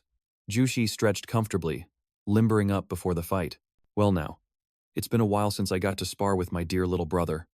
Just then, she noticed that Dung Thien's hands were completely empty, and she asked, "Little brother, no sword?" He replied curtly, "I don't use a sword anymore." She was a little surprised by his decision. "Oh, is that so? Suit yourself. As for me, I still prefer using a sword." Then she thought to herself, "You were using a sword just the other day. Don't tell me you're already bored with swordsmanship?" The moment the thought ended, the sharp tip of her sword was already pointed at Dung Thien. Yushi smirked and taunted, "This waiting is getting old. Why don't you make the first move?" Her decisive attitude and aggressive action made him freeze for a second. But before they began, he didn't forget to add a reminder, "Big sister, please go easy on me." This comment made Jushi burst out laughing. It wasn't like she planned on making things too hard for him anyway. All right, I'm not going to completely wreck you, so don't worry. Just." Before Jushi could even finish, Dung Thien vanished from his spot. The speed was staggering. By the time Jushi registered it, his fist had already slammed into her right flank, sending tiny sparks flying. After that surprise attack, Jushi was obviously a little hurt. Because his assault was so relentless, Jushi was completely overwhelmed. Before the impact of one punch even settled, Duong Thien was already channeling power for his next attack. A roaring, blazing fire fist shot straight for its target. This time, he chose a far more devastating angle of attack, striking a blow from above that triggered a massive explosion. Only then did Duong Thien finally pause his assault, his entire body still wreathed in raging flames. Across from him, a thick column of black smoke billowed up from the aftermath of his last strike. Duong Thien called out tentatively, "Sis?" The only answer he got was a sinister cackle echoing from deep within the thick smoke. The laughter grew more and more unhinged, and then he witnessed an explosion even more terrifying than his own erupt from the epicenter. Its sheer power completely dwarfed Duong Thien's attack, and the only person capable of creating such an inferno was none other than Ju Shi. She emerged from the flames completely unscathed, her voice laced with excitement. "Not bad, little brother. Not bad at all." Ju Shi's entire body was now engulfed in an undying flame, radiating an insane amount of heat. The sight alone was enough to make Duong Thien tremble. Damn it, is this really the power of a 5-star master? No way. This has to be way beyond the 5-star realm. The closer he looked, the more terrified he became. Ju Shi was completely unharmed, even after he'd clearly gone all out. How could she not have a single scratch? Looking at her overwhelming aura and that arrogant smirk, Duong Thien was genuinely petrified, stammering, "Sis, I think we can stop here." But there was no way in hell Ju Shi was going to accept that. She hadn't even had her turn yet. "What kind of nonsense are you spouting?" With just a single stomp of Ju Shi's foot, she made the very ground tremble violently. Countless fissures spiderwebbed out in all directions, and even more terrifying, flames erupted from those cracks, racing straight toward Duong Thien. The immense pressure made it nearly impossible for him to stand his ground. The tables had completely turned. Now it was Ju Shi's turn to close the distance and counterattack. Now this is getting interesting. The force behind each of her punches was exponentially more devastating than his, sending Duong Thien flying backward. To even stand a chance against her ferocious assault, he had to channel all his strength into his legs, so much so that the soles of his boots were ground to dust against the earth. Ju Shi's power was just on another level entirely. He couldn't even bear to imagine what would have happened if he hadn't managed to block that hit. When he finally regained his senses and looked up, Ju Shi was nowhere in sight. Duong Thien quickly glanced behind him, only to see the shattered section of wall where he'd crashed moments ago. But in that single moment of distraction, Ju Shi reappeared with that same sinister grin, lunging in for another attack. Her expression was like that of a predator about to tear its prey to shreds. Across from her, Duong Thien seemed utterly powerless, only able to throw up his arms in defense. This psycho's lost it again. Ju Shi launched herself into an aerial somersault, channeling all of her power into her right leg. The very next instant, a full-force kick slammed directly into him. Immediately following that devastating kick, Ju Shi unleashed a flurry of combination punches, relentlessly attacking him from every angle. But Duong Thien wasn't just going to take it. He twisted and dodged, weaving through her storm of fists. However, because of the massive gap in their strength, every single evasion drained a huge amount of his stamina. And to make matters worse, Ju Shi still had an ace up her sleeve, her sword. She gripped the hilt tightly and launched a fatal thrust straight at him. Duong Thien managed to read the first strike and dodge it, but Ju Shi was still one step ahead. Her free hand shot out like lightning, grabbing a fistful of his hair and yanking his head back. But before delivering the final blow, she offered a bit of sisterly advice. "Duong Thien, you'd better keep your mouth shut, or your jaw's gonna get knocked clean off." At least she still remembered they were family. All Duong Thien could do was grit his teeth and bear it. His eyes half closed, he obeyed without question, and then, under the faint moonlight, the dry, distinct thud of flesh meeting flesh echoed through the night. Elsewhere, an old master was intently reading a densely written letter. The moment he finished, a rage so intense it made his entire body tremble took hold of him, shaking uncontrollably. A subordinate standing nearby quickly reported, his voice filled with apprehension, "My lord, our young lady has left this letter and departed." Upon hearing the devastating news, the old master's hands clenched, crumpling the letter in a fit of pure fury. He roared, ordering his men, "Scour every corner of this land and drag that girl back to me." Meanwhile, in a distant field, a farmer was diligently harvesting what little remained after the season. Under the scorching midday summer sun, he pulled up a scrawny carrot. He stared at it silently for a moment, and then, a few seconds later, he couldn't help but toss it away in frustration, knowing it was probably worthless. Looking at his meager harvest, he let out a heavy sigh. He lamented miserably, "Ugh, when will this god-awful weather ever end?" At that very moment, the figure of a young woman suddenly glided past, capturing the farmer's full attention. He watched with curiosity as, in the blink of an eye, she gracefully landed right in front of him. The moment he saw her face, the farmer couldn't contain himself, his cheeks turning a shade of red.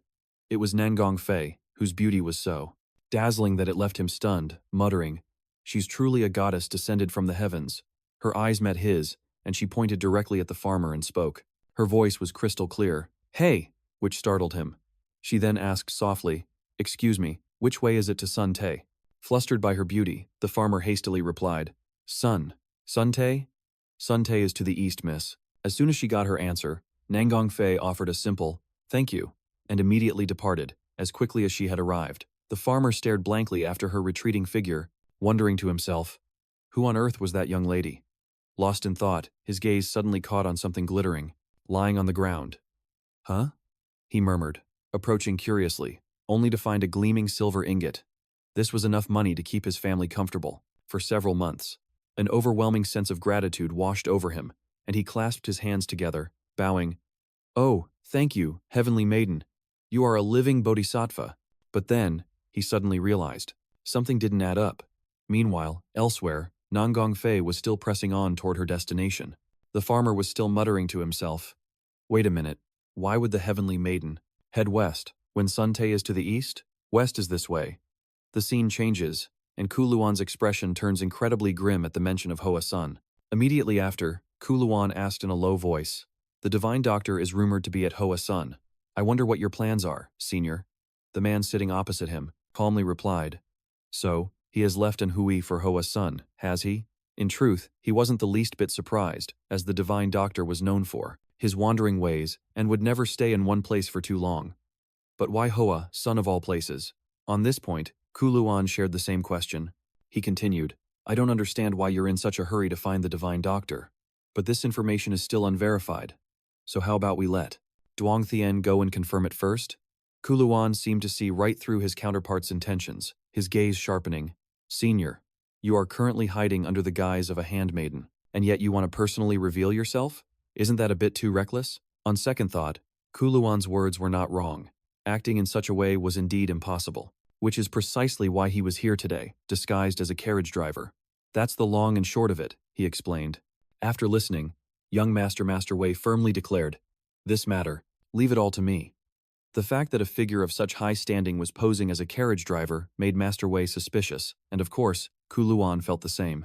Duong Thien stood to the side, watching the man meticulously inspect the horse's reins, thinking to himself, a man of the swordmaster's stature, having to fill in for a carriage driver who suddenly asked for leave, this is already bizarre enough.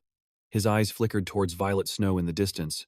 What's more, I've checked thoroughly, and neither Violet Snow nor the swordmaster were on the list of people heading to Hoa Sun. Why would everything change overnight like this? The fact that I can't find a single clue, this only fueled his frustration. On top of that, this old master caught a whiff of something, a distinctly unpleasant odor. It was then that Kuluan, standing beside him, finally spoke, noticing the troubled look on the boy's face. "Why so anxious about going to Mount Hua?" he asked. Dung Thien didn't bother explaining in detail, simply giving a dismissive reply, "It's nothing." Before the boy departed, the elder offered a few words of caution. "You need to look after yourself out there, and when you get there, try not to stir up any more trouble, you hear?" Hitting a sore spot, Dongthin shot back, "I never start anything." The words had barely left his mouth when he was hit with a flashback of all his past brawls. His face stiffened for a second before he meekly replied, "I'll do my best." "That's the spirit." Kuluan nodded, pleased. He then pulled something from his robes and said, "All right then. I want you to have this." Dongthin eyed the small silk pouch, his curiosity piqued. "Elder, what is this?" The moment the pouch appeared, it began to radiate a wonderfully sweet fragrance, prompting him to blurt out, "Wow, that smells amazing." Just being near this pure scent made him feel a surge of vitality. A single glance was enough to tell this was an incredibly valuable treasure, and yet, Kuluan claimed, it's nothing much, just a common stone. But Dongthin wasn't buying it. Just a stone? It doesn't look like any stone I've ever seen. Kuluan kept a straight face, insisting it was nothing special. But then, a moment later, he casually added, "Though, I believe it might be one of the 4 great treasures of Manhwa." The second he heard that, Dongthin's eyes went wide with disbelief as he stared at the elder. Kuluan simply remained silent as the two locked eyes. Seeing the boy's hesitation, the elder pretended he didn't want it and moved to take it back. "Well, if you don't want it, give it here." That snapped Dongthin out of it. "Wait, hold on, elder." He was just speechless from the shock, stammering, "Why? Why would you give something like this to me?" Kuluan explained with a straight face. "I won it off that old geezer Dao in a drinking bet, but I forgot to return it to him." The casual reply was so absurd it left Dongthin completely stunned. "You used one of the 4 great treasures as a stake in a drinking bet? And you actually won?" Learning its origin, Dongthin argued that it should be stored somewhere more secure, but Kuluan believed there was no safer place for it than in the boy's possession. Dongthin was about to argue, "What are you even saying, elder?" But then his gaze drifted to the side, and he instantly understood the elder's reasoning. "Ah," he thought, "right, if the elder knows the Sword Saint's true identity, then there really is no safer place for it." Just then, Faceless's voice cut through the air. "Young master, we are ready to depart." Dongthin glanced at the silk pouch in his hand, thinking, "I guess I don't have a reason, or the time, to refuse." With that, he quickly settled into the carriage and turned to Kuluan to say his goodbyes. "Well, I'll be on my way then," Kuluan replied. "I'll let your sister Hui know you've departed safely." The mention of her name made him realize. "Wait, where is Sister Hui?" Kuluan surmised. "She's probably off hiding in a corner somewhere, crying her eyes out because you're leaving." Dongthin found that a little hard to believe. Regardless, it was time to go. Faceless spurred the horses, and the carriage lurched forward. Dongthin called out one last time, "Well, I'm off. Please tell my sister I said goodbye, elder." The old man firmly promised he would. Once Dongthin's carriage was out of sight, Kuluan turned to Ju Shi, who was sulking in a corner. "Why didn't you come out and say goodbye to your dear little brother?" She was curled into a tight ball, hugging her knees, her eyes already red and puffy from crying. "How could I let him see me looking like this?" Kuluan began to console her. "Dongthin isn't a 3-year-old. You don't have to worry so much." But she immediately cut him off, snapping, "But he's still so fragile." As soon as the words were out, she missed him all over again, sobbing his name quietly. Meanwhile, inside the moving carriage, Dongthin watched Faceless riding alongside and called out softly, "Faceless." His face was downcast, and his voice was unusually weary. "Seriously, how much farther do we have to go?" Dongthin's all-too-familiar question made Faceless crack a small smile as he quickly replied, "Young master, you've asked that exact question over 30 times now." Dongthin froze, scratching his head awkwardly. "Really? Man, I guess I am being a broken record." Despite this, Faceless maintained his calm, patient demeanor, explaining, "And if I may repeat myself, the journey ahead is still several times longer than the part we've already traveled." Hearing that, Dongthin let out a long, defeated sigh. "Every time you say that, a little piece of me just dies inside." The moment the complaint left his lips, a gentle cough from Master Wei up front made him jump out of his skin.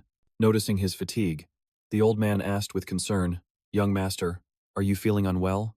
Dongthin would never dare admit what he was really thinking. He just forced a smile to play it off. "Nope, I'm fine." That's what his mouth said, but his mind was screaming bloody murder at the old man. "This old geezer is the entire reason I'm so miserable. How am I supposed to relax when I'm stuck traveling with the greatest swordsman under the heavens, the Sword Saint Master Wei? There's no way I can just chill out." To fight off the boredom, he turned to Tuyet, who was munching on a snack, and nudged her. "Hey, don't bogart all that. Break me off a piece. I need something to snack on to calm my nerves."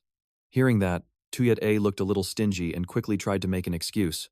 "Well, Big Sis Ruby gave this pastry to me. So, I'd have to ask her first. Ruby, who was sitting nearby, overheard and cheerfully chimed in without a second thought. Those were the young master's pastries to begin with.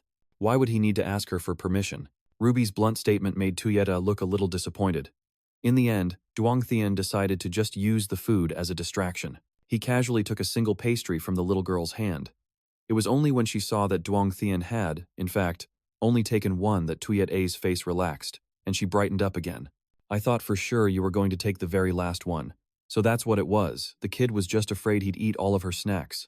At this point, Duong Thien couldn't be bothered with such petty things. The only burning desire in his heart right now was, I want to go home. Meanwhile, back at the Duong estate, Ju Ji was confronting an uninvited guest. She asked bluntly, holding nothing back, "And who are you?" The young lady gracefully tucked a stray lock of hair behind her ear, her voice as clear as a bell. "My name is Nangong Fei." She had a pure, innocent kind of beauty, like the morning dew, that made anyone who saw her feel an urge to protect her. Upon hearing her name, Ju Shi had a silent "oh" moment, but for some reason, an indescribable feeling welled up inside her. "So, you're the one." Duong Tian's fiancée. Nangong Fei's large, sparkling eyes were undeniably captivating, paired with her porcelain skin and delicate, cherry-red lips. Even though she hated to admit it, Ju Ji had to silently concede the truth. She really is a beauty. Shoving that thought aside, she narrowed her eyes and pressed on. "All right, so I know who you are. But why are you showing up here looking like that?" Nangong Fei seemed a bit flustered, quickly picking a dry leaf from her hair as she spoke softly. She explained, I seem to have gotten lost." This excuse was obviously not going to fly with Ju Shi. "Lost? You got lost and ended up looking like this?" Hearing her excuse only made Ju Shi more suspicious. She interrogated her further. "So, what's your real reason for coming all the way out here?" Nangong Fei hesitated for a moment. After a moment, she answered in a near whisper, "I came to see my fiancé." That answer left Ju Shi completely stunned. Fiancé? As far as she knew, the two of them weren't officially engaged yet. Nangong Fei hesitated, about to explain. "Well, you see." But before she could finish her sentence, she was cut off by Ju Shi's sharp laugh. "Well, that's a bit of a problem, isn't it? My little brother isn't even here." That familiar term of address clearly surprised Nangong Fei. "Little brother?"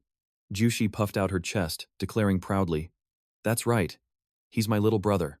I'm Duong Tian's big sister." The smug look on her face was impossible to miss. It was only then that Nangong Fei finally realized who she was talking to. Meeting her future fiancé's older sister, well, that called for a different kind of etiquette. She quickly adjusted her posture, sitting up straight and proper, and neatly tucked her hair behind her ears. Her dignified and respectful demeanor pleased Ju Shi immensely, who nodded in approval. "There we go, that's more like it." Setting that aside for the moment, she was about to ask another question. "So, where did he end up going?" With nothing to hide, Ju Shi just blurted it all out. "He's headed to Manhwa, and you know that's a whole world away, right?" One would think the thread of fate between them had been severed, but unexpectedly, hearing this news sparked an indescribable joy deep within her. "Manhwa?" Ju Shi continued to mumble to herself, rambling on and on. "Manhwa? Well, in that case, my beautiful lady Nam Kung, you should probably just head on home," she said, completely oblivious that the woman had already bolted the moment she started talking. It wasn't until Ju Shi opened her eyes to see nothing but empty space that she realized she was alone. That's when she dazedly asked herself, "She's already gone? How rude, leaving without so much as a goodbye." At that same moment, over at Yang Tian's location, the sisters Xu A and Honghua were completely hammered, and even Wu Mian was no exception. Only Wei Xiaojun was still sober, left with the responsibility of keeping an eye on the whole crew. The old man, still wide awake, glanced to his right, his gaze falling upon Yang Tian, who was deep in meditation, checking the flow of his true qi. He was probing the internal energy circulating within his body with each breath. A couple of things were nagging at him. "I know I'm about to break through to the 4-star realm. I can feel it, that surge of internal power with every breath. But for some reason, circulating my energy to check it this time is giving me a splitting headache." And so, Yang Tian quietly moved to a secluded corner to focus on his cultivation. But this is precisely where the problem started. If he circulated his energy too intensely, the internal power within his body would backlash. "I absolutely have to shatter the limits of this 3-star realm." His body felt drained, and a bitter sense of jealousy arose with every step he took. "I have to struggle just to circulate a single stream of internal energy, while my sister can unleash it as easily as flipping her hand. Innate talent is such an infuriating thing. But whatever. Instead of making excuses, I need to focus on training. Instantly, he channeled all his focus into his practice, taking a deep breath to center himself. Yet, just a few moments later, a faint fragrance from the silk pouch drifted by, disrupting his concentration. Yang Tian tried to force it from his mind, but the scent only grew stronger and more pervasive, making it impossible for him to focus any longer. You've got to be kidding me. He looked helplessly at the pouch he'd just pulled out. I can't just throw it away, he muttered, silently blaming Zhu Lun. Why did that old geezer make me carry this thing in the first place? This scent is even stronger than when I first got it. With this faint plum blossom fragrance lingering like this, how am I supposed to quiet my mind enough to train? He curiously examined the pouch more closely, but saw nothing out of the ordinary. Pinned by the situation, Yang Tian was forced to make a decision. I guess I'll have to call it a day on training. Just as he was about to head back to the others, a shocking sight unfolded before him. Plum blossom petals, from out of nowhere, began to flutter down, demanding his attention. A seed of doubt sprouted in his mind at the strange phenomenon. Plum blossoms in the middle of summer? Am I seeing things? At that very moment, an unfamiliar voice echoed out of thin air. It seems you are not one of Manhwa. The abrupt sound made Yang Tian jump in alarm. Who's there? In reality, the petals were only falling right where he stood. The surrounding area was as calm and peaceful as ever. After a moment, Yang Tian felt a strange sense of familiarity. That voice sounds like. Just then, it rang out once more. You there, boy, you are not of the Manhwa sect? Then how dare you absorb the spiritual energy of this place? He strained his eyes, scanning everywhere, trying to locate the source of the sound. I heard it again. It's definitely an old man's voice. That same voice continued, its tone probing. Whose lineage do you belong to, that you would absorb true energy so crudely? Like that, you'll suffer from qi deviation. Hearing this, Yang Tian couldn't help but feel indignant and shouted back. What nonsense are you talking about? I'm not absorbing anything. And yet, the silk pouch in his hand, for some unknown reason, began to radiate an even stronger fragrance. The alarming part was that this fragrant energy was seeping directly into his body. A look of sheer panic crossed Yang Tian's face. Damn it! His vision began to blur from exhaustion as the energy was relentlessly absorbed into him. All Yang Tian could see now was a single, flickering point of light, with the words Young Master echoing in his ears. He could vaguely make out the silhouettes of Wu Mian and Shui, who were calling his name repeatedly. Young Master. The calls grew louder, more urgent, pulling Yang Tian deeper and deeper into unconsciousness. Tian. Jolting awake, young Master Yang Tian shot upright, only to find himself surrounded by everyone, with Shui clinging tightly to his neck. But he paid her no mind, turning coldly to Wu Dian to demand, what in the world happened here? Wu Dian remained silent, his gaze quietly shifting to the old gentleman beside him. It was this old one who found the young master passed out deep in the woods and brought him back. Shui's eyes were already welling up with tears, and yet, Yang Tian remained completely unfazed, replying, Oh, my thanks, old master. The elderly man quickly waved his hand in dismissal. Not at all. I only did what anyone would have. Suddenly, the old man's expression darkened, a swift change that made Yang Tian's brow furrow in confusion. Without a second thought, Yang Tian coldly pushed Shui's face away. Wu Dian immediately probed, Young master, what exactly happened last night? He narrowed his eyes, trying to remember. Last night, I was in the middle of my training when, as if a thought suddenly struck him, Yang Tian quickly reached inside his robes, where he kept the mystical stone. The stone was still nestled carefully inside a silk pouch, looking no different on the outside. Yang Tian slowly loosened the drawstring, revealing a stone of an ethereal purple, with strange swirling veins hidden within. However, its distinctive aroma had completely vanished. Clenching the stone in his palm, Yang Tian thought to himself, the demonic heavenly absorption technique. It's because of that blasted technique that I accidentally absorbed every last bit of spiritual energy from this stone and knocked myself out. I suspected that a treasure from the Huashan sect would be no ordinary item, but I never imagined I'd actually be able to absorb it. At this thought, his expression began to shift, becoming incredibly complex. Yang Tian instinctively brought a hand to his chest as a thought flashed through his mind. Could it be? He could clearly feel a torrent of power, raging within his body. Yang Tian let out an involuntary, well, I'll be damned.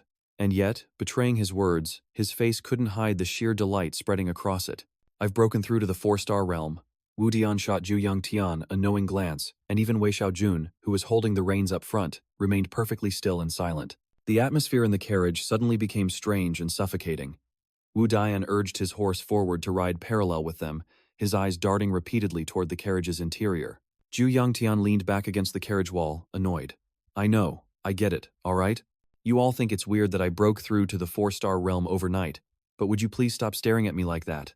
The moment he finished speaking, Shui Ah suddenly scooted closer, burying her nose in his sleeve and sniffing repeatedly. Jiu Yang flinched, yanking his arm back. And what's gotten into you? Shui asked innocently. Young master, you smell really nice. What is that? Curious himself, he brought his sleeve to his nose and took a whiff. I've already changed and bathed. I'm probably cleaner than you are, so how could I possibly smell? Hearing that, Shui's cheeks flushed pink. She quickly waved her hands, her voice filled with excitement. No, not that kind of smell. It's like a faint scent of flowers. Jiu Yang then pulled out a small scented sachet. It must be coming from this. Shui took another sniff and shook her head firmly. No, that's not it. The scent is coming directly from you, young master. Jiu Yang feigned indifference, crossing his arms and thinking to himself, if even this kid can smell it, then my internal chi and cultivation must have improved by leaps and bounds. He glanced down at his palm. Back when I was at the 3-star realm, I could barely even radiate heat. But now that I've broken through to the 4-star realm, controlling it is as easy as breathing. Jiu Yang found himself picturing it. Himself, majestic and powerful, with an overwhelming aura and his eyes glowing with a golden light. A hint of doubt crept in. Does this mean I can also do what my sister can do? He let out a frustrated sigh. It's a shame. There's no way to know without trying it out. If only I had someone to use as a sparring partner. The moment the thought crossed his mind, Julun's face and smile flashed in his memory, along with his warning. I told you not to go looking for trouble, but you're just going to do whatever you want anyway. Just then, the horse-drawn carriage lurched to a sudden, jarring halt. The abrupt stop caught both Jiu Yang and Shui completely off guard. The two of them lost their balance and tumbled into a heap. While they were sent sprawling across the floor, only Manhwa managed to keep herself planted in her seat. She asked with concern, Young master, are you all right? Jiu Yang gritted his teeth. I'm fine. With that, he irritably stuck his head out the window. Wu Dian, what's going on? Noticing Wu Dian's face was as taut as a bowstring, Jiu Yang called out louder, Wu Dian. It was only then that he followed his gaze and froze. Who in their right mind would dare block our path? Jiu Yang was stunned, his eyes narrowing cautiously at the figure standing defiantly in front of their carriage. Just who is this guy? The man offered a quick, formal bow. Jiu Yang's pupils constricted. Wait a second. That emblem. The man's voice rang out, clear and strong. I am An Feng, the third disciple of the Manhwa sect. I have a matter to inquire about, which is why I've taken the liberty of stopping your carriage. An image of An Feng, covered in his own blood, suddenly flashed through Jiu Yang's mind. Back then, his face had been twisted with anguish. What in the world did we do to deserve this? Jiu Yang's chest tightened as an overwhelming tension gripped him. He's here. Jiu Yang stared intently at the noble-looking young man before him. An Feng. He's the very same Manhwa disciple who died by my hand in my past life. This can't be happening. Meanwhile, Faceless was visibly irritated. Is this how a disciple of the esteemed Manhwa sect conducts himself? So brazenly? An Feng simply offered a calm smile in return. My apologies. I mean you no harm. There is simply a matter I must confirm, which left me with no other choice. Faceless's brow furrowed, completely baffled by the man's purpose. And what is it you wish to confirm? An Feng's voice suddenly took on a sharp edge. I wish to know if there is a fellow disciple from the Manhwa sect traveling in this carriage. Hearing this, Jiu Yang felt his heart plummet. Could he have figured it out? No. There's no way. Absolutely impossible. Meanwhile, An Feng, he began to slowly walk closer. From a distance, I sensed a familiar aura of internal energy, which is why I came to investigate. It appears I was mistaken. However, I still have one lingering question. If there is truly no one from the Manhwa sect here, the unfinished sentence put Faceless on high alert, his hand instinctively going to the hilt of his sword. Ready to draw. Stay where you are. At that exact moment, a single plum blossom petal drifted past Jiu Yang's eyes, followed by a whole cascade of them, drifting gently through the air. And now, An Feng's self-assured face was right in front of him. A flicker of keen interest lit up his eyes. Then tell me, why is it that I can sense the distinct internal energy of the Manhwa sect coming from you, young sir? At his question, Jiu Yang grew even, more tense. Damn it all, he cursed internally as a cold sweat broke out on his brow. I'm so screwed. But before he could even finish the thought, a completely unfamiliar voice echoed right next to his ear. Yep, you're totally done for. Jiu Yang froze, staring dumbfounded at a tiny old man who had just materialized out of thin air. The little geezer looked absolutely delighted, which somehow turned the whole tense atmosphere. Cutesy? Oh? Well now, kiddo, you can see this old man, can you? Jiu Yang was completely frozen, his eyes locked on the miniature old man who had just popped into existence. And it was from this very moment that a troublesome twist of fate was sealed. Jiu Yang's eyes went wide. Still unable to believe what he was seeing, he subconsciously brought his hand up and started rubbing his eyes frantically. Tan Triet looked deeply offended. You little snot-nosed brat. You see this old master and you dare to circulate your internal energy in defense? Jiu Yang just kept staring intently at the old man, afraid to even blink. Noticing his strange behavior, An Fong asked hesitantly, young sir? Jiu Yang clamped his mouth shut and grabbed his head with both hands. It must be because I've been overtraining. I must be having hallucinations, he muttered, trying to calm himself down. Yeah, that's it. Even my hearing is starting to go. Tan Treat grew even more irritated when he heard that. Still playing dumb, are we? This little punk. Even An Fong was completely at a loss to explain his behavior. Hey, are you all right, sir? Now it was Jiu Yang's turn to be flabbergasted. Huh? You? You can't see him? An Fong gave him a deeply skeptical look. What are you talking about? Jiu Yang quickly pointed towards Tan Treat. That tiny old man over there, the one the size of a flea. An Fong's expression immediately turned grave. Jiu Yang's face went pale as he turned desperately to his companion. Faceless, you don't see him either, do you? Faceless was taken aback for a second, but he quickly tried to play along. Ah, yes. This subordinate sees him. Jiu Yang let out a sigh of relief. See? I told you. You see him, right? Faceless's voice was still hesitant. Yes, sir. It's the old man with red hair, isn't it? Jiu Yang was speechless. Not even close. Faceless tried another guess. Then, is it blue hair? Jiu Yang was about to lose his mind. Who asked you to guess his hair color? He whirled around to face the others, shouting, This is impossible. Why am I the only one who can see him? Look harder. Tan Treat just observed in silence before finally speaking up. Now, kiddo. Jiu Yang clutched his head, refusing to accept the grim reality of the situation. What in the world is going on? Is it a ghost? When did it start haunting me? Tan Treat simply stroked his beard, his expression deep and inscrutable. Swallowed it? Weren't you the one who willingly gobbled it down? Hearing the old man's accusation, Jiu Yang shot back. Gobbled it down? I haven't put a single thing in my mouth. You still deny it. Just then, the boy remembered the stone he was holding, and the color drained from Jiu Yang's face in absolute terror. Tan Chiet pointed a finger straight at his face and growled, Who in the world are you? How dare an outsider like you just swallow Manhwa's sacred treasure? The old man crossed his arms and pouted like a child. You don't even know who I am and you dare speak with such insolence? You have the nerve to call this great master a phantom? An illusion? One that talks back so rudely. It was only then that Jiu Yang managed to stammer out a question. Then may I ask who you are, esteemed sir? Tan Chiet was utterly astonished. You truly don't know who I am? The boy answered honestly. Nope. The two continued their bizarre conversation, oblivious to the stunned onlookers. An Fong and Faceless were speechless. This kid really has a death wish. Jiu Yang then landed a devastating verbal blow. Well, if I don't know you, then you probably aren't anyone that important. The old man was so furious he let out a cold snort. Tan Chiet squeezed his eyes shut. I will say this only once, so you'd better perk up those ears and listen closely. His youthful, almost childlike face suddenly morphed into the weathered visage of a man who had seen countless battles. He declared majestically, I am the 8th-generation sect leader of the Great Manhwa sect. In that moment, Tan Chiet revealed his true form, a tall, imposing, and magnificent old master, the immortal sword of Manhwa, Tan Chiet. He began to recount the most earth-shattering war before the era of the heavenly demon, a scene that was nothing short of hell on earth. All creation was engulfed in a sea of flames. That was the Great Blood Demon War. Tan Chiet and his comrades had charged forward bravely, ready to fight to the death. 5 peerless masters successfully suppressed the blood demon. That heroic image was passed down through generations, and although the bloody calamity had long since passed, their fame remains forever etched into the martial history of the Central Plains.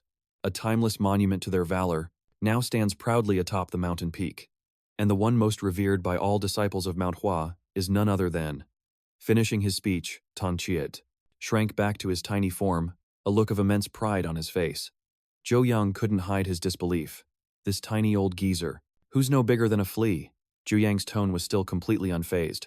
What did you say? Tan Chiet couldn't believe his ears. Did you? Did you just call me? A flea? A few beads of cold sweat broke out on Jiu Yang's forehead. I only thought it in my head. The old man snarled. I can hear everything, you little brat. Tan Chiet clasped his hands behind his back, putting on a superior air. Now that you know who I am, you'd better start showing some respect. The boy ground his teeth. Like anyone would believe that. Tan Chiet was visibly infuriated by his attitude. You insolent whelp. The two continued to bicker, stunning everyone present. Faceless and Anfong could only watch. Jiu Yang stared into the empty air where the old man was floating. So, why were you locked inside that stone? The old man paused, lost in thought for a moment. Then, Tan Chiet muttered to himself, Yeah, that's a good question. Why was I in there? Hearing this, Jiu Yang delivered his verdict. Utterly useless. That remark was like poking a hornet's nest. The old man bristled. I'll tear you to shreds. Then his tone shifted to uncertainty. Then again, it seems you know more about this than I do. Of course, the boy was just as clueless. I don't know anything either. But Tan Chiet's next words made Jiu Yang snap to attention. Then why could an outsider like you? The old man pointed a finger right at his face, managed to absorb all the internal energy. From inside the plum blossom refinement stone, the boy's face went rigid, while Tan Chiet's expression turned unusually grave. You know something, don't you? The more he pressed, the more stressed Jiu Yang became. Finally, Tan Chiet just let out a long sigh. All right, fine. He resumed his enlightened master persona. Everyone has their own secrets, especially a young pup like you. Jiu Yang said sincerely, My deepest thanks, senior. Tan Chiet nodded in satisfaction. Very good. The boy was a little surprised by the old man's change in demeanor. He continued, Besides, there are far more important matters at hand. We should focus on those instead. Just as he finished speaking, strange noises erupted from the nearby forest. Countless unknown figures had surrounded their carriage without them even noticing. The moment they landed, the group charged straight for Jiu Yang without a second's hesitation. Recognizing them, Anfong quickly tried to calm the situation. Don't panic, they're not enemies. Before he could finish his sentence, Anfong felt his ankle locked in a powerful grip. Faceless's blade was already pressed against Anfong's throat.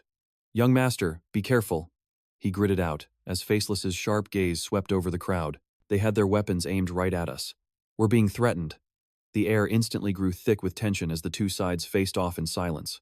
A palpable killing intent filled the air. Every single person in the opposing group was a master. Jiu Yang glanced at Faceless, signaling that perhaps it wasn't necessary to escalate things. But Faceless just clenched his jaw and replied, It's fine, young master. His eyes remained locked on the other group. From the moment they appeared, I could feel an intense killing intent from them. Asterisk, is that so? Asterisk, Jiu Yang thought to himself. Just then, Tan Chiet, who was beside him, quickly intervened. Hold on, please listen to what this old man has to say. He beat his chest, assuring them, I don't know why the people of our sect are radiating such hostility, but if you let me speak with them, this can all be resolved. Faceless glanced over at Anfong and asked, Them? Anfong nodded in confirmation. Yes, that's them. He pointed to the red emblem on the other group's chests. Look at that plum blossom design. On their robes. They're from our Manhwa sect. Anfong turned to Jiu Yang with a pleading look. You believe me, don't you? The young master then called out to Faceless. Hearing this, Faceless slowly lowered his sword. Yes, sir. Anfong let out a sigh of relief, promising once more, Don't worry. Just let me talk to them. With that, he ran over to his fellow sect members to talk. However, before Jiu Yang and Faceless could even catch their breath, they broke into a cold sweat at what they saw next. Anfong was met with a thunderous punch. Right after, the others simultaneously sheathed their swords and clasped their hands in a salute. Forgive our rudeness, senior brother. They bowed their heads. Our rash actions have alarmed you all. We sincerely apologize. Jiu Yang replied politely, It's all right. We were also rude to draw our swords first. He looked confused. But why are people from the Manhwa sect in such a remote place? Has something happened? The lead senior brother hesitated. Apologies, but this is an internal sect matter. It is not convenient to discuss with outsiders, but Anfong quickly interjected. Recently, a few of our Manhwa junior brothers have gone missing. The senior brother was startled that he just blurted it all out. You? Why would you say that? Hearing this, Jiu Yang couldn't help but be surprised, thinking about their formidable strength. How could the Plum Blossom Sword Squad of Manhwa be weak enough to get abducted? It's too strange. The senior brother pinched Anfong's ear while explaining further. That's precisely why we're searching this area. Then this kid here said he sensed the aura of Mount Hua from the young master. So we rushed over here. Jiu Yang panicked internally. Asterisk. Could it be the aura on me? What should I do? Asterisk. In contrast, Tan Chiet remained, completely calm. It's fine, he explained. I've already used a technique to conceal the aura on your body. There's no way they could have detected it. Tan Chiet then pointed towards the young master and asked the senior brother, Are you certain you can sense the Mount Hua aura coming from this young gentleman? The senior brother gave him a scrutinizing look, then answered, I can, indeed. If it's not too much trouble, could the young master perhaps allow me? Jiu Yang glanced at Tan Chiet, thinking, Asterisk, you said you concealed it, so how can they still sense it? Tan Chiet looked annoyed. You rotten brat, are you blind? Both the senior brother and Anfang were stunned by the object Jiu Yang took out. Neither of them could hide the sheer shock on their faces. They stared intently at the stone in Jiu Yang's hand. No, it can't be. This is. They couldn't believe their eyes. The sect leader said he lost it in a drinking bet. Asterisk. Was it really just a drinking bet? Asterisk, the young master wondered. At that moment, Tan Chiet spoke up with confirmation. This is the official token of the Mount Hua sect. Hearing that, Anfang nodded in understanding. So that's it. I sensed the aura because you were holding the token, the senior disciple demanded. How did a Hua-san technique end up in your possession? Start talking. Gu Yangqian then emerged from the carriage window. My apologies for the delayed introduction. I am Gu Yangqian of the Gu family, and I am on my way to Hua-san to return this very artifact. Hearing this, the Hua-san disciples were stunned and began to whisper amongst themselves, The Gu family? You don't mean the times prestigious Gu family, do you? Watching them murmur to each other, both Wu Mian and Gu Yangqian looked completely bewildered, a stark contrast to the Hua-san disciple's sudden change in demeanor. The senior disciple hastily clasped his hands in apology. So you are the young master of the renowned Gu family. My sincerest apologies for my discourtesy. It was incredibly rude of me to direct my killing intent at a man of your standing. Gu Yangqian, still skeptical, replied, It's no trouble, but what's going on? The man named Peng's face froze as well. He started to speak. Young Master Gu. Gu Yangqian prompted. Yes?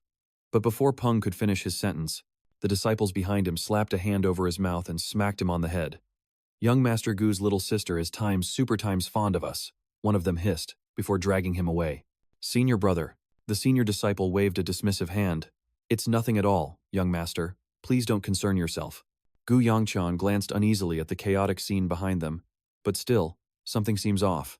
The senior disciple, however, seemed completely unbothered. Not at all. Seeing his insistence, Gu Yangqian could only relent. Ah, all right then. Still feeling uneasy, Gu Yangqian pressed. Has my little sister caused some kind of trouble for you all? At this question, the senior disciple's expression instantly soured. Not at all. But Gu Yangqian knew better. There's definitely something going on. He scanned their faces. It looks like my little sister really has caused you a great deal of trouble. I am truly sorry. The moment we reach Hua-san, I'll take her home immediately. The senior disciple stared at him, as if he couldn't believe what he was hearing. Huh? Meanwhile, the eyes of the disciples in the back suddenly lit up with hope. You're really taking her back? In a flash, they snapped into a perfect formation. Gu Yangqian was completely dumbfounded by the sight. Hey, what in the world is going on? The senior disciple clapped him firmly on the shoulder. Master Gu. The entire Hua-san contingent had formed two immaculate lines, creating a grand pathway down the middle. The senior disciple, beaming with excitement, boomed. Let's be on our way. Peng stood nearby, a massive lump already swelling on his head. Gu Yangqian's face had gone pale, and Wu Mian's expression was one of utter confusion. He could only scream internally. Just what in the hell did that little monster do? Meanwhile, at the summit of Hua-san, Renhua stood before a closed door, a hesitant look on her face. Suddenly, a voice drifted out from within. You may enter, my child. Renhua gently pushed the door open and stepped inside, calling out, Master. The Plum Blossom Immortal smiled warmly. It's so late. Aren't you afraid, coming here every single night? The little girl rushed to her side, throwing her arms around the Plum Blossom Immortal. She asked with concern, Are you feeling all right? The elder woman replied softly, The moon is bright tonight, so I feel a little more at ease.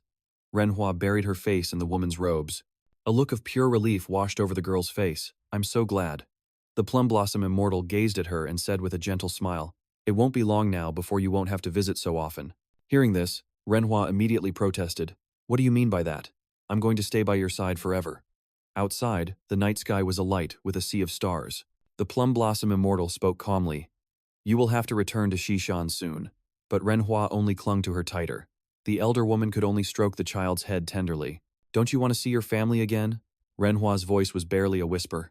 My family? Her eyes suddenly clouded with sorrow.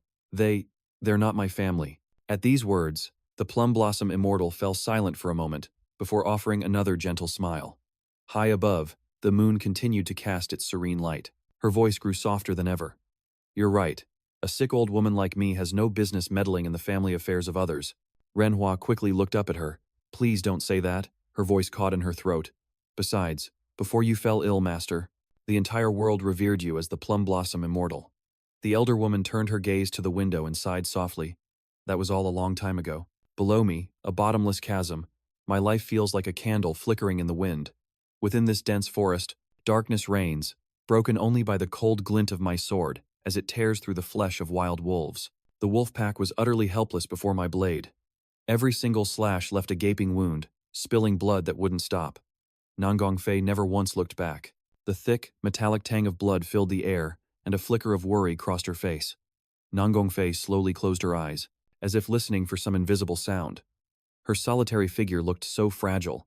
Suddenly, a lone willow, the wisp materialized beside her, and then Nangong Fei's form vanished in the blink of an eye. She pressed deeper into the darkness, her expression colder than ice. Meanwhile, as dusk settled, Vituyetla's voice rang out, ordering more food to be prepared. The disciples of the Hoasun sect would also be dining tonight. Everyone quickly divided the tasks, some standing guard, others setting up camp. Jiu Yang whispered to Tan Chiet, How am I supposed to get you out of my body? The old man stroked his beard and replied nonchalantly, If I knew that, why would I still be squatting in here? Seeing they were surrounded by Hoasun sect members, his voice was hesitant. Hey, old man, I'm just asking to be sure. But Tan Chiet immediately snapped back. Who are you calling, old man?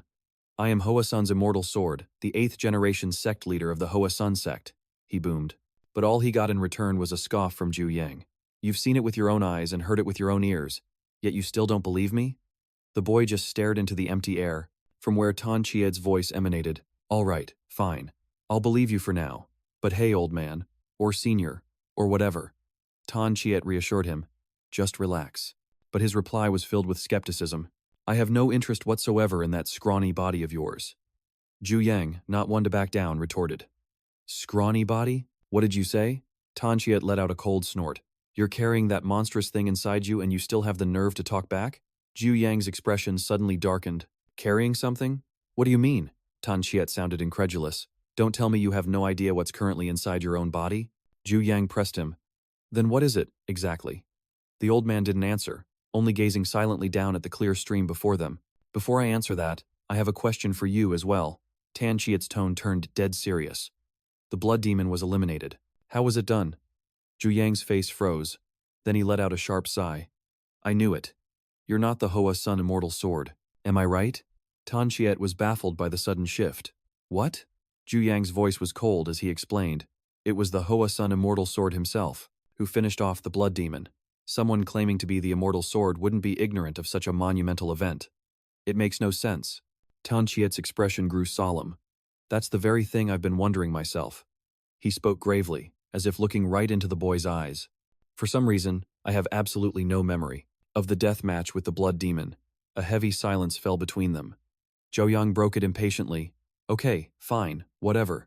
Now answer my question. What is this thing inside of me? You have to know something, right? Tan Chiet replied irritably. You don't even believe who I am. So why would you ever believe a word I say?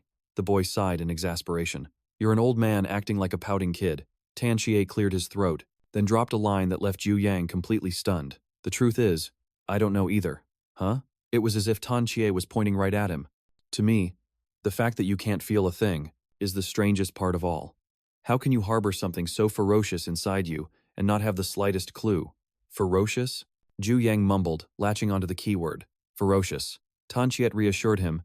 I'm temporarily suppressing it, so you don't need to worry too much. Jiu Yang's eyes widened, astonished. That's it? That's all you're going to say? Tan Chiet immediately threatened. What? You want a little taste of its power? The boy stammered. No, that's not what I meant. But before he could finish, Tan Chiet made his move. Instantly, A torrential surge of dark energy erupted from the boy's body, enveloping everything. Tao on. Jiu Yang's eyes widened in shock, utterly stunned as he watched the tendrils of dark energy relentlessly wrap around his body. As the dark energy closed in, sheer terror filled Jiu Yang's eyes, his very consciousness slowly being consumed by the demonic aura that enthralled him, making it feel like he was losing control of his own body. Just as Jiu Yang tried to fight back, Tan Chet held up a hand to stop him. "That's enough of a demonstration, don't you think?" he gasped, panting for breath. Horror was still etched in Jiu Yang's eyes. What in the world was that just now? Tan Chet clenched his fist. "I told you. I'm still struggling to keep it under control." Still in disbelief, Jiu Yang demanded, "Why is that thing inside of me?" A flicker of confusion crossed Tan Chet's face. "I don't know either." He then continued, "I know you have a million questions, but let's call it a day." Jiu Yang immediately shot back. "Why? I'm just starting to get interested." In response, the old man simply pointed toward the sky. "Just look up." He followed Tan Chet's gesture, but Jiu Yang was completely baffled. There's nothing there, but it seemed he'd just missed a brilliant flash of violet light in the heavens. And in that instant, the beam of light shot straight down, landing right at his feet. Countless petals were blasted into the air as he stared, wide-eyed, at the deep crater left in the earth, smoke and dust billowing everywhere. Through the settling dust, Jiu Yang could just barely make out a person's silhouette. His face flushed with anger. "What the hell do you think you're doing?" Suddenly, An Fong's back became visible beneath his flowing cloak, bringing to mind an ancient saying from the Manhwa sect. A look of utter confusion spread across Jiu Yang's face. "Huh?" An Fong's hand tightened into a fist, his muscles bulging with power. "If you want to get acquainted, you gotta let your fists do the talking." Jiu Yang watched as the man's body began to radiate a brilliant aura. What the heck is this? Tan Chet was also sizing up the man from Mount Hua. Someone like him still exists in this day and age, he thought to himself. Is this how the Mount Hua sect issues a challenge? All the while, An Fong kept a brilliant smile on his face. "My apologies," he said. "I'm just so thrilled to finally meet someone my age who's this skilled in martial arts." Jiu Yang still couldn't wrap his head around it, especially given An Fong's overwhelming excitement. "Are you telling me there's no one else your age in the Mount Hua sect with decent skills?" "What makes you say that?" he stammered in reply. "Well, that's more or less the case." An Fong scratched his head, looking a bit embarrassed.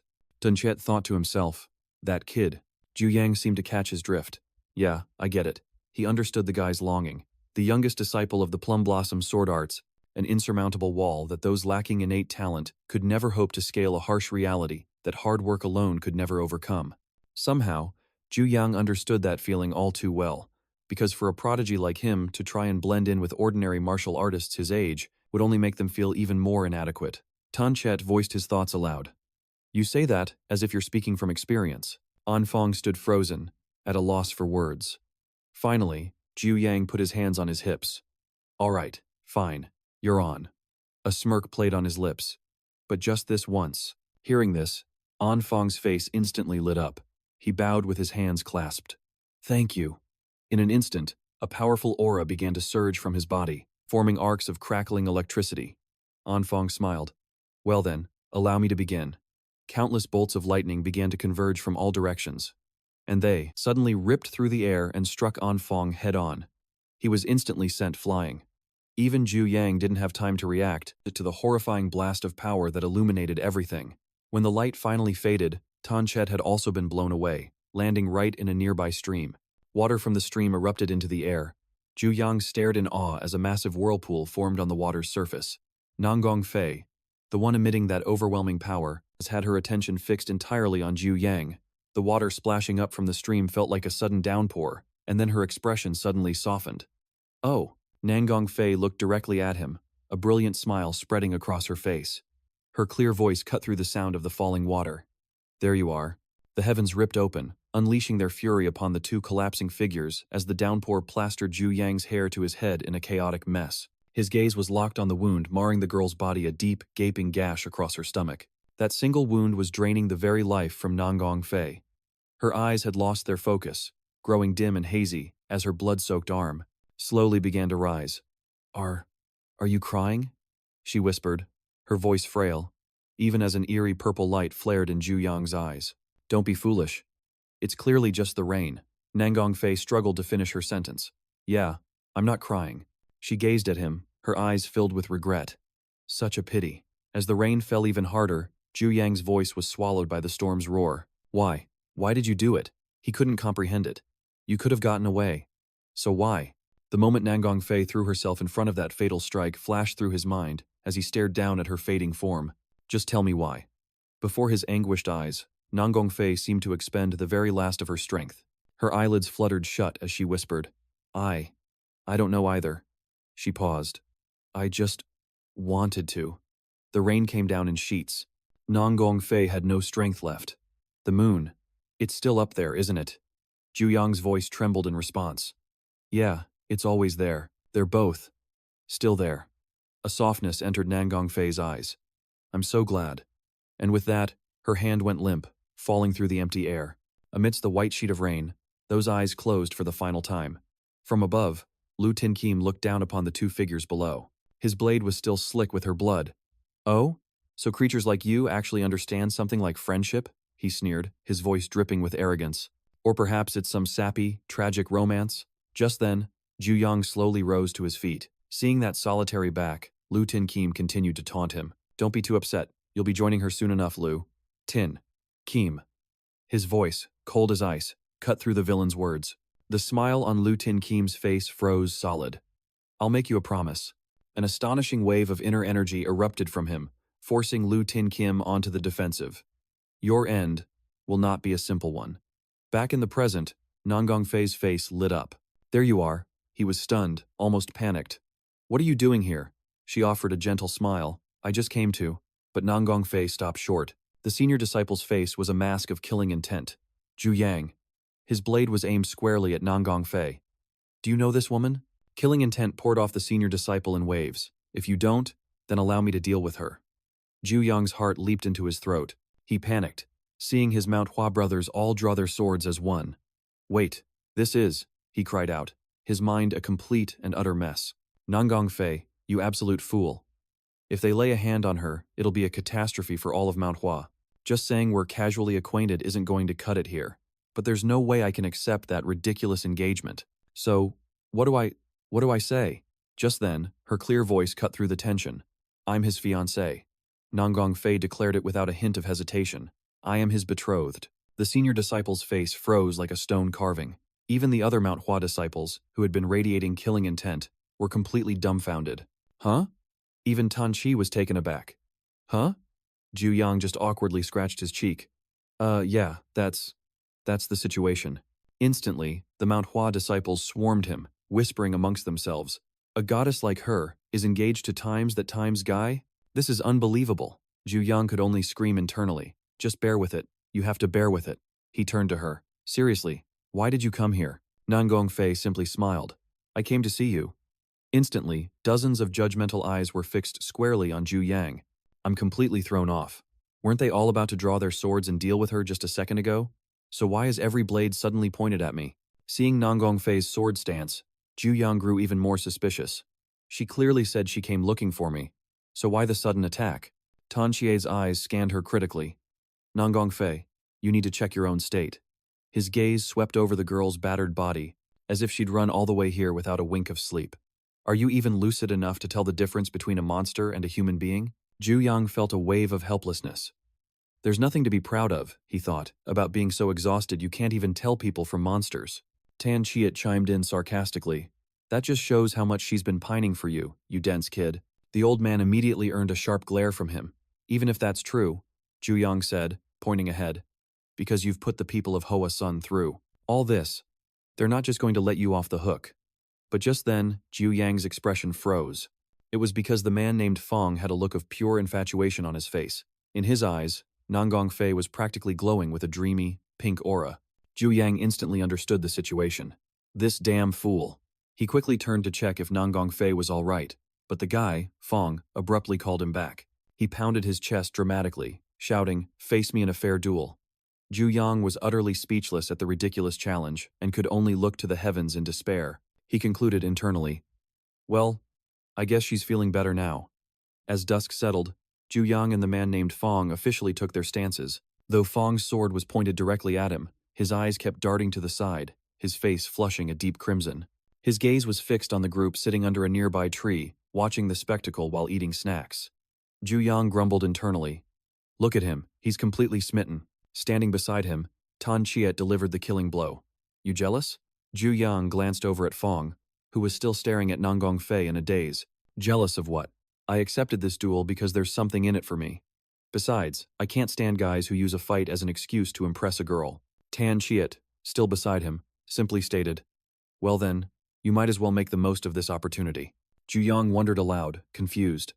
Wait, when did I say there was something in it for me? The old man just scoffed. You idiot? Tan Chiet pointed right at Jiu Yang. Aren't you the least bit curious to see just how much stronger you've gotten? Meanwhile, Violet Snow piped up, Big sister, what are you doing here? Did you come to see me? Hearing that, Master Wei's voice turned stern. Tuyet, that's no way to act around Lady Nam Kung. Nanggong Fei just smiled casually. It's quite all right. She's always like this with me. All Master Wei could do was sigh. Is she always this much of a handful? At the same time, Faceless was clasping his hands in prayer nearby. Please, don't let him get hurt. Ruby quickly tried to reassure him. I'm sure he'll be perfectly fine. Over with the Hoa Sun disciples, a buzz of conversation started up. Who do you think's gonna win? One of them asked their senior brother, but his expression grew grim. I'm sorry, but isn't the outcome already a foregone conclusion? That guy, Fong, is an absolute monster. Every single one of us has been on the receiving end of his talent. The speaker glanced at Fong's intensely serious expression. He may joke around most of the time, but when he gets serious, it's like he's a completely different person. Tan Chiet's gaze also shifted, noticing how the very air began to change as Fong concentrated, as countless flower petals materialized out of thin air. The petals seemed to converge, channeling their energy directly into his sword. Tan Chiet observed the phenomenon intently. The delicate petals drift around him, only to converge, at the very tip of his blade. Fong stared at Jiu Yang with a grave expression as a palpable killing intent began to radiate from his entire body, an incredibly fearsome aura. Here I come. As the words left his lips, the petals that touched the ground burst into flame, the fire growing more intense with each passing moment. A blinding flame erupted as Jiu Yang strode forward with ease, commanding every gaze in the arena. Even the senior brother was left utterly speechless, while Master Wei's eyes reflected nothing but the fiery glow of the impending clash. Jiu Yang clenched his fist, a terrifyingly powerful flame beginning to churn in the palm of his hand. Just as expected, a violent ring of fire erupted around him. Yet he thought to himself, it's still nothing compared to my sister's. Jiu Yang stared pensively at the power in his hand, but his sister's image was nowhere in sight.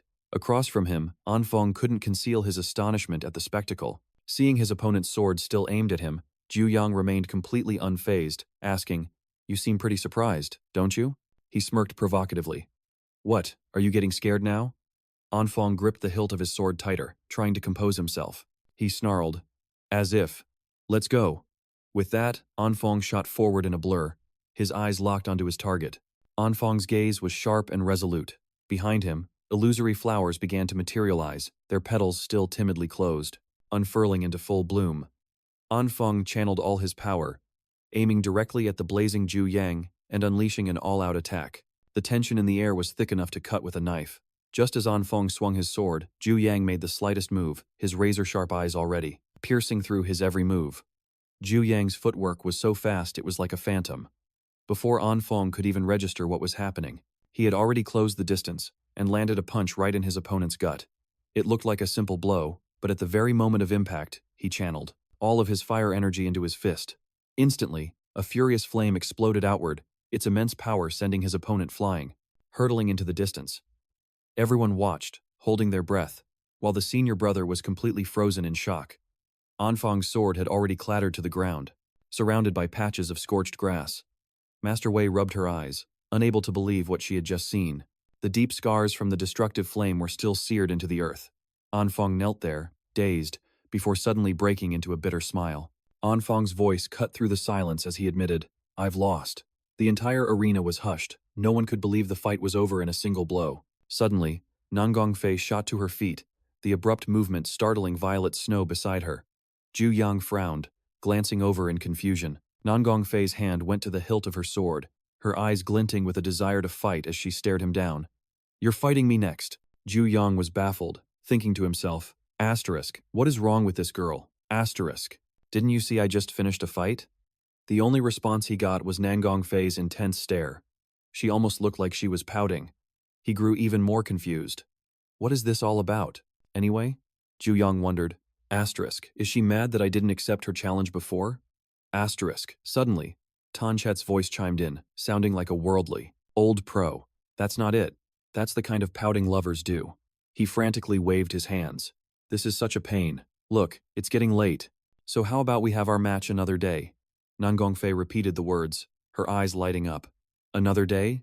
Then she suddenly grabbed his hand, her cheeks flushing pink, clearly, incredibly excited. It's a promise then. At the same time, the flames surrounding Jiu Yang began to recede, coalescing into a brilliant orb. Jiu Yang sat down cross-legged right where he stood, an astonishing amount of energy still radiating from his body. Tanchet observed his condition, and clicked his tongue. This old master has never seen a brat as monstrous as you. His voice turned serious. Have you already reached the threshold of the Chengdantian? Who in the world are you? Jiu Yang replied casually. I've only just reached the threshold. What's the big deal? But Tanchet could sense the chaotic power surging within his body, and he quickly warned, let me repeat myself. Reaching the Chengdantian at your age makes you a once-in-a-generation genius, but you absolutely must not try to go one step further. The moment you truly open your Chengdantian, that thing inside of you will go completely berserk. Jiu Yang couldn't hide his shock. That thing inside me? So it corresponds to my internal energy? Tantriet replied. Precisely. The more power you channel into your martial arts, the more ferocious it becomes. The old man raised 2 fingers as fiery energy flared from his body, enveloping his arm. If you continue to overexert yourself, that thing inside your body will run rampant. Hearing this, Jiu Yang grew visibly tense. Damn it. He slowly got to his feet, muttering, it's still not enough. At that exact moment, An Feng drew near. You've already won the battle, yet it seems you're still unsatisfied, young master. He kept his composed smile, showing no signs of intimidation. Jiu Yang glanced his way. What do you want? An Feng offered a genuine smile. Thank you, young master. Jiu Yang truly couldn't figure this man out. Huh? What are you talking about? Is he actually thanking me? I confess my knowledge is limited, and I don't truly understand why you're acting like this. But I know that you're trying to teach me. Tantriet watched with his arms crossed, thinking, this kid, even after such a humiliating defeat, his composure hasn't broken in the slightest. On the contrary, he's calmly reflecting on it. A sense of injustice welled up inside Jiu Yang. Damn it, I had to put my life on the line and train my butt off everywhere, but all it took for that guy was a single fight. Tantriet shot him a look. You're being awfully petty, kid. Jiu Yang looked at him. That's not what I meant, but if you manage to learn something from it, then good. An Feng, without a moment's hesitation, spoke his mind. Truthfully, I've always thought of myself as a rare talent, but after meeting you, young master, I now understand that there's always someone better out there, he said with a chuckle. You must have endured an incredible amount of training, far more than I could possibly imagine. In his mind, Jiu Yang scoffed silently. I can't stand this guy. Tantriet roared.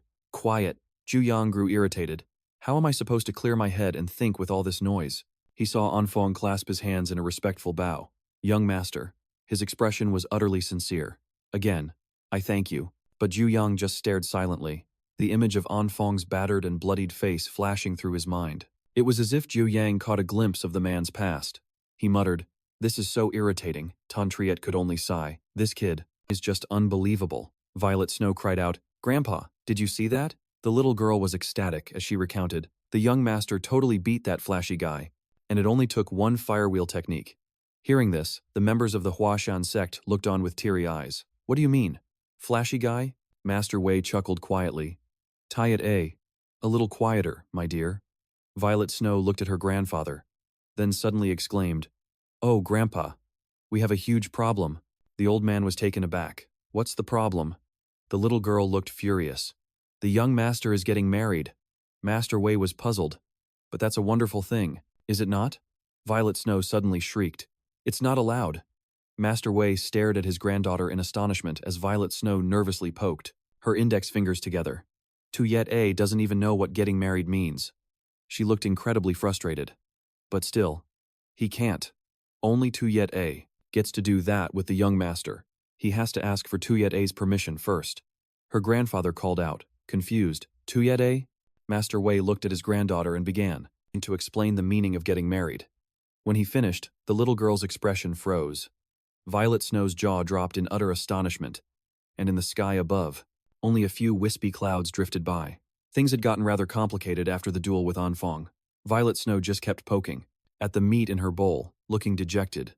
As everyone gathered around the fire for dinner, Master Wei decided to ask, "Tu yet a, dear, are you feeling unwell?" Violet Snow frantically shook her head. Jiu Yang, chopsticks in hand, glanced over at her as well. "If that's not it, then why are you just staring into your bowl?"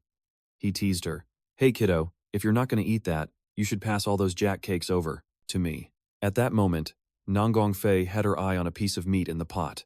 Just as she was about to pick it up, Violet Snow beat her to it, snatching the piece away. The little girl hastily stuffed it in her mouth, but Nanggong Fei didn't seem to mind in the slightest, simply choosing another piece with ease. And yet, that delicious piece of meat was once again snatched away by a quicker hand, leaving him with nothing but the sight of Vi Tuyet gleefully chewing away. Umph. Jiu Yang's brow furrowed, but the flicker of anger that had just sparked was quickly doused when he realized something was off. "Wait a minute. At this hour, my little sister Vi Hu should be." Quan immediately snapped in a stern voice. "What kind of games are you playing in the middle of a meal?" With just that one sentence, Violet Snow was suddenly overwhelmed with hurt and the hands holding. Her chopsticks began to tremble uncontrollably. Violet Snow shot to her feet, tossed back a sharp, "You're an idiot," then turned and ran, leaving Master Wei completely bewildered. "Tuyet a." But despite his call, the young girl just kept running ahead, while Jiu Yang was left utterly clueless and couldn't make heads or tails of the situation. He turned to Nanggong Fei and whispered, "What was that about? Did I say something wrong?" She could only shake her head, looking just as puzzled. She's been acting this way ever since that match. To be more precise, it seems the little one is sulking about something. Meanwhile, Violet Snow had found a spot under a nearby tree, where she sat resentfully munching on the rest of her meal. And to make the situation even more ironic, the sky above was exceptionally, almost mockingly, clear and blue. Jiu Yang let out a long yawn, and Faceless, noticing, immediately asked, "Young master, are you awake?" The young man still looked completely drained. "Yeah, I appreciate your hard work." Dark circles were etched deep under Jiu Yang's eyes. It had been several consecutive days of camping, and lately, he'd spent more time in a tent than he had in his own palace. It seemed this long stretch of days out in the wild was far from over. He dragged himself over to the stream to wash his face and try to wake up. But the moment he got there, he was greeted by the sight of Anfong's rippling muscles. His bare back looked incredibly solid and powerful. Anfong turned to look at Jiu Yang. "Young Master Kuyu, how about we train together for a while?" Jiu Yang could only sigh internally. Maybe the people from Manhwa don't have the habit of wearing proper attire in the morning? Hearing this, Tan Chich began to explain with a serious tone. The body of a martial artist is a vessel that transforms based on the internal arts they cultivate and their own inner emotional state. He added, "Therefore, only when the roots grow firm and steady can the plum blossom truly bloom to its most magnificent potential." Jiu Yang nodded as if he understood. "So that's how it is. I understand now." Tan Chich then extended an invitation. "In that case, you should also work on your physical conditioning a bit." Jiu Yang looked at him. "I thank you for the advice. But today I have something more important I must attend to. Let's plan to train together next time." Hearing this, the old man could only concede, "Very well, then." Anfong asked curiously, "Do you have an important matter to attend to, young master? Is today some kind of special occasion?" Jiu Yang laughed mysteriously. "Haha, have you forgotten? Today is the day." He trailed off as a path materialized before their eyes. A flight of stone steps that seemed to stretch on endlessly, climbing straight to a peak, shrouded in the night's darkness. Jiu Yang pulled aside the carriage curtain, poking his head out to observe. Tan Chich gently wiped a tear from the corner of his eye. "This place. It's exactly as I remember." It still exuded an aura of solemn majesty, noble and steadfast. The structures before them were both ancient and immense, prompting Jiu Yang to ask, "Do the people of Mount Hua have to climb that every single day?" Anfong smiled. "For us, it's just a part of our daily routine." Jiu Yang couldn't help but wonder. What kind of maniac would build the Mount Hua sect way up on the top of a mountain like this? Even Tan Chich had to nod in agreement. At times, this old man has the very same thought. He continued, "In any case, we're fortunate that the disciples of Mount Hua always know how to look after people. Isn't that right, eldest brother?" The eldest brother turned to Jiu Yang. "Young Master Kua, perhaps you should rest for one night at the foot of the mountain and set out in the morning? We will prepare suitable accommodations for you." Jiu Yang was a bit puzzled. "I'm carrying a treasure of Mount Hua. Wouldn't it be better to head up the mountain immediately?" The eldest brother still seemed hesitant. "Are you sure that would be all right?" Jiu Yang explained. "But seeing how warmly everyone from Mount Hua has welcomed me, I can't bring myself to refuse such a generous offer." The eldest brother immediately replied, "Very well, then we will go up the mountain first to report that the young master will be ascending tomorrow morning." With that, he turned to Anfang and instructed, "To prevent any unforeseen circumstances, you are to stay here and protect the young master." "Hey, why don't we all head up the mountain with the young master tomorrow?" Jiu Yang suggested. "Wouldn't it be way more fun if we all went together? I'm sure the other seniors at Manhwa are eagerly waiting as well." Anfang just offered a slight smile, but a strange glint flashed in his eyes as Jiu Yang watched, lost in thought. He mused internally. This guy seems to get along not just with people his age, but even with the elders. His connections are anything but ordinary. Tanchich nodded in agreement, remembering he'd never been so fortunate in his day. Meanwhile, Anfang and Faceless were deep in conversation. "Is there a convenient place to leave the horse carriage?" Just then, Violet Snow arrived, carrying a steaming hot food basket. "Sorry to keep you all waiting," she said, flashing a smile as bright as a flower. "Ta-da! Young master, here are the hot steamed buns you asked for." Jiu Yang looked at the plump buns before him, a satisfied grin spreading across his face. Finally, he thought, my lifeline has arrived. Violet Snow also thoughtfully brought a cup of tea over. "Young master, here's your tea." "Huh?" He couldn't help but be surprised. "Oh, so you know how to do such thoughtful things too?" Flushed with praise, she was ecstatic. "He," she giggled, then confidently declared, "This Tuyete is more capable than you think." Jiu Yang leisurely took a sip of tea. "I thought the kid was in a funk these past few days, but it looks like she's back to her cheerful self today." His gaze fell upon a tuft of Violet Snow's hair that was sticking up proudly. Jiu Yang gently reached out and patted her on the head. Violet Snow's face instantly flushed a deep red. She looked as if she was thoroughly enjoying the gesture. Jiu Yang glanced down at Violet Snow, thinking, if only you were always this adorable. She flinched, as if to say, "Hey, I haven't done anything wrong." Just at that moment, Nanggong Fei deftly picked up a bun and held it out for him. She parted her lips slightly, mouthing a silent, inviting "ah." Jiu Yang was instantly caught in a dilemma, his mind racing. Should I eat it or not? But Violet Snow was already glaring at the bun with eyes that could shoot daggers. She then opened her mouth wide and snatched it. Violet Snow's cheeks puffed out, but she didn't forget to shoot Nanggong Fei a razor-sharp side-eye. The other woman looked slightly taken aback by the scene, but a moment later, Nanggong Fei's radiant smile returned, which only made Violet Snow even more flustered. Jiu Yang had absolutely no idea what was going through the little girl's head. In the end, all he could do was let out a weary sigh, as a thick, awkward tension filled the room. "It's time to eat. Just focus on the food. No need to overthink things." The scene shifts, revealing a massive broadsword with a wide, heavy blade. A light tap of its tip against the stone steps produced a piercing clang. At that very moment, a half-masked bandit was trembling under an immense, terrifying pressure. A deep, gruff, and menacing male voice suddenly rang out, shattering the silence. In the middle of a cave flickering with firelight, the man spoke in a raspy voice, addressing the bandit who was prostrated on the floor. "So, you were discovered?" At the question, the bandit began to tremble uncontrollably, stammering, "Yes. It seems the people from Mount Hua have grown suspicious." The imposing man sitting on a stone throne, his expression grim, let out a low growl. "Those Mount Hua brats. They've got sharp noses. Dragging this out any longer is pointless." The bandit, still cowering on the floor, replied, "I will report to headquarters at once." The man's voice dropped to a threatening tone. "You'd better make it fast. You know what happens when there are delays," he snarled, before letting out a booming, maniacal laugh. Cutting through the man's savage laughter, the bandit quickly added, "Also, there is another order from headquarters." When the man didn't react, he pressed on. "They say, a divine doctor has appeared in Shaanxi."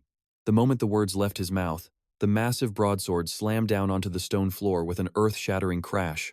The man leaned his weight on the massive blade, his deep voice rumbling as he repeated the words, "A divine doctor?" In that instant, pure terror seized the bandit's mind. Under the crushing pressure, his limbs trembled uncontrollably as he stammered, "Yes, sir. We have word that he has left. Anhui for Shaanxi. My men are currently." For the man searching for a specific location, those words were all he needed to hear as he slowly rose to his feet, a simple act that terrified the thief to his very core. He called out for manager before anyone else. The thief's eyes, wide with panic and terror, darted up at the man, who casually strolled over and pressed a blade against his throat. Pushing the cold steel against the thief's neck, he growled with clear irritation, "I don't recall giving any of you an order to search." The thief felt a cold chill run down his spine. Drenched in a cold sweat, he bowed his head and mumbled, "This is an order from the Nine Palaces' master." The absolute horror in his eyes was unmistakable. Is that so? The image of the sweat-soaked, utterly terrified thief reflected perfectly on the razor-sharp blade. The man continued his interrogation. So what's the plan? Take out the divine doctor, then capture him? The thief trembled, stammering his reply.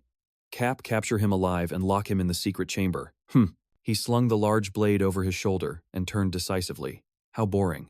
He then asked coldly, so, am I at least allowed to deal with anyone who gets in the way? Without a second of hesitation, the thief replied respectfully, yes, his only order was that the divine doctor must be taken alive.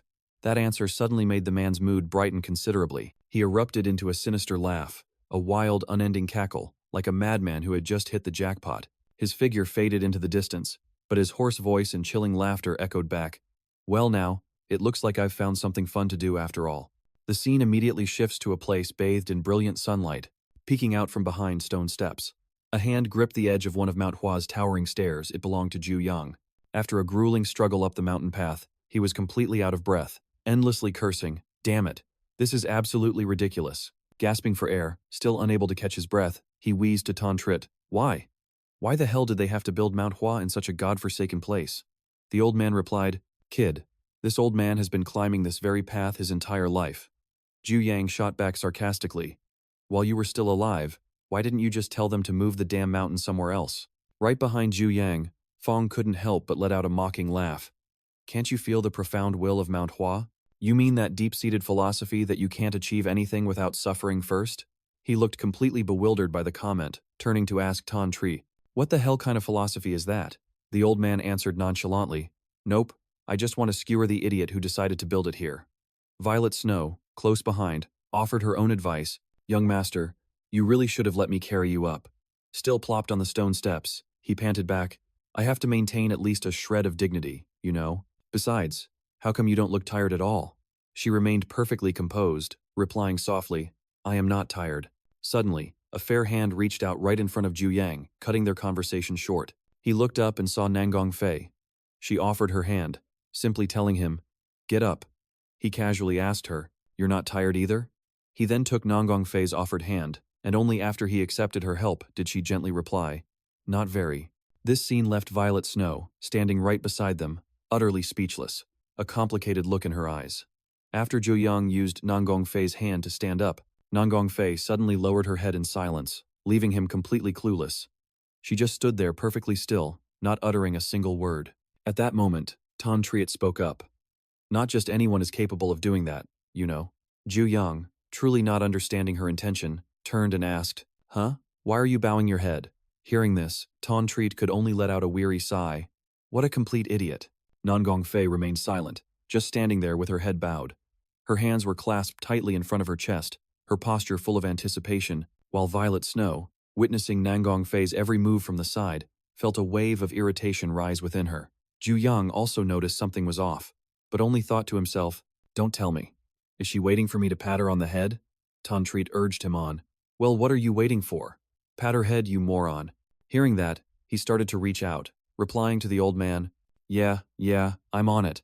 But before his hand could reach Nanggong Fei, Violet Snow, who was right there, intentionally beat him to it, patting her on the head first. Seeing this, Jiu Yang had no choice but to pull back his hand, while Nanggong Fei was at a loss for words. Nanggong Fei responded in kind with an affectionate pat on the head. A delighted Twet appointed to herself, proudly boasting, I did it. Seeing Violet Snow so happy, she just offered a gentle smile. Jiu Yang, on the other hand, just looked completely baffled by their interaction. A slight blush crept onto Nanggong Fei's cheeks as she shyly started to say, next time, you. But she suddenly spun around to look behind her. Jiu Yang cut her off, asking, where is everyone else? Master Wei and Faceless instinctively glanced back, only to see Ruby, who was struggling with every step. Her face beat red and gasping for air. Her faint voice drifted over, sorry, young master. I'm all right. Just leave me behind. Seeing her pathetic state, Trit called out, can someone go collect Ruby already?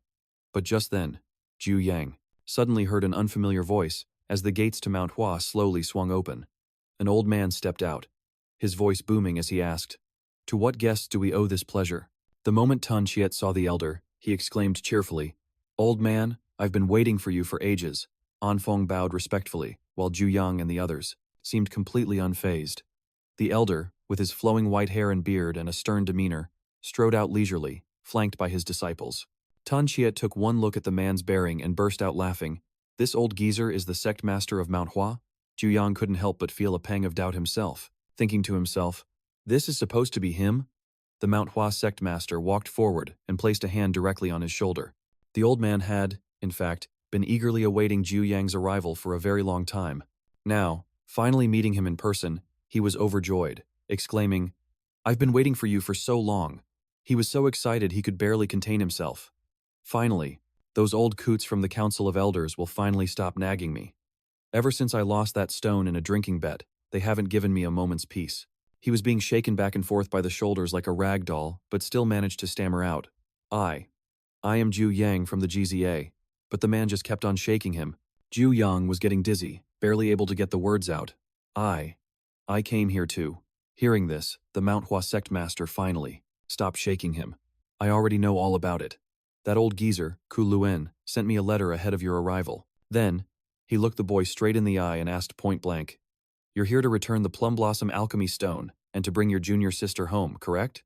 Hearing this, Jiu Yang's face lit up with relief as he thought to himself, Thank goodness, the second elder already gave them a heads up. This should all be resolved smoothly. With that thought, he replied politely, Yes, that's exactly right. The Manhwa sect master then added, But that old man failed to mention one little thing. Jiu Yang quickly asked, Oh, and what might that be? Suddenly, the sect master's expression darkened, his gaze piercing straight through him as he growled, The chaotic source of energy inside your body. The words struck Jiu Yang like a bolt of lightning, his eyes widening in stunned disbelief. With that said, the Manhwa sect master didn't pursue the topic. Instead, his eyes flickered over towards where Master Wei was standing. As if sensing the sect master's gaze on her, Master Wei flinched guiltily and quickly averted her eyes. The Manhwa sect master seemed unwilling to dig up old wounds, so he decided to let it be. He gently removed his hand from the boy's shoulder and said, Let's just drop it. Then, his tone shifted to one of concern. You all must be exhausted from your long journey. Thun Heen, prepare some food and quarters for our honored guests. The man named Thun Heen quickly replied, Yes, sect master. I'll see to it at once. Immediately after, the sect master's voice rang out once more. Echoing throughout Manhwa, we will discuss the details once we are inside. Jiu Yang felt a knot of unease in his stomach and turned to quietly ask Tan Chiet, Old man, what in the world is going on? The geezer just roared with laughter at his question. Did you really think you could just swallow one of Manhwa's treasures and just walk away unscathed? But don't you worry, I doubt you'll kick the bucket or anything. That last remark left Jiu Yang feeling. A sliver of unease began to creep into my heart, and his words only amplified my worries. The scenery of Manhwa was truly a sight to behold, with rows of cherry blossoms bursting into a brilliant pink that painted the entire sky. The sect leader of Manhwa gently rolled a mystical purple jade orb in his hand, his voice deep and resonant. I must sincerely apologize for summoning you here so abruptly, especially since you've just arrived and haven't had a moment to rest. However, this old master was left with no other choice, as I cannot simply allow someone who has absorbed Manhwa's spiritual energy to remain outside our watch. I hope you understand. Gu Yangchon, being a man of reason, replied politely, Yes, this junior understands. Once they were seated across from one another, the sect leader cut straight to the chase. So, your claim is that while you were safeguarding the treasure of Manhwa, it suddenly fused with your body? Gu Yangchon's face remained impassive as he didn't bother to elaborate, but deep down, he was silently conferring with Shin-Che. For now, let's just play along with this old man. Sticking to the truth is the best course of action, isn't it? Shin-Che, equally stumped, could only offer a plausible story. Just tell him you were in a deep slumber after training and absorbed it by accident. It sounds a bit ridiculous, but it's not an outright lie. Finding the logic sound enough, he agreed. All right, let's stick with the plan we discussed. Following the story he and Shin-Che had agreed upon, Gu Yangchon recounted the events, which left the sect leader of Manhwa in deep contemplation. That is a truly incredible story. His gaze suddenly turned sharp as steel as he continued. The fact that you absorbed the spiritual energy, and the fact that your body now houses two entirely different flows of internal energy, are both considered to be impossible feats. Gu Yangchon was genuinely stumped at this point, unsure of how to respond, and could only manage to stammer, After that, Gu Yangchon lowered his head in silent contemplation, causing even Shin-Che to grow a little concerned. The sect leader of Manhwa suddenly shot to his feet and declared, Very well. If that is the case, you said you wish to fetch your younger sister, then you will come with me. Gu Yangchan rose to his feet in turn, instinctively asking, "Where are we going?" Hearing him question the order, the sect leader showed a flash of displeasure.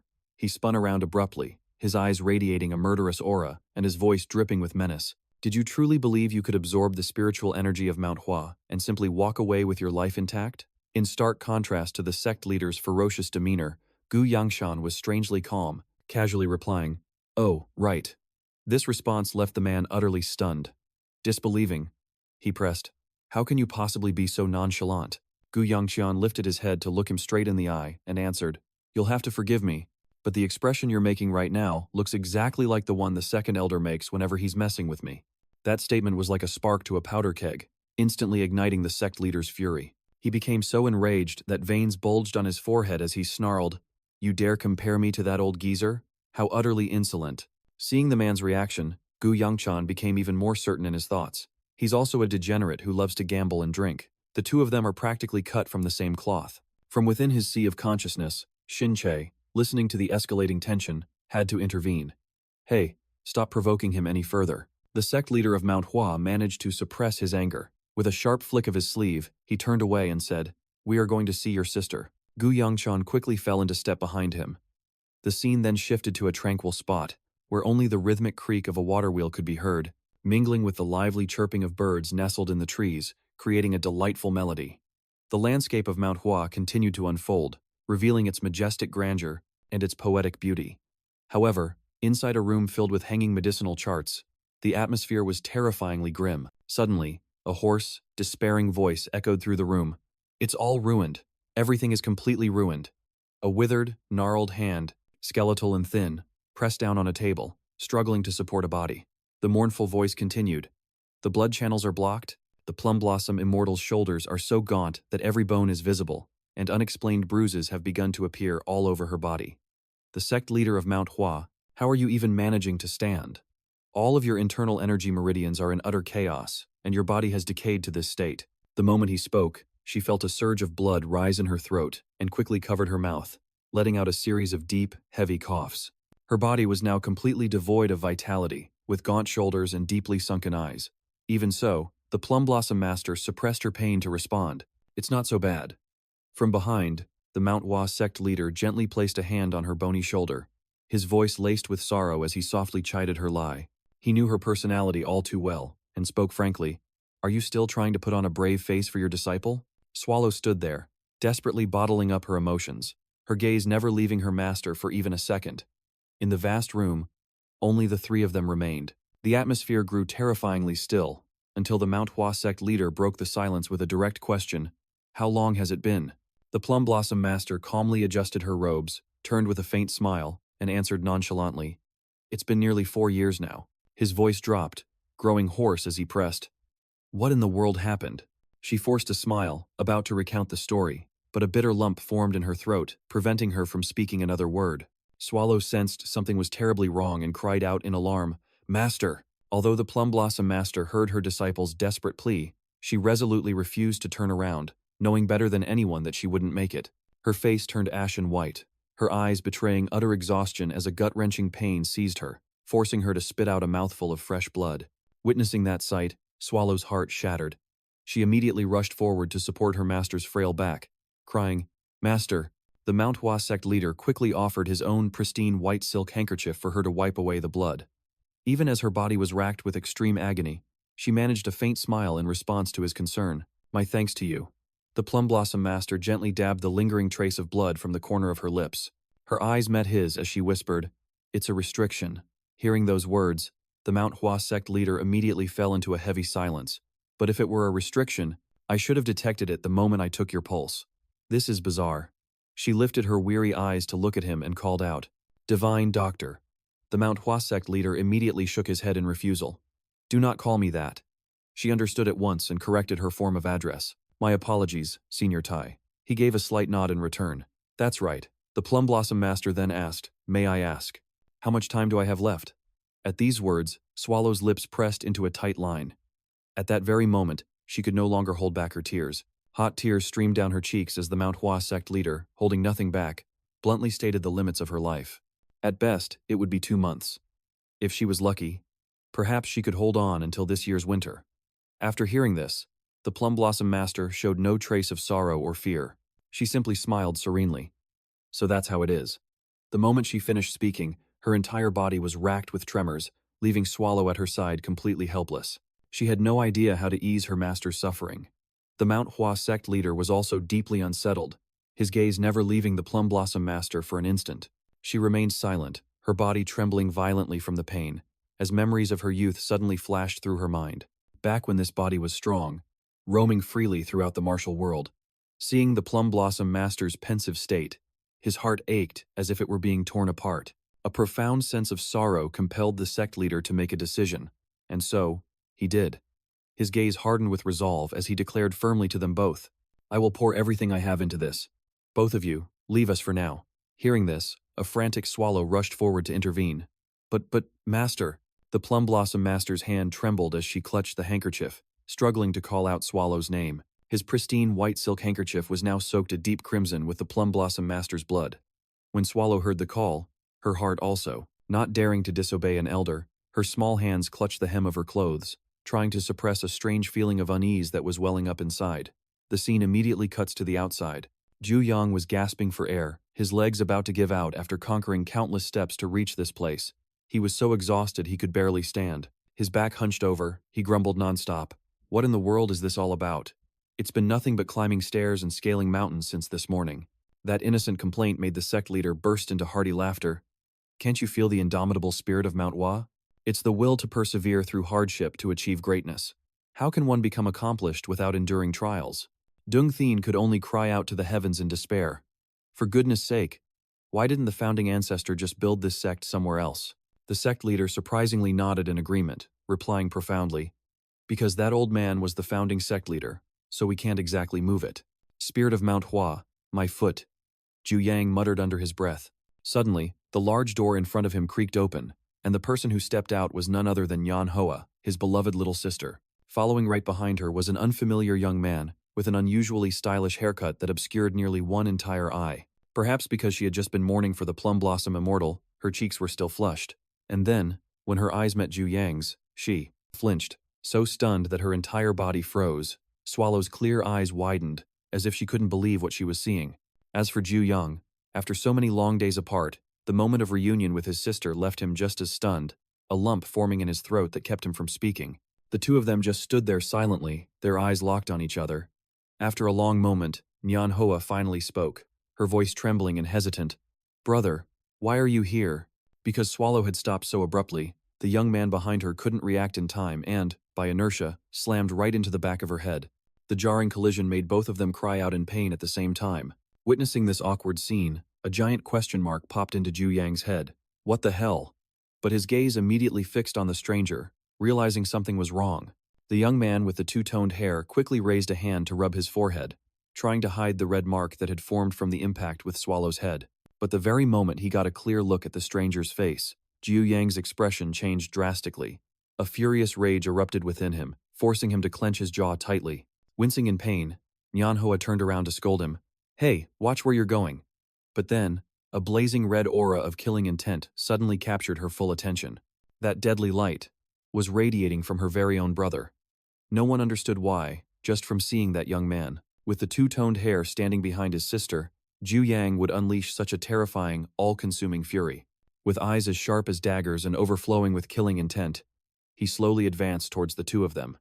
The atmosphere suddenly grew dark and eerie, as if this were a memory from a past life. That's right, this was the scene right before Jiu Yang was reborn. His hands pushed open a pair of massive gates, revealing a sea of eerie purple flames raging outside. Inside the room he had just entered, the floor was slick with fresh blood. Ahead, a figure was already waiting. He slowly turned around and spoke. "I'm so glad you've returned safely." That man was none other than Jia Cat Hatch, holding a paper fan that hid half his face. He spoke, completely oblivious to the fact that with every step Jiu Yang took, his underlings were writhing in agony before collapsing. The life force of these grunts was being mercilessly drained by Jiu Yang. His appearance, consumed by absolute rage, was truly terrifying. His entire body was enveloped in a dense, purple demonic aura that would strike fear into anyone's heart. He dragged his heavy feet forward, one step at a time. Jiakat Hatch remained composed, observing him before asking, "It seems you're quite angry, aren't you? What could have possibly made our great leader this furious?" he asked in a probing tone, then proceeded to add fuel to the fire. Could it be because of that woman who passed? Hearing this, the fire of rage within Jiu Yang erupted more fiercely than ever before. His ice-cold gaze locked onto the man opposite him. The greater his fury, the more violently he absorbed the demonic energy. In the blink of an eye, the remaining guards were drained of their life force, turning into shriveled husks. He let out a roar, unleashing a colossal wave of energy as he charged straight forward. Jia Cat Hawk. But he just smirked, his tone suggesting he knew everything all along. Everything, including this pathetic state you're in right now, is all part of the cult leader's grand design. The team leader doesn't seem too keen on the sect leader's wishes. Hearing this, a fire of rage ignited within him, his teeth grinding together audibly. But he was powerless, as the man shot him a bone-chilling, provocative glare. He lunged forward, getting face to face, the fury etched into every line of his features. He locked his gaze onto the man, and the space around them was consumed by an eerie purple aura. Channeling all his internal energy into a single palm, he struck without warning, his move utterly merciless. He unleashed a thunderous blow aimed straight for the man. Yet, Jughach didn't even flinch, calmly stating, "I want you to burn one thing into your memory. Above you, there is only the sect leader." The words struck like a bolt of lightning. His attack froze midair, his jaw clenched so tightly it felt like it would shatter. There was nothing he could do. His boiling rage, with no other outlet, shifted its focus to the person standing nearby, the man with the fan. Jughach's lips curled into a smirk, a smile that was both intensely provocative and eerily unsettling. Gu Yongchan pulled back his hand, clasping it behind his back. The man with the fan called out to the team leader, revealing a horrifying sight. The Heavenly Elder, a revered old man, lying collapsed in a pool of fresh blood. He announced clearly, "The Heavenly Elder has passed on." Another elder threw his head back and roared in despair, coughing up a mouthful of thick, dark blood. The other man's words were as cold as ice. Today, the worship elder will share the same fate. Across the way, one of the sword elder's arms had been severed, his robes stained red, leaving him with only a single arm, so the heavenly demon probably has no interest in the old man anymore. He covered his mouth, letting out a ghastly laugh. Jughach then spoke, his voice laced with insinuation. "So, who do you suppose the sect leader will entrust his legacy to?" Gu Yongchan didn't answer, silently turning to walk away, but the man wasn't finished with him yet. He called after him, "Think carefully. The sect leader will surely hand everything over to you." But his back remained resolute as he walked further away. Though his anger raged like a wildfire, he had to suppress it, feeling powerless before his enemy. Back in the present, having been given a second chance at life, Gu Yang, Qian had a stranger by the throat, the veins on the back of his hand bulging. A violent aura of energy radiated from him, completely enveloping his body. That same energy slowly lifted the victim into the air. The young man with the salt and pepper hair gasped desperately for breath. His hands clawed at Gu Yongchan's wrist, thrashing about in a futile struggle. But Gu Yongchan seemed to have lost all reason. His eyes clouded with rage as his grip tightened. A dark, overwhelmingly heavy killing intent began to pour from Gu Yongchan. Standing nearby, his junior sister Inhua was petrified, trembling uncontrollably as tears welled in her eyes. Gu Yongchan's energy grew more and more violent. He had completely lost control, his eyes bloodshot, his teeth clenched tight. Suddenly, a frail hand covered his face. The old man who accompanied him had appeared to intervene.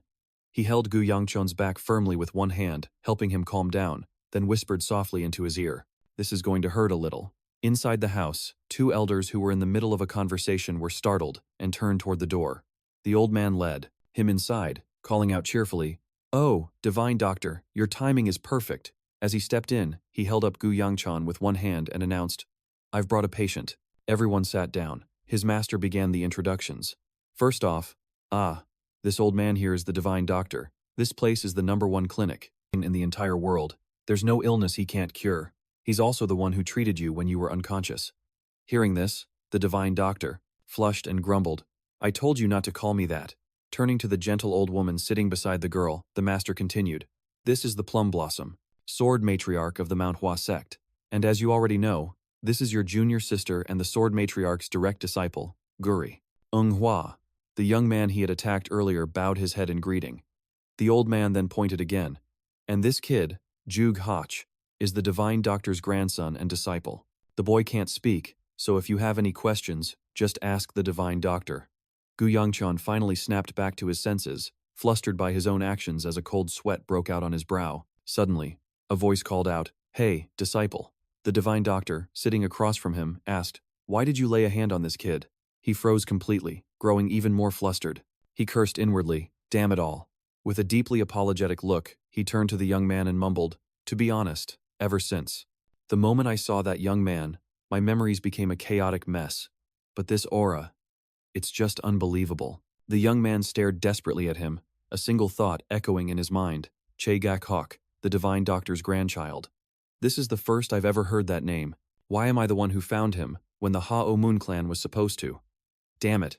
I hope this doesn't throw everything off course. The young man was lost in thought. Since when did Joa stop answering my calls? Hell! He hung his head in frustration. What am I supposed to do now? As he was wrestling with his thoughts, his master appeared at his side, asking in a gentle voice, "Chuna, are your memories in disarray?" Gu Yang Cheon, startled, stammered, "Ma, master, how did you know?" The master just chuckled cryptically. "Ho ho, I'm not quite sure myself." The memory of him frantically grabbing Hio Ok Yui by the collar suddenly flooded back. His master then turned to the ancient divine doctor and began, "Ancient divine doctor, would you be willing to examine this child's body one more time?" The ancient divine doctor immediately waved his hand, turning away and refusing coldly. "I have no interest in doing as you ask. Get out of my sight." The two old men started bickering. "You crazy old fool, I told you to get lost." Now, don't be so harsh."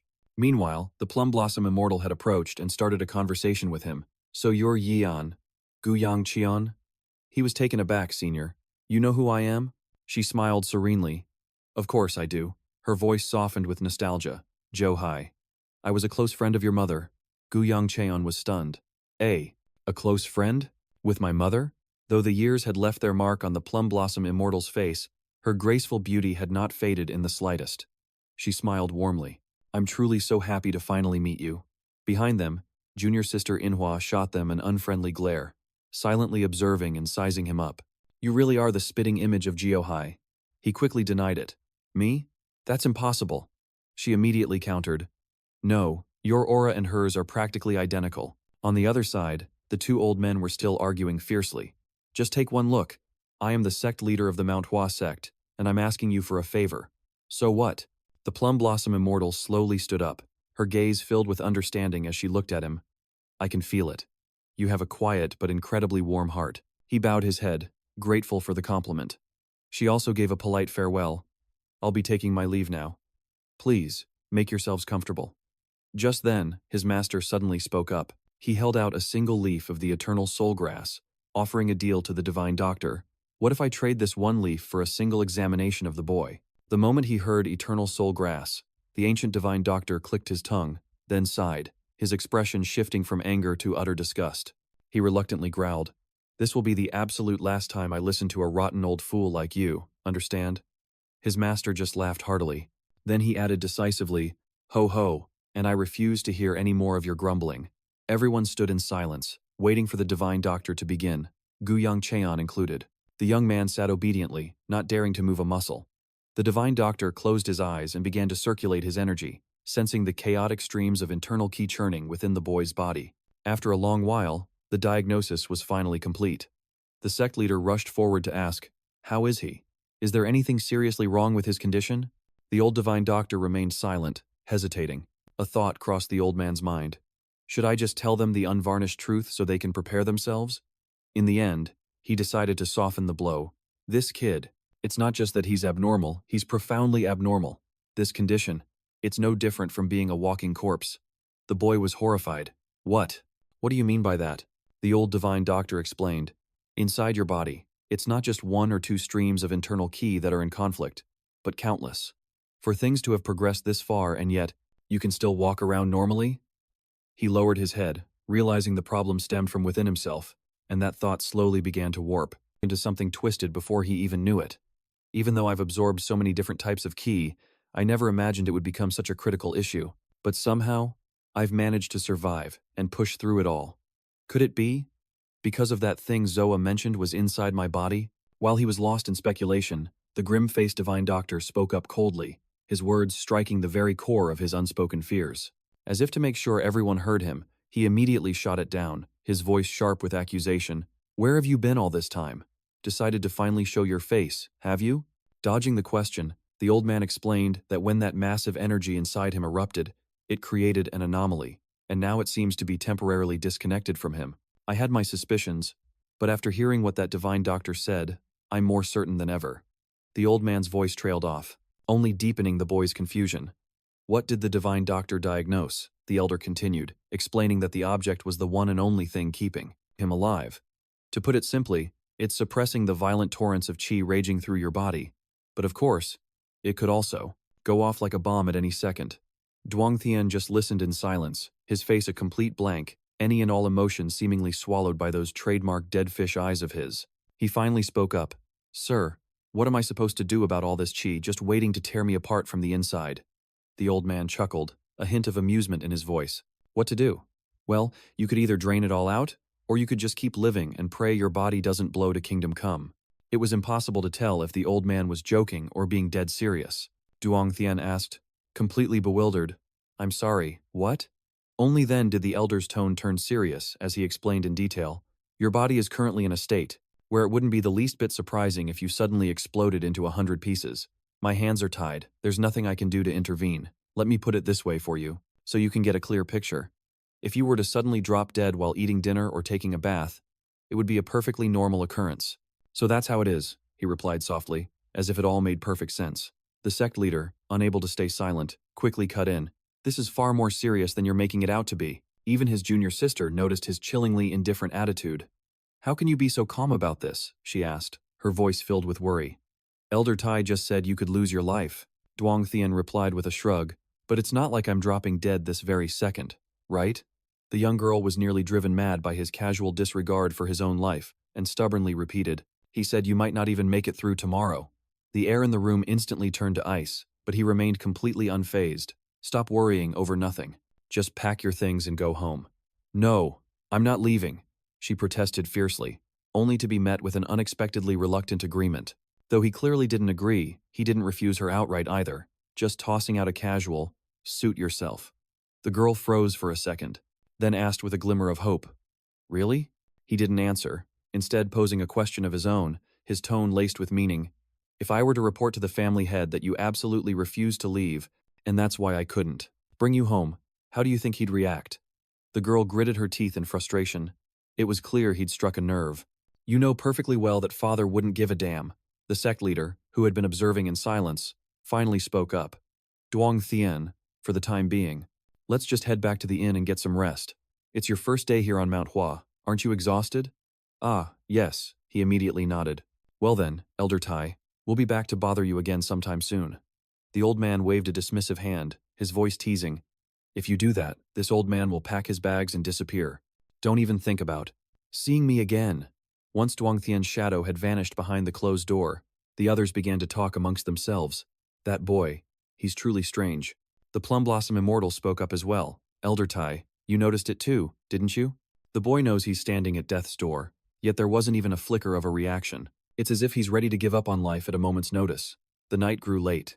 In the silence of the courtyard, a young man's figure wandered without purpose. Tan couldn't hide his astonishment at the boy's attitude. Hey kid, knowing you could check out any minute. I gotta say, I'm pretty shocked that you can still put away dinner like that. What's the plan? To be a well-fed ghost? Duangtian didn't even flinch at the joke. Or perhaps, he genuinely didn't get it. What's the difference between a hungry ghost and a full one? Then he answered calmly, I haven't really thought that far ahead.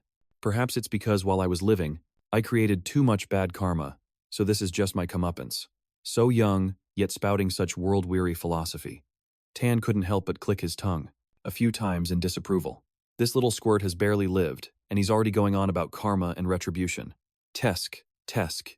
At that very moment, Duangtian arrived back at his room and opened the door. The moment he cracked open the door, his eyes landed on Nonggong Fei, sitting listlessly on the bed. What are you doing in here? He asked. She answered calmly, completely oblivious to how strange the situation was. I'm getting ready to go to sleep. Her casual reply almost threw him for a loop, forcing him to ask hesitantly, You're planning to sleep in here? Yep, she confirmed without missing a beat. Then, as if to make sure he understood, she pointed right at him and added, With you. Seeing this, Tan Chied couldn't miss the chance to poke fun. Well, Producing an heir before you kick the bucket wouldn't be a bad thing. Ignoring the old man's jab, he turned to explain the situation to her properly. Senior Jungmun said he prepared 2 rooms, so if you don't mind, could you please go back to your own room to rest? There are no other rooms, she corrected him instantly. He pressed on worriedly. Senior Jungmoon only arranged for 1 room? The answer he dreaded finally came. That's right. He couldn't help but scowl, thinking to himself, I should have known something was up the moment that old geezer said he and the second elder really hit it off.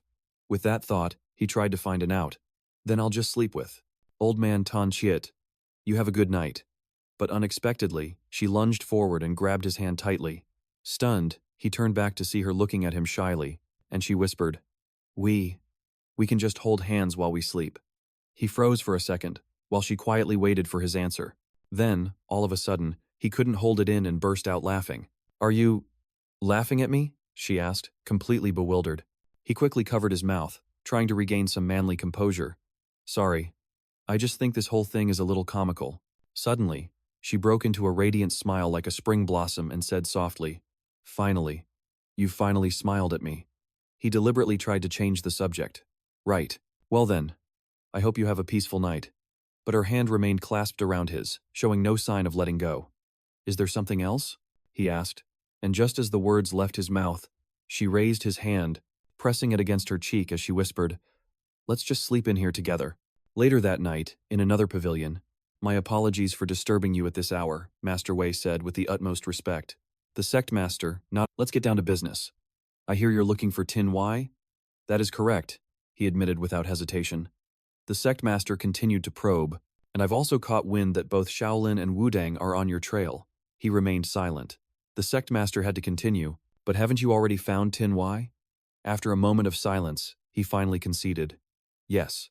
I can also sense that you've woven an inescapable net to protect Tin Wai. Despite that, you haven't rushed to act.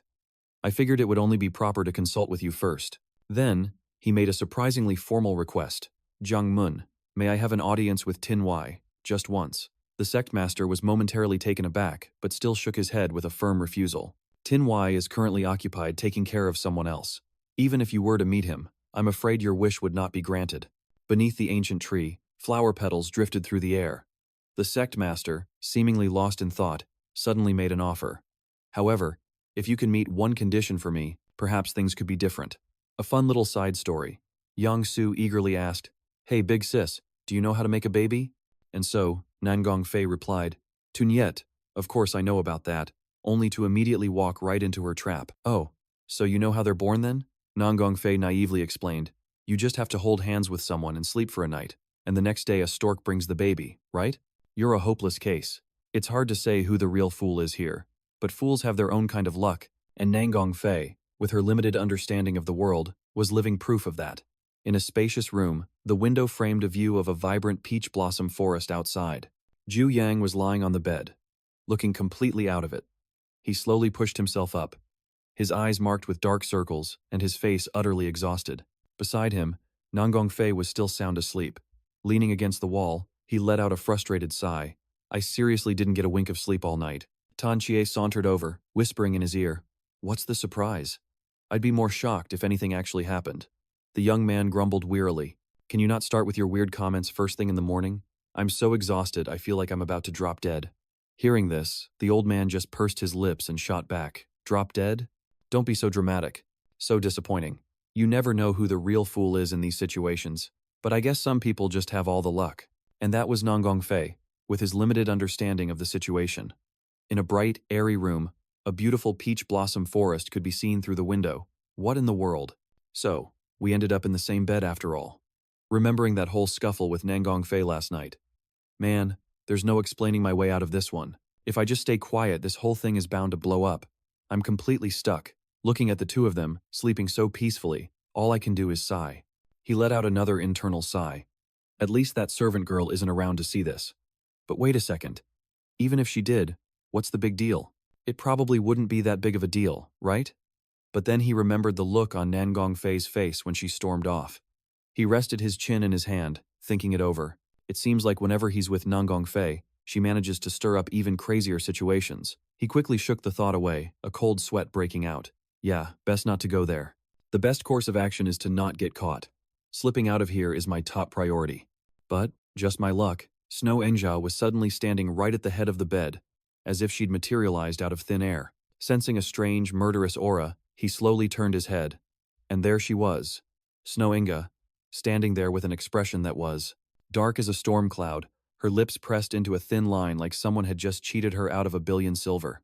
Just then, Nanggong Fei lazily opened her eyes, and the three of them were locked in a tense standoff. The silence was deafening. To shatter the tension, Nanggong Fei casually lifted her head and asked Snow Inga with a friendly smile, "Did you sleep well, little sister?" Snow Na shot back, her voice full of resentment. "Not at all. You're so stingy." Her hands trembled as she clutched the hem of her clothes, her voice cracking.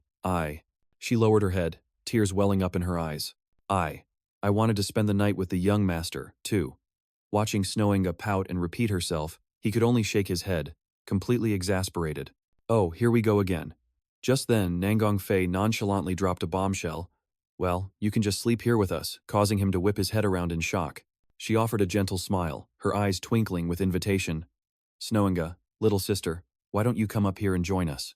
At those words, Snow Inja lifted her tear-stained, blushing face. Her expression was full of disbelief.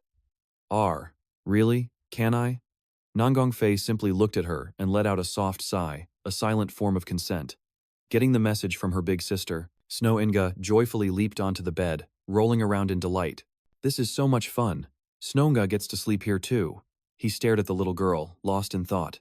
"I really don't get it," he mused, just as he was about to turn and demand an explanation. "What are you all even talking about?" Fong cheerfully pushed the door open from the outside. "Young master, a very good morning to you." But the sight of one man and two women frolicking on the bed made him freeze solid on the spot. Fong stood there, petrified in the doorway. Snapping out of it, he hastily slammed the door shut and yelled back inside. "The Tang clan leader is looking for you. I'll be on my way now." Meanwhile, over at Tan Chiet's place, the elder was patting his shoulder with a knowing look. "Haha, don't you worry, it's nothing. Here on Mount Hua, silly rumors like that don't spread so easily." No sooner had the words left his mouth, Tan Chiet, who was preparing medicinal herbs, let out a dry cough and turned to ask, "I heard you were with both of the young ladies this morning?" "Ah, to be young is truly a wonderful thing." The old man's gaze shifted away as he hesitantly began, "This past. Mount Hua has changed so much, hasn't it?" The young man slapped a hand to his forehead in exasperation. "Elder, what did you actually call me here for?" Tan Chiet grabbed him by the shoulders, his eyes narrowed playfully. "I want to hear all about what happened with you and those two young ladies last night." Hearing this, he immediately turned to leave. "In that case, I'll be taking my leave." But Tan Chiet quickly held him back. "Whoa now, hold on a minute." In the end, they both sat down at the tea table, and the elder slowly poured a cup of tea. He asked, his voice deep with meaning, "It's nothing serious. You remember that small tent you visited last night? That's where the Sword Empress is currently staying, is it not?" "Yes, that's correct." A silence fell between them. The elder began to rummage through his robes for something, while he waited patiently. Finally, Tan Chiet produced a scroll, tapping it lightly on the table. "I need you to deliver this to the divine doctor for me. Can you do that?" He couldn't help but ask in surprise. "Me?" He reached out and took the scroll, still bewildered. "It's not a difficult task, but why me?" The two continued their discussion over tea. Tan Chiet calmly explained, "Because most of the people from Mount Hua are unable to. That the Sword Empress is gravely ill. I trust I don't need to explain why, do I?" The young man immediately understood, replying, "Yes, if word got out that the Sword Empress, the very symbol of Mount Hua, was critically ill, it would be disastrous." Seeing his quick understanding, the elder gave a satisfied smile. "That is precisely the problem," he concluded, patting the young man's shoulder encouragingly. "If I were to visit the divine doctor myself, that eccentric old fool would surely throw one of his fits and demand to relocate. But if I entrust this to any other disciple of Mount Hua, I fear the Sword Empress's condition will not remain a secret." He leaned forward, planting both hands on his chair, his voice hardening and his gaze piercing. "I need someone who owes me a debt, someone who cannot refuse, to deliver this letter. Deliver it for me." The young man could only remain silent, the sheer pressure emanating from the elder, sending an involuntary shiver down his spine. In the end, all he could do was look up at the clear blue sky in silent acceptance. And so, the journey began. A figure pushed open the door and stepped out, speaking softly to the person inside. "Great Elder, I am leaving now." It was Junior Sister Swallow, gracefully descending the stone steps into the heart of the bustling town. All around her was the clamor of buyers and sellers in the busy market. Her steps halted before a large house, its doors shut and bolted. She gently pushed the door open, closing it carefully behind her. A short while later, that same door opened once more. Swallow emerged, her arms laden with all sorts of medicinal herbs. She worried to herself, "The great elder instructed me to get everything necessary. I hope I haven't forgotten anything." She resumed her journey, taking one step at a time down the long, winding stone path. As she was climbing a flight of stairs, a sudden sight caught Swallow's attention. She turned her head and saw a happy family, parents lovingly doting on their young child. A pang of pain shot through the young girl's heart. She could only stand and watch in silence. The scene dredged up a painful memory. Her mother, hair disheveled, prostrated on the floor, while her father stood over them, his eyes bloodshot and arrogant. Beside her mother was a young Jiu Yang, also gasping in fear. At that moment, she could only watch helplessly from a distance. The two most important people in her life were kneeling before that man. Swallow quickly turned away, suppressing her emotions as she continued on her way. She climbed the endless stairs, affirming to herself, "I will never go back to that place again." After traveling a great distance, ascending countless steps, a sudden gust of pink wind swirled around her, and she vanished. Immediately, a whisper came from behind a tree. Where did she go? The black-clad figures in hiding, having lost their target, turned to each other. Did she spot us? Were we discovered by a mere slip of a girl? "Don't be ridiculous," another one snapped. A bolder member of the group advanced cautiously, probing the area. "No, I think she entered. A protective barrier." He reached out to touch the empty space before him, but there was no reaction. Seeing this, he frowned. He gritted his teeth and cursed under his breath.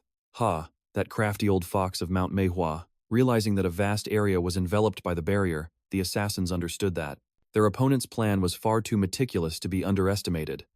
Meanwhile, elsewhere, Tan Kiet was concentrating on taking a patient's pulse. Outside, the assassins were certain their target, the divine doctor, was right inside.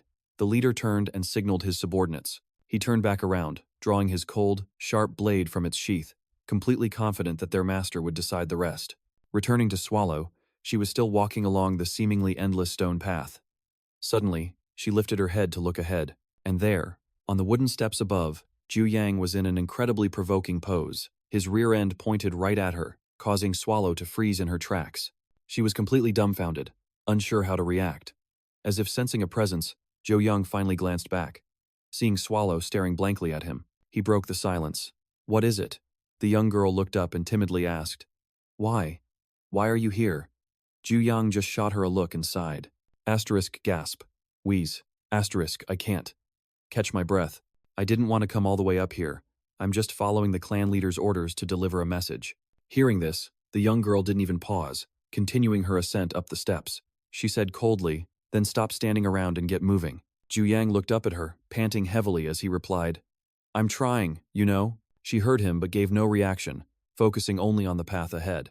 Thinking about his body, covered in that sticky, white residue, she grumbled internally, Asterisk, do I really have to spell it out for you? In your current condition, it wouldn't be a surprise if you drop dead at any moment, whether you're bathing, eating, or doing anything else. Watching her back, he let out a frustrated sigh and wondered to himself, Asterisk, how can she be climbing so much faster than me? Asterisk. Suddenly, she held her hand out in front of him, her voice curt.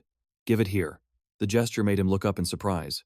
She kept her hand outstretched as she explained, If you need to deliver a message, I can do it for you. He stared silently at the hand offered to him, then slowly straightened up to face her. He asked, Are you worried about me? At that, she snapped, What? She furiously denied it, pointing up the path and yelling, Worried. What's there to be worried about? You're just too slow. He started climbing again, muttering under his breath, What's her problem? Asterisk, all I have to do is go a little faster, that's it. Asterisk, she remained silent, looking up at his steady back ahead of her. Just as she was about to open her mouth to say something, he cut in, saying a name, Cao Cat Hack. He glanced down at her with a serious expression. Have you ever seen the nephew of the divine doctor acting strangely? For example, talking to himself? Hearing the question, she looked up and answered honestly, No, I haven't. Hearing her answer, he seemed relieved and turned away. All right then. For a moment, the way they looked at each other was just like Tan Cheat and his junior sister, Swallow. Right then, her expression soured, her face falling as she looked at the ground. Tan Cheat's nagging voice started up in his ear again, making it seem like she isn't such a bad sister after all. So why are the two of you at each other's throats, ready to fight to the death? His face grew colder as he continued walking and replied, I'm not sure how it all came to this. The old man trailed behind, completely at a loss for words. Seeing that ice-cold look on your face, the old man probed. Does it not bother you at all? He kept walking in silence, but the answer formed in his mind. It's not that I'm completely unconcerned, but this body of mine is seriously ill. Right now, I just don't have the strength to worry about anything else. The old man advised, his voice tinged with sorrow. But you two are blood siblings. For things to end up like this, it's just. The young man turned, surprised. Are you talking about my sister? Taken aback himself, the old man replied. Well, who else would I be talking about? He gazed out at the vast open sky ahead and replied, I thought you were talking about the divine doctor's nephew. Not that it matters. I never considered him a threat to begin with. Him. The old man asked in shock, Are you two really brother and sister? Scene change. The divine doctor is sitting in his room, completely engrossed, and reading a slip of paper. He glances up at the young man and his junior sister, Swallow, seated across from him. Finishing the note, he slowly rolls it up and speaks. With a weary sigh, he asked, So, that damn old fool sent a man at death's door like you to deliver this piece of junk mail. Is that it? The young man replied politely, Yes, sir. But inwardly, he couldn't help but wonder, Sect leader, what in the world did you do to the divine doctor to earn this level of hatred from him? The old doctor looked at him and remarked, having to serve that kind of man. You must have it rough. Without a moment's hesitation, he shot back. Not at all, sir. It was the sect leader's request. How could a disciple dare to refuse? The old man probed again. And your body? Is it holding up? The young man offered a slight smile, answering truthfully, Yes, for the time being I'm having no problems. The doctor tucked the scroll into his robe. That's a relief. Then, abruptly, his mood shifted, his voice dropping low. Aren't you afraid of the fate that awaits you? At that question, he fell silent, his expression turning deathly serious. As he sat there, junior sister Swallow's face was a mask of concern. A heavy silence filled the room, broken only when the old man let out a long, mournful sigh. He waved a hand dismissively, his tone weary. All right, I misspoke. Your task is done. You may go now. The young man heard the command and immediately responded with respect. Yes, sir. Swallow looked up, her gaze filled with worry as she watched his back retreat toward the door. She started to speak, Senior brother, your body. But he cut her off. With that, this junior disciple will take his leave. The only response from behind him was a low himph from the divine doctor, followed by the heavy thud of the wooden door closing. Creak. The young girl huddled by a figure tucked under a warm blanket, her hands clenched tight as she whispered a rebuke. You absolute idiot. Outside, the vast blue sky was dotted with clouds like tufts of cotton. Sensing the familiar sound of footsteps approaching from behind, the sect leader spoke first. Is the message delivered? The young man clasped his hands, glancing at the sect leader before replying, Yes. The divine doctor had some harsh words after reading the letter, but he has agreed to it in the end. The sect leader let out a booming laugh. Ha ha. With what I wrote in that letter, how could he not be furious? He then turned, leaning in to whisper in the young man's ear. So, what is the Sword Saint's condition? In the middle of the sprawling courtyard, he whispered back. She is still recuperating. Her illness. Is there any sign of progress? This junior disciple isn't sure. The sect leader's expression grew complicated. I see. Noticing the sect leader's look, the young man quickly offered some reassurance. But with the divine doctor himself handling it, I'm certain things will take a turn for the better. Hearing those words, the sect leader seemed to calm himself. Right. Let's hope so. They walked on together, the sect leader's mind once again heavy with worries. The plum blossoms have only just begun to bloom. Why must so many misfortunes befall us all at once? The young man shot a sideways glance, a weary thought crossing his mind. Misfortunes? Besides the sword, Saint's illness, is Manhwa facing some other disaster? As if he could read his mind, the sect leader narrowed his eyes and asked, Hua, the sect is about to open its gates for new disciples. Don't tell me you forgot? He shot a glance at the old man, the memory finally clicking. Oh, right.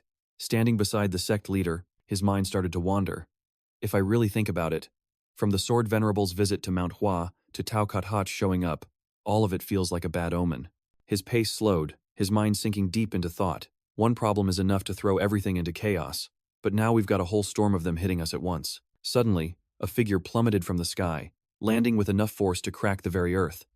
Meanwhile, in another location, a black-clad figure touched down and immediately dropped to one knee. The man seated on the throne above gripped his armrest so tightly it splintered in his excitement.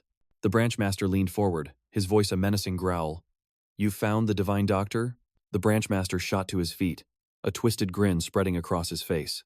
"You mean to tell me, you've actually tracked down the divine doctor?" The general manager shivered in terror at the man's gruesome smile and the hungry way his tongue darted across his lips. He hesitated, then finally confessed. "My lord, we haven't exactly times found times him, but I have pinpointed a location where the divine doctor is most likely hiding." The smile vanished from the branch master's face, replaced by a flash of rage. "What? So in other words, you still haven't found a damn thing, have you?" The general manager quickly tried to explain, but considering the Manhwa sect is currently deploying a massive scale formation, it's almost certain that the divine doctor is inside. Ugh. The branch master's mood crashed from the heights of elation straight into the depths of disappointment. He had no patience left for these flimsy excuses. He hoisted his blade onto his shoulder and slowly descended, muttering with pure sarcasm, perhaps, likely, probably. It's all worthless speculation, not a single shred of confirmed intel. With a pile of garbage like that, what gives you the nerve to even show your face here?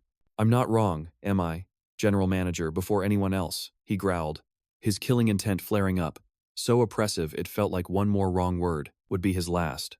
The man standing before him was clearly no longer human. Backlit by the dim light, the man's features looked even more sinister and terrifying. The general manager trembled, bowing his head and mumbling his confession. I am truly shameless. This is all my fault." He couldn't be bothered to listen to the apologies that had become such a tedious routine from. "That branch manager of yours, he's nothing but a washed-up old fool," he drawled. "And you know it, don't you?" His words were enough to freeze the old man in his tracks. His body went rigid, seized by convulsions from the sheer agony, but no matter how the man writhed, the interrogation continued relentlessly. Is finding a single old man with one foot in the grave really that difficult? His expression was unnervingly placid, his icy gaze fixed on the manager, who was cradling his now useless arm. Clutching his bleeding wound, the man stammered like a broken record. My apologies, branch master. My sincerest apologies." A self-satisfied smirk crept across the master's face. "I grant you the smallest pittance of power, and you start parading around like a god deserving of worship. Count yourself lucky that I'm in a merciful mood, otherwise I would have ended you right here. Besides, it's not like I can find anyone sharper than you in this entire branch." Gritting his teeth against the pain, the manager quickly prostrated himself. "Thank you for your mercy, my lord." Only then did the man leisurely return to his seat. He sighed, muttering to himself. "I fear sending you lot out again would be an exercise in futility. Not a single piece of useful intel. A barrier, you say?" He tapped a finger on the edge of the stone basin, his razor-sharp gaze sweeping over the trembling manager below, who didn't even dare to breathe too loudly with his mangled arm. With a sudden thud, the master plunged his blade into the ground, his mind made up. "Fine, we'll proceed this way. We need to be ready for anything. In 3 days, we will go to this barrier ourselves, and see if the so-called divine doctor is truly there. If he is, bring him back at once. And if he's not, then we simply clean house, won't we?" The words were spoken with a chilling lightness, yet they were laced with an overwhelming killing intent. This was clearly a threat, not just an order. The manager was so terrified he couldn't even think straight, not daring to lift his head to look at the madman before him. The master spoke his final words. "Well, what do you think of my plan? Isn't it flawless?" The manager frantically knocked his head against the floor. "Yes, my lord, a truly perfect strategy." Meanwhile, a world away, Jiu Yang let out a massive yawn. Tanze remarked sarcastically, "You're really something else. For a guy who's lazy to the bone, you sure have a talent for attracting trouble." Jiu Yang quickly tried to justify himself. "I barely did anything. All I did was wake up, deliver a few letters, and chat with the sect leader for a minute. And next thing I know, the sun's already set. And even then, the sect leader practically rushed me out the door, not wanting me to stay a moment longer. 'If you've finished your business,' he said, 'then hurry back to your clan. To be honest, I'm sick of this place anyway. Plus, I'm completely wiped out from lack of sleep, and I can feel myself drifting off.' He nodded in agreement with his own thoughts. "Yeah, there's no reason for me to linger here. My sister even said she wouldn't be visiting again. The Manhwa stone has been delivered. All I have to do now is get my affairs in order, and I can finally head home." Suddenly, a sweet voice called out, "Young master?" It was Snow Inga, as exquisite as carved jade and delicate as a flower. Dressed in a flowing, delicate gown, she had an air of innocence as she rushed happily toward him. She was clearly planning a surprise maneuver, hoping to trip and conveniently fall right into his embrace. Little did she know, he was as dense as a log when it came to romance and effortlessly sidestepped her. "It's awfully late." What are you doing out here? This isn't the way to your quarters, is it? Snow Enga stumbled into empty air, her heart a mixture of hurt and frustration. Hearing his brutally blunt question, her lovely face froze, completely unsure how to react. Young master, don't you remember? Remember what? He asked, completely lost. She replied with a sly grin. You promised you'd spend the night with me today. Hearing that, he immediately started looking for a way out. Oh, wow. I have absolutely no memory of saying that, but her persistence was clearly going to overpower his reluctance. She just giggled, backing him into a corner. That's okay, she said sweetly. As long as I remember for the both of us. Just then, Tanze, who was floating nearby, decided to add fuel to the fire. This old master remembers it quite clearly as well. Jiu Yang was still hesitant, the old saying about maintaining a proper distance between men and women echoing in his mind. He tried to use her grandfather as a shield. If you do this, what would your grandfather think? To his surprise, she brushed the concern aside with masterful innocence. It's fine. My grandfather isn't even here. Jiu Yang was taken aback. He was completely stunned. What? Where did the elder go? She answered nonchalantly. I don't know. He just said he had some business to attend to. He pressed her for more. And did he say when he'd be back? Nope, he didn't, she replied sweetly. Hearing that, Jiu Yang knew his plans to head home and relax would have to be postponed. He sent a mental message to Tanze, conveying his thoughts. I was planning on packing up and leaving immediately, but it looks like I'll have to stick around and wait a bit longer. The old master's ethereal form looked troubled. He wondered, is it just a common thing these days for servants to vanish without so much as a goodbye? He just gave a vague reply. Yeah, let's just go with that. What a messed up world, the old man grumbled as he trailed behind. While the picture-perfect couple up ahead chattered away the whole walk back to her room. The moment they reached her door, they saw Nangong Fei was already waiting inside. The kid swallowed hard, praying to the heavens that the worst-case scenario wouldn't play out. Ah, it can't be? But it seemed Lady Luck had turned her back on him. The girl hopped right onto the bed, cooing for the young master, just as they both spoke at once. Should we? But their intentions were worlds apart. She shyly asked. Sleep together? While he innocently replied. Just sleep? Our hero completely froze for a few seconds. Then, he decisively spun on his heel to make a run for it, but his escape plan was no match for her lightning-fast reflexes. And so, in the dead of night, on one side, a girl snoring loud enough to shake the heavens, on the other, a beauty sleeping soundly. And he was stuck right in the middle, his imagination just starting to take flight when a sudden slap knocked him back to reality, annihilating any and all impure thoughts. The sun was already high in the sky, its golden rays promising a beautiful day, but for someone who'd been awake all night like Jiu Yang, it didn't matter if there was a raging storm or brilliant sunshine. No matter how picturesque the view, given his current predicament, he was in no mood to appreciate it. Don't let the sight of him being cuddled fool you. This was no lover's paradise. His mind was a tangled mess, screaming, "What in the world is happening?" He mentally screamed for help. "Old man, save me, my arm's gone completely numb." Instantly, Tan Chiet's spirit materialized with a look of utter disdain. You're a classic case of someone who wouldn't know good fortune if it hit you in the face. In all my long years, I've never seen a brat quite like you. A feast is delivered right to your doorstep and you complain. The old man scoffed. All you have to do is sit up, you idiot. And you need to be rescued for that? I'm pinned down, can't even budge, he replied matter-of-factly, which only made the old man's blood boil. He had to yell out his pent-up frustration. You're so lucky it's driven you insane. But ignoring the old geezer's ranting, he kept pleading for help. Isn't there another way? If anyone walks in on this, it's going to be a total disaster. And as if he jinxed it, the moment the words left his mouth, the door to the room flew open, and his junior, Swallow, appeared.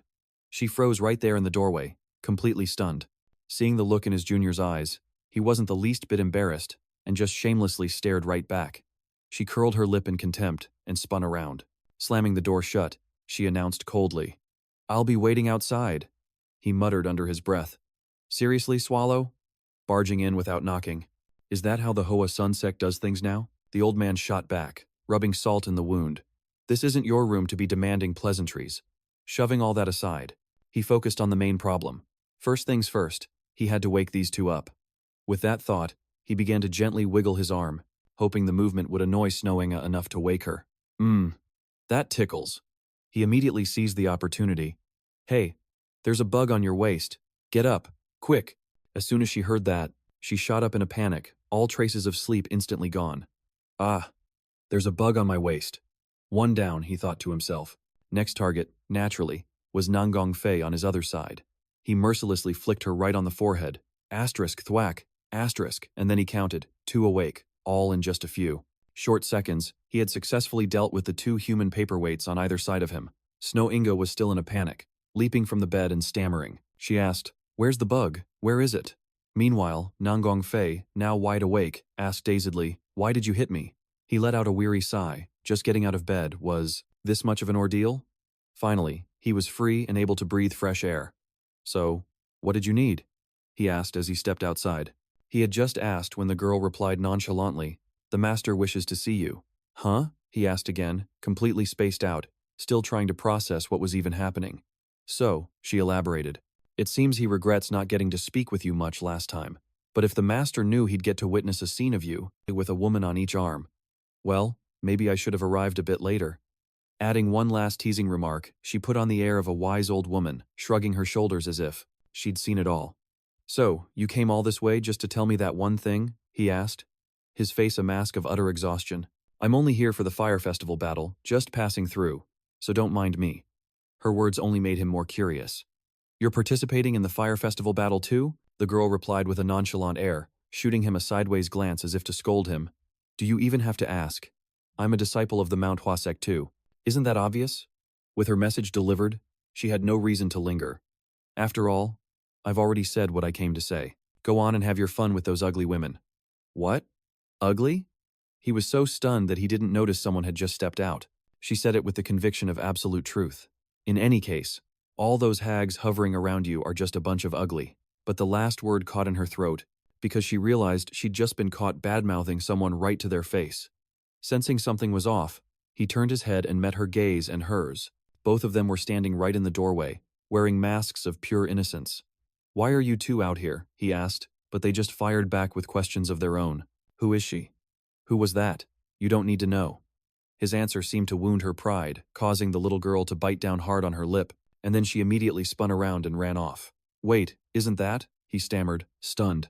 Seizing the opportunity, the other woman leaned her head against his shoulder. A memory from long ago suddenly came flooding back. In a vast courtyard, a lonely little girl ran, sobbing as she called out his name. "Big brother, where are you? I'm looking for you. I can't find you. Please come out." Suddenly, a nearby bush rustled. The little girl peeked inside curiously, and then he leapt out without warning like a boogeyman, scaring her stiff for a few seconds. The tears that had been welling up finally burst free. "Wah!" He frantically tried to comfort her, his voice full of regret. "I'm sorry. I'm so sorry." Afterwards, they sat huddled in a corner, and he kept on apologizing. "I'm sorry, I really didn't think I'd scare you that badly." The little girl just kept sniffling, not saying a word. After a moment of silence, he lowered his voice and asked, "So, what do I have to do? For Inhwa to forgive me?" She fidgeted with her fingers, then stated her condition. "Then go and scold Sister Yan. She keeps calling mom her times mom, and she's always saying mean things to me, too." "Sister Yanseo?" he asked, surprised. The little girl replied firmly, "Yes." Another quiet moment passed, and he seemed to finally understand what was bothering her. He let out a sigh, gently stroking the child's head. "So that's what this is about." Then he began to gently reason with her, "But she's part of our family too. Maybe that's all she means by it." He kept stroking her head, and under his warm hand, the little girl seemed to feel comforted, closing her eyes to savor the moment. Back in the present, the girl plunged her sword into the ground, sitting alone in a desolate field, her face completely drenched in sweat. She muttered in frustration, "Is this really all it takes to exhaust me?" With that, she swung her sword again, trying to use physical fatigue to drive out her inner turmoil. And so, she continued her frantic, solitary sword practice for a long time. Finally, as the sword fell from her hand, her body seemed to lose all its strength, and she collapsed onto the cold ground, her spirit sinking deeper into despair. In her anger, she had been swinging wildly, the sharp blade cutting into a nearby tree without her even noticing her own actions. Wandering thoughts invaded her mind. "This is so frustrating." Suddenly a voice rang out. "No matter how exhausted you get, you are never allowed to drop your sword." It was the other woman who had picked up the sword and offered it to the girl. Just as Inhwa had fallen from carelessness, Namgung Bi had appeared from nowhere to retrieve the blade for her and hold it out to her. Inhwa frowned slightly, looking straight up at the person before her. An absolutely stunning face with skin as white as snow appeared right before her eyes. A flash of jealousy sparked in her mind. This morning, she times was with him. Swallowing her feelings, she spoke softly. Thank you. She reached out to take the sword, but then her expression suddenly hardened. An intense inner conflict raged, and then Manhwa decided to act. She decisively snatched the sword back, her attitude doing a complete 180 as she coldly spat. I don't need you interfering. With that said, she stood up resolutely and swept past Namgung-bi, leaving the other woman utterly dumbfounded. But after only a few steps, she suddenly stopped and asked, By the way, what are you doing here? Namgung-bi answered honestly, I just saw that you seem rather close to Brother Gu. The moment she heard Yang Tian's name, Swallow's temper flared. She demanded, Are you following me just because you saw me getting chummy with that guy? She replied nonchalantly, I am. Is there a problem? Her blunt answer left Swallow flustered, stammering, Well, not exactly a problem. Nangang Fei's cheeks suddenly flushed as she said softly, That's good to hear then. This reaction completely terrified Swallow, making her instinctively take a step back. She doesn't look like just anybody, yet she's completely smitten with that Yang Tian. Swallow couldn't wrap her head around it, thinking, What in the world is wrong with this woman? What's so great about a nobody like him that's worth tailing me for? Lost in thought, she was startled when Nangang Fei suddenly spoke up. Force! Nangang Fei began to point out her flaws. You need to loosen up more. A stunned Swallow blurted out, Huh? The woman then began to explain in greater detail. Your sword grip is way too tense. The first thing you need to learn is how to relax your entire body. Hearing this, Swallow's mind started to spin. I knew it, this girl's got a screw loose. She thought to herself, turning away and replying with dripping sarcasm. You look so weak and fragile. I bet you've never even touched a sword in your life, have you? Don't you dare get on your high horse and preach to me when you don't know the first thing about it. Hearing this, Nangang Fei's brow furrowed slightly, but she said nothing. A moment later, she proposed, In that case, how about a little sparring match? The unexpected offer made Swallow whip her head back around, her eyes filled with suspicion. What kind of trick are you trying to pull now? She glanced at her opponent's sword, scoffing, You haven't even bothered to draw your sword from its scabbard. Nangang Fei's expression remained ice cold as she replied curtly, I won't need to. That arrogant attitude was like pouring fuel on the fire. Swallow went ballistic, grinding her teeth and snarling. You said, You won't need to? Suppressing her rage, Swallow tightened her grip on her sword's hilt, getting into a ready stance. She growled defiantly. Fine, have it your way. Just don't come crying to me when you regret it. As the words left her mouth, she shot forward like an arrow, her face a mask of murderous intent, her eyes glowing with a crimson fury. Swallow swung her sword back to build momentum, bringing it down in a powerful cleave, but Nangang Fei was no easy target. Using only her sheathed sword, she effortlessly parried Swallow's strike. The duel was incredibly intense. As they fought, she didn't forget to instruct, whispering, Force. The sound of a sword clashing against its scabbard rang out sharply. Swallow wasn't holding back at all, launching a relentless barrage of attacks. However, every single one of her moves was completely neutralized by Nangang Fei. Swallow's eyes widened in astonishment. She even blocked that one? Meanwhile, Nangang Fei continued to teach while deflecting her blows. You need to relax more. Watch this. As she spoke, she demonstrated a few exemplary sword forms. Suddenly, a mystical aura of light appeared right before them. It was accompanied by crackling bolts of lightning. All Swallow could do was scowl and grind her teeth in resentment. After a moment, everything began to settle down. A few faint rays of light filtered through the canopy, illuminating the gloomy forest. Dust and smoke billowed up, and hazy blue wisps of energy hung in the air. Peeking through the curtain of dust, Swallow's figure slowly came into view before she collapsed to her knees. Right where Nangang Fei stood, the ground had been indented into a deep crater. But she herself was completely unharmed. And in her hand, she tightly held the sword she had just disarmed from Swallow. The area was suddenly plunged into a dreadful silence. Swallow's eyes were wide and vacant, but her face was a clear mask of fury and indignation. Nangang Fei leaned down, about to ask, Are you all right? But before she could finish, Swallow screamed, cutting her off. What in the hell is your relationship with that guy? Swallow struggled to push herself back to her feet. Nangang Fei simply replied with a single, calm word, Betrothed. The answer only infuriated Swallow more. Someone as strong as you, why would you get involved with that kind of person? Swallow's face twisted in disgust as she tried to reason with her. I don't know what you're planning, but you absolutely deserve someone a million times better. She continued, her voice dripping with contempt. He's lazy, has zero ambition, a terrible personality, and on top of all that, he's ugly. Despite being so intimidated, the young girl still trailed behind him, her face flushed as she bit her lip, standing there and taking it with a look of utter helplessness. Swallow, standing face to face with Nangong Fei, was relentlessly hit with bitter words. You are seriously wasting yourself on him. Hearing this, Swallow tightened her grip on her sword's hilt and shot back through gritted teeth. He's not a bad person. Nangong Fei was taken aback. What? Swallow then raised her sword to eye level, enunciating every single word. I said, he's not a bad person. The moment the words left her mouth, Nangong Fei flew into a rage, her killing intent erupting in all directions. Without a shred of hesitation, she brandished her sword threateningly. Say one more foolish word, and don't blame me for being merciless. With that, she swung, a powerful slash straight toward Swallow, who was so stunned she couldn't even react. Just at that moment, the figure of Ku, Duong Tian, suddenly appeared. He shot forward like an arrow, unleashing a swift technique and thankfully managing to save the young girl from Nangong Fei's perilous sword strike. Amid the chaotic and tense scene, Swallow could only stare wide-eyed in astonishment, her gaze shifting toward him. Jiu Yang held her tightly, snarling through clenched teeth. What in the world do you think you're doing? Nangong Fei quickly retracted her sword, her eyes filled with the sorrow of a wife who'd just caught her husband embracing another. She replied pitifully. She said, that you were awful. He frowned and shot back. You attacked her just for that? Nangong Fei's expression changed in a flash, revealing a flicker of anger and indignation. She got straight to the point.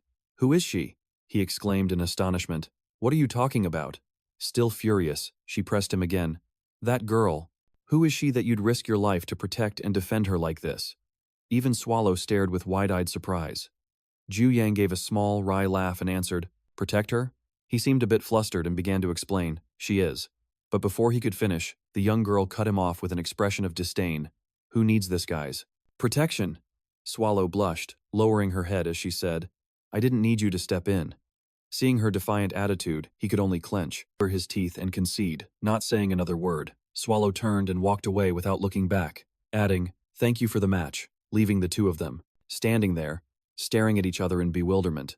He turned to Nangong Fei and rebuked her angrily. Have you never been taught basic etiquette? Why are you so disrespectful? Still simmering with jealousy, Nangong Fei shot back. Who is she, anyway?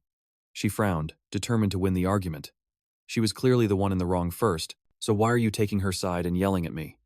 He explained slowly. I have no idea what you're imagining right now, but that young lady is my little sister. As the words hung in the air, the atmosphere seemed to freeze solid, leaving Nangong Fei so stunned she couldn't even utter a word. She tried to compose herself, pointing a finger at him to make sure she heard right. You mean, your actual, blood-related sister? He replied with a sigh of exhaustion, if not by blood. Then what other kind could there be? He put his hands on his hips, his expression turning serious. But the more important thing is, all of a sudden, Nam Kung. Fai stepped closer. She whispered faintly, It's over, which left Jiu Yang completely baffled. A massive question mark formed in his mind as he repeated, confused. Over? He asked again, annoyed. What's over? Nangong Fei's face completely fell apart at that moment. Her whole body trembled uncontrollably, her eyes filled with agonizing pain, and became hazy with despair. Then she let out a piercing shriek. It's really over, which only made him more confused, completely unable to grasp what was happening.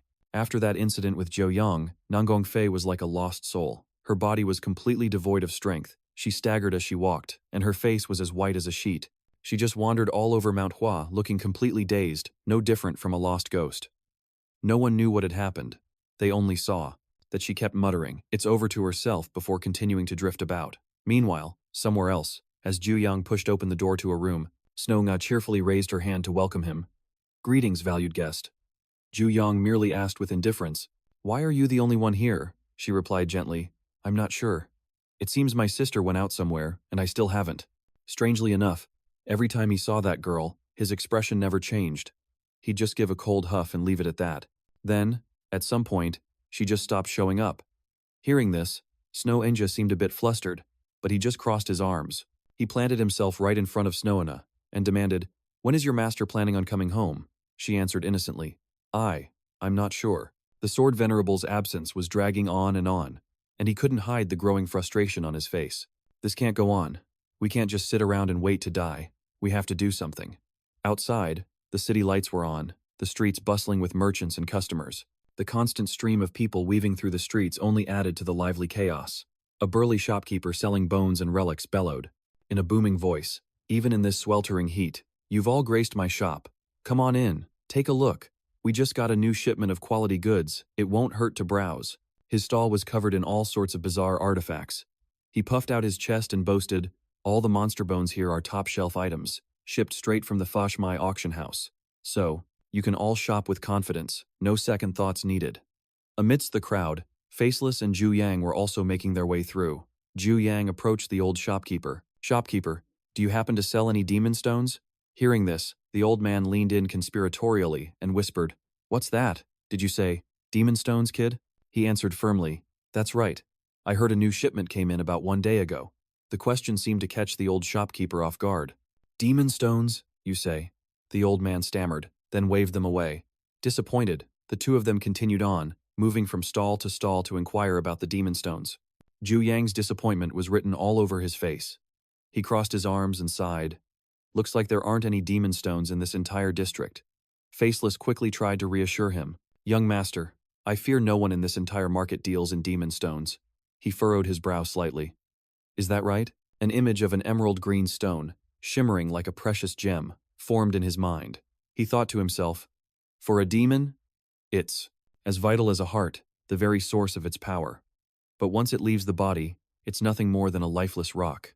But for me, a practitioner of the heavenly absorption demonic art, it's a completely different story." Jiu Yang's body had always harbored a profoundly mysterious demonic energy. According to that divine doctor, the reason I'm still alive seems to be intrinsically linked to the heavenly absorption demonic art, which specializes in absorbing and refining demonic energy, and something else mysterious dwelling within me. I need to find a demon stone, to try absorbing it, and see if I can finally verify this theory. He muttered, "If that's the case, I guess the only way is to start hunting the demons around here." Faceless immediately responded, as if he'd already anticipated his master's intentions. "Young master, I'm afraid that won't be so easy. I've just picked up some rather interesting news. I've heard that the number of demons in the surrounding area has been dropping significantly." Jiu Yang couldn't hide his surprise. "The demon population is shrinking?" Jiu Yang furrowed his brow, wondering, what's going on now? Even though he didn't have all the details, this information was genuinely useful. At least this trip wasn't a complete waste. Faceless continued his report. "While you were away, young master, I managed to gather some valuable intel from the martial artists of the Manhwa sect." The two of them conversed as they walked through the bustling marketplace. Jiu Yang thought to himself, things like the Sword Empress's health, or the whereabouts of that divine doctor, but because these matters absolutely cannot become public knowledge, I couldn't bring those two with me. And so, he continued his search alone, moving quietly through the city, scouring every last nook and cranny.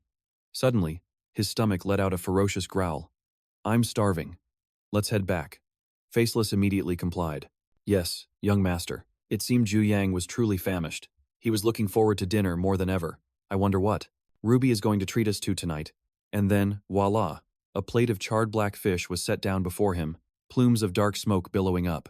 The meal was served. Snowinga, beaming with pride, eagerly invited him. "Young master, please eat. I prepared this grilled cod with my own 2 hands." At the sight of the dish, the faces of both young masters instantly turned pale. Jiu Yang was utterly floored. This thing, is it actually a fish? She had clearly poured her entire soul into this creation. Snowinga offered the plate with the utmost sincerity. "Please, have some." This only served to deepen their confusion and alarm. One of them couldn't hold back and had to ask, "What part of this looks like a fish?" Suddenly, tears began to roll down her cheeks as Snowinga started to sob. "Please, please just try it." Seeing her cry, the 2 men rushed to console her. "Hey now, don't cry." Before they both stepped outside with an indescribable feeling, and stomachs that were still rumbling. "Hong Hao will prepare something else, so please rest and come back later." Jiu Yang immediately responded, quickly finding an excuse to get away. "You go on ahead. I have some business to take care of. I'll be along shortly." Seeing this, Faceless couldn't help but worry, offering to go with him. "If you have somewhere to be, young master, please allow me to accompany you." However, Jiu Yang flatly refused. "That's not necessary." His face remained an icy, emotionless mask. "I think it would be more convenient if I went alone." The scene shifts to a secluded forest, where 2 young women are practicing their swordsmanship. Nanggong Fei was gently instructing her junior, "Swallow, your stance is a little too wide. Try to relax your body a bit more." The girl quickly replied, Yes, understood. All of a sudden, a strange noise from behind made them both spin around, on guard. From the bushes, Jiu Yang casually strolled out, his gaze fixed squarely on the two of them. He scanned them for a moment before demanding, "What the hell do you think you're doing out here?" Swallow retorted sharply, "What am I doing? Are you blind?" It was clear her brother's presence was seriously annoying her. "I'm training with her. What else?" Jiu Yang looked as if he couldn't believe his own ears, pointing directly at them. "With times her asterisk? You've got to be kidding me. It was just yesterday that you two were at each other's throats, like you were sworn enemies." Swallow immediately leveled the tip of her sword at her brother. "The person who made me angry back then wasn't her, it was you." Jiu Yang was momentarily taken aback by the accusation, thinking to himself that no good deed ever goes unpunished. His gaze then shifted over to Nanggong Fei as his little sister continued her explanation. "Ultimately, I was the one in the wrong, but she was the one who took the initiative to apologize. It was at that moment that I begged her to teach me her sword techniques." "All right, I get it."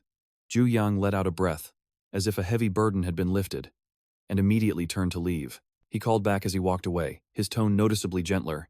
"The sun's about to set. You two should hurry and get down the mountain. It's almost time for dinner." Hearing that, Nanggong Fei also urged her. "He's right. Swallow, let's head down together."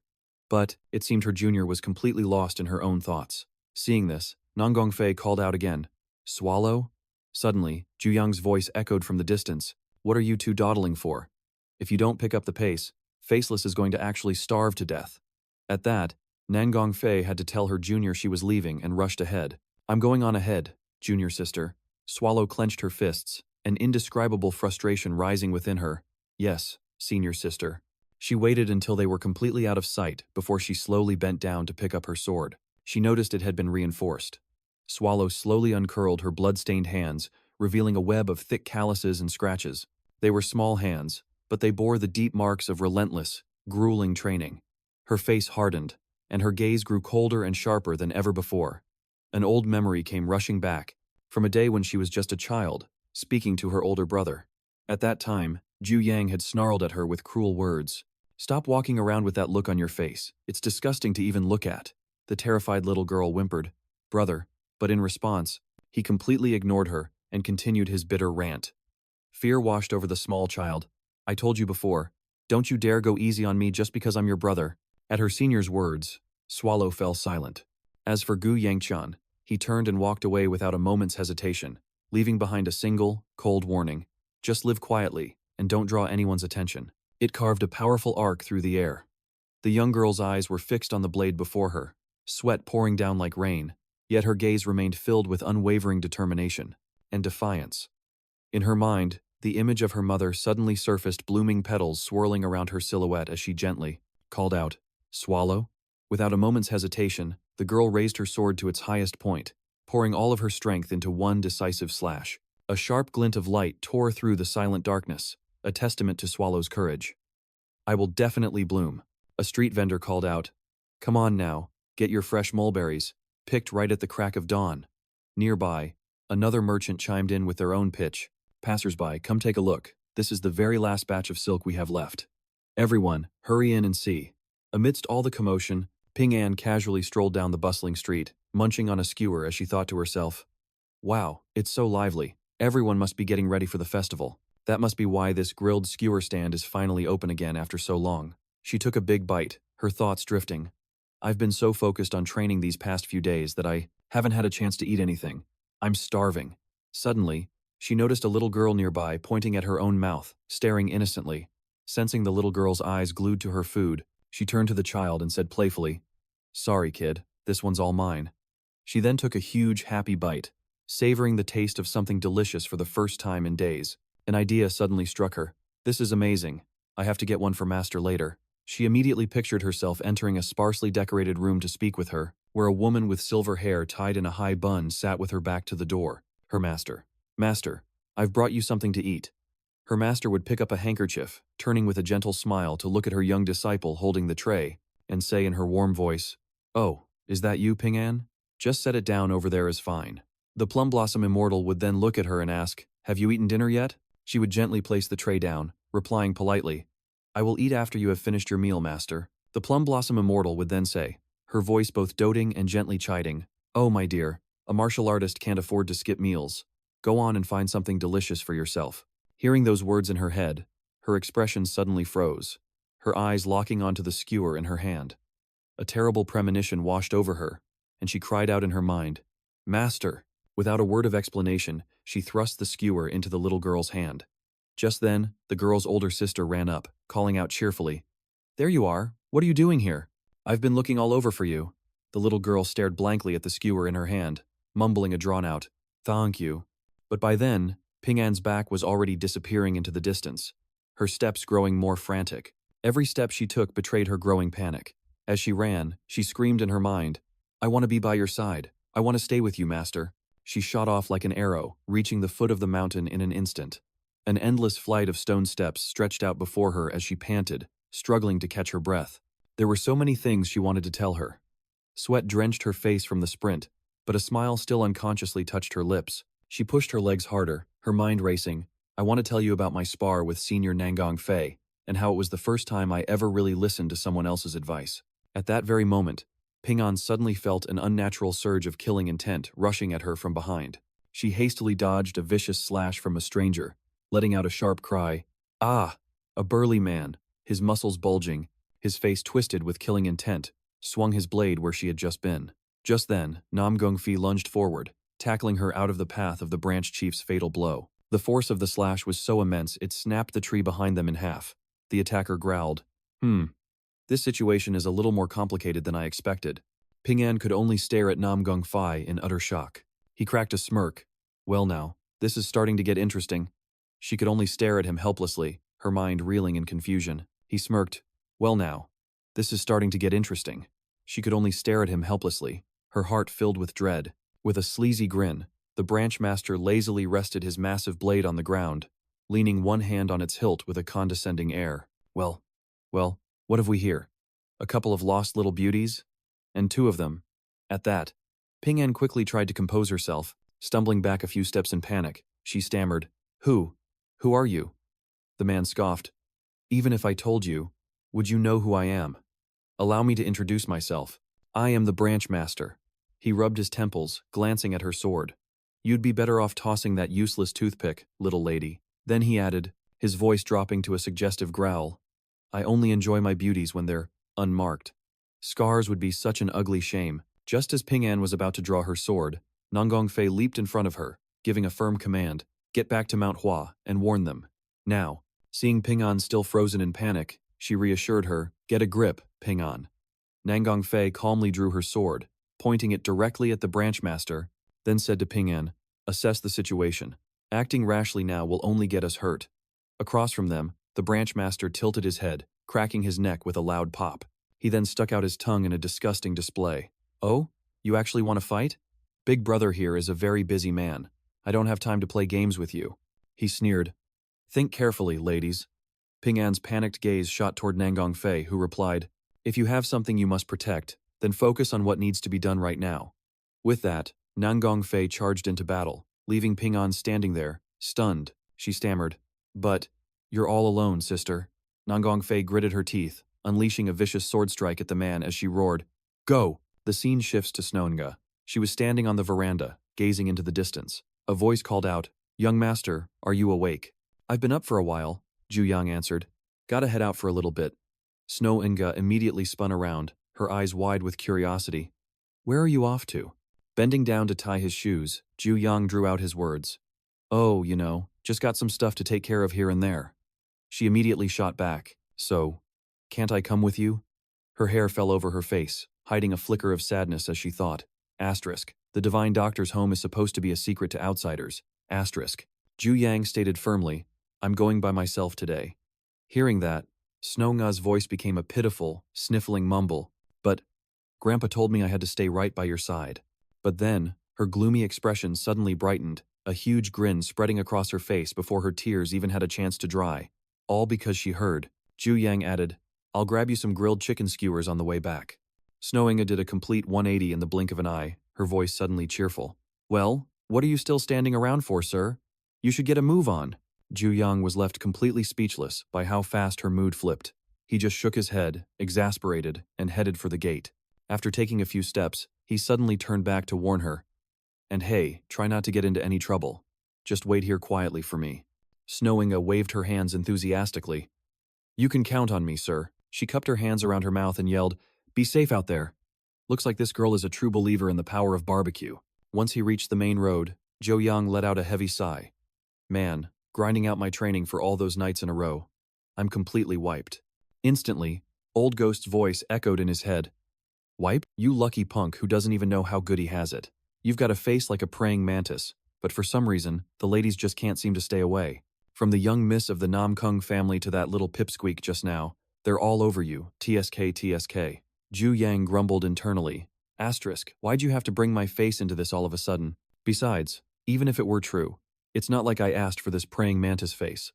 Old Ghost just kept on nagging. Your eyes are so long and sharp. If that's not a mantis, I don't know what is. Jiu Yang shot back, annoyed. Asterisk, hey, old-timer, you should take a good look in the mirror. You're one to talk. Asterisk, about my face? Old Ghost snapped back. What was that? You little punk, you looking for trouble? Jiu Yang scoffed. Asterisk, listen to you, acting like you're some kind of supermodel. Asterisk, Old Ghost said smugly.